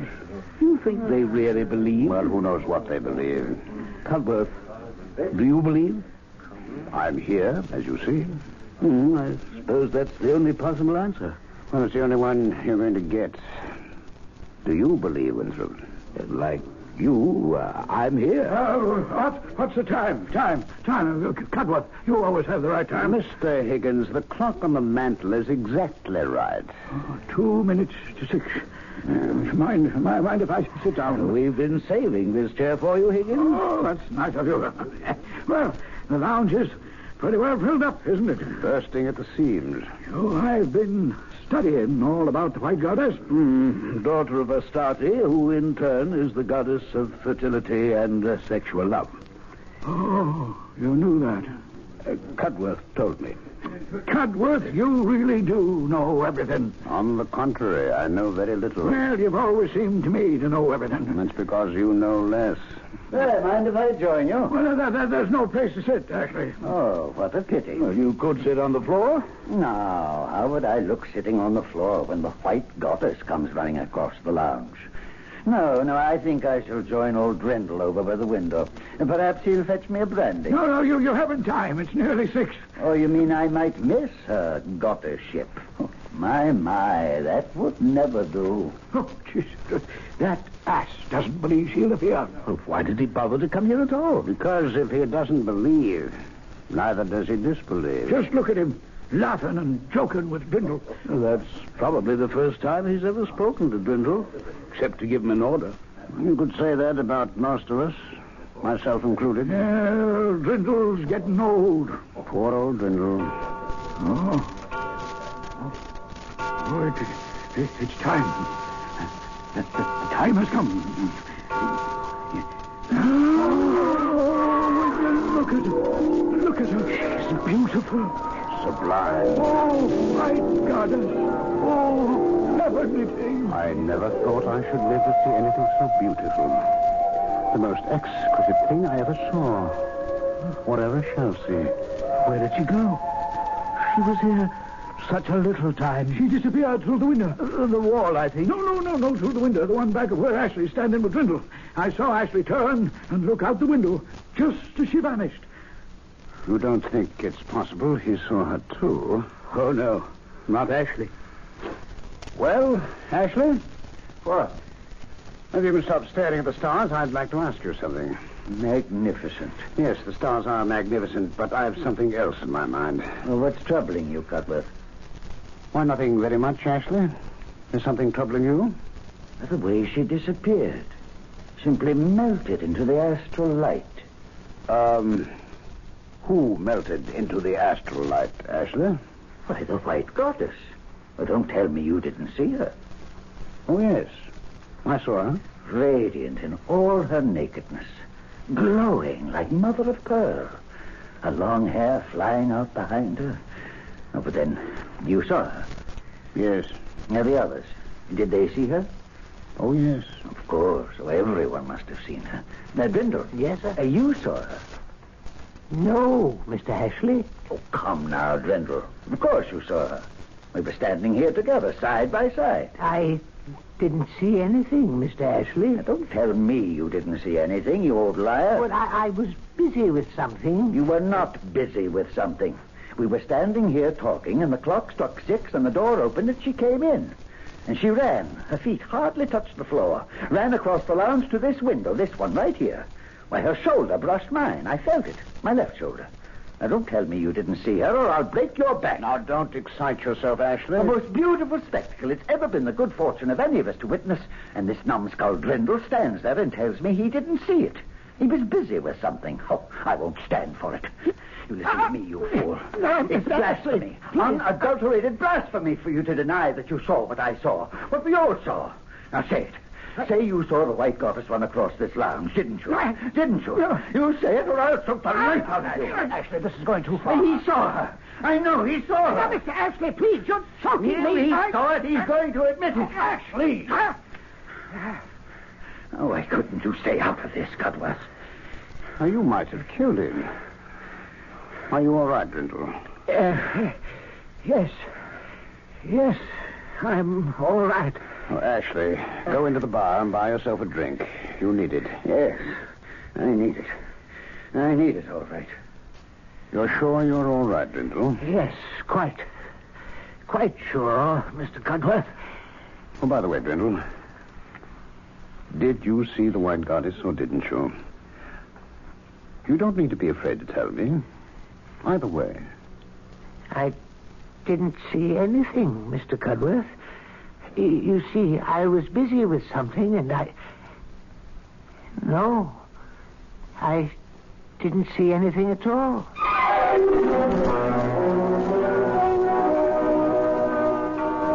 Well, I think I must be getting on home. Yes, it's been quite an evening, isn't it?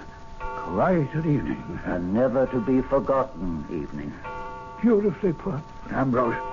Well, come along. I'll drop you off. Thank you.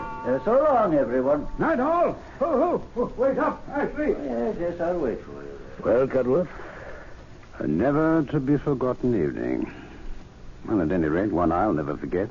I fancy none of us will ever forget. You leaving now? No, I'm going to stay until the room's cleared. It's about cleared now. Nobody much left? I want to speak to old Brindle. He doesn't look too happy. That was quite a going over Ashley gave him, wasn't it? Looked that way. Ashley can be a rough man. Can't he, though? Well, I'm off for home. Night, Winthrop. Night, Cudworth. A never-to-be-forgotten night. Oh, Brindle. Yes, Mr. Winthrop. May I speak to you for a minute? Oh, yes, of course, Mr. Winthrop, of course. You all right? perfectly all right. I couldn't help noticing you and Mr. Ashley seem to be having an altercation of some sort. Mr. Ashley was angry, sir, because I wouldn't say I saw the white goddess. And why wouldn't you say you saw the white goddess? Because I didn't see her. But we all saw her, Drindle. Even Mr. Ashley saw her. She wasn't there. But, my dear man, she was there. She ran across the lounge all naked, just as the notice said she would. Now, why do you persist in denying it? Because I wrote the notice. Oh, now, Drindle. And I wrote the other one, too, about the devil coming down the chimney. I wrote them both, and I made them up out of my head. Why are you lying to me, Drindle? I'm not lying, sir. But of course you're lying. I don't know why you're lying. Perhaps to make yourself important in our eyes. I am not lying. But we all saw her, Drindle. It was the most exquisite moment of our lives. We saw her. Therefore, you're lying.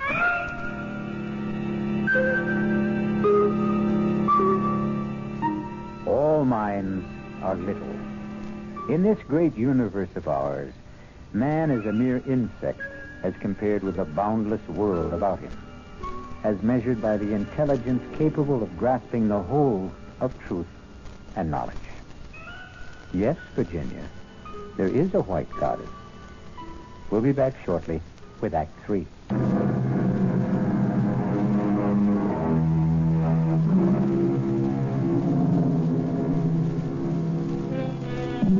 Have you read your Shakespeare lately? If you have, you'll remember Hamlet's observation to his friend. There are more things in heaven and earth, Horatio, than are dreamt of in your philosophy. If you haven't read your Shakespeare, now for the third act of The Walls of Jericho. Come eat your breakfast, Timothy. It's on the table. It's ridiculous. It's absolutely absurd. They're trying to ruin me. Oh, he's off again. I never even turned around when I heard them whispering behind my back. Drindle's getting on. Poor Drindle. Drindle's had a drop too much. That part's true, all right. But when they call me a liar, and to my face, I don't have to take that. Who called you a liar? Mr. Amos Winthrop, the president of the club, the highest mucky-muck of all the high mucky-mucks, that's who. Well, what kind of a lie did you tell him? No lie. I told him no lie. I told him the God's own truth. That I had written those notices and put them up on the bulletin board. The one about the devil coming down the chimney and the one about the white goddess running naked across the lounge as well. Why wouldn't he believe you? Because he's a fool. The biggest fool in a pack of fools. I said, why wouldn't he believe you? He says he saw the devil, saw him come down the chimney and stand in the flames, and that most of the others saw him too. All but Mr. Ashley and a few other disbelievers. Oh, you should never have invoked the devil. I told you that at the time. But even Mr. Ashley is saying that he saw the white goddess run across the lounge.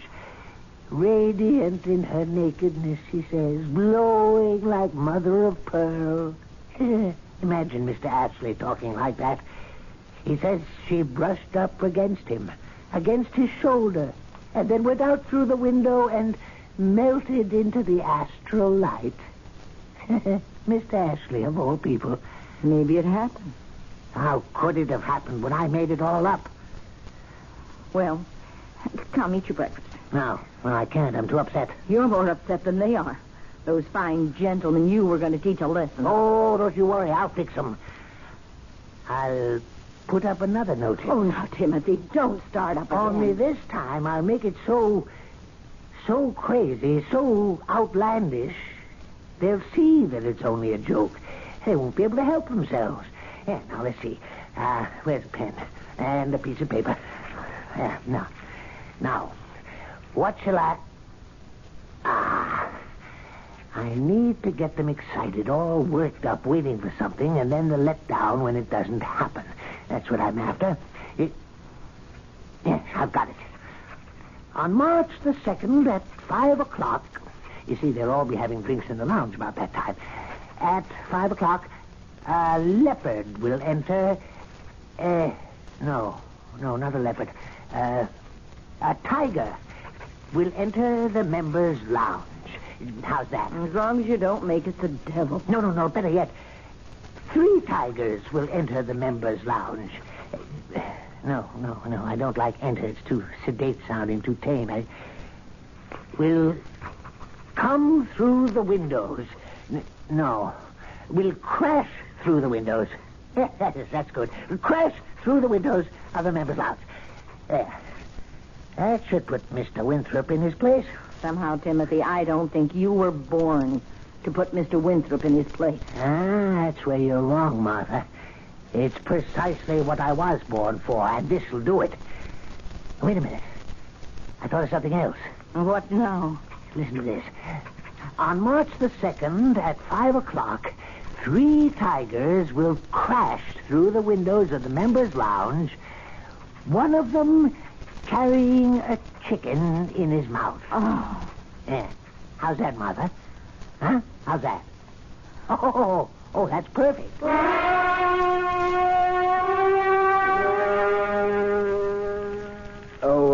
Grindle. Mr. Winthrop, yes, sir? Stir up that fire, will you? Yes, sir. That's fine. Would you like another log, sir? No, that'll do it, I think. Weather's letting up a bit. Yes, it seems to be. You're in the club a bit early today, sir? Yes, a bit. Why, yes, it's only a little after 4. Are you waiting for the tigers, sir? How's that? I just thought perhaps you might have wanted to be the first one on hand when the tigers crash through, that's all. You're being impertinent, Dwindle. That's very unlike you, Dwindle. Is it, sir? Same as you're lying. It was unlike you to lie to me. Yeah, I suppose it was. You know it was. Now, you're not going to tell me the latest notice on the bulletin board was also your invention, are you? I'm not going to tell you anything, Mr. Winthrop. Well, I'm glad to hear that. I'm sure you'll agree that it's not my place to tell you anything. I most certainly and emphatically do agree. I thought you would. Not that I'm certain that the 3 tigers will crash through the windows. No, I'm not certain at all. It's absurd on the face of it, isn't it? Most absurd. 3 tigers. Well, now. Perfectly ridiculous. And one with a chicken in his mouth. It's laughable. Well, don't laugh. Because it just may happen. Precisely as the notice predicts. We simply do not know. I promise not to laugh.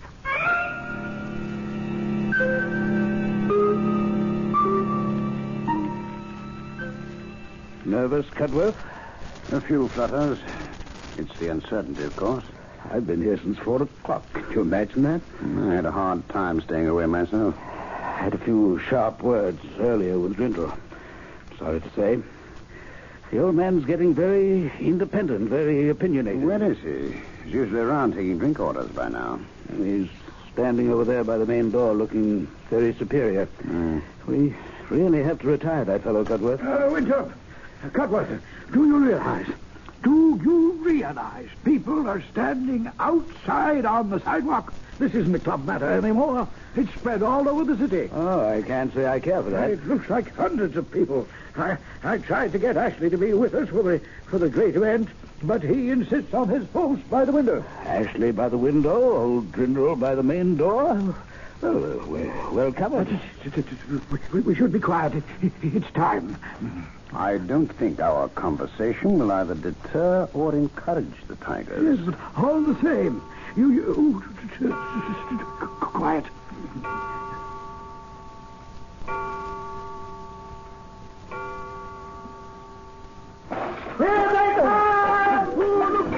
Oh, Lord Davis! There they are! 3 of them! 3 tigers! And one has a chicken in his mouth. So they're making for the door. Out of the way, Grindle! Out of the way! Grindle! Out! He doesn't see them!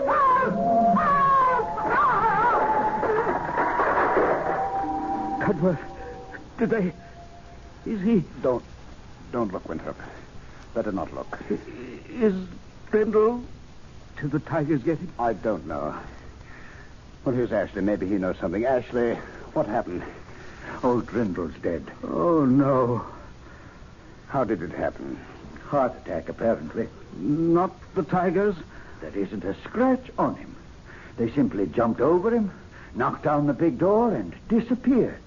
Old Drindle never believed in the tigers. Oh, is it conceivable he didn't see them? Oh, he saw them all right. Well, how can you be sure? Well, don't you remember, just before the tigers reached the door, he called for help. He saw them. He called for help. And he dies. Of fright, do you think? Can you think of anything more frightening than the sight of something you never believed in coming to get you?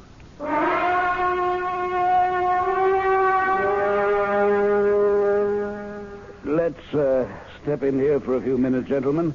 We won't be disturbing you, Katie, if we use part of the lounge, will we? What happened in here, Mr. Winthrop? Who upset all the furniture? A little fracas, Katie, with some unexpected visitors. Let's set our drinks down here. Pull up chairs, everybody. There's a few that weren't overturned. We'll have a new steward tomorrow. They're promoting someone from the dining room. You never hold a candle to Drindle, no matter who he is. Drindle was a good man. If you gentlemen are going to be using this room, I can clear out and come back later. Now, you go right ahead with your cleaning, Katie, if you don't mind sweeping around us. That's all right with me. There certainly isn't that. Gentlemen, I asked you to meet with me here because I have a confession to make. I'm sorry I didn't tell you before, but... well, I didn't. But now I must. After the incident of the White Goddess, gentlemen, Brindle told me that he himself had posted those notices on the bulletin board. Brindle? The one about the devil? And the White Goddess, that one too? I didn't believe him. After all, we saw the devil, most of us, and we all saw the White Goddess. And to believe Drindle would be to admit that he had the power to summon them up. What about the three tigers? One with a chicken in his mouth? We saw them too. And in all probability, so did Drindle. And the sight killed him. Is it possible that a man like Drindle had the power to invoke such things? Well, I must now concede that he did. There I must take issue with you, Winthrop. Drindle only put up the notices. The power lay within us, the membership. I, for one, claim no such power. You, for one, have no such power, Ashley. Nor have I. Nor has Winthrop or Higgins or any member of the club separately or consciously. But unconsciously and collectively, the power is ours. Together and without knowing it, we can do such astounding things. Together and without knowing it, we are constantly doing astounding things, are we not? And always have. Both for good and for evil. I call your attention to the biblical story of the Battle of Jericho. We all know that stone walls cannot be shattered by a band of men marching round them, a final blast of trumpets, and a great shout. We know that. And yet it happened. The walls of Jericho fell. Why did they? Consider the circumstances. The Israelites outside the fortress city, the eagerness, the expectancy, and above all, the desire and the belief. Consider the steady tramp of marching feet. Consider the narrowed concentration of the marchers. No man divided in his mind, and no mind divided from the mind of any other man. Consider the psychic pressure created by such a congregation. Mass hallucination? It was no hallucination that Jericho fell to Joshua. No. I should call it mass projection. And that's what happened here?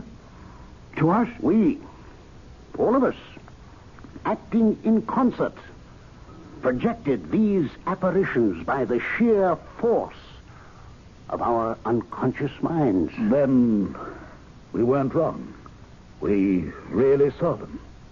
The devil, the white goddess. The 3 tigers. One with a chicken in his mouth. We really saw them. Even as the walls of Jericho really fell. I beg your pardon, sir. What is it, Katie? Look what I swept up over by the main door, sir. If I am not mistaken, they're chicken feathers. What's been going on here, sir? And so ends our tale of magic. A magician performs his tricks. We are delighted and applaud because we cannot comprehend how he did them. But what if the magician himself cannot comprehend?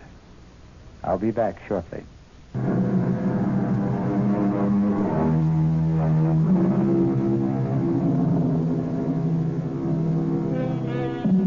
Seek to know the truth, for the truth shall make you free. I believe that, but it's a long search and a weary one. And let's be glad that a lot of mystery remains, and there's a little magic here and there along the way.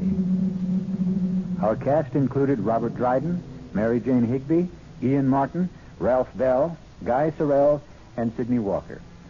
The entire production was under the direction of Hyman Brown. Radio Mystery Theater was sponsored in part by the Kellogg Company, makers of Kellogg's Special K cereal. This is E.G. Marshall inviting you to return to our Mystery Theater for another adventure in the macabre. Until next time, pleasant dreams.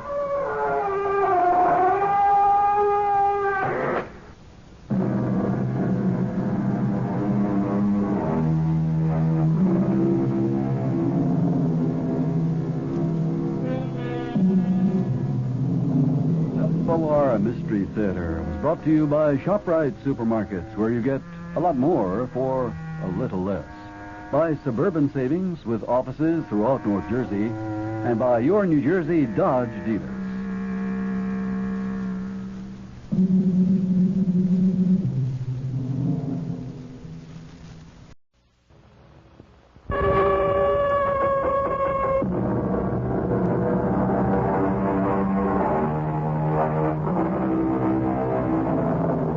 Come in.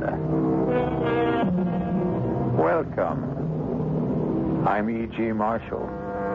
Welcome to the world of your terrifying imagination. Consider, at one time, the great cold-blooded reptiles ruled supreme on the face of this earth.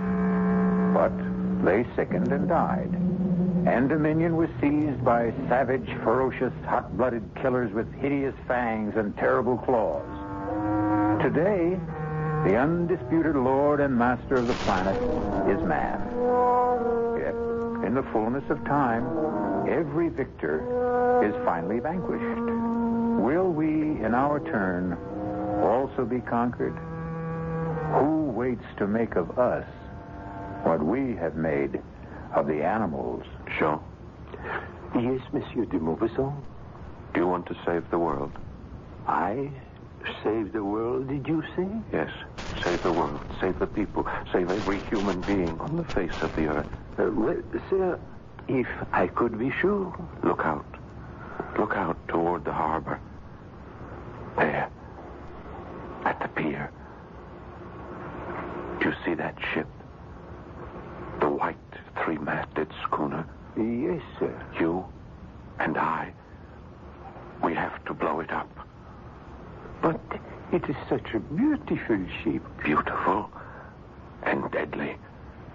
Deadly enough all by itself to enslave the entire human race.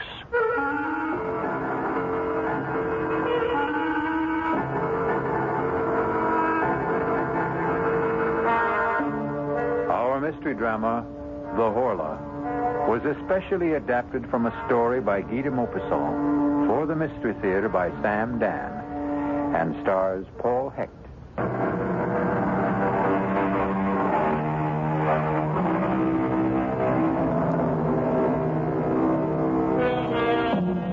His name was Guy de Maupassant, He was probably the greatest writer of short stories who ever lived.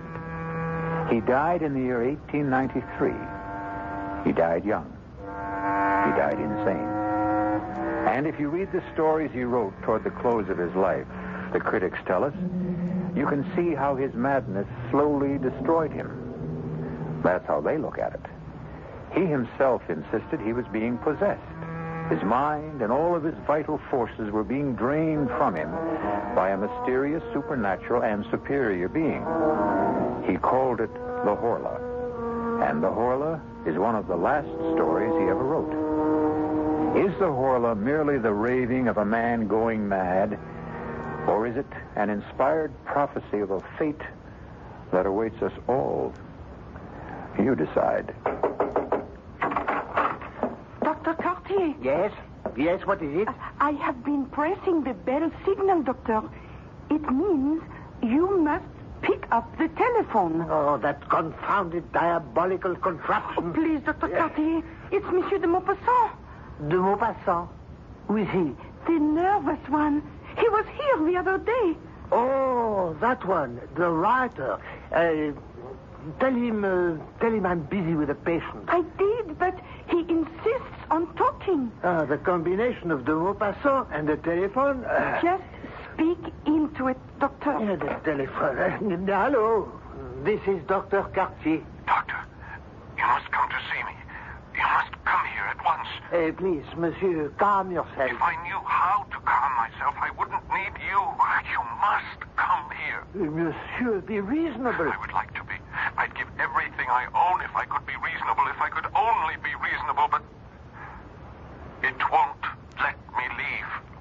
What won't let you leave? It. The Horla. The what? Monsieur de Maupassant. Monsieur, speak up.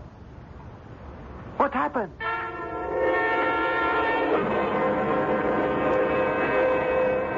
You may put on your shirt, Monsieur de Maupassant. Ah, a lovely place you have here. Breathtaking view of the harbor. What's wrong with me, Doctor? Oh, nothing. Then why do I... You see, that's a handsome ship out there, huh? That sparkling white three-masted schooner. Something must be wrong. Where's she from, I wonder? Oh, Brazil, I think. Doctor, why won't you tell me what's wrong with me? I told you, nothing. You have a mild nervous upset. Your nerves are highly strung, your pulse is rapid, your eyes dilated. And what do you advise? A course of shower baths. Cool shower baths. 2 in the morning, 2 in the afternoon, 2 in the evening. And send down to the chemist for some bromide of potassium. You haven't listened? I listened. I heard every word. Now, you go to sleep. Yes. You slumber deeply for 2-3 hours, correct? Yes. Then a nightmare lays hold of you, true? Yes, exactly. You feel someone is in the room with you, in the dark room. Someone is in the room. Am I stating the fact? Exactly. This someone or something is staring at you? Yes. I can't see it, but I know it's there. I know it's staring at me. And then it comes closer and closer to me. I feel it touching me. A cold, terrifying touch. And then I hear a sound. A low, vibrating sound. It's nothing human, nothing animal, nothing mechanical. And then I feel a weight, as if something kneels on my chest. A pressure, a terrible pressure. My neck is being squeezed and squeezed as something seems to be draining the breath from my body. Not only the breath, but my strength. Everything is being drawn from me. I want to struggle, but I can't move.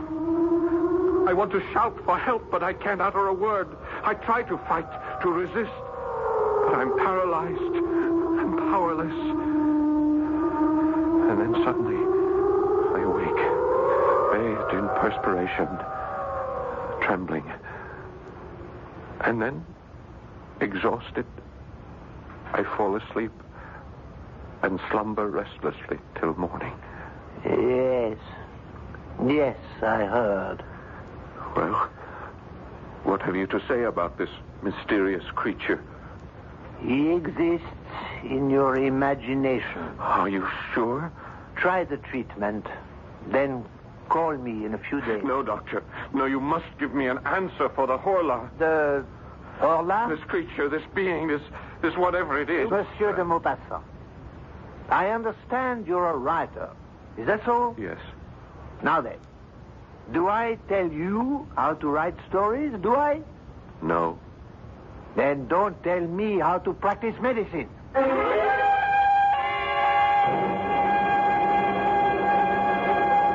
Fish, fresh fish, fresh marlet, mackerel, bass, flounder, fresh and sweet as a faithful wife. Good morning, Madame Bossard. Oh, it's you, Monsieur de Maupassant. I hear you have been ill. It's because you have not been eating enough fish. I instructed my cook to buy some for dinner. Oh, yes. She has been here. Monsieur, you promised to put me in a story. Well, perhaps I will. Tell me, Madame Bossard, have any interesting new ships come in? Now that is a good question. Yes, it is. And I would say it's not what comes in that's interesting. It's what's not going out. If you get my drift, monsieur. No, I'm afraid I don't understand. The Brazilian. The Brazilian? The white three-master schooner at the end of the pier. Oh. You see? Oh, yes. Well, what about her? Oh, monsieur, she has been tied up here for 3 weeks. So? She hasn't unloaded a stick of cargo. Well, perhaps she's put in for repairs. She has not replaced so much as a rope. Supplies? Food, water? Listen, Monsieur de Maupassant. No one is allowed to go aboard her. Her crew has not been given so much as 10 minutes of liberty. Strange, no? Every few days, her captain comes down to the dock to buy fresh fish, meat, some fruits. And that's all we ever see of them. What does the captain say? Not a word. He's a huge, surly ape of a fellow. He points to what he wants and pays. Comes in without a hello and leaves without a goodbye. Well, we seem to have a mystery. What is the name of the ship? The Horla. The what? The Horla. The Horla? But that's... What is it, monsieur? The Horla. I thought... Yes? I thought I had just made it up. Monsieur, what are you saying? Are you sure? Are you positive that that's the name? The Horla? Well, walk down the pier. You'll see it.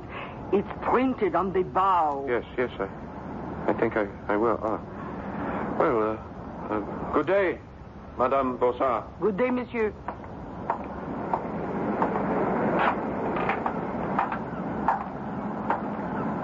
The Horla. It's incredible. Ahoy! Ahoy there! Aboard the Horla! Ahoy there! Anyone there? What do you want? You have a beautiful ship there, sailor. Listen, mister. Move on. Well, all the other ships allow visitors. Captain's orders. Well, why... None of your business. Couldn't I ask you something, sailor? No. Your name, the Horla, what does it mean? It doesn't mean anything. How did you come to choose? Go on, move. You got no business here. This is a public pier. I have as much right to be here as you do. Perhaps more. Now, listen, mister. Please, for your own good, get out of here. Leave as fast as you can. Go away. Go away as far as you can before... Before what? Before the... Aha! No! Please. I didn't say anything to him. Well, who are you talking to? No, please. Don't do that to me. Sailor, what is it? What is it? Sailor!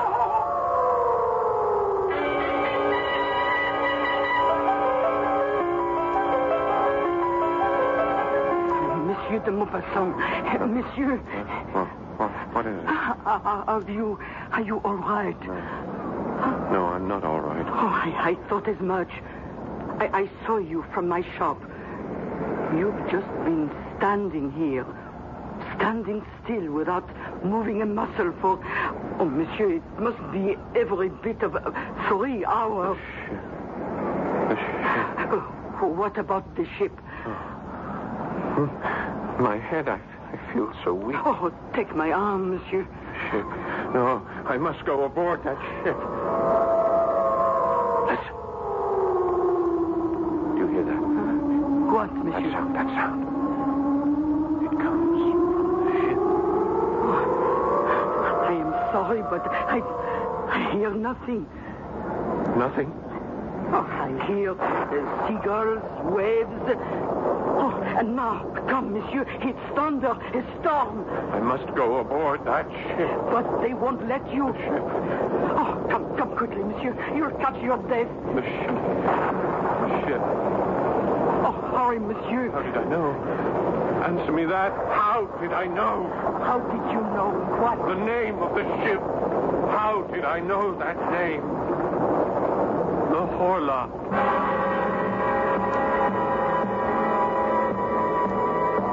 How indeed.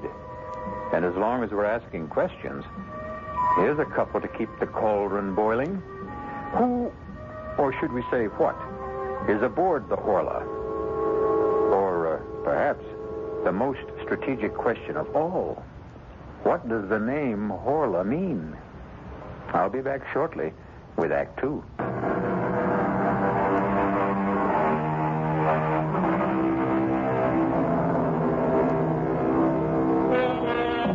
Guy de Maupassant is writing a story about a mysterious force which he calls the Horla, a force that drains the life and strength from his hero. Now he discovers that a mysterious ship that lies in the harbor is also called the Horla. Hello? I must see Dr. Cartier. Oh, it's you again, Monsieur de Maupassant. I told you I would have him call the moment you return. Mademoiselle, I must see him at once. But he is... That. Monsieur. Oh, excuse me. I'm in my room, my bedroom, and at any moment I'll fall asleep. I'm so tired. Well, sleep, monsieur, by all means. Sleep would be the best thing for you. No, not this kind of sleep. The Horla will come to me again tonight. I know it. But all I can do is tell the doctor. Tell him I need him urgently. Yes, Monsieur de Maupassant. Yes. Who's there? Who is that? Who's there? Oh. Monsieur de Maupassant? Oh, it's you, Jean-Baptiste. And who else might it be? Please come in. My lady's finished in the kitchen, and I'm finished, too, with the paint job. Just in time, just before dark. Oh, you didn't have to hurry. Well, get it over with. That's my motto. You thought your house was white before? You should see it now. Please, Jean, sit down. Yes, monsieur. Jean, I have a job for you. Doing what? Doing just what you're doing now.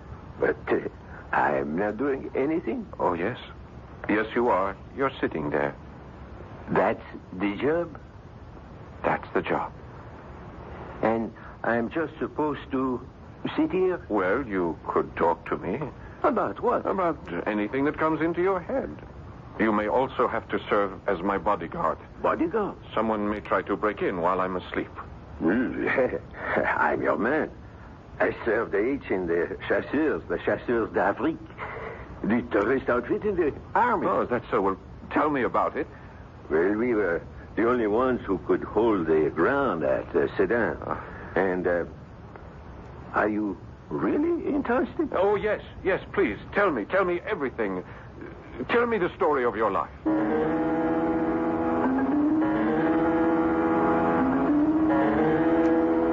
And so we advanced against the Prussian left flank, and we...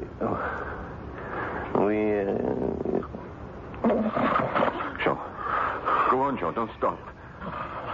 Talk to me. If you fall asleep, I'll fall asleep. Jean, please talk to me. Don't let me sleep. Oh, I'm so tired, but don't let me sleep. Don't let me fall.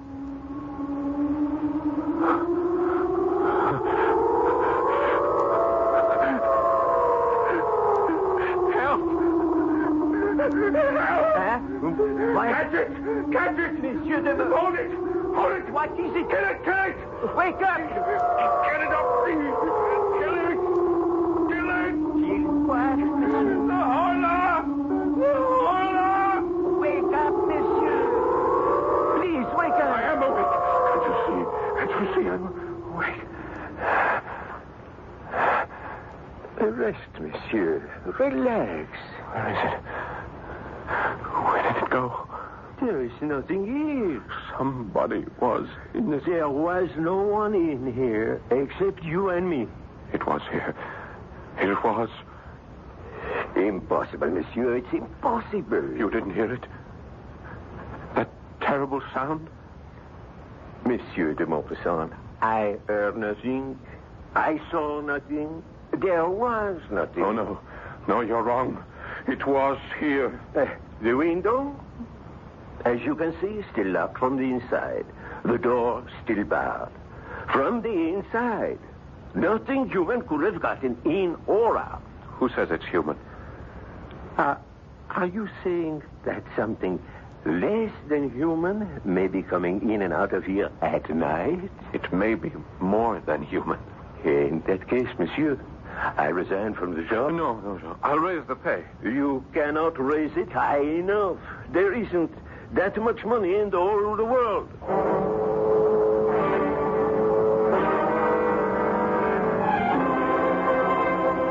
Dr. Kachi, I thought you'd never get here. Nothing works. Shower baths, the bromides. You insist you still have this visitor? I know I do. He was here last night. He overpowers you? Yes. He makes this awful sound? Yes. He drains all your strength? Yes, exactly as I told you. Your handyman, Jean-Baptiste, stopped my carriage as I drove up. He spent the night in this room with you, I understand. Yes, that's right. While this Horla. This Horla attacked you. He heard nothing. He saw nothing. Well? Well, what? Come, monsieur. Admit this is all a nightmare. But it was so real. It's always so real. There was a witness. Is Jean-Baptiste reliable? Is he sane? I would say so, yes. Would he have any reason to lie? To embarrass you? No. Then why do you insist on maintaining this ridiculous fiction of a Horla? Doctor, that name, Orla, I thought I had made it up. That it was a creation of my own imagination. But it happens to be the name of that ship. What ship? You know, the one you asked me about last week. The white three-masted Brazilian schooner. I mean, where would I get that name? Why would that name pop into my head? That Brazilian ship is called the Orla? Prove it to yourself. Pick up that telescope. See her out there at the pier. You can read her name. Ah, then that explains it. You had picked up your telescope one day to view the harbor. Without being aware of it, you might have read the name on her bow. I have never seen that name before in my life. Someone somehow placed it into my imagination. Monsieur de Maupassant, sit down. Huh? At once. Now, I have coddled you long enough. You are one of the great writers of France, but you have reduced yourself to a terrified, trembling wretch. This will not do.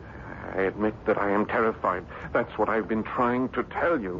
Yes, you terrified. You have been terrified by the critics. Oh, that's a lie. I don't care for the opinions You of are those... human. You care. I read what they write. You've lost your touch. Your best work is behind you. I am as good as I ever was. Better. Sometimes genius becomes too heavy a burden to bear. And so you construct this fable in order to have an excuse not to work anymore, not to be judged anymore. That's not true. But the fact is, you're not writing. I am writing. What are you writing? I'm writing a story. A story called The Horla. That's not a story. It's an account of your nightmare. Well, I just don't know what else to do, Doctor. I do. Sit down at that writing desk. Pick up your pen. Create another Bellamy. Another Pierre and Jean. Another ball of fat. Doctor, it's not that simple. Make it simple. Remember, you're more than a great writer. You're a great French writer. Oh, that's a lie. I don't care.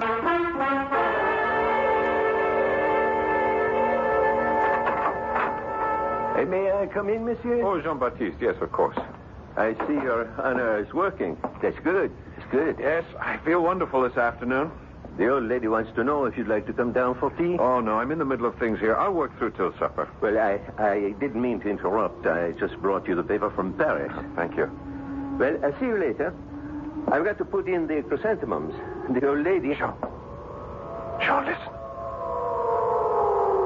What is it, monsieur? You tell me. I can't tell you nothing.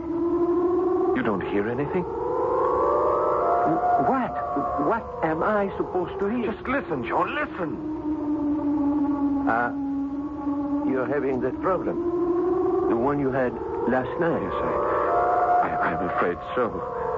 Well, you'd better see the doctor. I've just seen the doctor. Jean, please, would you mind sitting here with me? I don't mind as long as it's the daytime. I just can't work anymore. I don't think I'll be able to concentrate. Well, why don't you take a little nap? No, I don't want to sleep.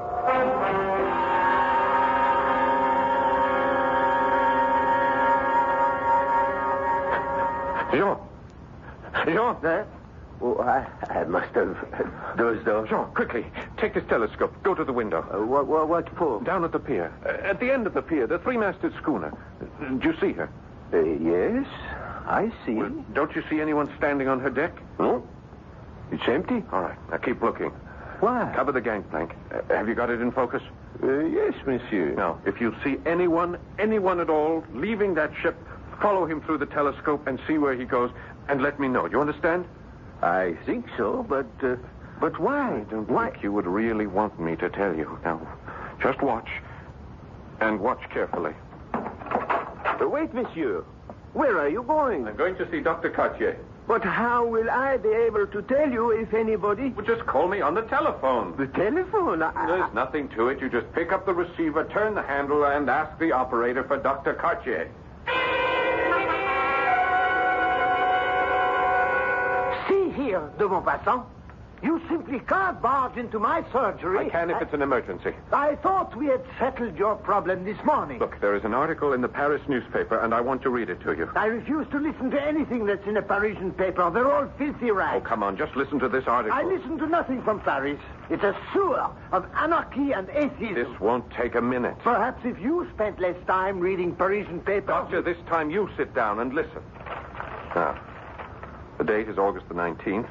A curious piece of news comes to us from Rio de Janeiro. That's in Brazil. Yeah, I know that's in Brazil. Madness, an epidemic of madness, like that contagious madness which attacked Europe in the Middle Ages, is now raging in the province of São Paulo. The terrified inhabitants are leaving their houses. They say they're being pursued and possessed. Now, these are not my words, Doctor. I quote from this article. Typical Parisian exaggeration. They only copied the story that arrived on the wire from Brazil. The people are quoted as saying that they are pursued and possessed, dominated as if they were human cattle by invisible, though tangible beings, like so many vampires which feed on their life while they're asleep. Now, what do you say, Doctor? South Americans are basically Spaniards. A highly romantic, unstable people. Oh. To continue, if I may, Professor Don Pedro Enriquez and several other medical experts have gone into the province to study this madness. Brazil. Doctor, Brazil.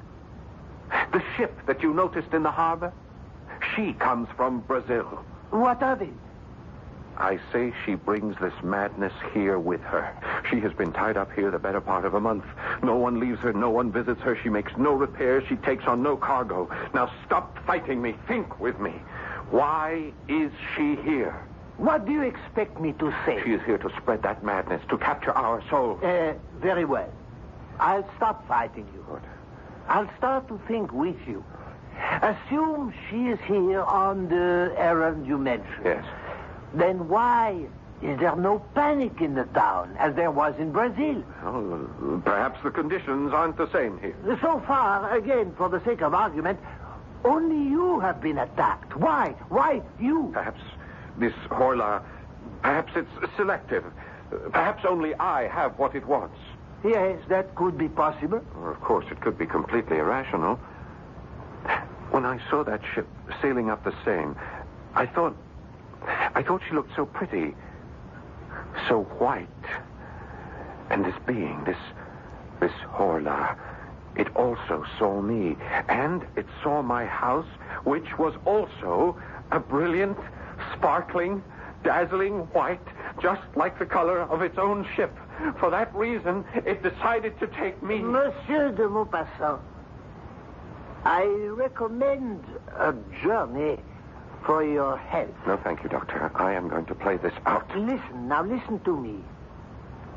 Does it matter if you're attacked by an outside force or by a weakness in your own body? The result is the same. Madness.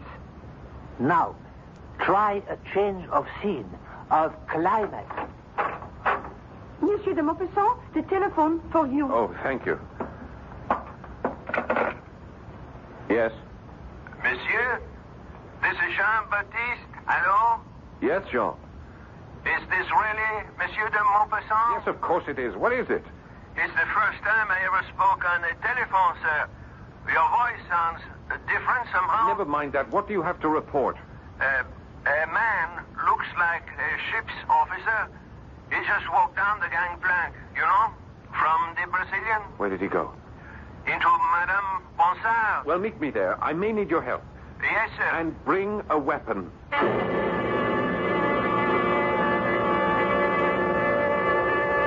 Well, will the man of letters become the man of action? And how ironic it is that the epic struggle for the mind and the soul of not just one man, but perhaps all men, may take place in the small, crowded stall of a provincial fishmonger. I shall return shortly with Act 3. A beautiful white sailing ship is docked in the harbor near the mouth of the Seine River. And a famous French writer claims she carries aboard her a mysterious force that intends to destroy the world. Only he can't be sure, and neither can we. Is this just a story he is writing, or a nightmare he is living? But fancied or real, a confrontation with the ship's captain awaits us. Jean, here I am. Yes, monsieur. Are you armed?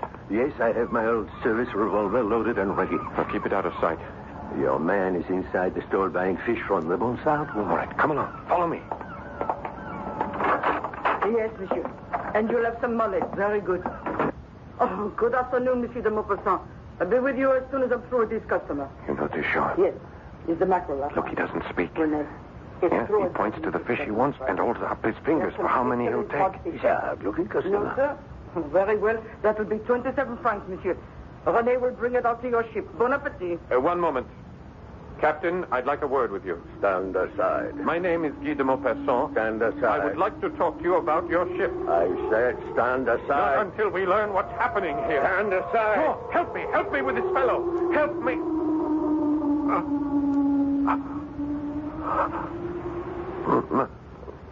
My head. What's the matter, monsieur? René, get Monsieur de Maupassant a glass of wine. Jean, why didn't you help me?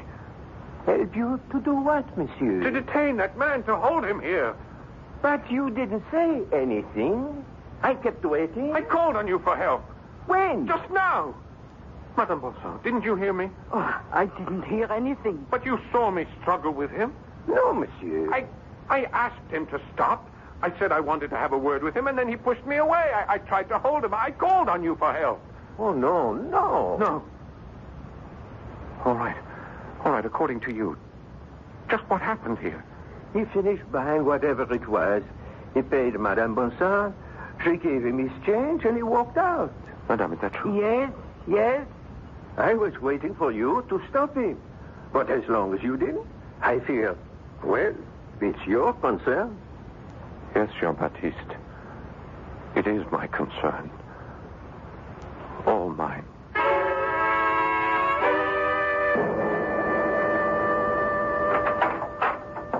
Good evening, de Maupassant. I didn't send for you, Doctor. No, you didn't. But I received a visit from your handyman and the Bonsan woman. They fear for your sanity. I can't fault them in that regard. I fear for it, too. I want to help you.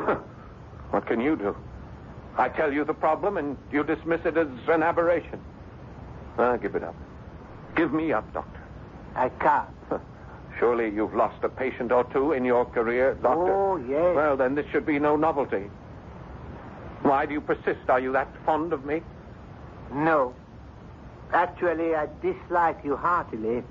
Your ideas, your politics.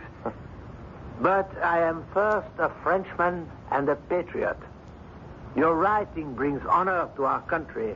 You are one of our national resources. I must save you. How far would you be willing to go? I still don't know the problem. I told you the problem. I read you the dispatch from the Paris newspaper. Very well. This thing, this Horla, why does it attack? Why? Perhaps the reign of man on this earth is over. Oh, what kind of nonsense is that? We'll get nowhere if you keep saying nonsense to me every time I open my mouth. Man did not always rule this planet. He didn't? No. We are but one of a series of rulers according to evolution. Oh, evolution? What do you say, oh? Do you quarrel with Darwin? Why, is it too much to suppose that we, in our turn, are being supplanted? By whom? It doesn't have to be a whom. It could also be a what. What kind of a what? A Horla. And we are back where we started. Yes. A Horla. I would accept a vampire, a physical, tangible, visible creature, but your Horla cannot be seen. That's true. Then how can he do damage? He can seize control of the brain. Never. The brain is inside the skull. It is safe. It cannot be tampered with. The Horla has always tampered with it. Primitive man feared him, this unknown, unseen horror. The priests, magicians through the centuries have tried in vain to exorcise him. Yet he has stolen into our minds, captured our thoughts. Mesmer, he understood this power. He could even demonstrate it. And Mesmer was a Frenchman. I regret to say he was also a charlatan. The mind, that part of it we don't know. That dynamic, unconscious portion. The part discovered by Freud. Who? Freud, Sigmund Freud of Vienna. Oh, an Austrian. A brilliant psychologist. Freud, Mesmer, others, they show us glimpses of this awful mental power. Some call it magnetism, suggestion, hypnotism. But only the Horla fully understands it, and he will use it to conquer. But why? Why did we conquer? Because our time had come. And I hear him. He keeps telling me he has come. My boy, let us put you into a hospital for your own good. He'll follow me there. What do you suggest? Eventually, he will make of us what we have made of the horse, the ox. His beast of burden and his food, just by the strength of his will. You need a complete rest, a change of scene. But you know, sometimes an animal turns on its master. Sometimes the slave rebels and kills the oppressor. And I know just the place. Just get away from the sea. Breathe some good, crisp mountain air. And so I'll kill this Horla. I'll have your servants pack some clothes. And if I kill him, perhaps all of us will be safe. For a while.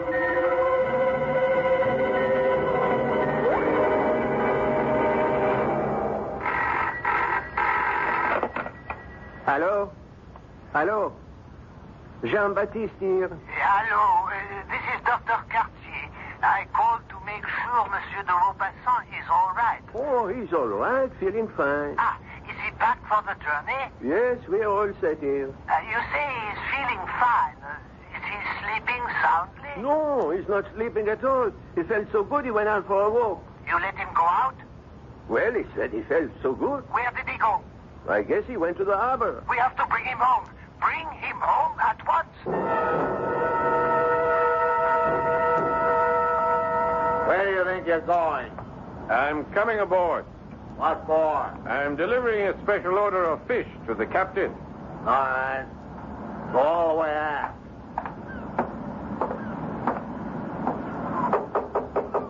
What is it? What are you doing here? What are you doing here, Captain? What is your ship doing in this harbor? I'll have you thrown overboard. I'll keep coming back. Why are you here? Why? You know. You know why. Tell me. You know everything there is to tell. The ship is captured. It belongs to the Horla. Yes. It captured us in the harbor back in Rio. It owns us. It owns every man on board. What is it doing here? Looking for captives. Looking for you. Why me? I don't know. It chooses its victims according to... I don't know the reasons. Some are obvious. Us, we have a ship. It wanted a ship. But you, others, I don't know. I don't know why it wants you. The Horla. Where is it now? Here, in this cabin. With us? Here, now? Yes. What's it doing? Sometimes, like now, it sleeps. Other times... You better leave now while you can. No, Captain, let's fight it. You cannot fight. Let's kill it. You can't kill it. Kill it, and then we'll all be free.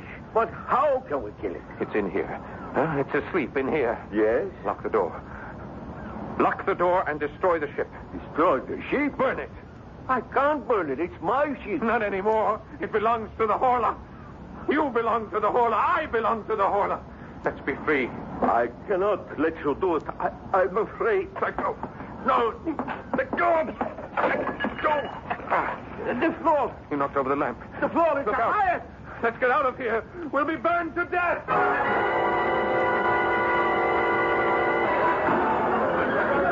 Doctor, look! The ship! It's on fire! Fire! Fire! Fire! The Mocassin is aboard her! Come on! Guy! Guy! Where are you? Monsieur de Maupassant, where are you? She's going to blow up! The whole ship is going up!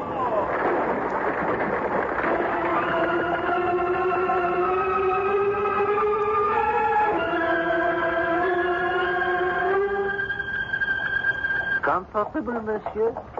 Yes. This is such a pleasant, restful ride. We will be at the sanitarium in time for dinner. You won't regret it. You had a narrow escape last night. Yes. Yes, I know. Why did you go aboard that ship? Why? Yes, why? I told you. To strike a blow for freedom. To overthrow the slave master. To kill the oppressor. And, did you? Did I what? Did you kill the Horla? Did you prevail? For just a moment. I thought I did. But no. How can man prevail against the Horla? They say de Maupassant lost his mind. They also say those whom the gods would destroy, they first make mad. Are there new gods? As we are absolute monarchs over the willing horse, the faithful dog, will someone soon force us to yield, spirit, soul, and body, to him? I'll be back shortly.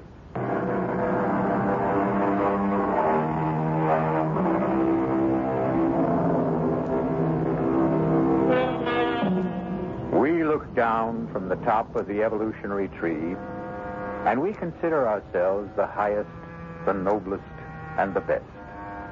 But there can be someone ready to take over. Someone more perfect. Maybe the only way we can survive is to beat this thing at its own game. Improve ourselves, shape up, and also show up regularly for the next adventure in the macabre. Our cast included Paul Hecht, Bryna Rayburn, Robert Dryden, and Dan Ocko. The entire production was under the direction of Hyman Brown. This is E.G. Marshall inviting you to return to our Mystery Theater for another adventure in the macabre. Until next time, pleasant dreams.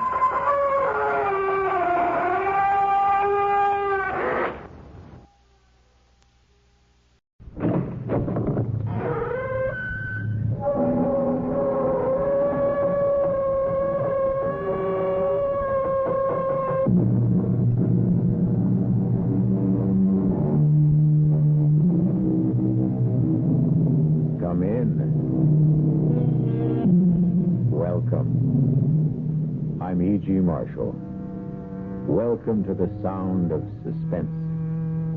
Welcome to the fear you can hear, but mostly to the world of terrifying imagination. The story you're about to hear concerns one of the most unusual killers in the annals of crime. A brutal murderer who carries not one but 4 deadly weapons wherever he goes. A huge monster of a creature weighing hundreds of pounds. But this isn't a horror story. In a way, it's a love story. It's called The Horse That Wasn't for Sale. And now that you've heard the title, you've already guessed the identity of our killer. But that doesn't mean you know what Stargazer is really like. No, you keep away from me here. Get back, Stargazer! Get back, get away! Please, stop it! Please, somebody stop him! Save me!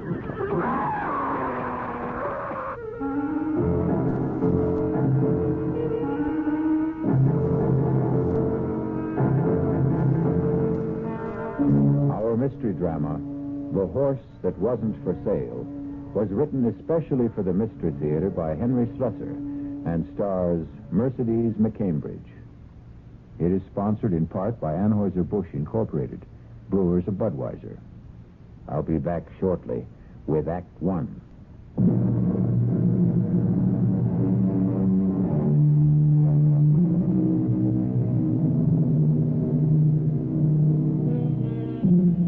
Our tale begins in an idyllic setting. Just picture the gently rolling hills of a horse farm in the early days of autumn. The colors of the trees all red and rust and differing shades of amber. See the ranch house nestled comfortably in the valley. The long row of white stables. But now you may notice something unusual about this farm. The stables are empty. No horses neigh and whinny in the paddocks. The only sound is the tapping of a typewriter. And at a desk in the front room sits a very handsome and very sad-looking young lady whose name is Chrissy Runyon. Judge Simmons, I thought it was only fair that I tell you the whole story about Stargazer, so that at least you'll know the animal isn't entirely to blame for what happened.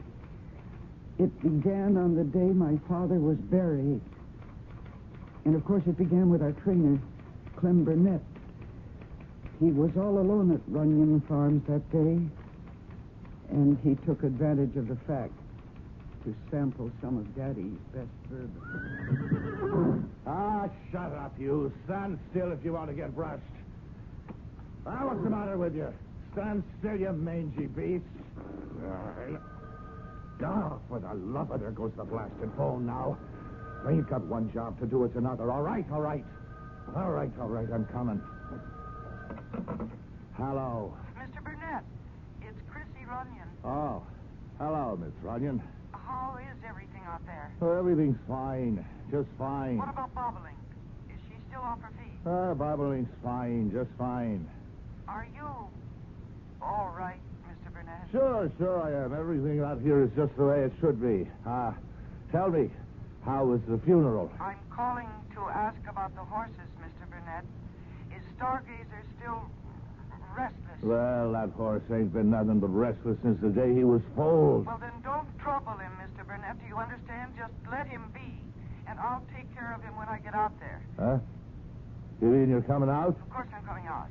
Why shouldn't I? Oh, no reason. I just thought, well, you ain't been here in a long time, Miss Runyon. Well, I have to arrange things for the auction. Huh? Auction? What are you talking about? I'm sorry, Mr. Burnett, but the horses have to be sold. And the farm, too. My father's debts were, too.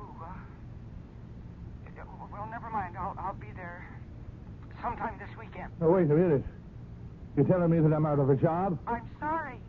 There's nothing I can do about it. Well, look here. Oh, 6 years on this place. 6 years and your old man never gave me more than a... I'll see you on the weekend, Mr. Burnett, and we'll settle then about your wages. And remember what I said about Stargazer. Just let him alone. Goodbye. Just like that, huh? Just like that, huh, Miss Snooty? I'll let him alone, all right. He can starve as far as I'm concerned. Well,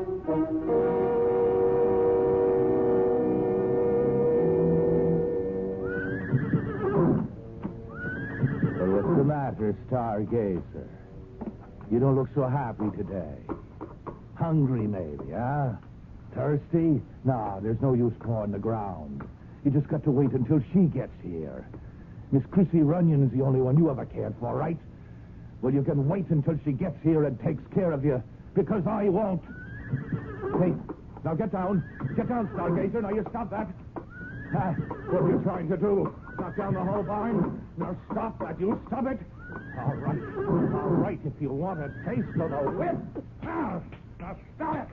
Stop it, that crazy beast. Get back there. Get back. You kicked me. No. Oh, my God.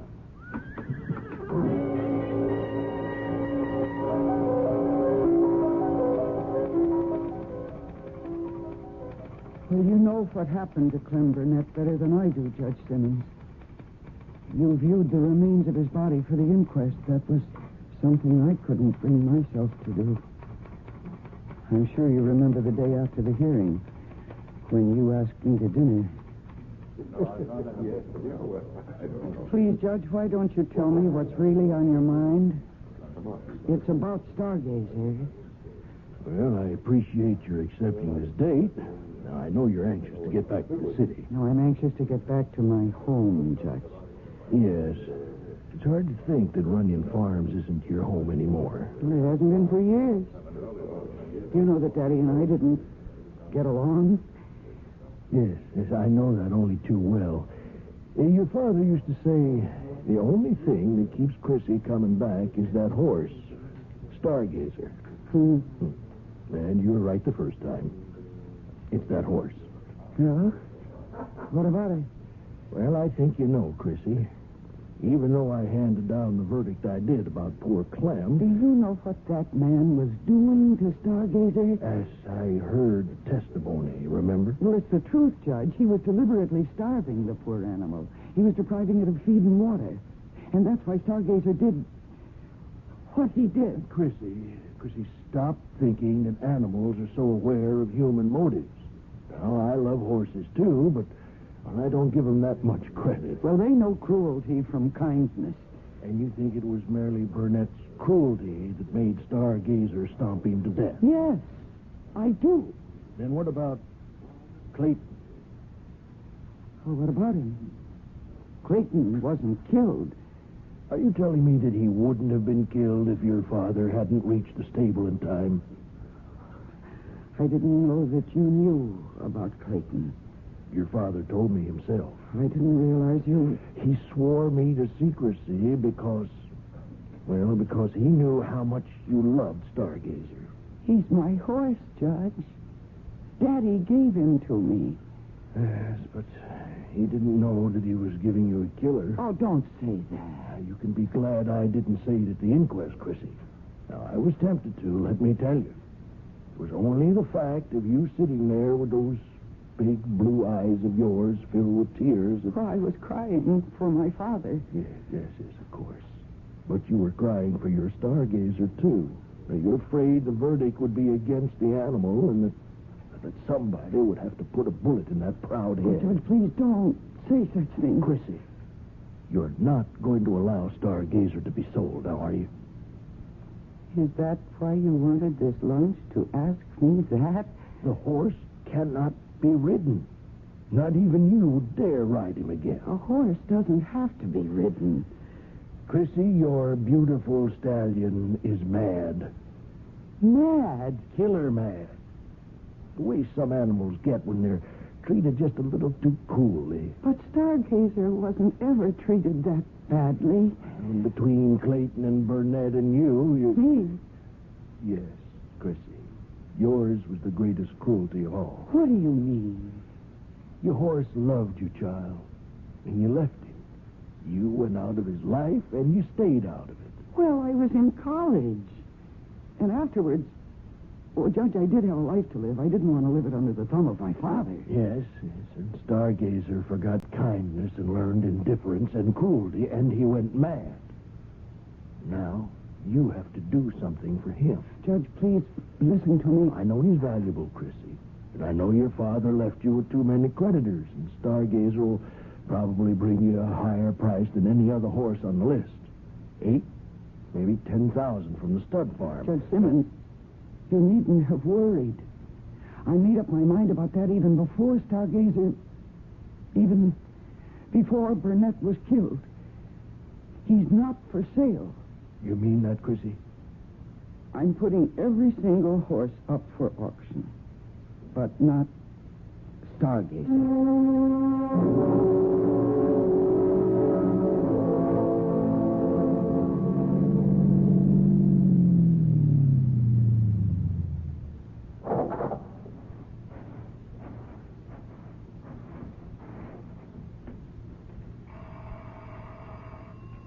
Just a moment.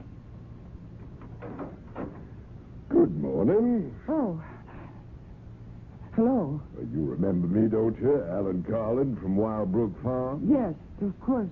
I remember you, Mr. Carlin. Why, I thought you might have forgotten me. It's been a couple of years since we've seen each other, Miss Runyon. I remember you. In fact, I saw you at the auction. Well, I'm flattered that you noticed me. You bought 3 of my father's horses. Yes, I bought 3. I meant to buy 4. Listen, do you mind if I come in? Oh, please do. I was really shocked when I heard he died. He wasn't a youngster, of course, but just the same. Well, my father was 71. Well, I always figured he was younger, seeing as how he had such a young daughter. But I know it took Will a long time to get around to marrying. He was practically 40 by then, wasn't he? But then, that's how your father was, always putting things off. Including paying his bills, huh? Is that why you're here, perhaps? I beg your pardon. No, I know that you are on my father's list of creditors. Oh, but that's not the reason I came to see you. You see, I bought 3 horses at your auction, but I meant to buy 4. The only reason I didn't was because the horse I really wanted wasn't for sale. Huh. You mean Stargazer? I suppose you think I believe those rumors about the animal? Well, I don't. I've been around horses all my life.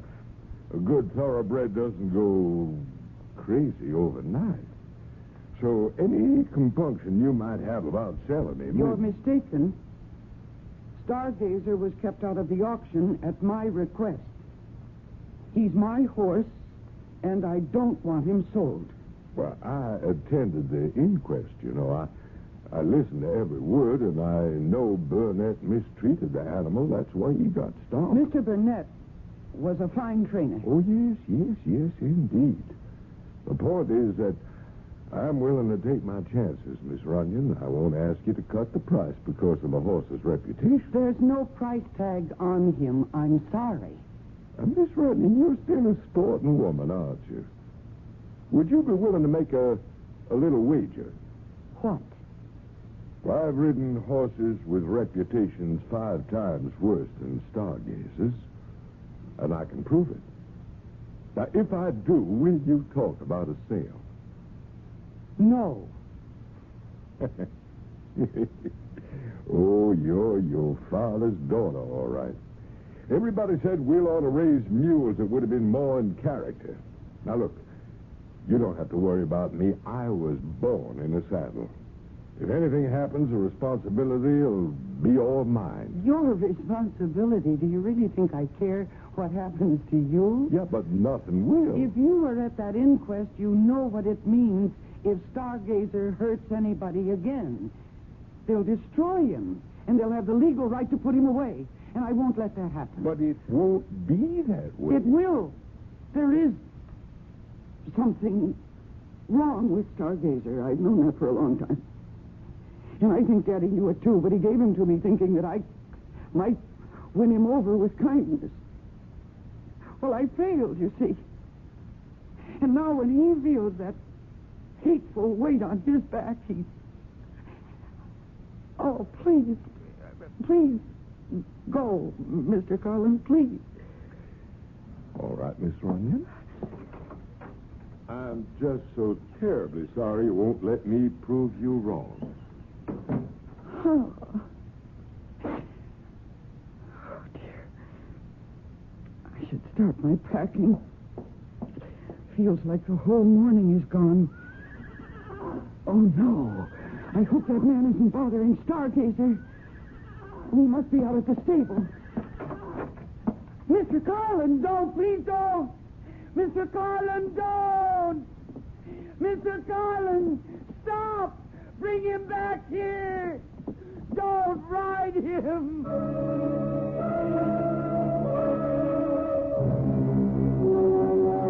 And so Mr. Alan Collins, horse fancier, has taken a fancy to a killer horse. But Mr. Carlin won't admit he can't win Stargazer's heart and perhaps win Stargazer himself. We'll find out what becomes of both of them when I return shortly with Act 2.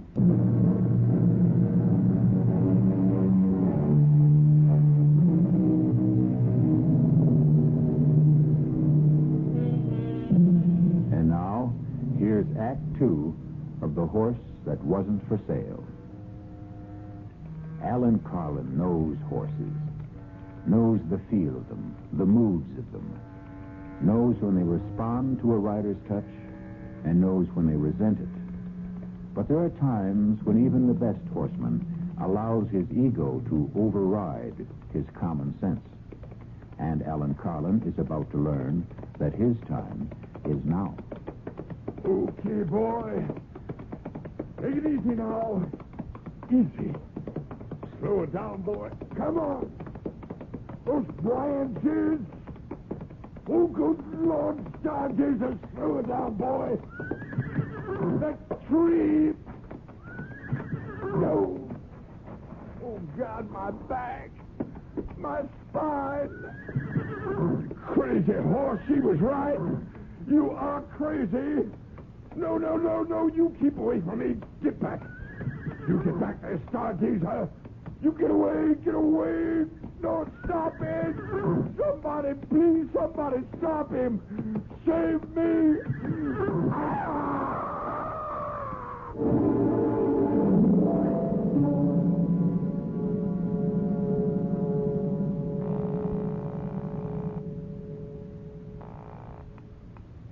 Police department. Hello. I want to report a missing animal. A horse. Who is this, please? My name is Runyon, Christine Runyon. Oh, yes, Miss Runyon. This is Sergeant Beggs. Oh, Sergeant, one of my horses was removed from... he ran away. Oh? I thought all your animals were auctioned off, Miss Runyon. No, there's one that wasn't sold. His name is... Listen, maybe he's still around the farm somewhere. Maybe I better just go out and look for him. Well, if you want to give me a description of the animal... No, it's all right. I just lost my head for a minute. I'm sure he's around the property somewhere, and I'll find him. Don't worry. Whatever you say, miss. I'm sorry to have troubled you. Goodbye.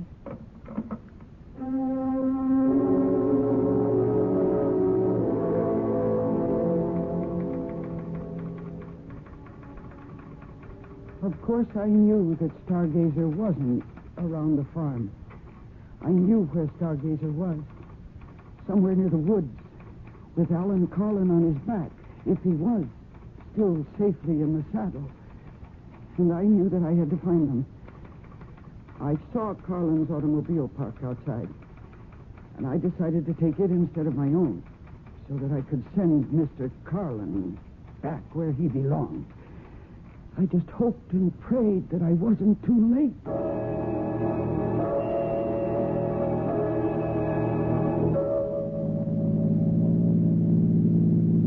I hated driving. All my life I preferred a saddle to a driver's seat. But I drove Alan Carlin's car like a reckless idiot, taking every curve as if it was a race course. Stargazer must have been traveling swiftly, because there was still no sign of them when the road ended and became a forest trail. Only a horse could travel that pathway. So I stopped the car. I wasn't afraid of the forest. I'd spent half my life on a trail that led into the deepest parts of it. But now for the first time I felt afraid of it. Afraid of what it might conceal. And then I heard a sound that froze me in my tracks. Stargazer! Stargazer, where are you? Stargazer! Mr. Carlin! Oh, thank heavens you're all right, Stargazer. You are... Oh, dear God. No! Mr. Carlin, he's been thrown. Oh, I warned you not to do this. He just won't be ridden. Nobody can ride Stargazer, not even me. You're lucky you weren't... Oh, no. Oh, no, his head. Oh, no. You killed him. He's dead. He's trampled to death. Oh, dear God. How could you let this happen? It isn't right. It isn't right. No, Stargazer. I'm not angry. Not with you. My poor animal. No, it's his fault. It's all his fault. Oh, damn you, Carlin. Why did you make this happen? Why? No, don't worry. Don't worry, Stargazer. I'm not going to let anything happen to you. That wouldn't be fair. It just wouldn't be. Only what can I do? They'll find out. Somebody will find out. I looked at Carlin's dead body, and I thought, what if I simply left it there?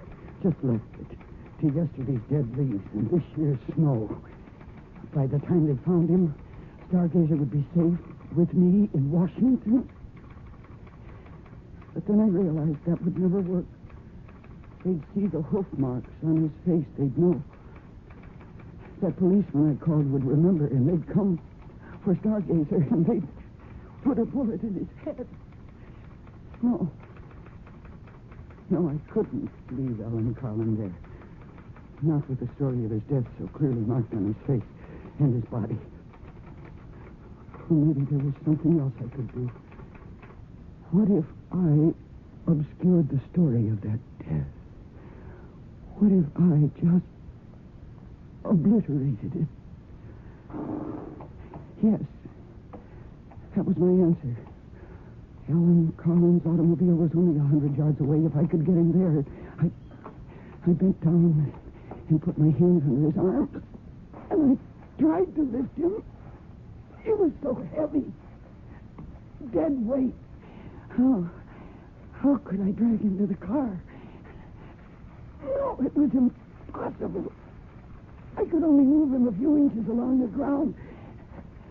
The slippery leaves beneath his body helped a little, but I just didn't have the strength.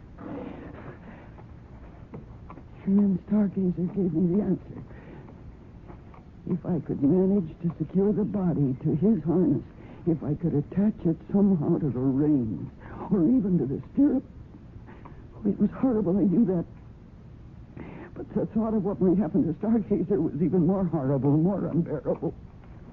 And finally, I managed it. I dragged that man's body out of the woods, using Stargazer as my strength. And I put Alan Carlin into his own automobile. And I started the engine. There was only one logical place to take him. It was the canyon road, of course. I knew how steep that drive was, how dangerous it was. That's why so few cars traveled it. And that was lucky for me, the fact that the road was empty, because it made what I had to do so much easier. It almost seemed like a sign from heaven that what I was doing was right. And then, at the beginning of a steep grade, I stopped the car. And I looked at the edge of the precipice. And then I looked at Alan Carlin's body. And for a moment, my nerve deserted me. But then I put down the parking brake. I shifted the car into drive. And I got out. And I reached below the dashboard and released the handbrake. And for a moment, I thought I'd have to push the car to start it sliding down the grade toward the edge. But then gravity became my confederate, and the car began to move of its own accord. The door slammed shut as the wind caught it, and with gathering momentum, it headed straight for the guardrail, straight for the canyon below. And the guardrail gave way, and the car and the man and the whole horrible problem went over the edge. And when it struck the bottom, the impact was so shattering, I knew that Stargazer could never possibly be implicated in that man's death.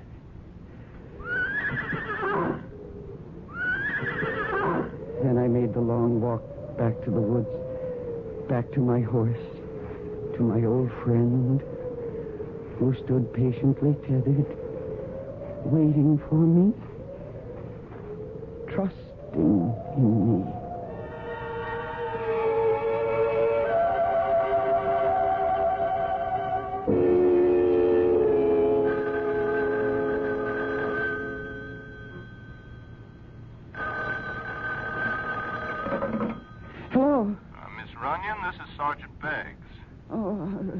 Yes, Sergeant. Well, I just thought I'd call and see if you had any luck about finding your horse, I mean.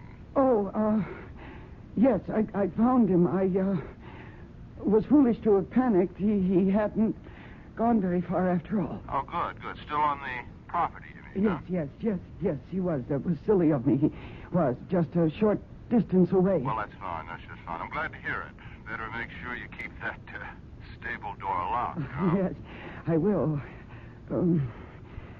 Thank you very much, Sergeant. You're welcome, Miss Runyon. Goodbye. Goodbye. Oh, I think I could use a drink. Oh, no. No, what? Hello? Hello, is this Miss, is it, Bunyan? No, the name is Runyon. Who is this? Well, you wouldn't know me, Miss Bunyan. Miss Runyon. Name's Sam Fratt. I work over at Wild Book Farm for Mr. Carlin, you know. Yes? Well, what do you want? Well, I was wondering if you were going to be home this afternoon, Miss Runyon. A little something I wanted to talk to you about. No, I'm sorry. I have a great number of things to do today. I can't receive visitors. Well, I figured you'd want to talk to me, Miss Runyon, on account of what happened this morning. Oh? What do you mean? Oh, I think you know. What happened out there? On that canyon road? I haven't the faintest idea of what you're talking about. Sure you do, Miss Runyon. You see, I saw you kill Mr. Carlin out there. I saw you murder him. Now, can I come and talk to you?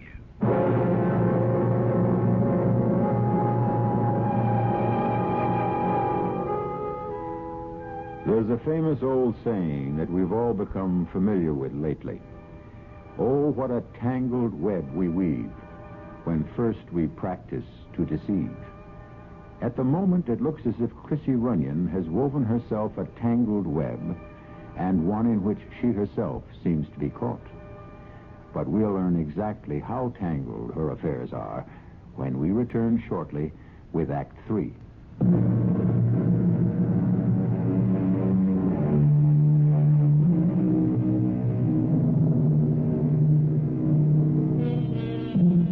And now, here's the final act of The Horse That Wasn't for Sale. And it begins with a sound that strikes terror into the heart of young Chrissy Runyon. She hesitates before she answers it, afraid of the man who might be on her doorstep. Miss Runyon? Yes, I'm, Sam Fried. yes. Oh. Come in. Well, it's, nice of you to see me, Miss Runyon. Who are you, Mr. Fried? I've never seen you around here before. Well, I'm new, Miss Runyon. I come from out of state. Yeah, I used to work in West Virginia at Algonquin Farms. You know it? I've heard of it. Yeah, well, I used to be a trainer there a long, long time ago. Then they had me doing grooming work and junk like that. I said, no more of that, I said. Mr. Fried, will you please come to the point? What did you mean about Mr. Carlin? I don't know what you saw or think you saw. I seen you, Miss Runyon. I seen what you did. Well, whatever you think you saw, you were mistaken. I didn't even know your boss, Mr. Carlin. And to accuse me of killing him... Oh, but that's what you did, all right. Now, you pushed that car over the cliff, and poor Mr. Carlin was in it. My, you must have really hated that man. Well, what'd they ever do to you? Get fresh or something? Mr. Friat, you're completely wrong. I swear you're mistaken. Well, all righty then, I'm wrong. So you don't mind if I tell the police what I saw? Now, I figure they're not so dumb. They can go looking for footprints or something up there, like tire tracks and stuff like that. It was an accident. Of course, I don't have to tell them what I saw. What do you mean by that? Well, what I said. Ain't no law saying a man has to tell everything he knows. And what would stop you? Oh, if I liked a person. No, that's not what you really mean, is it? Now, you take Mr. Carlin. Well, I only worked for the man a week, and I could tell already that he wasn't such a nice fella. Now, I did not kill Mr. Carlin. Oh, sure, Miss Runyon. But you see, there I was in that canyon, taking a ride on the old nag they let me use, and I seen that car stop there. And now, just for the heck of it, I put my field glasses on it. That's how I come to see it all. But you don't understand why I did it. Oh, heck, I don't care why. Now, I told you I didn't like the man.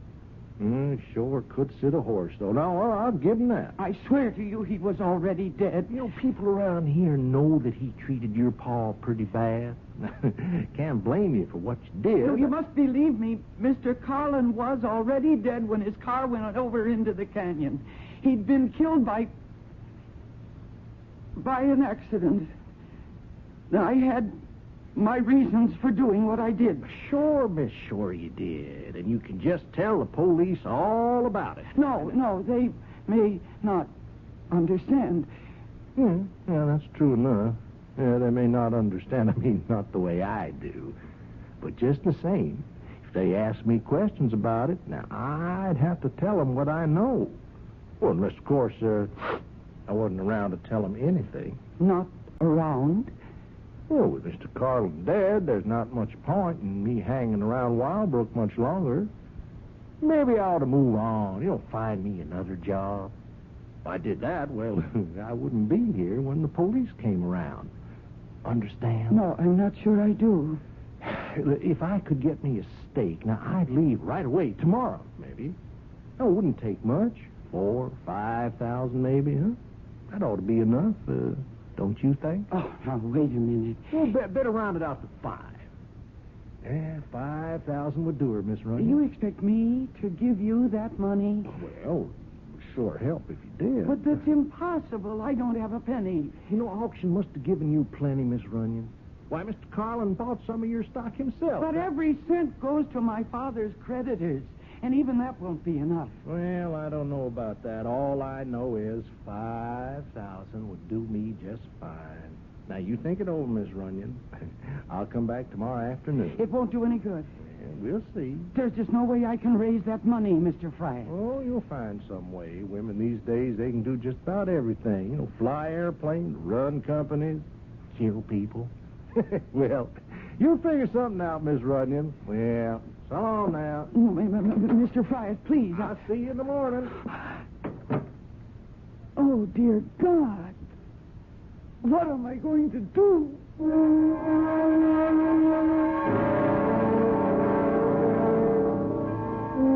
And now, here's news on the local scene. The body of horseman Alan Winslow Carlin has been found in the ravine below Canyon Road.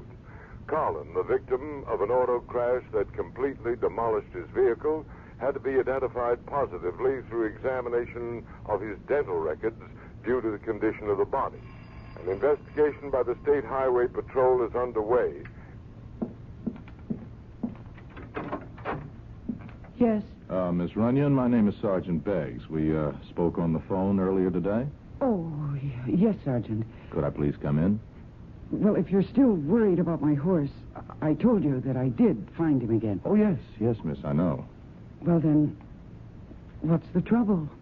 Oh, nothing about the horse. It's about your neighbor, as a matter of fact. If I could just come in for a minute, please. Yes, of course. Thank you. I don't know if you know the gentleman. Name of Carlin? Oh, yes, I know who he is. Wildbrook Farm. Yes, that's him. Matter of fact, I understand he bought some of your horses at the auction last week. Yes, he did, but I didn't handle the transaction myself. The auctioneer did all of that. Yes, I understand. Well, then, what was it you wanted to ask me? You haven't been back home for some time, have you? It's close to 2 years. I came here when my father died suddenly. Yes, I know. And so I guess you didn't see Alan Carlin in all that time? No. Why in the world should I? Oh? I was just asking. Oh, Sergeant, I think you'd better tell me what this is all about. Well, I've got something to tell you about Mr. Carlin. He's dead. He died in an auto crash this morning. Yes. I just heard that on the news. Oh, I see. Well, it was pretty bad. He was halfway up the Canyon Road, heading for the Leap. You know where the Leap is? Sergeant, I was born and raised in this part of the country. Oh, yes, of course. Excuse me. Anyway, he went out driving that way, and he must have skidded or something.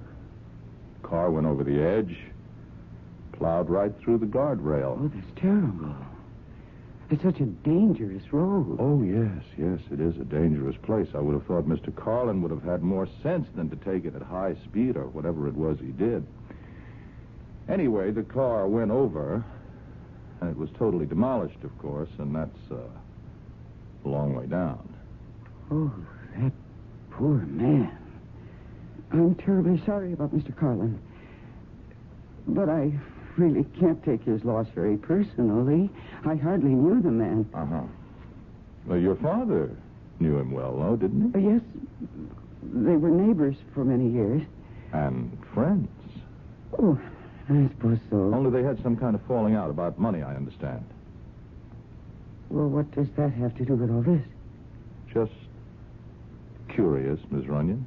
Are you trying to imply something? No, miss, of course not. Why should I do that? Oh, there is just one more thing, though, one more thing. When Mr. Carlin left his place this morning, he told one of his servants that he was coming here to see you. Oh, that's right. He was here. Mm-hmm. What time would that have been? Oh, I don't remember exactly. Around 11, I think. Did he stay very long? No.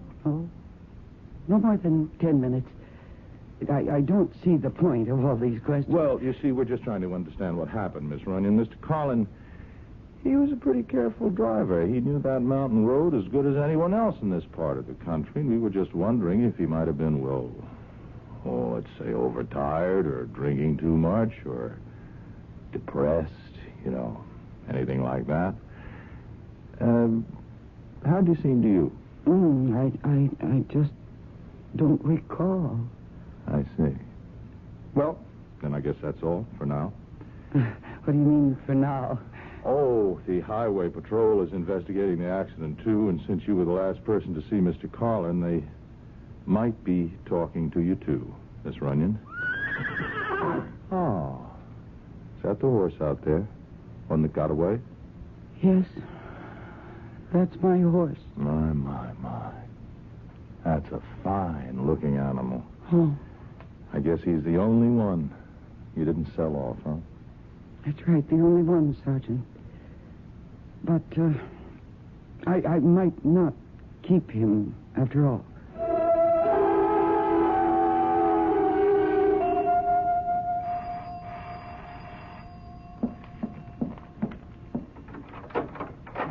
Well, hello, Miss Runyon. Hello, Mr. Fryer. Come in. Well, thank you. Well, I sure wouldn't mind. How do you take it? Black, just fine. Oh, thank you, miss. That's real nice of you. That's good. Well, now, I understand the police were around yesterday. You don't miss... Oh. Would you like a cup? Well, I sure wouldn't mind. How do you take it? Black, just fine. Oh, thank you, miss. That's real nice of you. That's good. Well, now, I understand the police were around yesterday. You don't miss very much, do you, Mr. Fryer? Pays to keep your eyes open, I say. Oh, yes, I'm sure it does. Now, the question is, how much does it pay? Mr. Fryer, I don't have the money you want. Well, now that's a real bad piece of news, Miss Runyon. I told you yesterday there's simply no way for me to get my hands on it. The money that came to the estate through the sale of the ranch and its stock went directly into escrow. Now, I wouldn't know about fancy words like that, miss. All I know is... The estate has no money. And I have no money of my own. Well, that's really too bad. Because that means I can't leave. And if I can't leave, I might just as well tell the police what I saw. I'm hoping that you don't do that, Mr. Fryer. Oh, I don't want to do it. Believe me, Miss Runyon. But if there was just something you could give me. I mean, there must be something your pa left you, huh? Man like your daddy wouldn't die and leave his only child nothing at all. Well, there is one thing. Hey, what's that? It's the only legacy I have. The most valuable thing he owned. Look, out the window. That horse, you mean? Yes. His name is Stargazer. A thoroughbred. A champion. Yeah, that's some stallion, all right. You said you were a good judge of horseflesh. How much do you think he's worth? Well, I wouldn't know for sure. I've been told he's worth between $8,000 and $10,000. Yeah. Hey, a man would be mighty proud to own a horse like that, right? Well, he's all yours, Mr. Fryer. What? I'll transfer my ownership to you. Right this minute. Oh, you really mean that? Oh, why, that would be real fine, Miss Runyon. That would be real kind of you to do that. It won't take more than a few minutes for me to prepare the papers. Oh, I'd really appreciate that, Miss Runyon. You know, I'd sure like to take him out for one last ride before the sun goes down. And, of course, that's just what happened, Judge Simmons. Sam Fryatt took Stargazer out for his very last ride.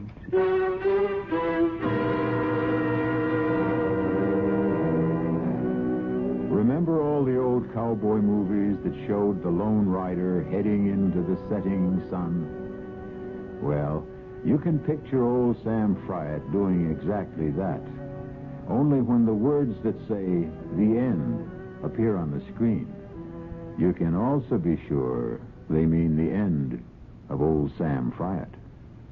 I'll be back shortly.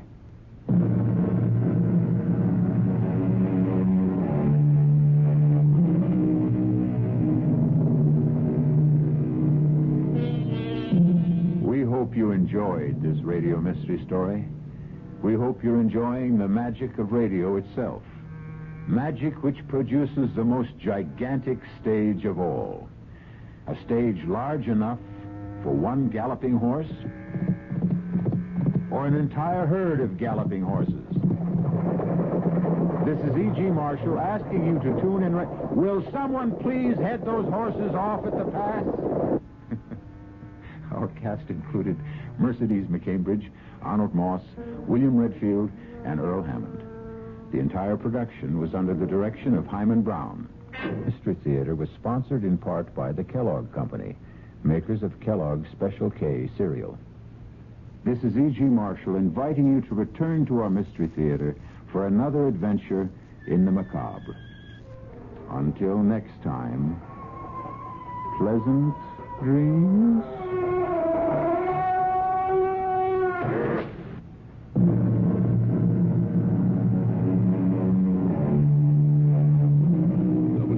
Mystery Theater was brought to you by ShopRite Supermarkets, where you get a lot more for a little less. By Suburban Savings with offices throughout North Jersey. And by your New Jersey Dodge dealers.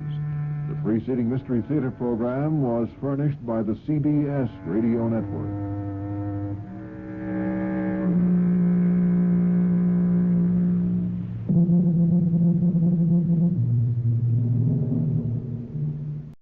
On KRLD.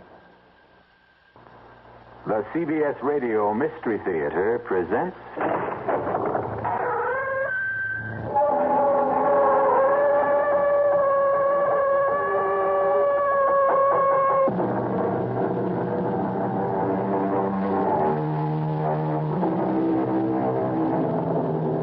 Come in. Welcome. I'm E.G. Marshall. Welcome to the sounds of suspense, to the fear you can hear. Welcome to the world of nightmarish probability, where the icy fear of the unknown can lead one down strange and terrifying paths. In our story, Alex Harper confronts the impossible, and the encounter produces a devastating effect. It's Ace, our dog. He's dead. I see him, Alex. There isn't a mark on him. Nothing. Look at his face. Oh, it's horrible. If I didn't know better, I'd say that something scared that pup to death.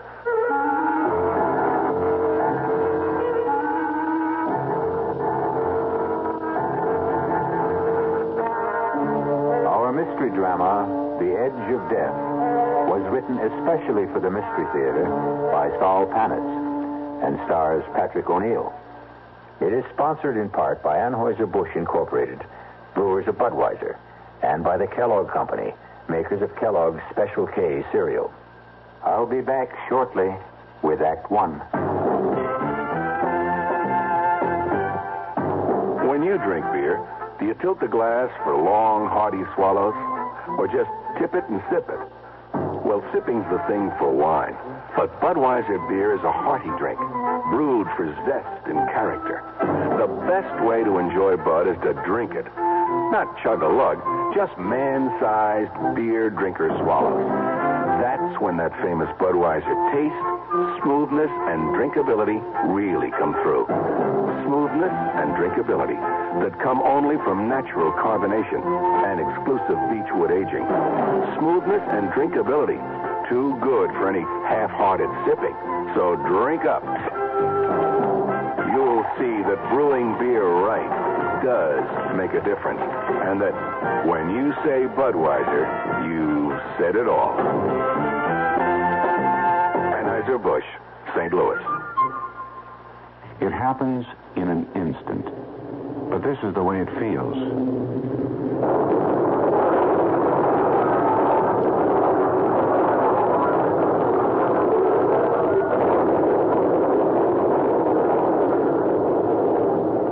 The driver was speeding, but the crash goes on and on, almost in slow motion.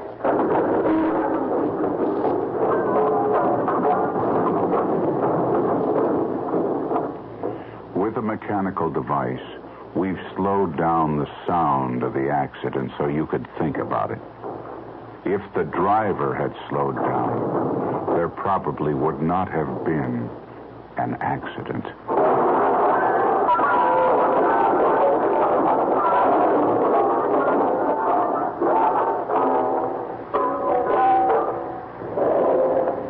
This message was brought to you by the General Motors Corporation.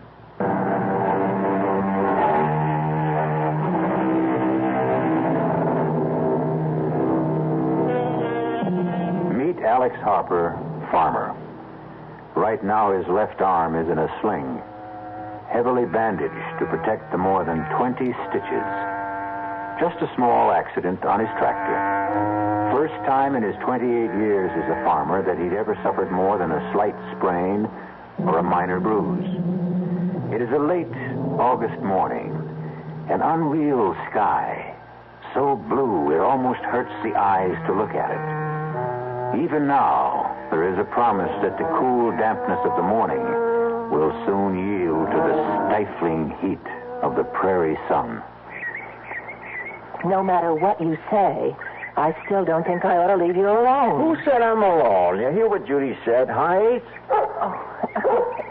Can't you be serious for a second? Oh, because I think you should go. Now, we've been over this a dozen times. If something was to happen, I'd never forgive myself. Oh, what if? What if the sky fell down, Chicken Little? Well, your arm, it hurts, doesn't it? Did I say so? Oh, whenever you get this way sarcastic, you're covering up. You can't fool me. Take another pill. Another one, and I'll be going around like a zombie.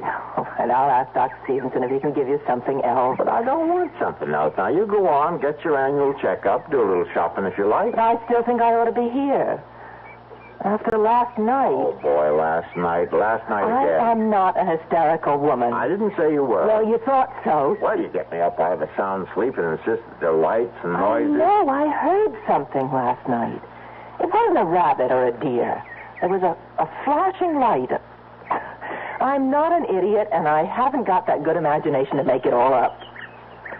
And now I'll go.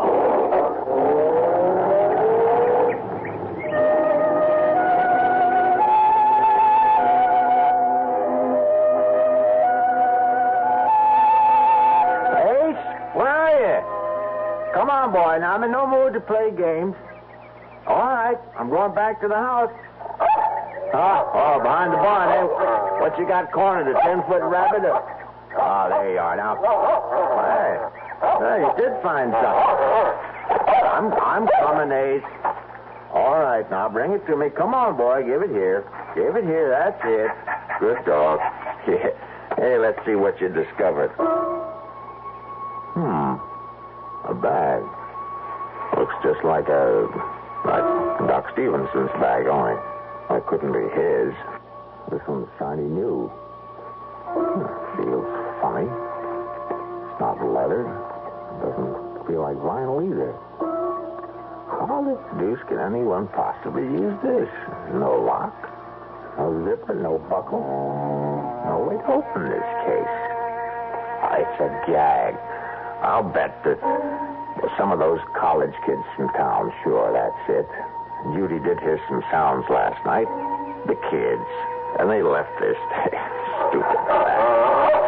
Of course, Ace. Now, you'll get full credit. Yes, sir, boy. I'll tell Judy you found it. Now, come on. Let's go back to the house. Come on.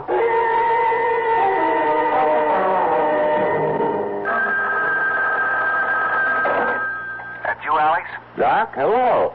How's the arm? Not bad. Now, when are you going to take the stitches out? One of these days. Now, don't rush it. That's a mighty bad tear. Will you level with me? Shoot. Will the arm be as good as new? Not really. Some of the muscles were torn. Well, you'll have movement, but there will be limitations. You were lucky that it's the left and not the right. Yeah, lucky. And you'll end up with a beautiful scar. Say, Doc, is Judy still there? She left about 30 minutes ago. She check out okay? Well, there are some tests that will take a few days. But from what you could see? Well, that's the real reason I called, Alex. There is something? There is. Well, not serious. Yes and no. Oh, what the devil does that mean? Well, it's your heart. And before you jump to conclusions, listen. If she watches herself, obeys a special diet, there's no reason why she shouldn't live a normal span of life. Did you tell her? Oh, only that it's a rather common condition that can be controlled. She's not alarmed, and she needn't be. Now, I mean this, Alex. I've seen patients like her do almost everything they used to do and go on and on. Almost. Oh, Doc, last time you dropped by, let's see, that must have been at least a week ago. More like 10 days. By any chance, did you leave something out here? Huh? You aren't missing one of your black bags. Huh. I only got one bag. What are you talking about? Nothing. Doc, I think I hear Judy. Yeah, it is. Hey, she's driving kind of funny. I better hang up, Doc.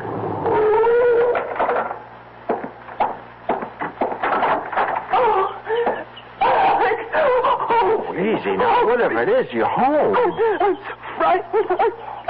Oh, sure. A few miles past the Clearwood Sanitarium. You know the big curve through the woods? Yeah. I slowed down. Well, would you rather talk about it a little later? You're shaking all over. Now, come on inside, Judy. I'll make some tea. Come on. Yes, like that. Inside. With the walls around me. Oh, Alex. Yes? We're in danger out. Oh, now, Judy. I saw him. I tell you, I saw him. Who? Death. I saw death.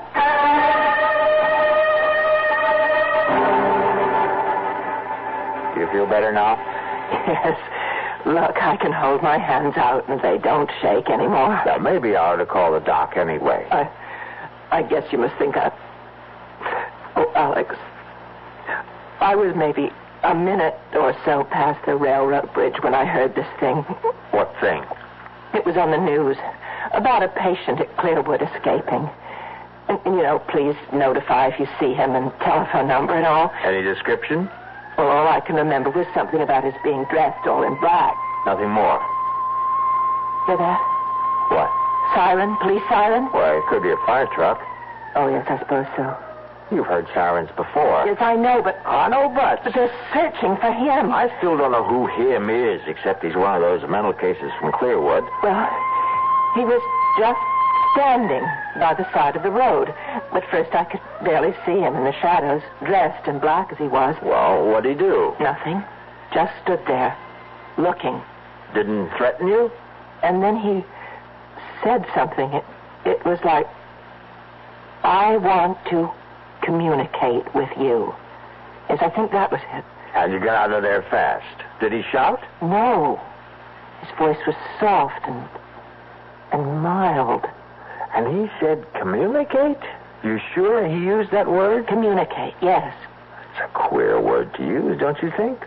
I mean, most people would say talk. I want to talk with you. Communicate. I know what I heard. I looked up when I heard him, and by now he was in the sunlight, and I could see him clearly just a few feet away. Alex, he had no face. Now, Judy. I know what I saw. There was no face. I'm not hysterical, and I saw him. Now, if you say so. Oh, why don't you believe me? Because I can't conceive of anyone without a face, that's why. Now, all right, let's start from the beginning. Did you see his eyes? No. Was he wearing a hat? Yes, a black one. Well, it could throw a shadow over his eyes so you couldn't see them. It's possible. Well, it has to be. How the devil could anyone... He could have been in an accident, surgery. But how would he... All right, let's go on. Now, what about his nose? No, I didn't see any. Could be the hat again. Mouth? His mouth, Judy. You see, if the sun was hitting over his shoulder, then there'd be a shadow from his hat. In that case, the mystery's over. You're trying to make me feel like a fool. I don't care what you or anyone else think, but I saw a man with no face. And you can know what you can do with your theory about the sun and the shadows. I don't know about flying saucers, and I don't take pills, and I don't smoke pot, or whatever they call it. And I'm not crazy in imagining things. For your information, Alex, my eyes are still 20/20, and they saw, oh, God help me, a man without a face.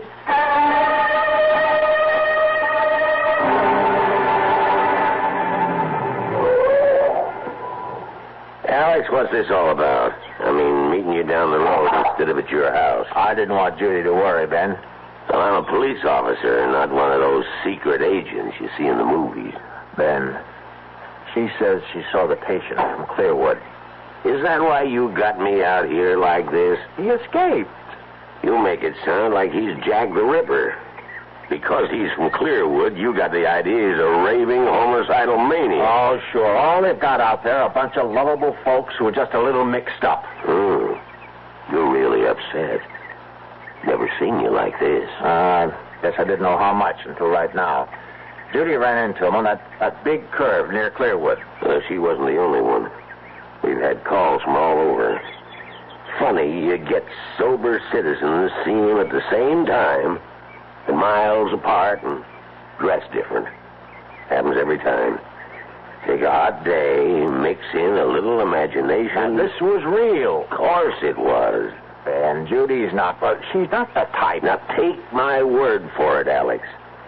Every time something like this happens... Naturally, they're doing something about it, like cruising the highways, enjoying the scenery.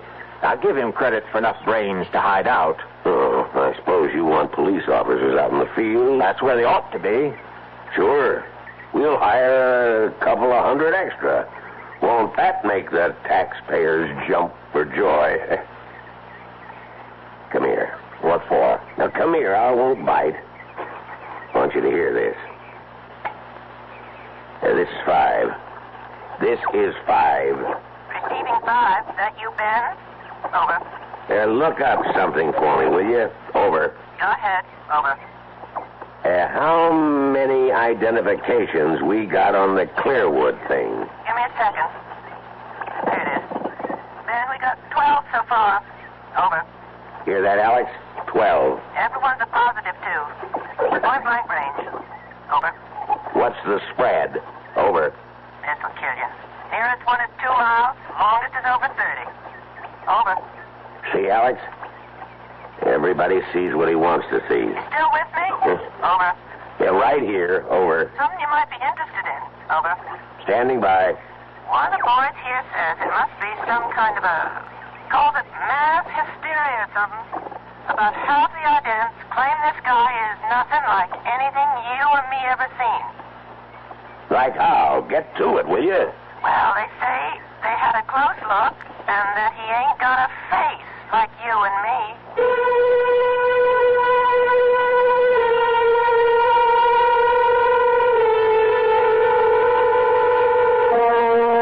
A man without a face. Judy is not the only one. But think for a moment.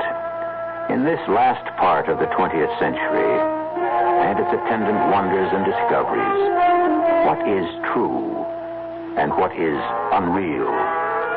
Is there anything no longer possible? Is there? I'll be back shortly with Act 2. Hi, son. Hi, Mom. Hi, Dad. Hi, Junior. Kellogg's Special K presents Junior Gives Up. Junior, why aren't you eating your Special K? It's your favorite cereal. Oh, just 'cause. Just 'cause why, honey? Just 'cause Darla said some evil things about it. That's just 'cause why. Hi, Mom. Hi, Dad. Hi, Darla. Hi, Hi, sis. Hi, Junior. Donna, what did you tell Junior about his Special K? Daddy, all I told him was that Special K is good for us. Yeah, and anything that's good for me never seems to taste good. But, Junior, you already know that Special K tastes good. Oh, I believe. Darn up all my taste buds. What's that, son? Oh, nothing, Dad. Son, Special K is America's favorite high-protein cereal. It's got minerals, vitamins, iron, and all those good, nutritious things. But it got to be so popular over the years because it tastes good, too. You mean it's good for me and tastes good, too? Right, son. Right, Dad. Right, Junior. Right, indeed. Start your balanced breakfast with Kellogg's Special K. It's nutritious and delicious. Right, Dad. When my children were growing up, they sat for hours playing with a puzzle. I'm Art Linkletter, and I'd like to tell you about the wonderful wooden inlaid puzzles that Play School makes. Play School, a Milton Bradley company, has been making toys for generations of preschool children. Play School makes all kinds of wooden puzzles, from the simplest animal puzzles to the more advanced ones. And they all challenge a child to solve problems while having fun. And Play School puzzles are well made to take a lot of punishment. Play School is also famous for blocks, all kinds of blocks, embossed wooden alphabet and number blocks, kindergarten blocks, even a can of colored blocks. Children will satisfy their urge to build and create with Play School blocks, and like all Play School toys, their blocks and puzzles are sturdy, so they can be handed down from generation to generation. Your children will have a lot of fun playing with Play School blocks and puzzles every day. And every day is a good day to make a child happy.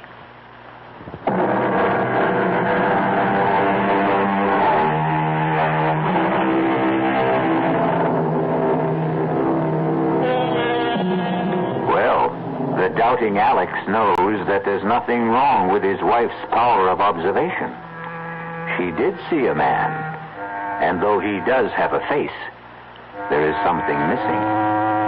A mouth. Result of an accident? Or is he a mutation? A gruesome congenital result? Or perhaps from out of this world? Let's join Alex and see if we can find out. This is Alex Harper calling. Could you connect me with the director of the sanitarium, please? Bridges here. I'm sorry to bother you, Doctor. I'm Alex Harper. I have a place on Route 36, about 8 miles from you. Where's the course? I've passed by there quite often. What can I do for you, Mr. Harper? Doctor, I hope you won't laugh or anything, but I have a couple of questions about this fellow who broke out of your place. Michael. That's his name? Michael? Michael what? Well, now, we have no full identification. He gave us only his first name. But he was a patient at Clearwood, wasn't he? In a sense. Was he or wasn't he? Well, only for one day. You see, Michael is a rather unique case. Most unique. In all my years, I've never seen anything like him. Look, I have to speak low because I don't want my wife to hear. She's in the kitchen and she's plenty upset already about your Michael. But she's seen him? Why, have you notified the police? Well, I thought I'd speak to you first. She saw him, and from what she says, she's either crazy or hysterical. And I can tell you, she's not either one of them. Oh, Michael is, well, he's different. Different? That what you call a guy without a face? Without a... Oh, no. He has features. The eyes, nose, and the rest of it? Well, of course. Then my wife, she didn't see what she says she saw? No, I haven't said anything like that, Mr. Harper. What I was referring to was his appearance, not his powers of reasoning or social behavior, because, quite frankly, he didn't talk to us. Outside of his name, we couldn't establish contact with him at all. Well, what about his, as you call it, appearance? Michael has no mouth. From what we can tell, he was born without a mouth. We don't know how he communicates, or if he does at all, or how he manages to ingest food. Truth is, he wrote his name on a scrap of paper. You see, Michael may be something quite new to our world, Mr. Harper. Perhaps one of a kind. Maybe he's, what's the word I'm hunting for? Mutation? Yeah, that's it. I hope to God that he is what he appears to be. A freak. A one-time thing. But suppose he's only the first, the beginning of perhaps a new kind of man.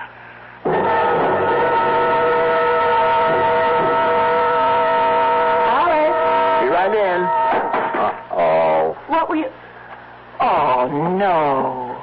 Oh, it's only an old ashtray. No big loss. How'd that happen? I got up when you called, and this case was on my lap, and it fell off. Well, you'll pick up the pieces, won't you? I've got something cooking. Sure.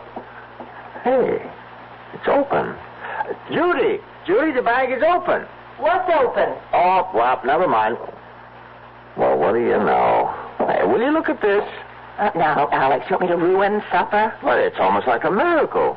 You see, Ace found this bag, and I couldn't figure out a way to open it. It looks just like the kind of bag Doc Stevenson carries. You don't have to be an engineer to open one of those. Oh, yeah? Well, this one has no lock or no nothing. And when I just dropped it and broke the ashtray, it opened up.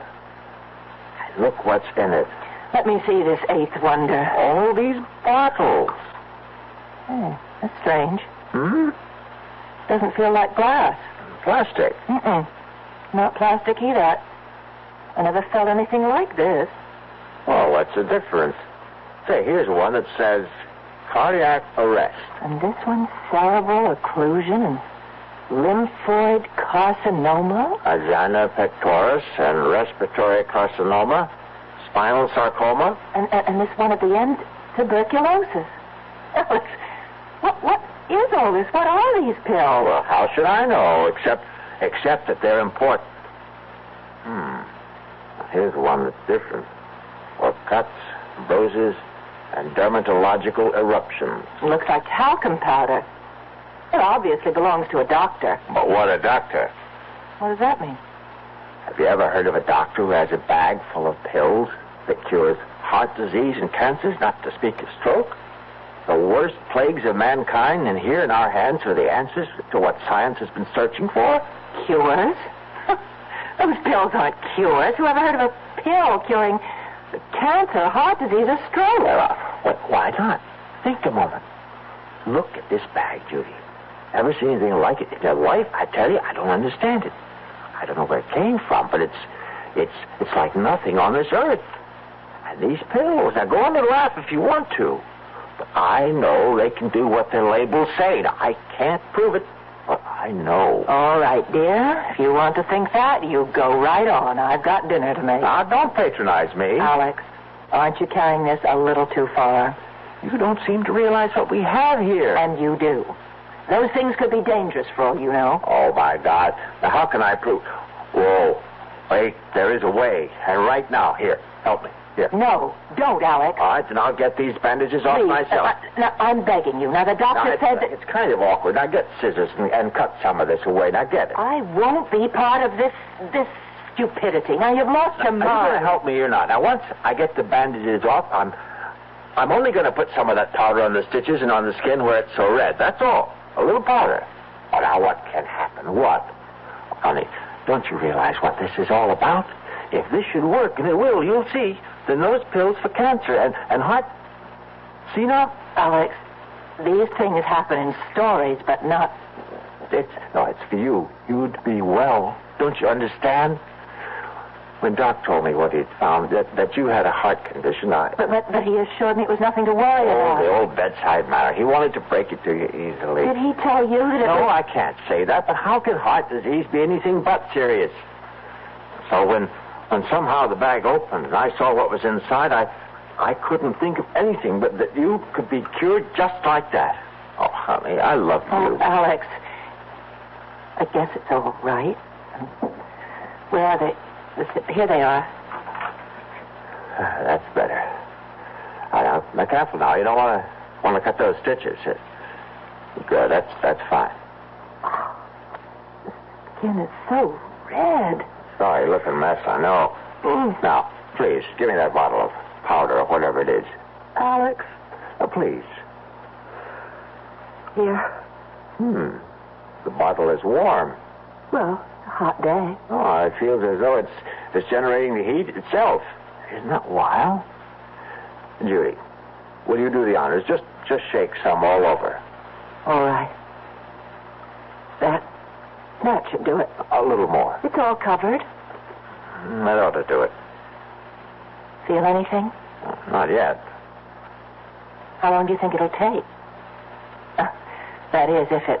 Well, it hasn't even been 30 seconds. I suppose it'll take a little time, though.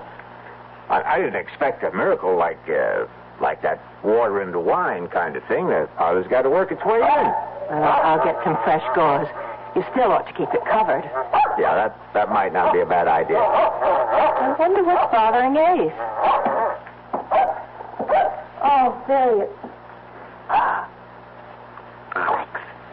What is it? Look over there. It's him. The one Ace is running after, the man I saw on the road. The man without a face. I'm going after him. Now, lock the door after me and call the police. Oh, no, don't. Let the police handle it. He's heading out to the East Fields. Now, call him. Tell him. He might be dangerous. No, I won't get too close. Just enough to keep track of him until the police get here. Oh, just thinking of him.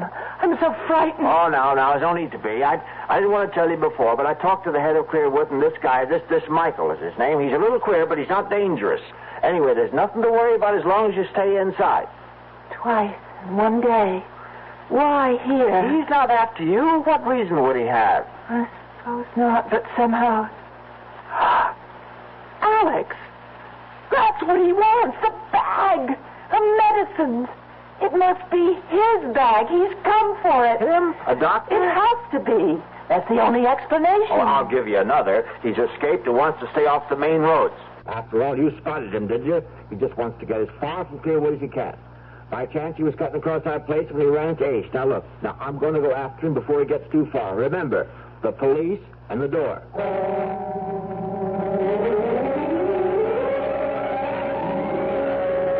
Now, don't get your dander up, Alex. We've known each other too long for that. You just show me again where you saw this fella last. Then I know that a good cop ought to be skeptical, but by God, I saw him run under that tree, then up and over that fence. Now, why would I lie? I don't mean to make out that you did any such thing. It's just so darn queer. Huh? Look for yourself. Look at what? That's it.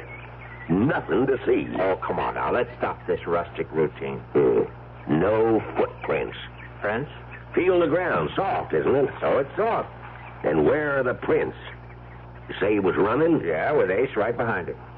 A man running puts down a mighty heavy print. Heavier than if he was walking. He could have gone across these rocks? Could have. But nobody could jump from rock to rock. That must be 20 feet between them. Yeah. Unless he can fly. Must be clear out of the county by now. Now, how do you come to that conclusion? Ace. That's why. We were anywhere near that there Michael, we'd be hearing Ace.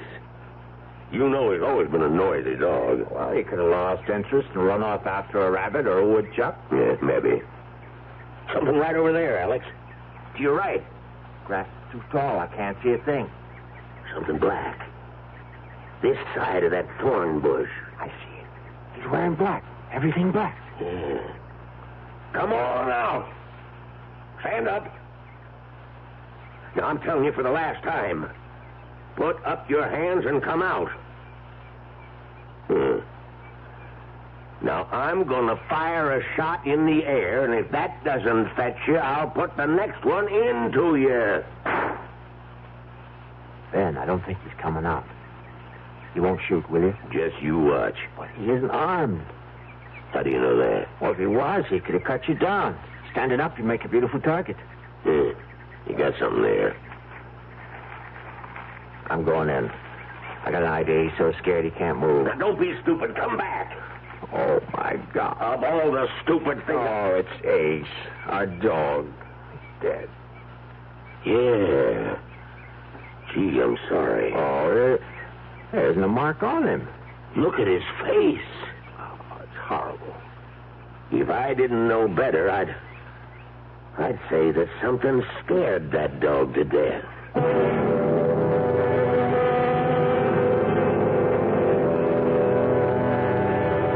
There is no medicine for fear, the icy chill that reaches out with frigid fingers to clutch the heart. The shadow of the inexplicable Mr. Michael hovers close by, and the lives of at least 2 people will be irreparably altered. We'll find out how when I return shortly with Act 3. Who knows how to help you solve your shopping problems? The Better Business Bureau knows. I swear I never saw so many mattresses in one store in my life. I just don't know what to look for. I'm so confused. I'm here to take care of your confusion, madam. You know, you could start by reading the labels on the mattresses. Oh, sir, who are you? I'm the man from the Better Business Bureau. You know, by law, every mattress must carry a label listing the materials used in the mattress. And don't forget, madam, that there's a new law that all mattresses must now be flame-resistant. Oh, thank you, sir. And be sure to read the guarantee and find out what it covers and for how long. Just another consumer tip from your Better Business Bureau. Yes, who is it? Hi, I'm your new neighbor, Steve Williams, in 107. Oh, how nice to meet you. Well, come on in. It's a pleasure. Thank you. I see you've got a measuring cup. And now let me guess, you ran out of sugar. You're a bachelor. Oh, yeah. As a matter of fact, I was wondering if I could borrow some prunes. Prunes? Prunes? I know. I'm sorry. Did I tell a joke? Yeah, I thought a couple. There are still a lot of people who laugh at prunes. But now, quite a few are finding out how good they really are. Because pound for pound, prunes have 8 times the vitamin A of the leading fresh fruit. And more iron, niacin, and vitamin B2 than the 5 leading fresh fruits. They're also a great natural source of quick energy. He wants to borrow. Well, thanks. Anyway, maybe I'll try 105. Yeah. California prunes. The funny fruit that does so much for you.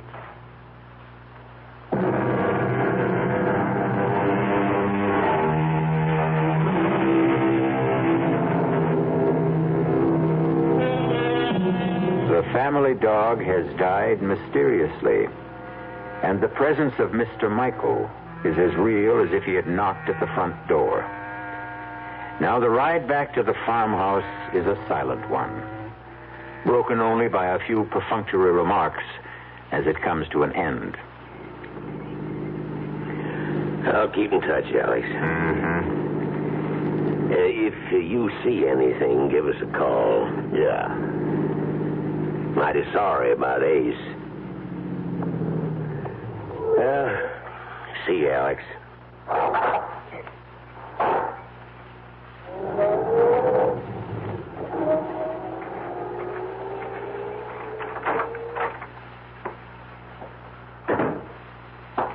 You okay? Okay. Is that Ben in the police car? Yeah, it's Ben. Oh, you should have invited him in. I guess so. I just didn't think. Judy. Did he get away? The man who... Oh, Ben thinks he's out of the county. Oh, I hope so. Judy, we were following Ace. Alex, And look at it. It's a miracle you were talking on about. that bed, and we were over in the Call the north doctor. field. He'll drop everything and come out when you tell him.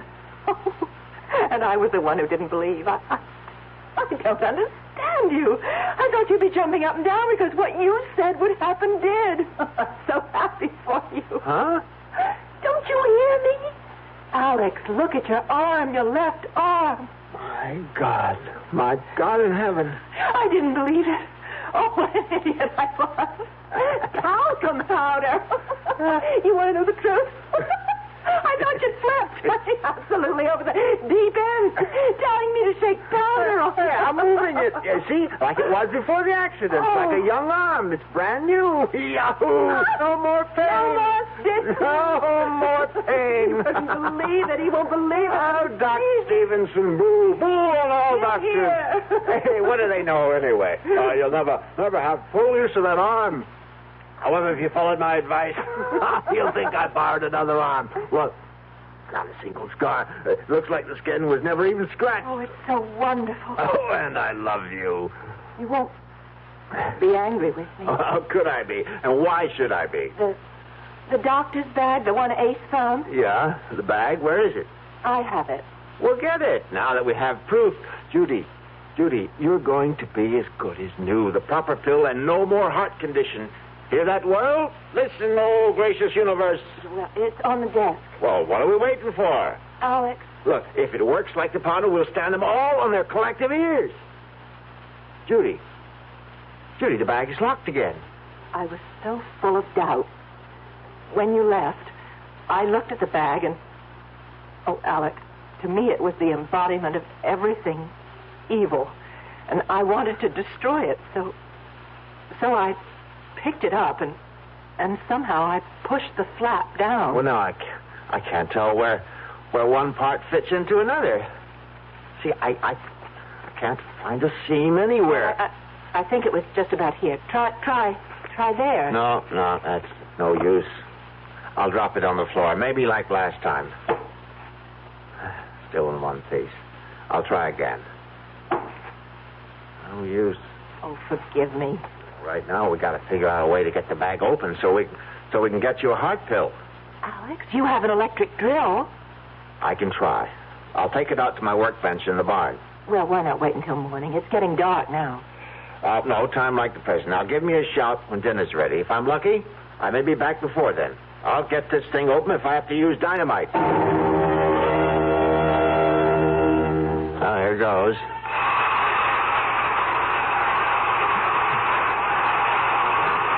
Nuts. The instrument will not achieve penetration. Who? Do not be alarmed. I mean you no harm. You know who I am? Michael? I am he. Don't come any closer. There is nothing to fear. There is no belligerency in me. I have a gun. This rifle is loaded. That is a weapon? Yes. It can bring an end to consciousness? Easily. It is not my intention to cause any fear. But you have. You killed my dog today. The creature threatened me, and I did not intend to. I did not realize how weak it was. A simple mental probe, and I regret the occurrence. Haven't you ever seen a dog before? They are images in books and pictures. There are no dogs or animals where you come from? There is barely enough room for the higher forms of life. We have never learned to curb our reproductive powers, it seems. Well, where is this place you come from? This is Earth, the third planet from the sun, I think. I know. It is my home, too. Oh, that can't be. I exist, but not of your time. Not of my time? Time runs on. There is a past, a present, and a future. The threads are simultaneous. Oh, now, you don't expect me to believe. I am fatigued from my experience, and I must return. If you will kindly give back my case to me, the one you have on the bench. That's yours? That is why I have come. It was misplaced, lost. But now that I have found it... Well, there's no argument about it, Doctor. It's yours. I am not a doctor, not in the context of usage in your time. Well, who cares? Listen, the case was opened. I don't know how. The mechanism is faulty. I must exchange it. You did not utilize any of the contents. Well, only some of the powder in the bottle labeled... Yes, I am aware. But I did a fantastic job with my arm. Look at it. Look at it, Michael. Would you believe that only a few hours ago it was a match? I am well aware of the powers inherent in the powder. But now, please, give me the case. You cannot open it, for the key is in my hands alone. Stay back. I must open it once more. Or you will. I've got to have something from it. Comprehend this. My time is far in your future. The compounds are of another time, different metabolisms. Evolution has caused basic changes. But the powder worked on me. It is probably the single excipient. I don't believe you. Look, I'll give you anything. Money. How much do you want to open it? I shall prove my point to you. You must be aware of the differences in our physiognomies. You mean your Your face. Exactly. The lack of an aperture above the jawbone. You call it a mouth. Have you wondered then how we are communicating? I have no mouth, for we ingest our nourishment through an osmotic process unknown to you.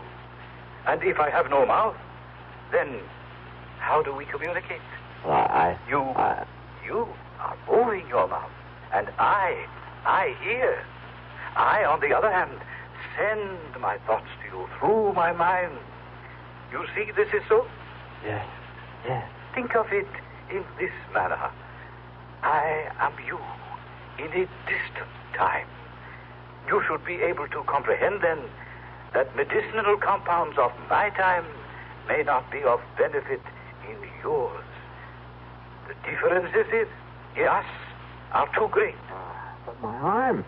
You were lucky to have chosen that particular container.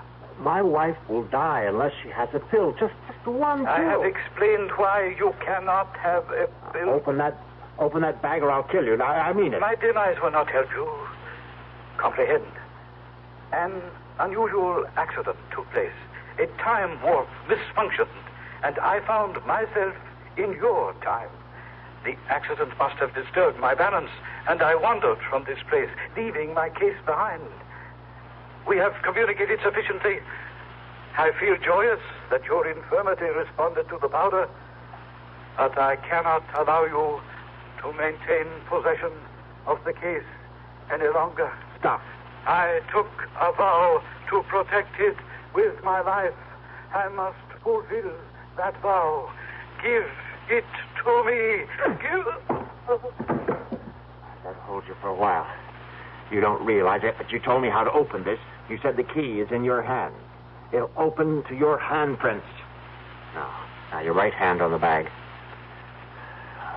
Nothing. Well, maybe both at once. There. I'll try one on each side. Yes, I've got it. Judy, it's open.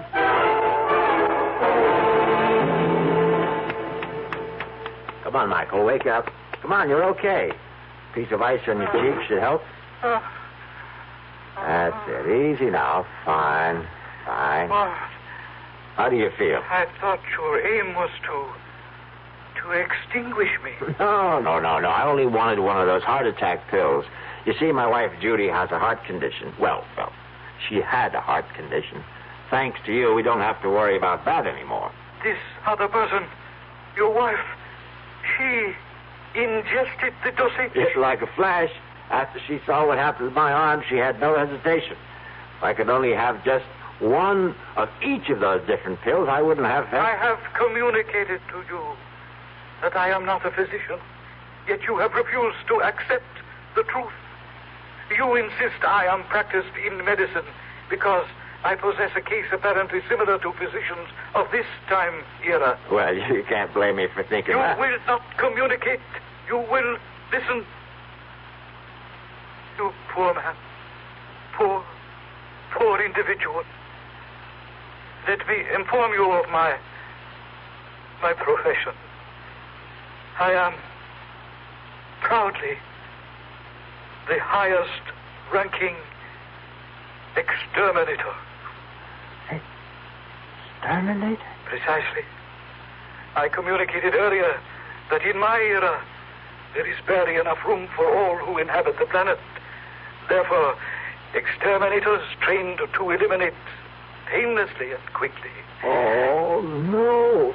The pills, as you refer to the compounds, are each a dose of death. The case is full of death. The tools of my trade. Oh, no. All except the container of first aid powder which I keep for my personal needs. Fortunately for you are now thoroughly healed arm. But the rest... Oh, but the labels, the tuberculosis, the heart attack, cancer... The compounds act within a matter of minutes. Bringing death, of course. Instead of resorting to the crude murders of earlier, more primitive eras, it is more comforting for the family to report that one of its members has died of cancer, heart disease, or any one of a dozen other diseases. Murder. Elimination. Murder. My case, please. You must have an antidote. If you make a mistake, there must be some way you... are not committed. I am sorry for your bereavement. I shall depart. Be assured, there was no pain. No.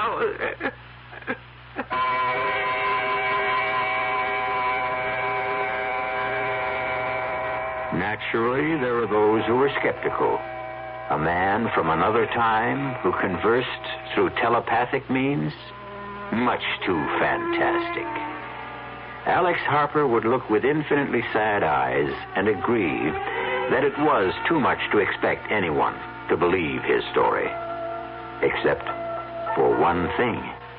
And he would bare his left arm. Explain this, he would say. And if you can, I will agree that I dreamed the entire nightmare. I'll be back shortly. Hi, I'm Hal Linden. There's a lot of talk these days about America's energy crisis. Talk about doing without heat, about doing without our cars, about what's going to happen if we run out of fuel. Well, we may not have to run out of fuel if we all work together to conserve the fuel we have. That means turning your thermostats down to 68 degrees during the day and turning them down to 60 at night. It means turning off lights, TV sets, and electrical appliances the minute we're finished with them. It means driving no faster than 50, starting or joining carpools, avoiding the kind of stop-and-go motoring that eats up gas by the gallon. In short, it means saving every ounce of energy we can, every chance we get. So please, do your part to make the fuel supply stretch a little further. For your own sake, don't be selfish. Don't be foolish. Don't be fuelish. This message from the Federal Energy Office and the Advertising Council.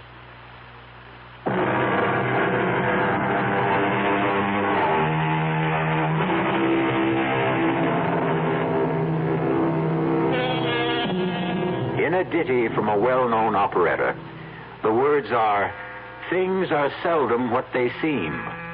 Skim milk masquerades as cream." And as you have just heard, words alone may tell only part of the real story. But for stories guaranteed to increase your pulse beat, my suggestion is the Radio Mystery Theater. Our cast included Patrick O'Neill, Marion Seldes, Ian Martin, and Leon Janney. The entire production was under the direction of Hyman Brown. And now, a preview of our next tale. I know. I hadn't emptied the tub. The water's still there. It must be. I'll show you. I don't understand it. Tub's bone dry, ma'am. Hasn't been used. Now, not tonight, anyway. His clothes. Howard's clothes. He'd empty his suitcases and put his clothes in the closet. His suitcases, too. Just ladies' clothes. Yours, ma'am? Yes. Now, hey, look, don't cry. Hey, look, this dream you had. It was no dream. Okay, so maybe you imagined... I didn't imagine anything. Do you imagine a husband? Do you imagine a month-long honeymoon? Do you imagine a man in a chair with a knife in his chest? This is E.G. Marshall inviting you to return to our Mystery Theater for another adventure in the macabre. Until next time, pleasant dreams.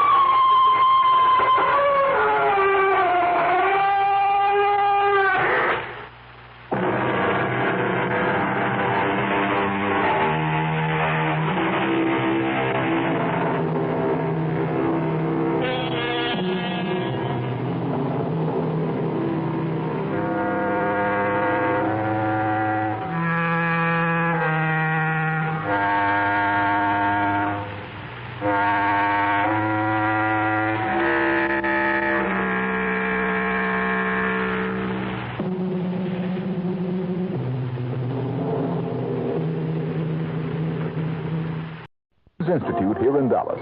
The program is open to any man or woman interested in broadcasting as a career. For application details, call the Scholarship Coordinator at KRLD 634-1080 during business hours. That's 634-1080.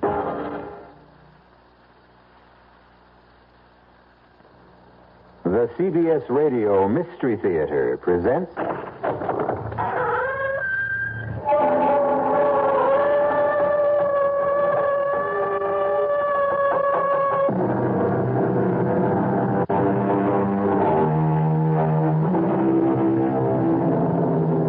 Come in. Welcome. I'm E.G. Marshall. Welcome to the sound of suspense. Welcome to the fear you can hear. But mostly, welcome to the world of terrifying imagination. In this story, you're going to meet what some people call a shutterbug. You know what a shutterbug is. The kind of person who never goes anywhere without a camera swinging from a strap around his neck. Who is never content unless they're aiming a lens in your direction, whether you want to be photographed or not. But unfortunately, this particular bug is the kind that many people want to crush under their feet. We all want to get rid of Kellerman. We want to kill him. And so do you. That's a lie. You hate his guts as much as we do, Mr. Bailey. Why don't you admit it? Of course I hate him. But that doesn't mean I'm ready to commit murder. Well, we're ready, Mr. Bailey. And you'd better be, too.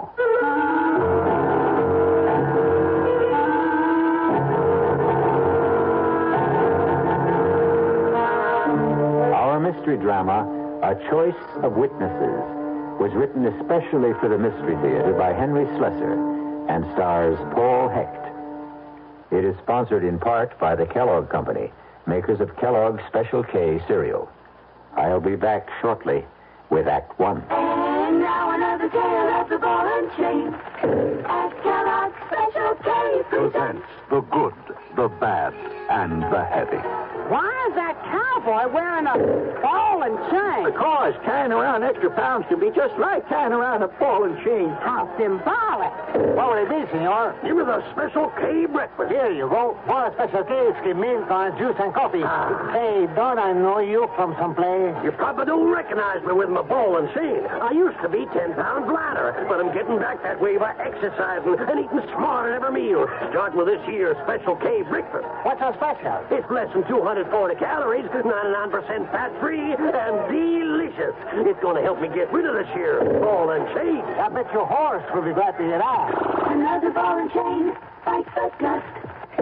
Your happy ending could begin with the Kellogg's Special K breakfast. That's Kellogg's Special K. That's right. Good night. Everybody needs to find a home. It's walls and floors and windows and doors with its own address outside. It's a yard with trees. Can you feel the breeze? Do you want to touch the sky? It's your home. It fits you like a glove. It's filled with love and family. Everybody needs to find a home.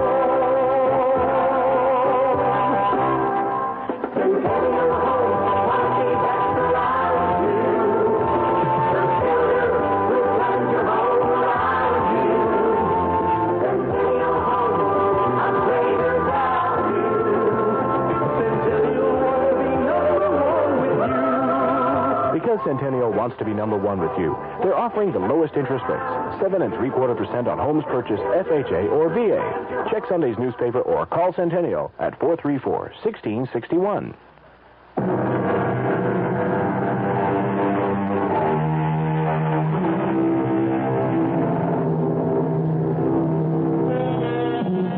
It begins on a warm day in early spring. The kind of day which tempts office workers to leave their desks and stroll through the nearest park on the noon hour. Among the strollers is an amiable young man named Gordon Bailey, who is enjoying the sunshine so much that he's taken a sandwich lunch to a park bench. He knows it's not going to be a very good sandwich.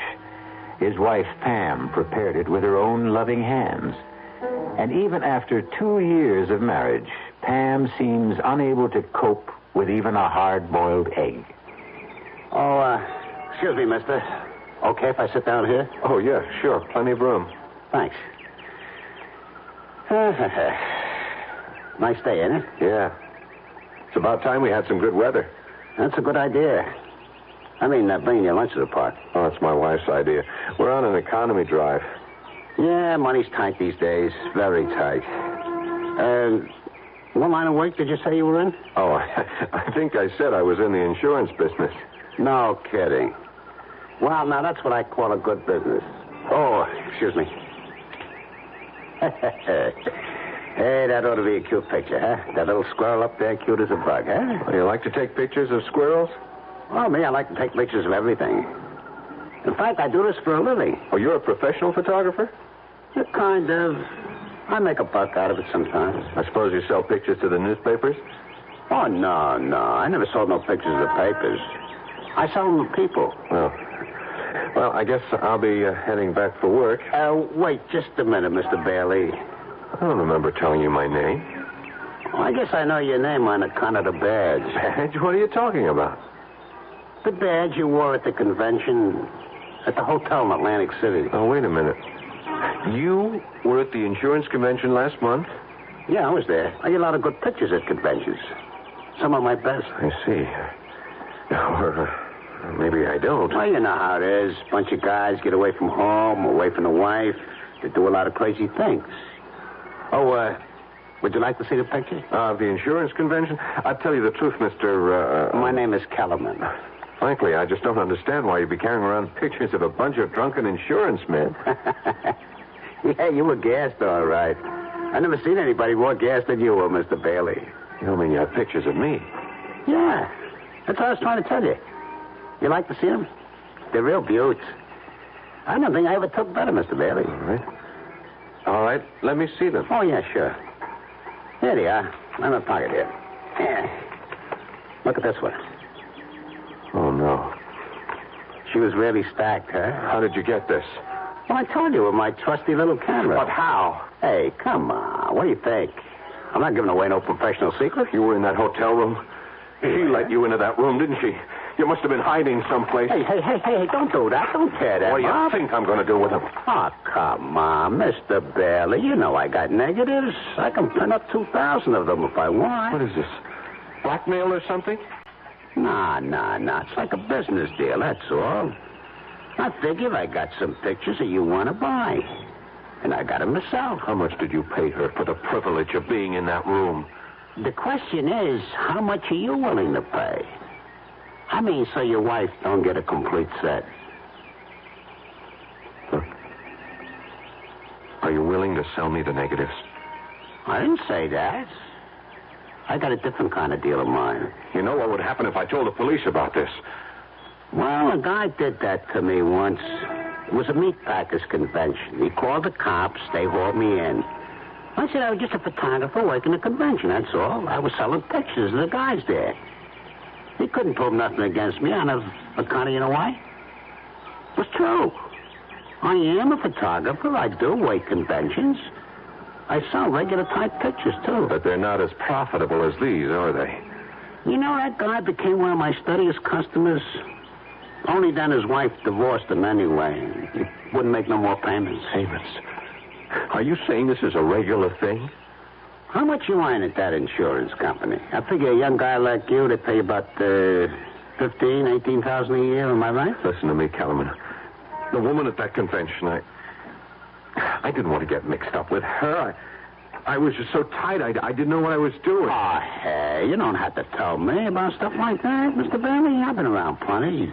I know how guys are. No, you don't understand.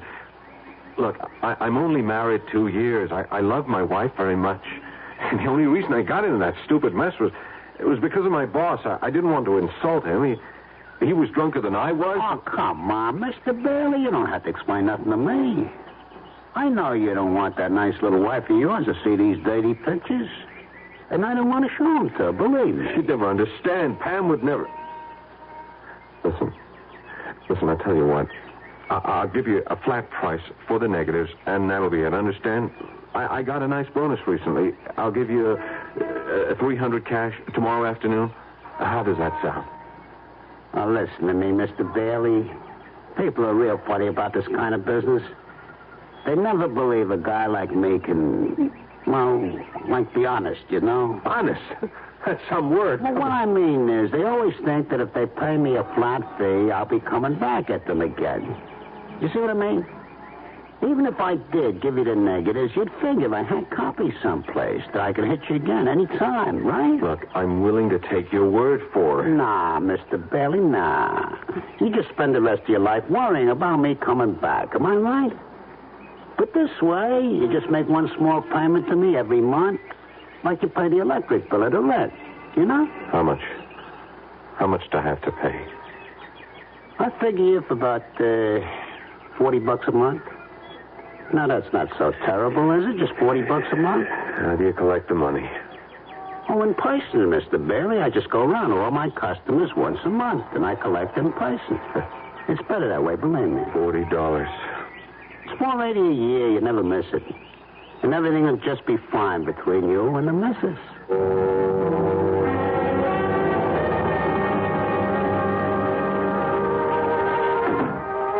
That you, honey? Yeah, it's me. Hey, shut up, you mutt. Hi, darling. Oh, be quiet, Lockjaw. It's your Lord and Master. I'm sorry I'm late. I decided to do a little Christmas shopping after work. I forgot how long it takes to fight those crowds. Oh, what a gorgeous package. Is that something for me? Never mind. Well, just in case it is, here's a big kiss in advance. Hey, you smell good. Is that a new perfume? It's the same old stuff. The one I'm practically out of. Hint, hint, hint. Oh, cut out that hinting. I've already spent more money than I should. Oh, speaking of money, that man was here. What man? You know, the one that comes around every month. That Mr. Kellerman. Kellerman?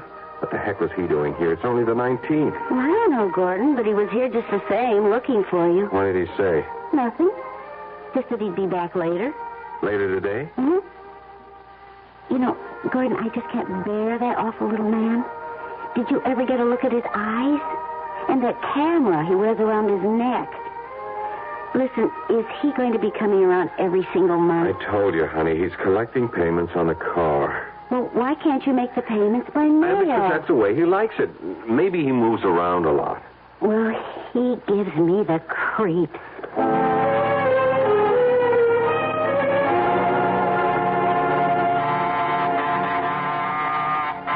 You want to get that, honey? I'm feeding the dog. Yeah, okay, I got it. Oh, it's you. Evening, Mr. Bailey. I heard you came earlier today. Yeah, but you aren't home yet. Hope I didn't disturb your wife too much. Look, we'll talk in the hallway. Oh, yeah, of course. All right. What's this early visit all about?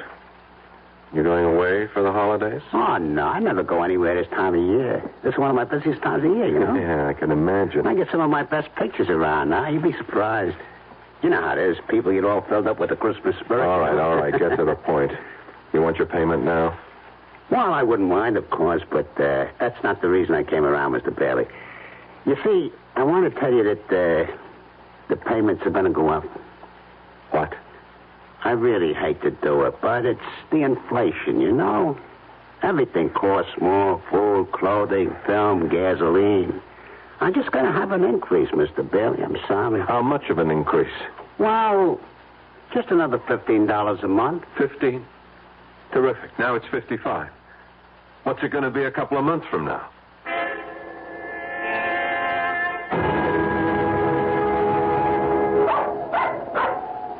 Shut up, Lockjaw. Excuse me, Mr. Bailey. Yeah. What can I do for you? May I talk to you for a moment? Do I know you? No, I don't think you do. My name is Bliss. Dave Bliss. Yeah? Look, can we sit down and talk a minute? Well, it's kind of chilly. Why don't we talk standing up? I'm trying to walk my dog, and so far he's been a non-performer. Well, I want to talk to you about Ed Kellerman. I don't know any Ed Kellerman. Well, I know you do, Mr. Bailey. I made it my business to find out. Now, I'm not asking what he's got on you, Mr. Bailey. I'm sorry, you're making a mistake. It doesn't matter. I won't ask you why Kellerman is blackmailing you. I expect you'd do as much for me. Only would you mind telling me how much you pay him? He hits me for $60 a month. Used to be 40. Price went up last month. 55. You mind paying it? Of course I mind. So do I. I'd mind if it was $10 a month. And not just because of the money. I hate that slimy man, and I'm sure you hate him as much as I do. That's why I wanted to talk to you about putting a stop to him. A permanent stop. You mean going to the police? No. That's not good enough. I'm talking about killing him.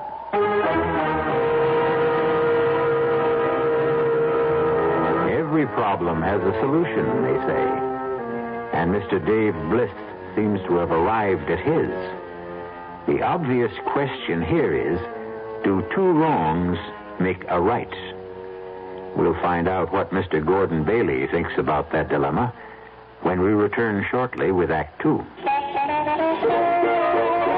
In 1919, someone had a big idea. Let's help youth understand big business by starting them in small businesses of their own. And Junior Achievement was born. Each group elected a board of directors, chose a product, set up a production line, sold stock, and went into business. That year, 314 students made and sold products and learned the business of business.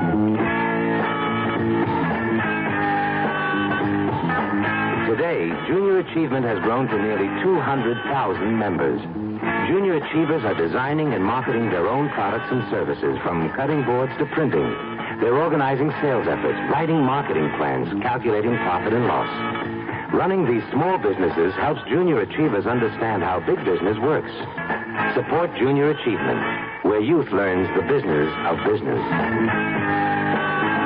Call your local Junior Achievement office. The Dallas Times-Herald. You're doing more, we're doing more. With 100,000 people in Dallas playing tennis, you can imagine there's a lot of interest in the kind of coverage tennis gets in the newspaper and how much attention is... What is the Dallas Times-Herald doing to satisfy the growing number of tennis fans and players in Dallas? Listen to sports writer Tim Taylor. So we don't treat tennis as a 3 times a year sport to be covered only when there's a major professional tournament in town. We try to emphasize what's happening in Dallas at the grassroots level, with stories that range from developing junior players to high schools and colleges to the average player who may not belong to a tennis club or league. And what this does, of course, is to... You're doing more to learn what's going on. We're doing more to tell you. And there's a simple way to prove it.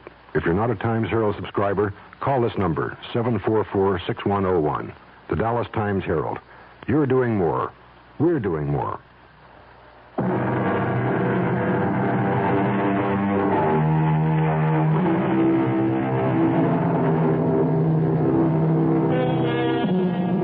Blackmail is an interesting, if dishonorable, crime. It has the unusual facility of making the criminal feel virtuous himself. After all, he's only punishing wrongdoers by making them pay for their sins. But the profession has some serious drawbacks. For one thing, it inspires one's victims to think in drastic terms. And when there are more than one victim, and they meet, well... Mr. Bliss, I know how you must feel about Kellerman, and you're right. He is one of the slimiest characters who ever crawled out from under a rock. Those eyes. Ever get a look at his eyes, Mr. Bailey? My wife can't stand the sight of him. Well, I'm not married. It's my job he's threatening. Is it your marriage he's after? Never mind. I don't want to know any details. None of us know each other's problems. None of us? You mean you know others beside me?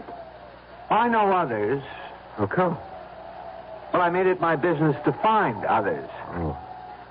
One day when I got fed to the teeth with Mr. Kellerman and his payments and his wet eyes, I decided to find out more about our friend.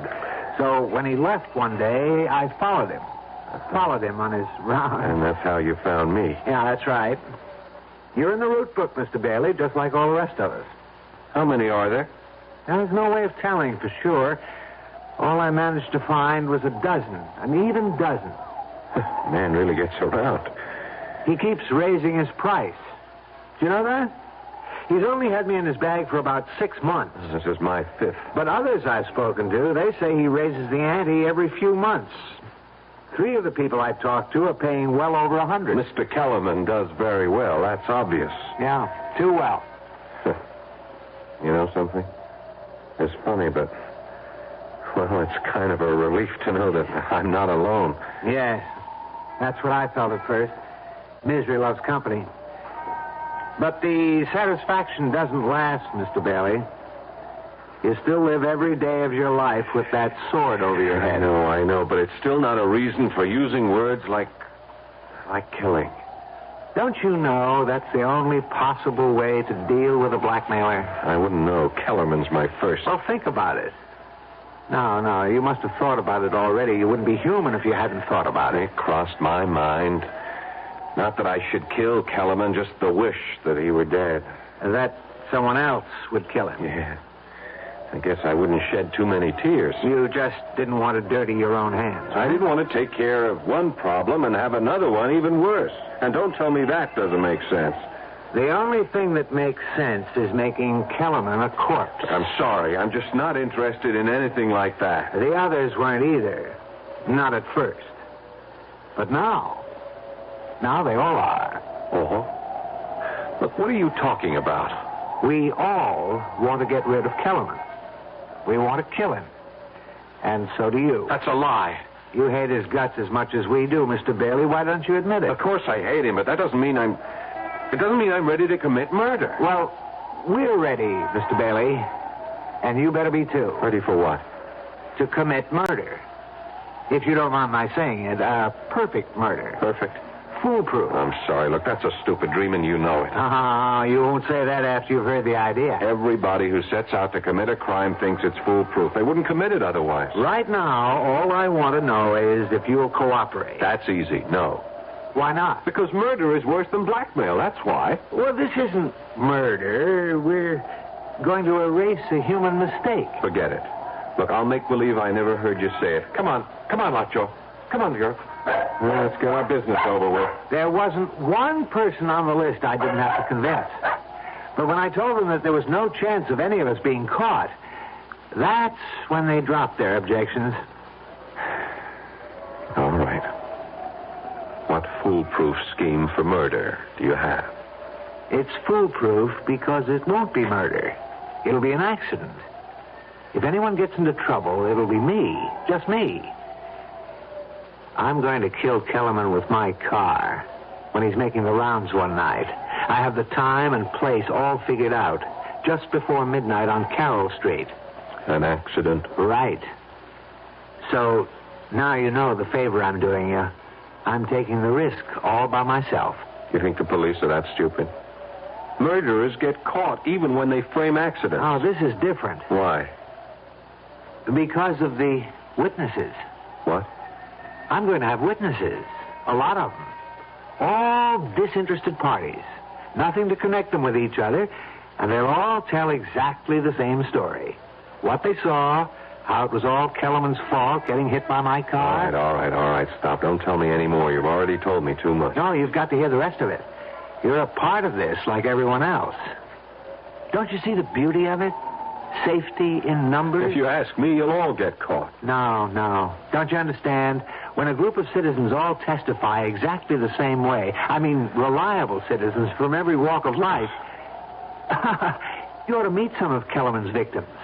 One is a college professor, 2 are doctors, there are 4 housewives, a bartender who owns his own joint, 1 working stiff, 1 person in city government. You might as well know that's me. Bliss. Wait a minute, I've seen your name. Something about the Transportation Authority? One of them is in the insurance business. They're all with me, Mr. Bailey. Every one of them has agreed. So many witnesses to one accident? Well, we won't need everyone. Some of them won't be asked any questions by the police, but they'll all be there just the same. We'd like you there, too. You're nuts. Do you know that? You and the rest of... I won't have any part of this. Don't you see? It can't miss. It doesn't matter. I don't want to have any part in killing a man. How come, Mr. Bailey? Have you got religious scruples or something? Maybe.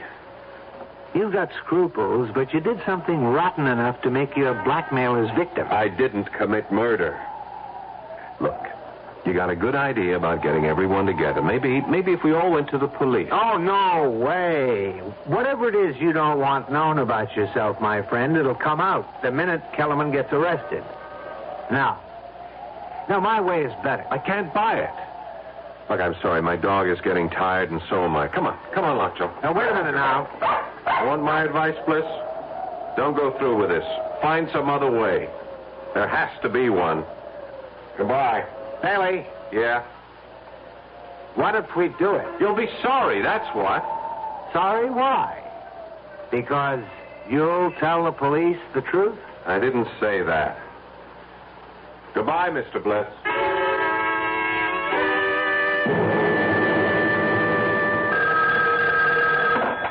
Hello. Evening, Mr. Bailey. How are you? I'm all right, Bliss. What do you want? You going to be busy tomorrow night? What do you mean, busy? Well, some of the gang are getting together tomorrow night. Corner of Carroll Street and 9th Avenue, about 9:30. How about coming down? You might see something interesting. Look, you can't go through with this. We're all in it together, remember? You might not have to do a thing. Just stand there and see it happen.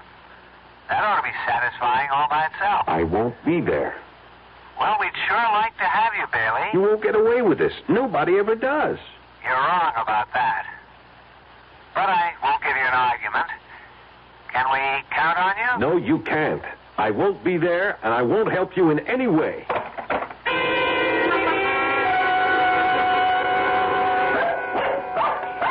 Oh, shut up, Lockjaw. What's the matter with you tonight? Gordon? Yeah? Do you think Lockjaw's all right? She keeps staring at the door and growling. I don't know. Must hear the neighbors or something.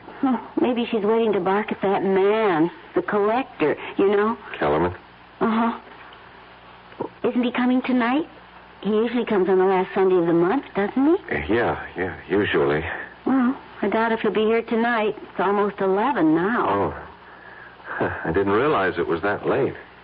You haven't done much this evening. Don't you feel all right? Yeah, sure. I'm all right. Well, you just seem to be, waiting. Was it for that man? Because if it was, well, I'm sure he's not coming, honey. I think we ought to go to bed, listen to the news or something. Oh, the news. Yeah, I guess it's on right now, isn't it? Just about. You want me to turn it on here? Yeah, sure, would you? Okay. The conference, now postponed until February, will include top officials from both nations. On the local front, a man who has been identified as Edward Kellerman of 1811 Sudworth Avenue Gordon, do was you suppose he's the killed same? by an automobile tonight on the corner of Carroll Street and 9th Avenue. The driver of the car, city administration official David Bliss, was released after questioning. 5 witnesses on the scene of the accident testified that Kellerman had stepped into the automobile's path as it rounded the corner. In sports, the Golden Warriors announced their home. Gordon, do you suppose it's that man, the collector? You think that's the reason he didn't come around tonight? It would be a good enough reason, wouldn't it? If he was dead, lying in the middle of the street, dead. You look so strange. Gordon, did you like that man? If you want to know the truth, Pam, I hated him. You did? Why? Just on general principles. Oh, I really don't understand you sometimes, Gordon. Hand me the phone book, huh? Okay. Thanks. Here. You going to call somebody? Honey, why don't you go to bed? I'll be in a few minutes. Yeah, but who are you calling? Just someone I know. Someone who knew Kellerman. Oh, I see. To find out if they know about what happened to him. Huh? Yeah, that's right. Okay, honey. I'll go in then. I'm feeling a little tired. Yeah, so am I. I'll be right. Good night, sweetheart. Good night.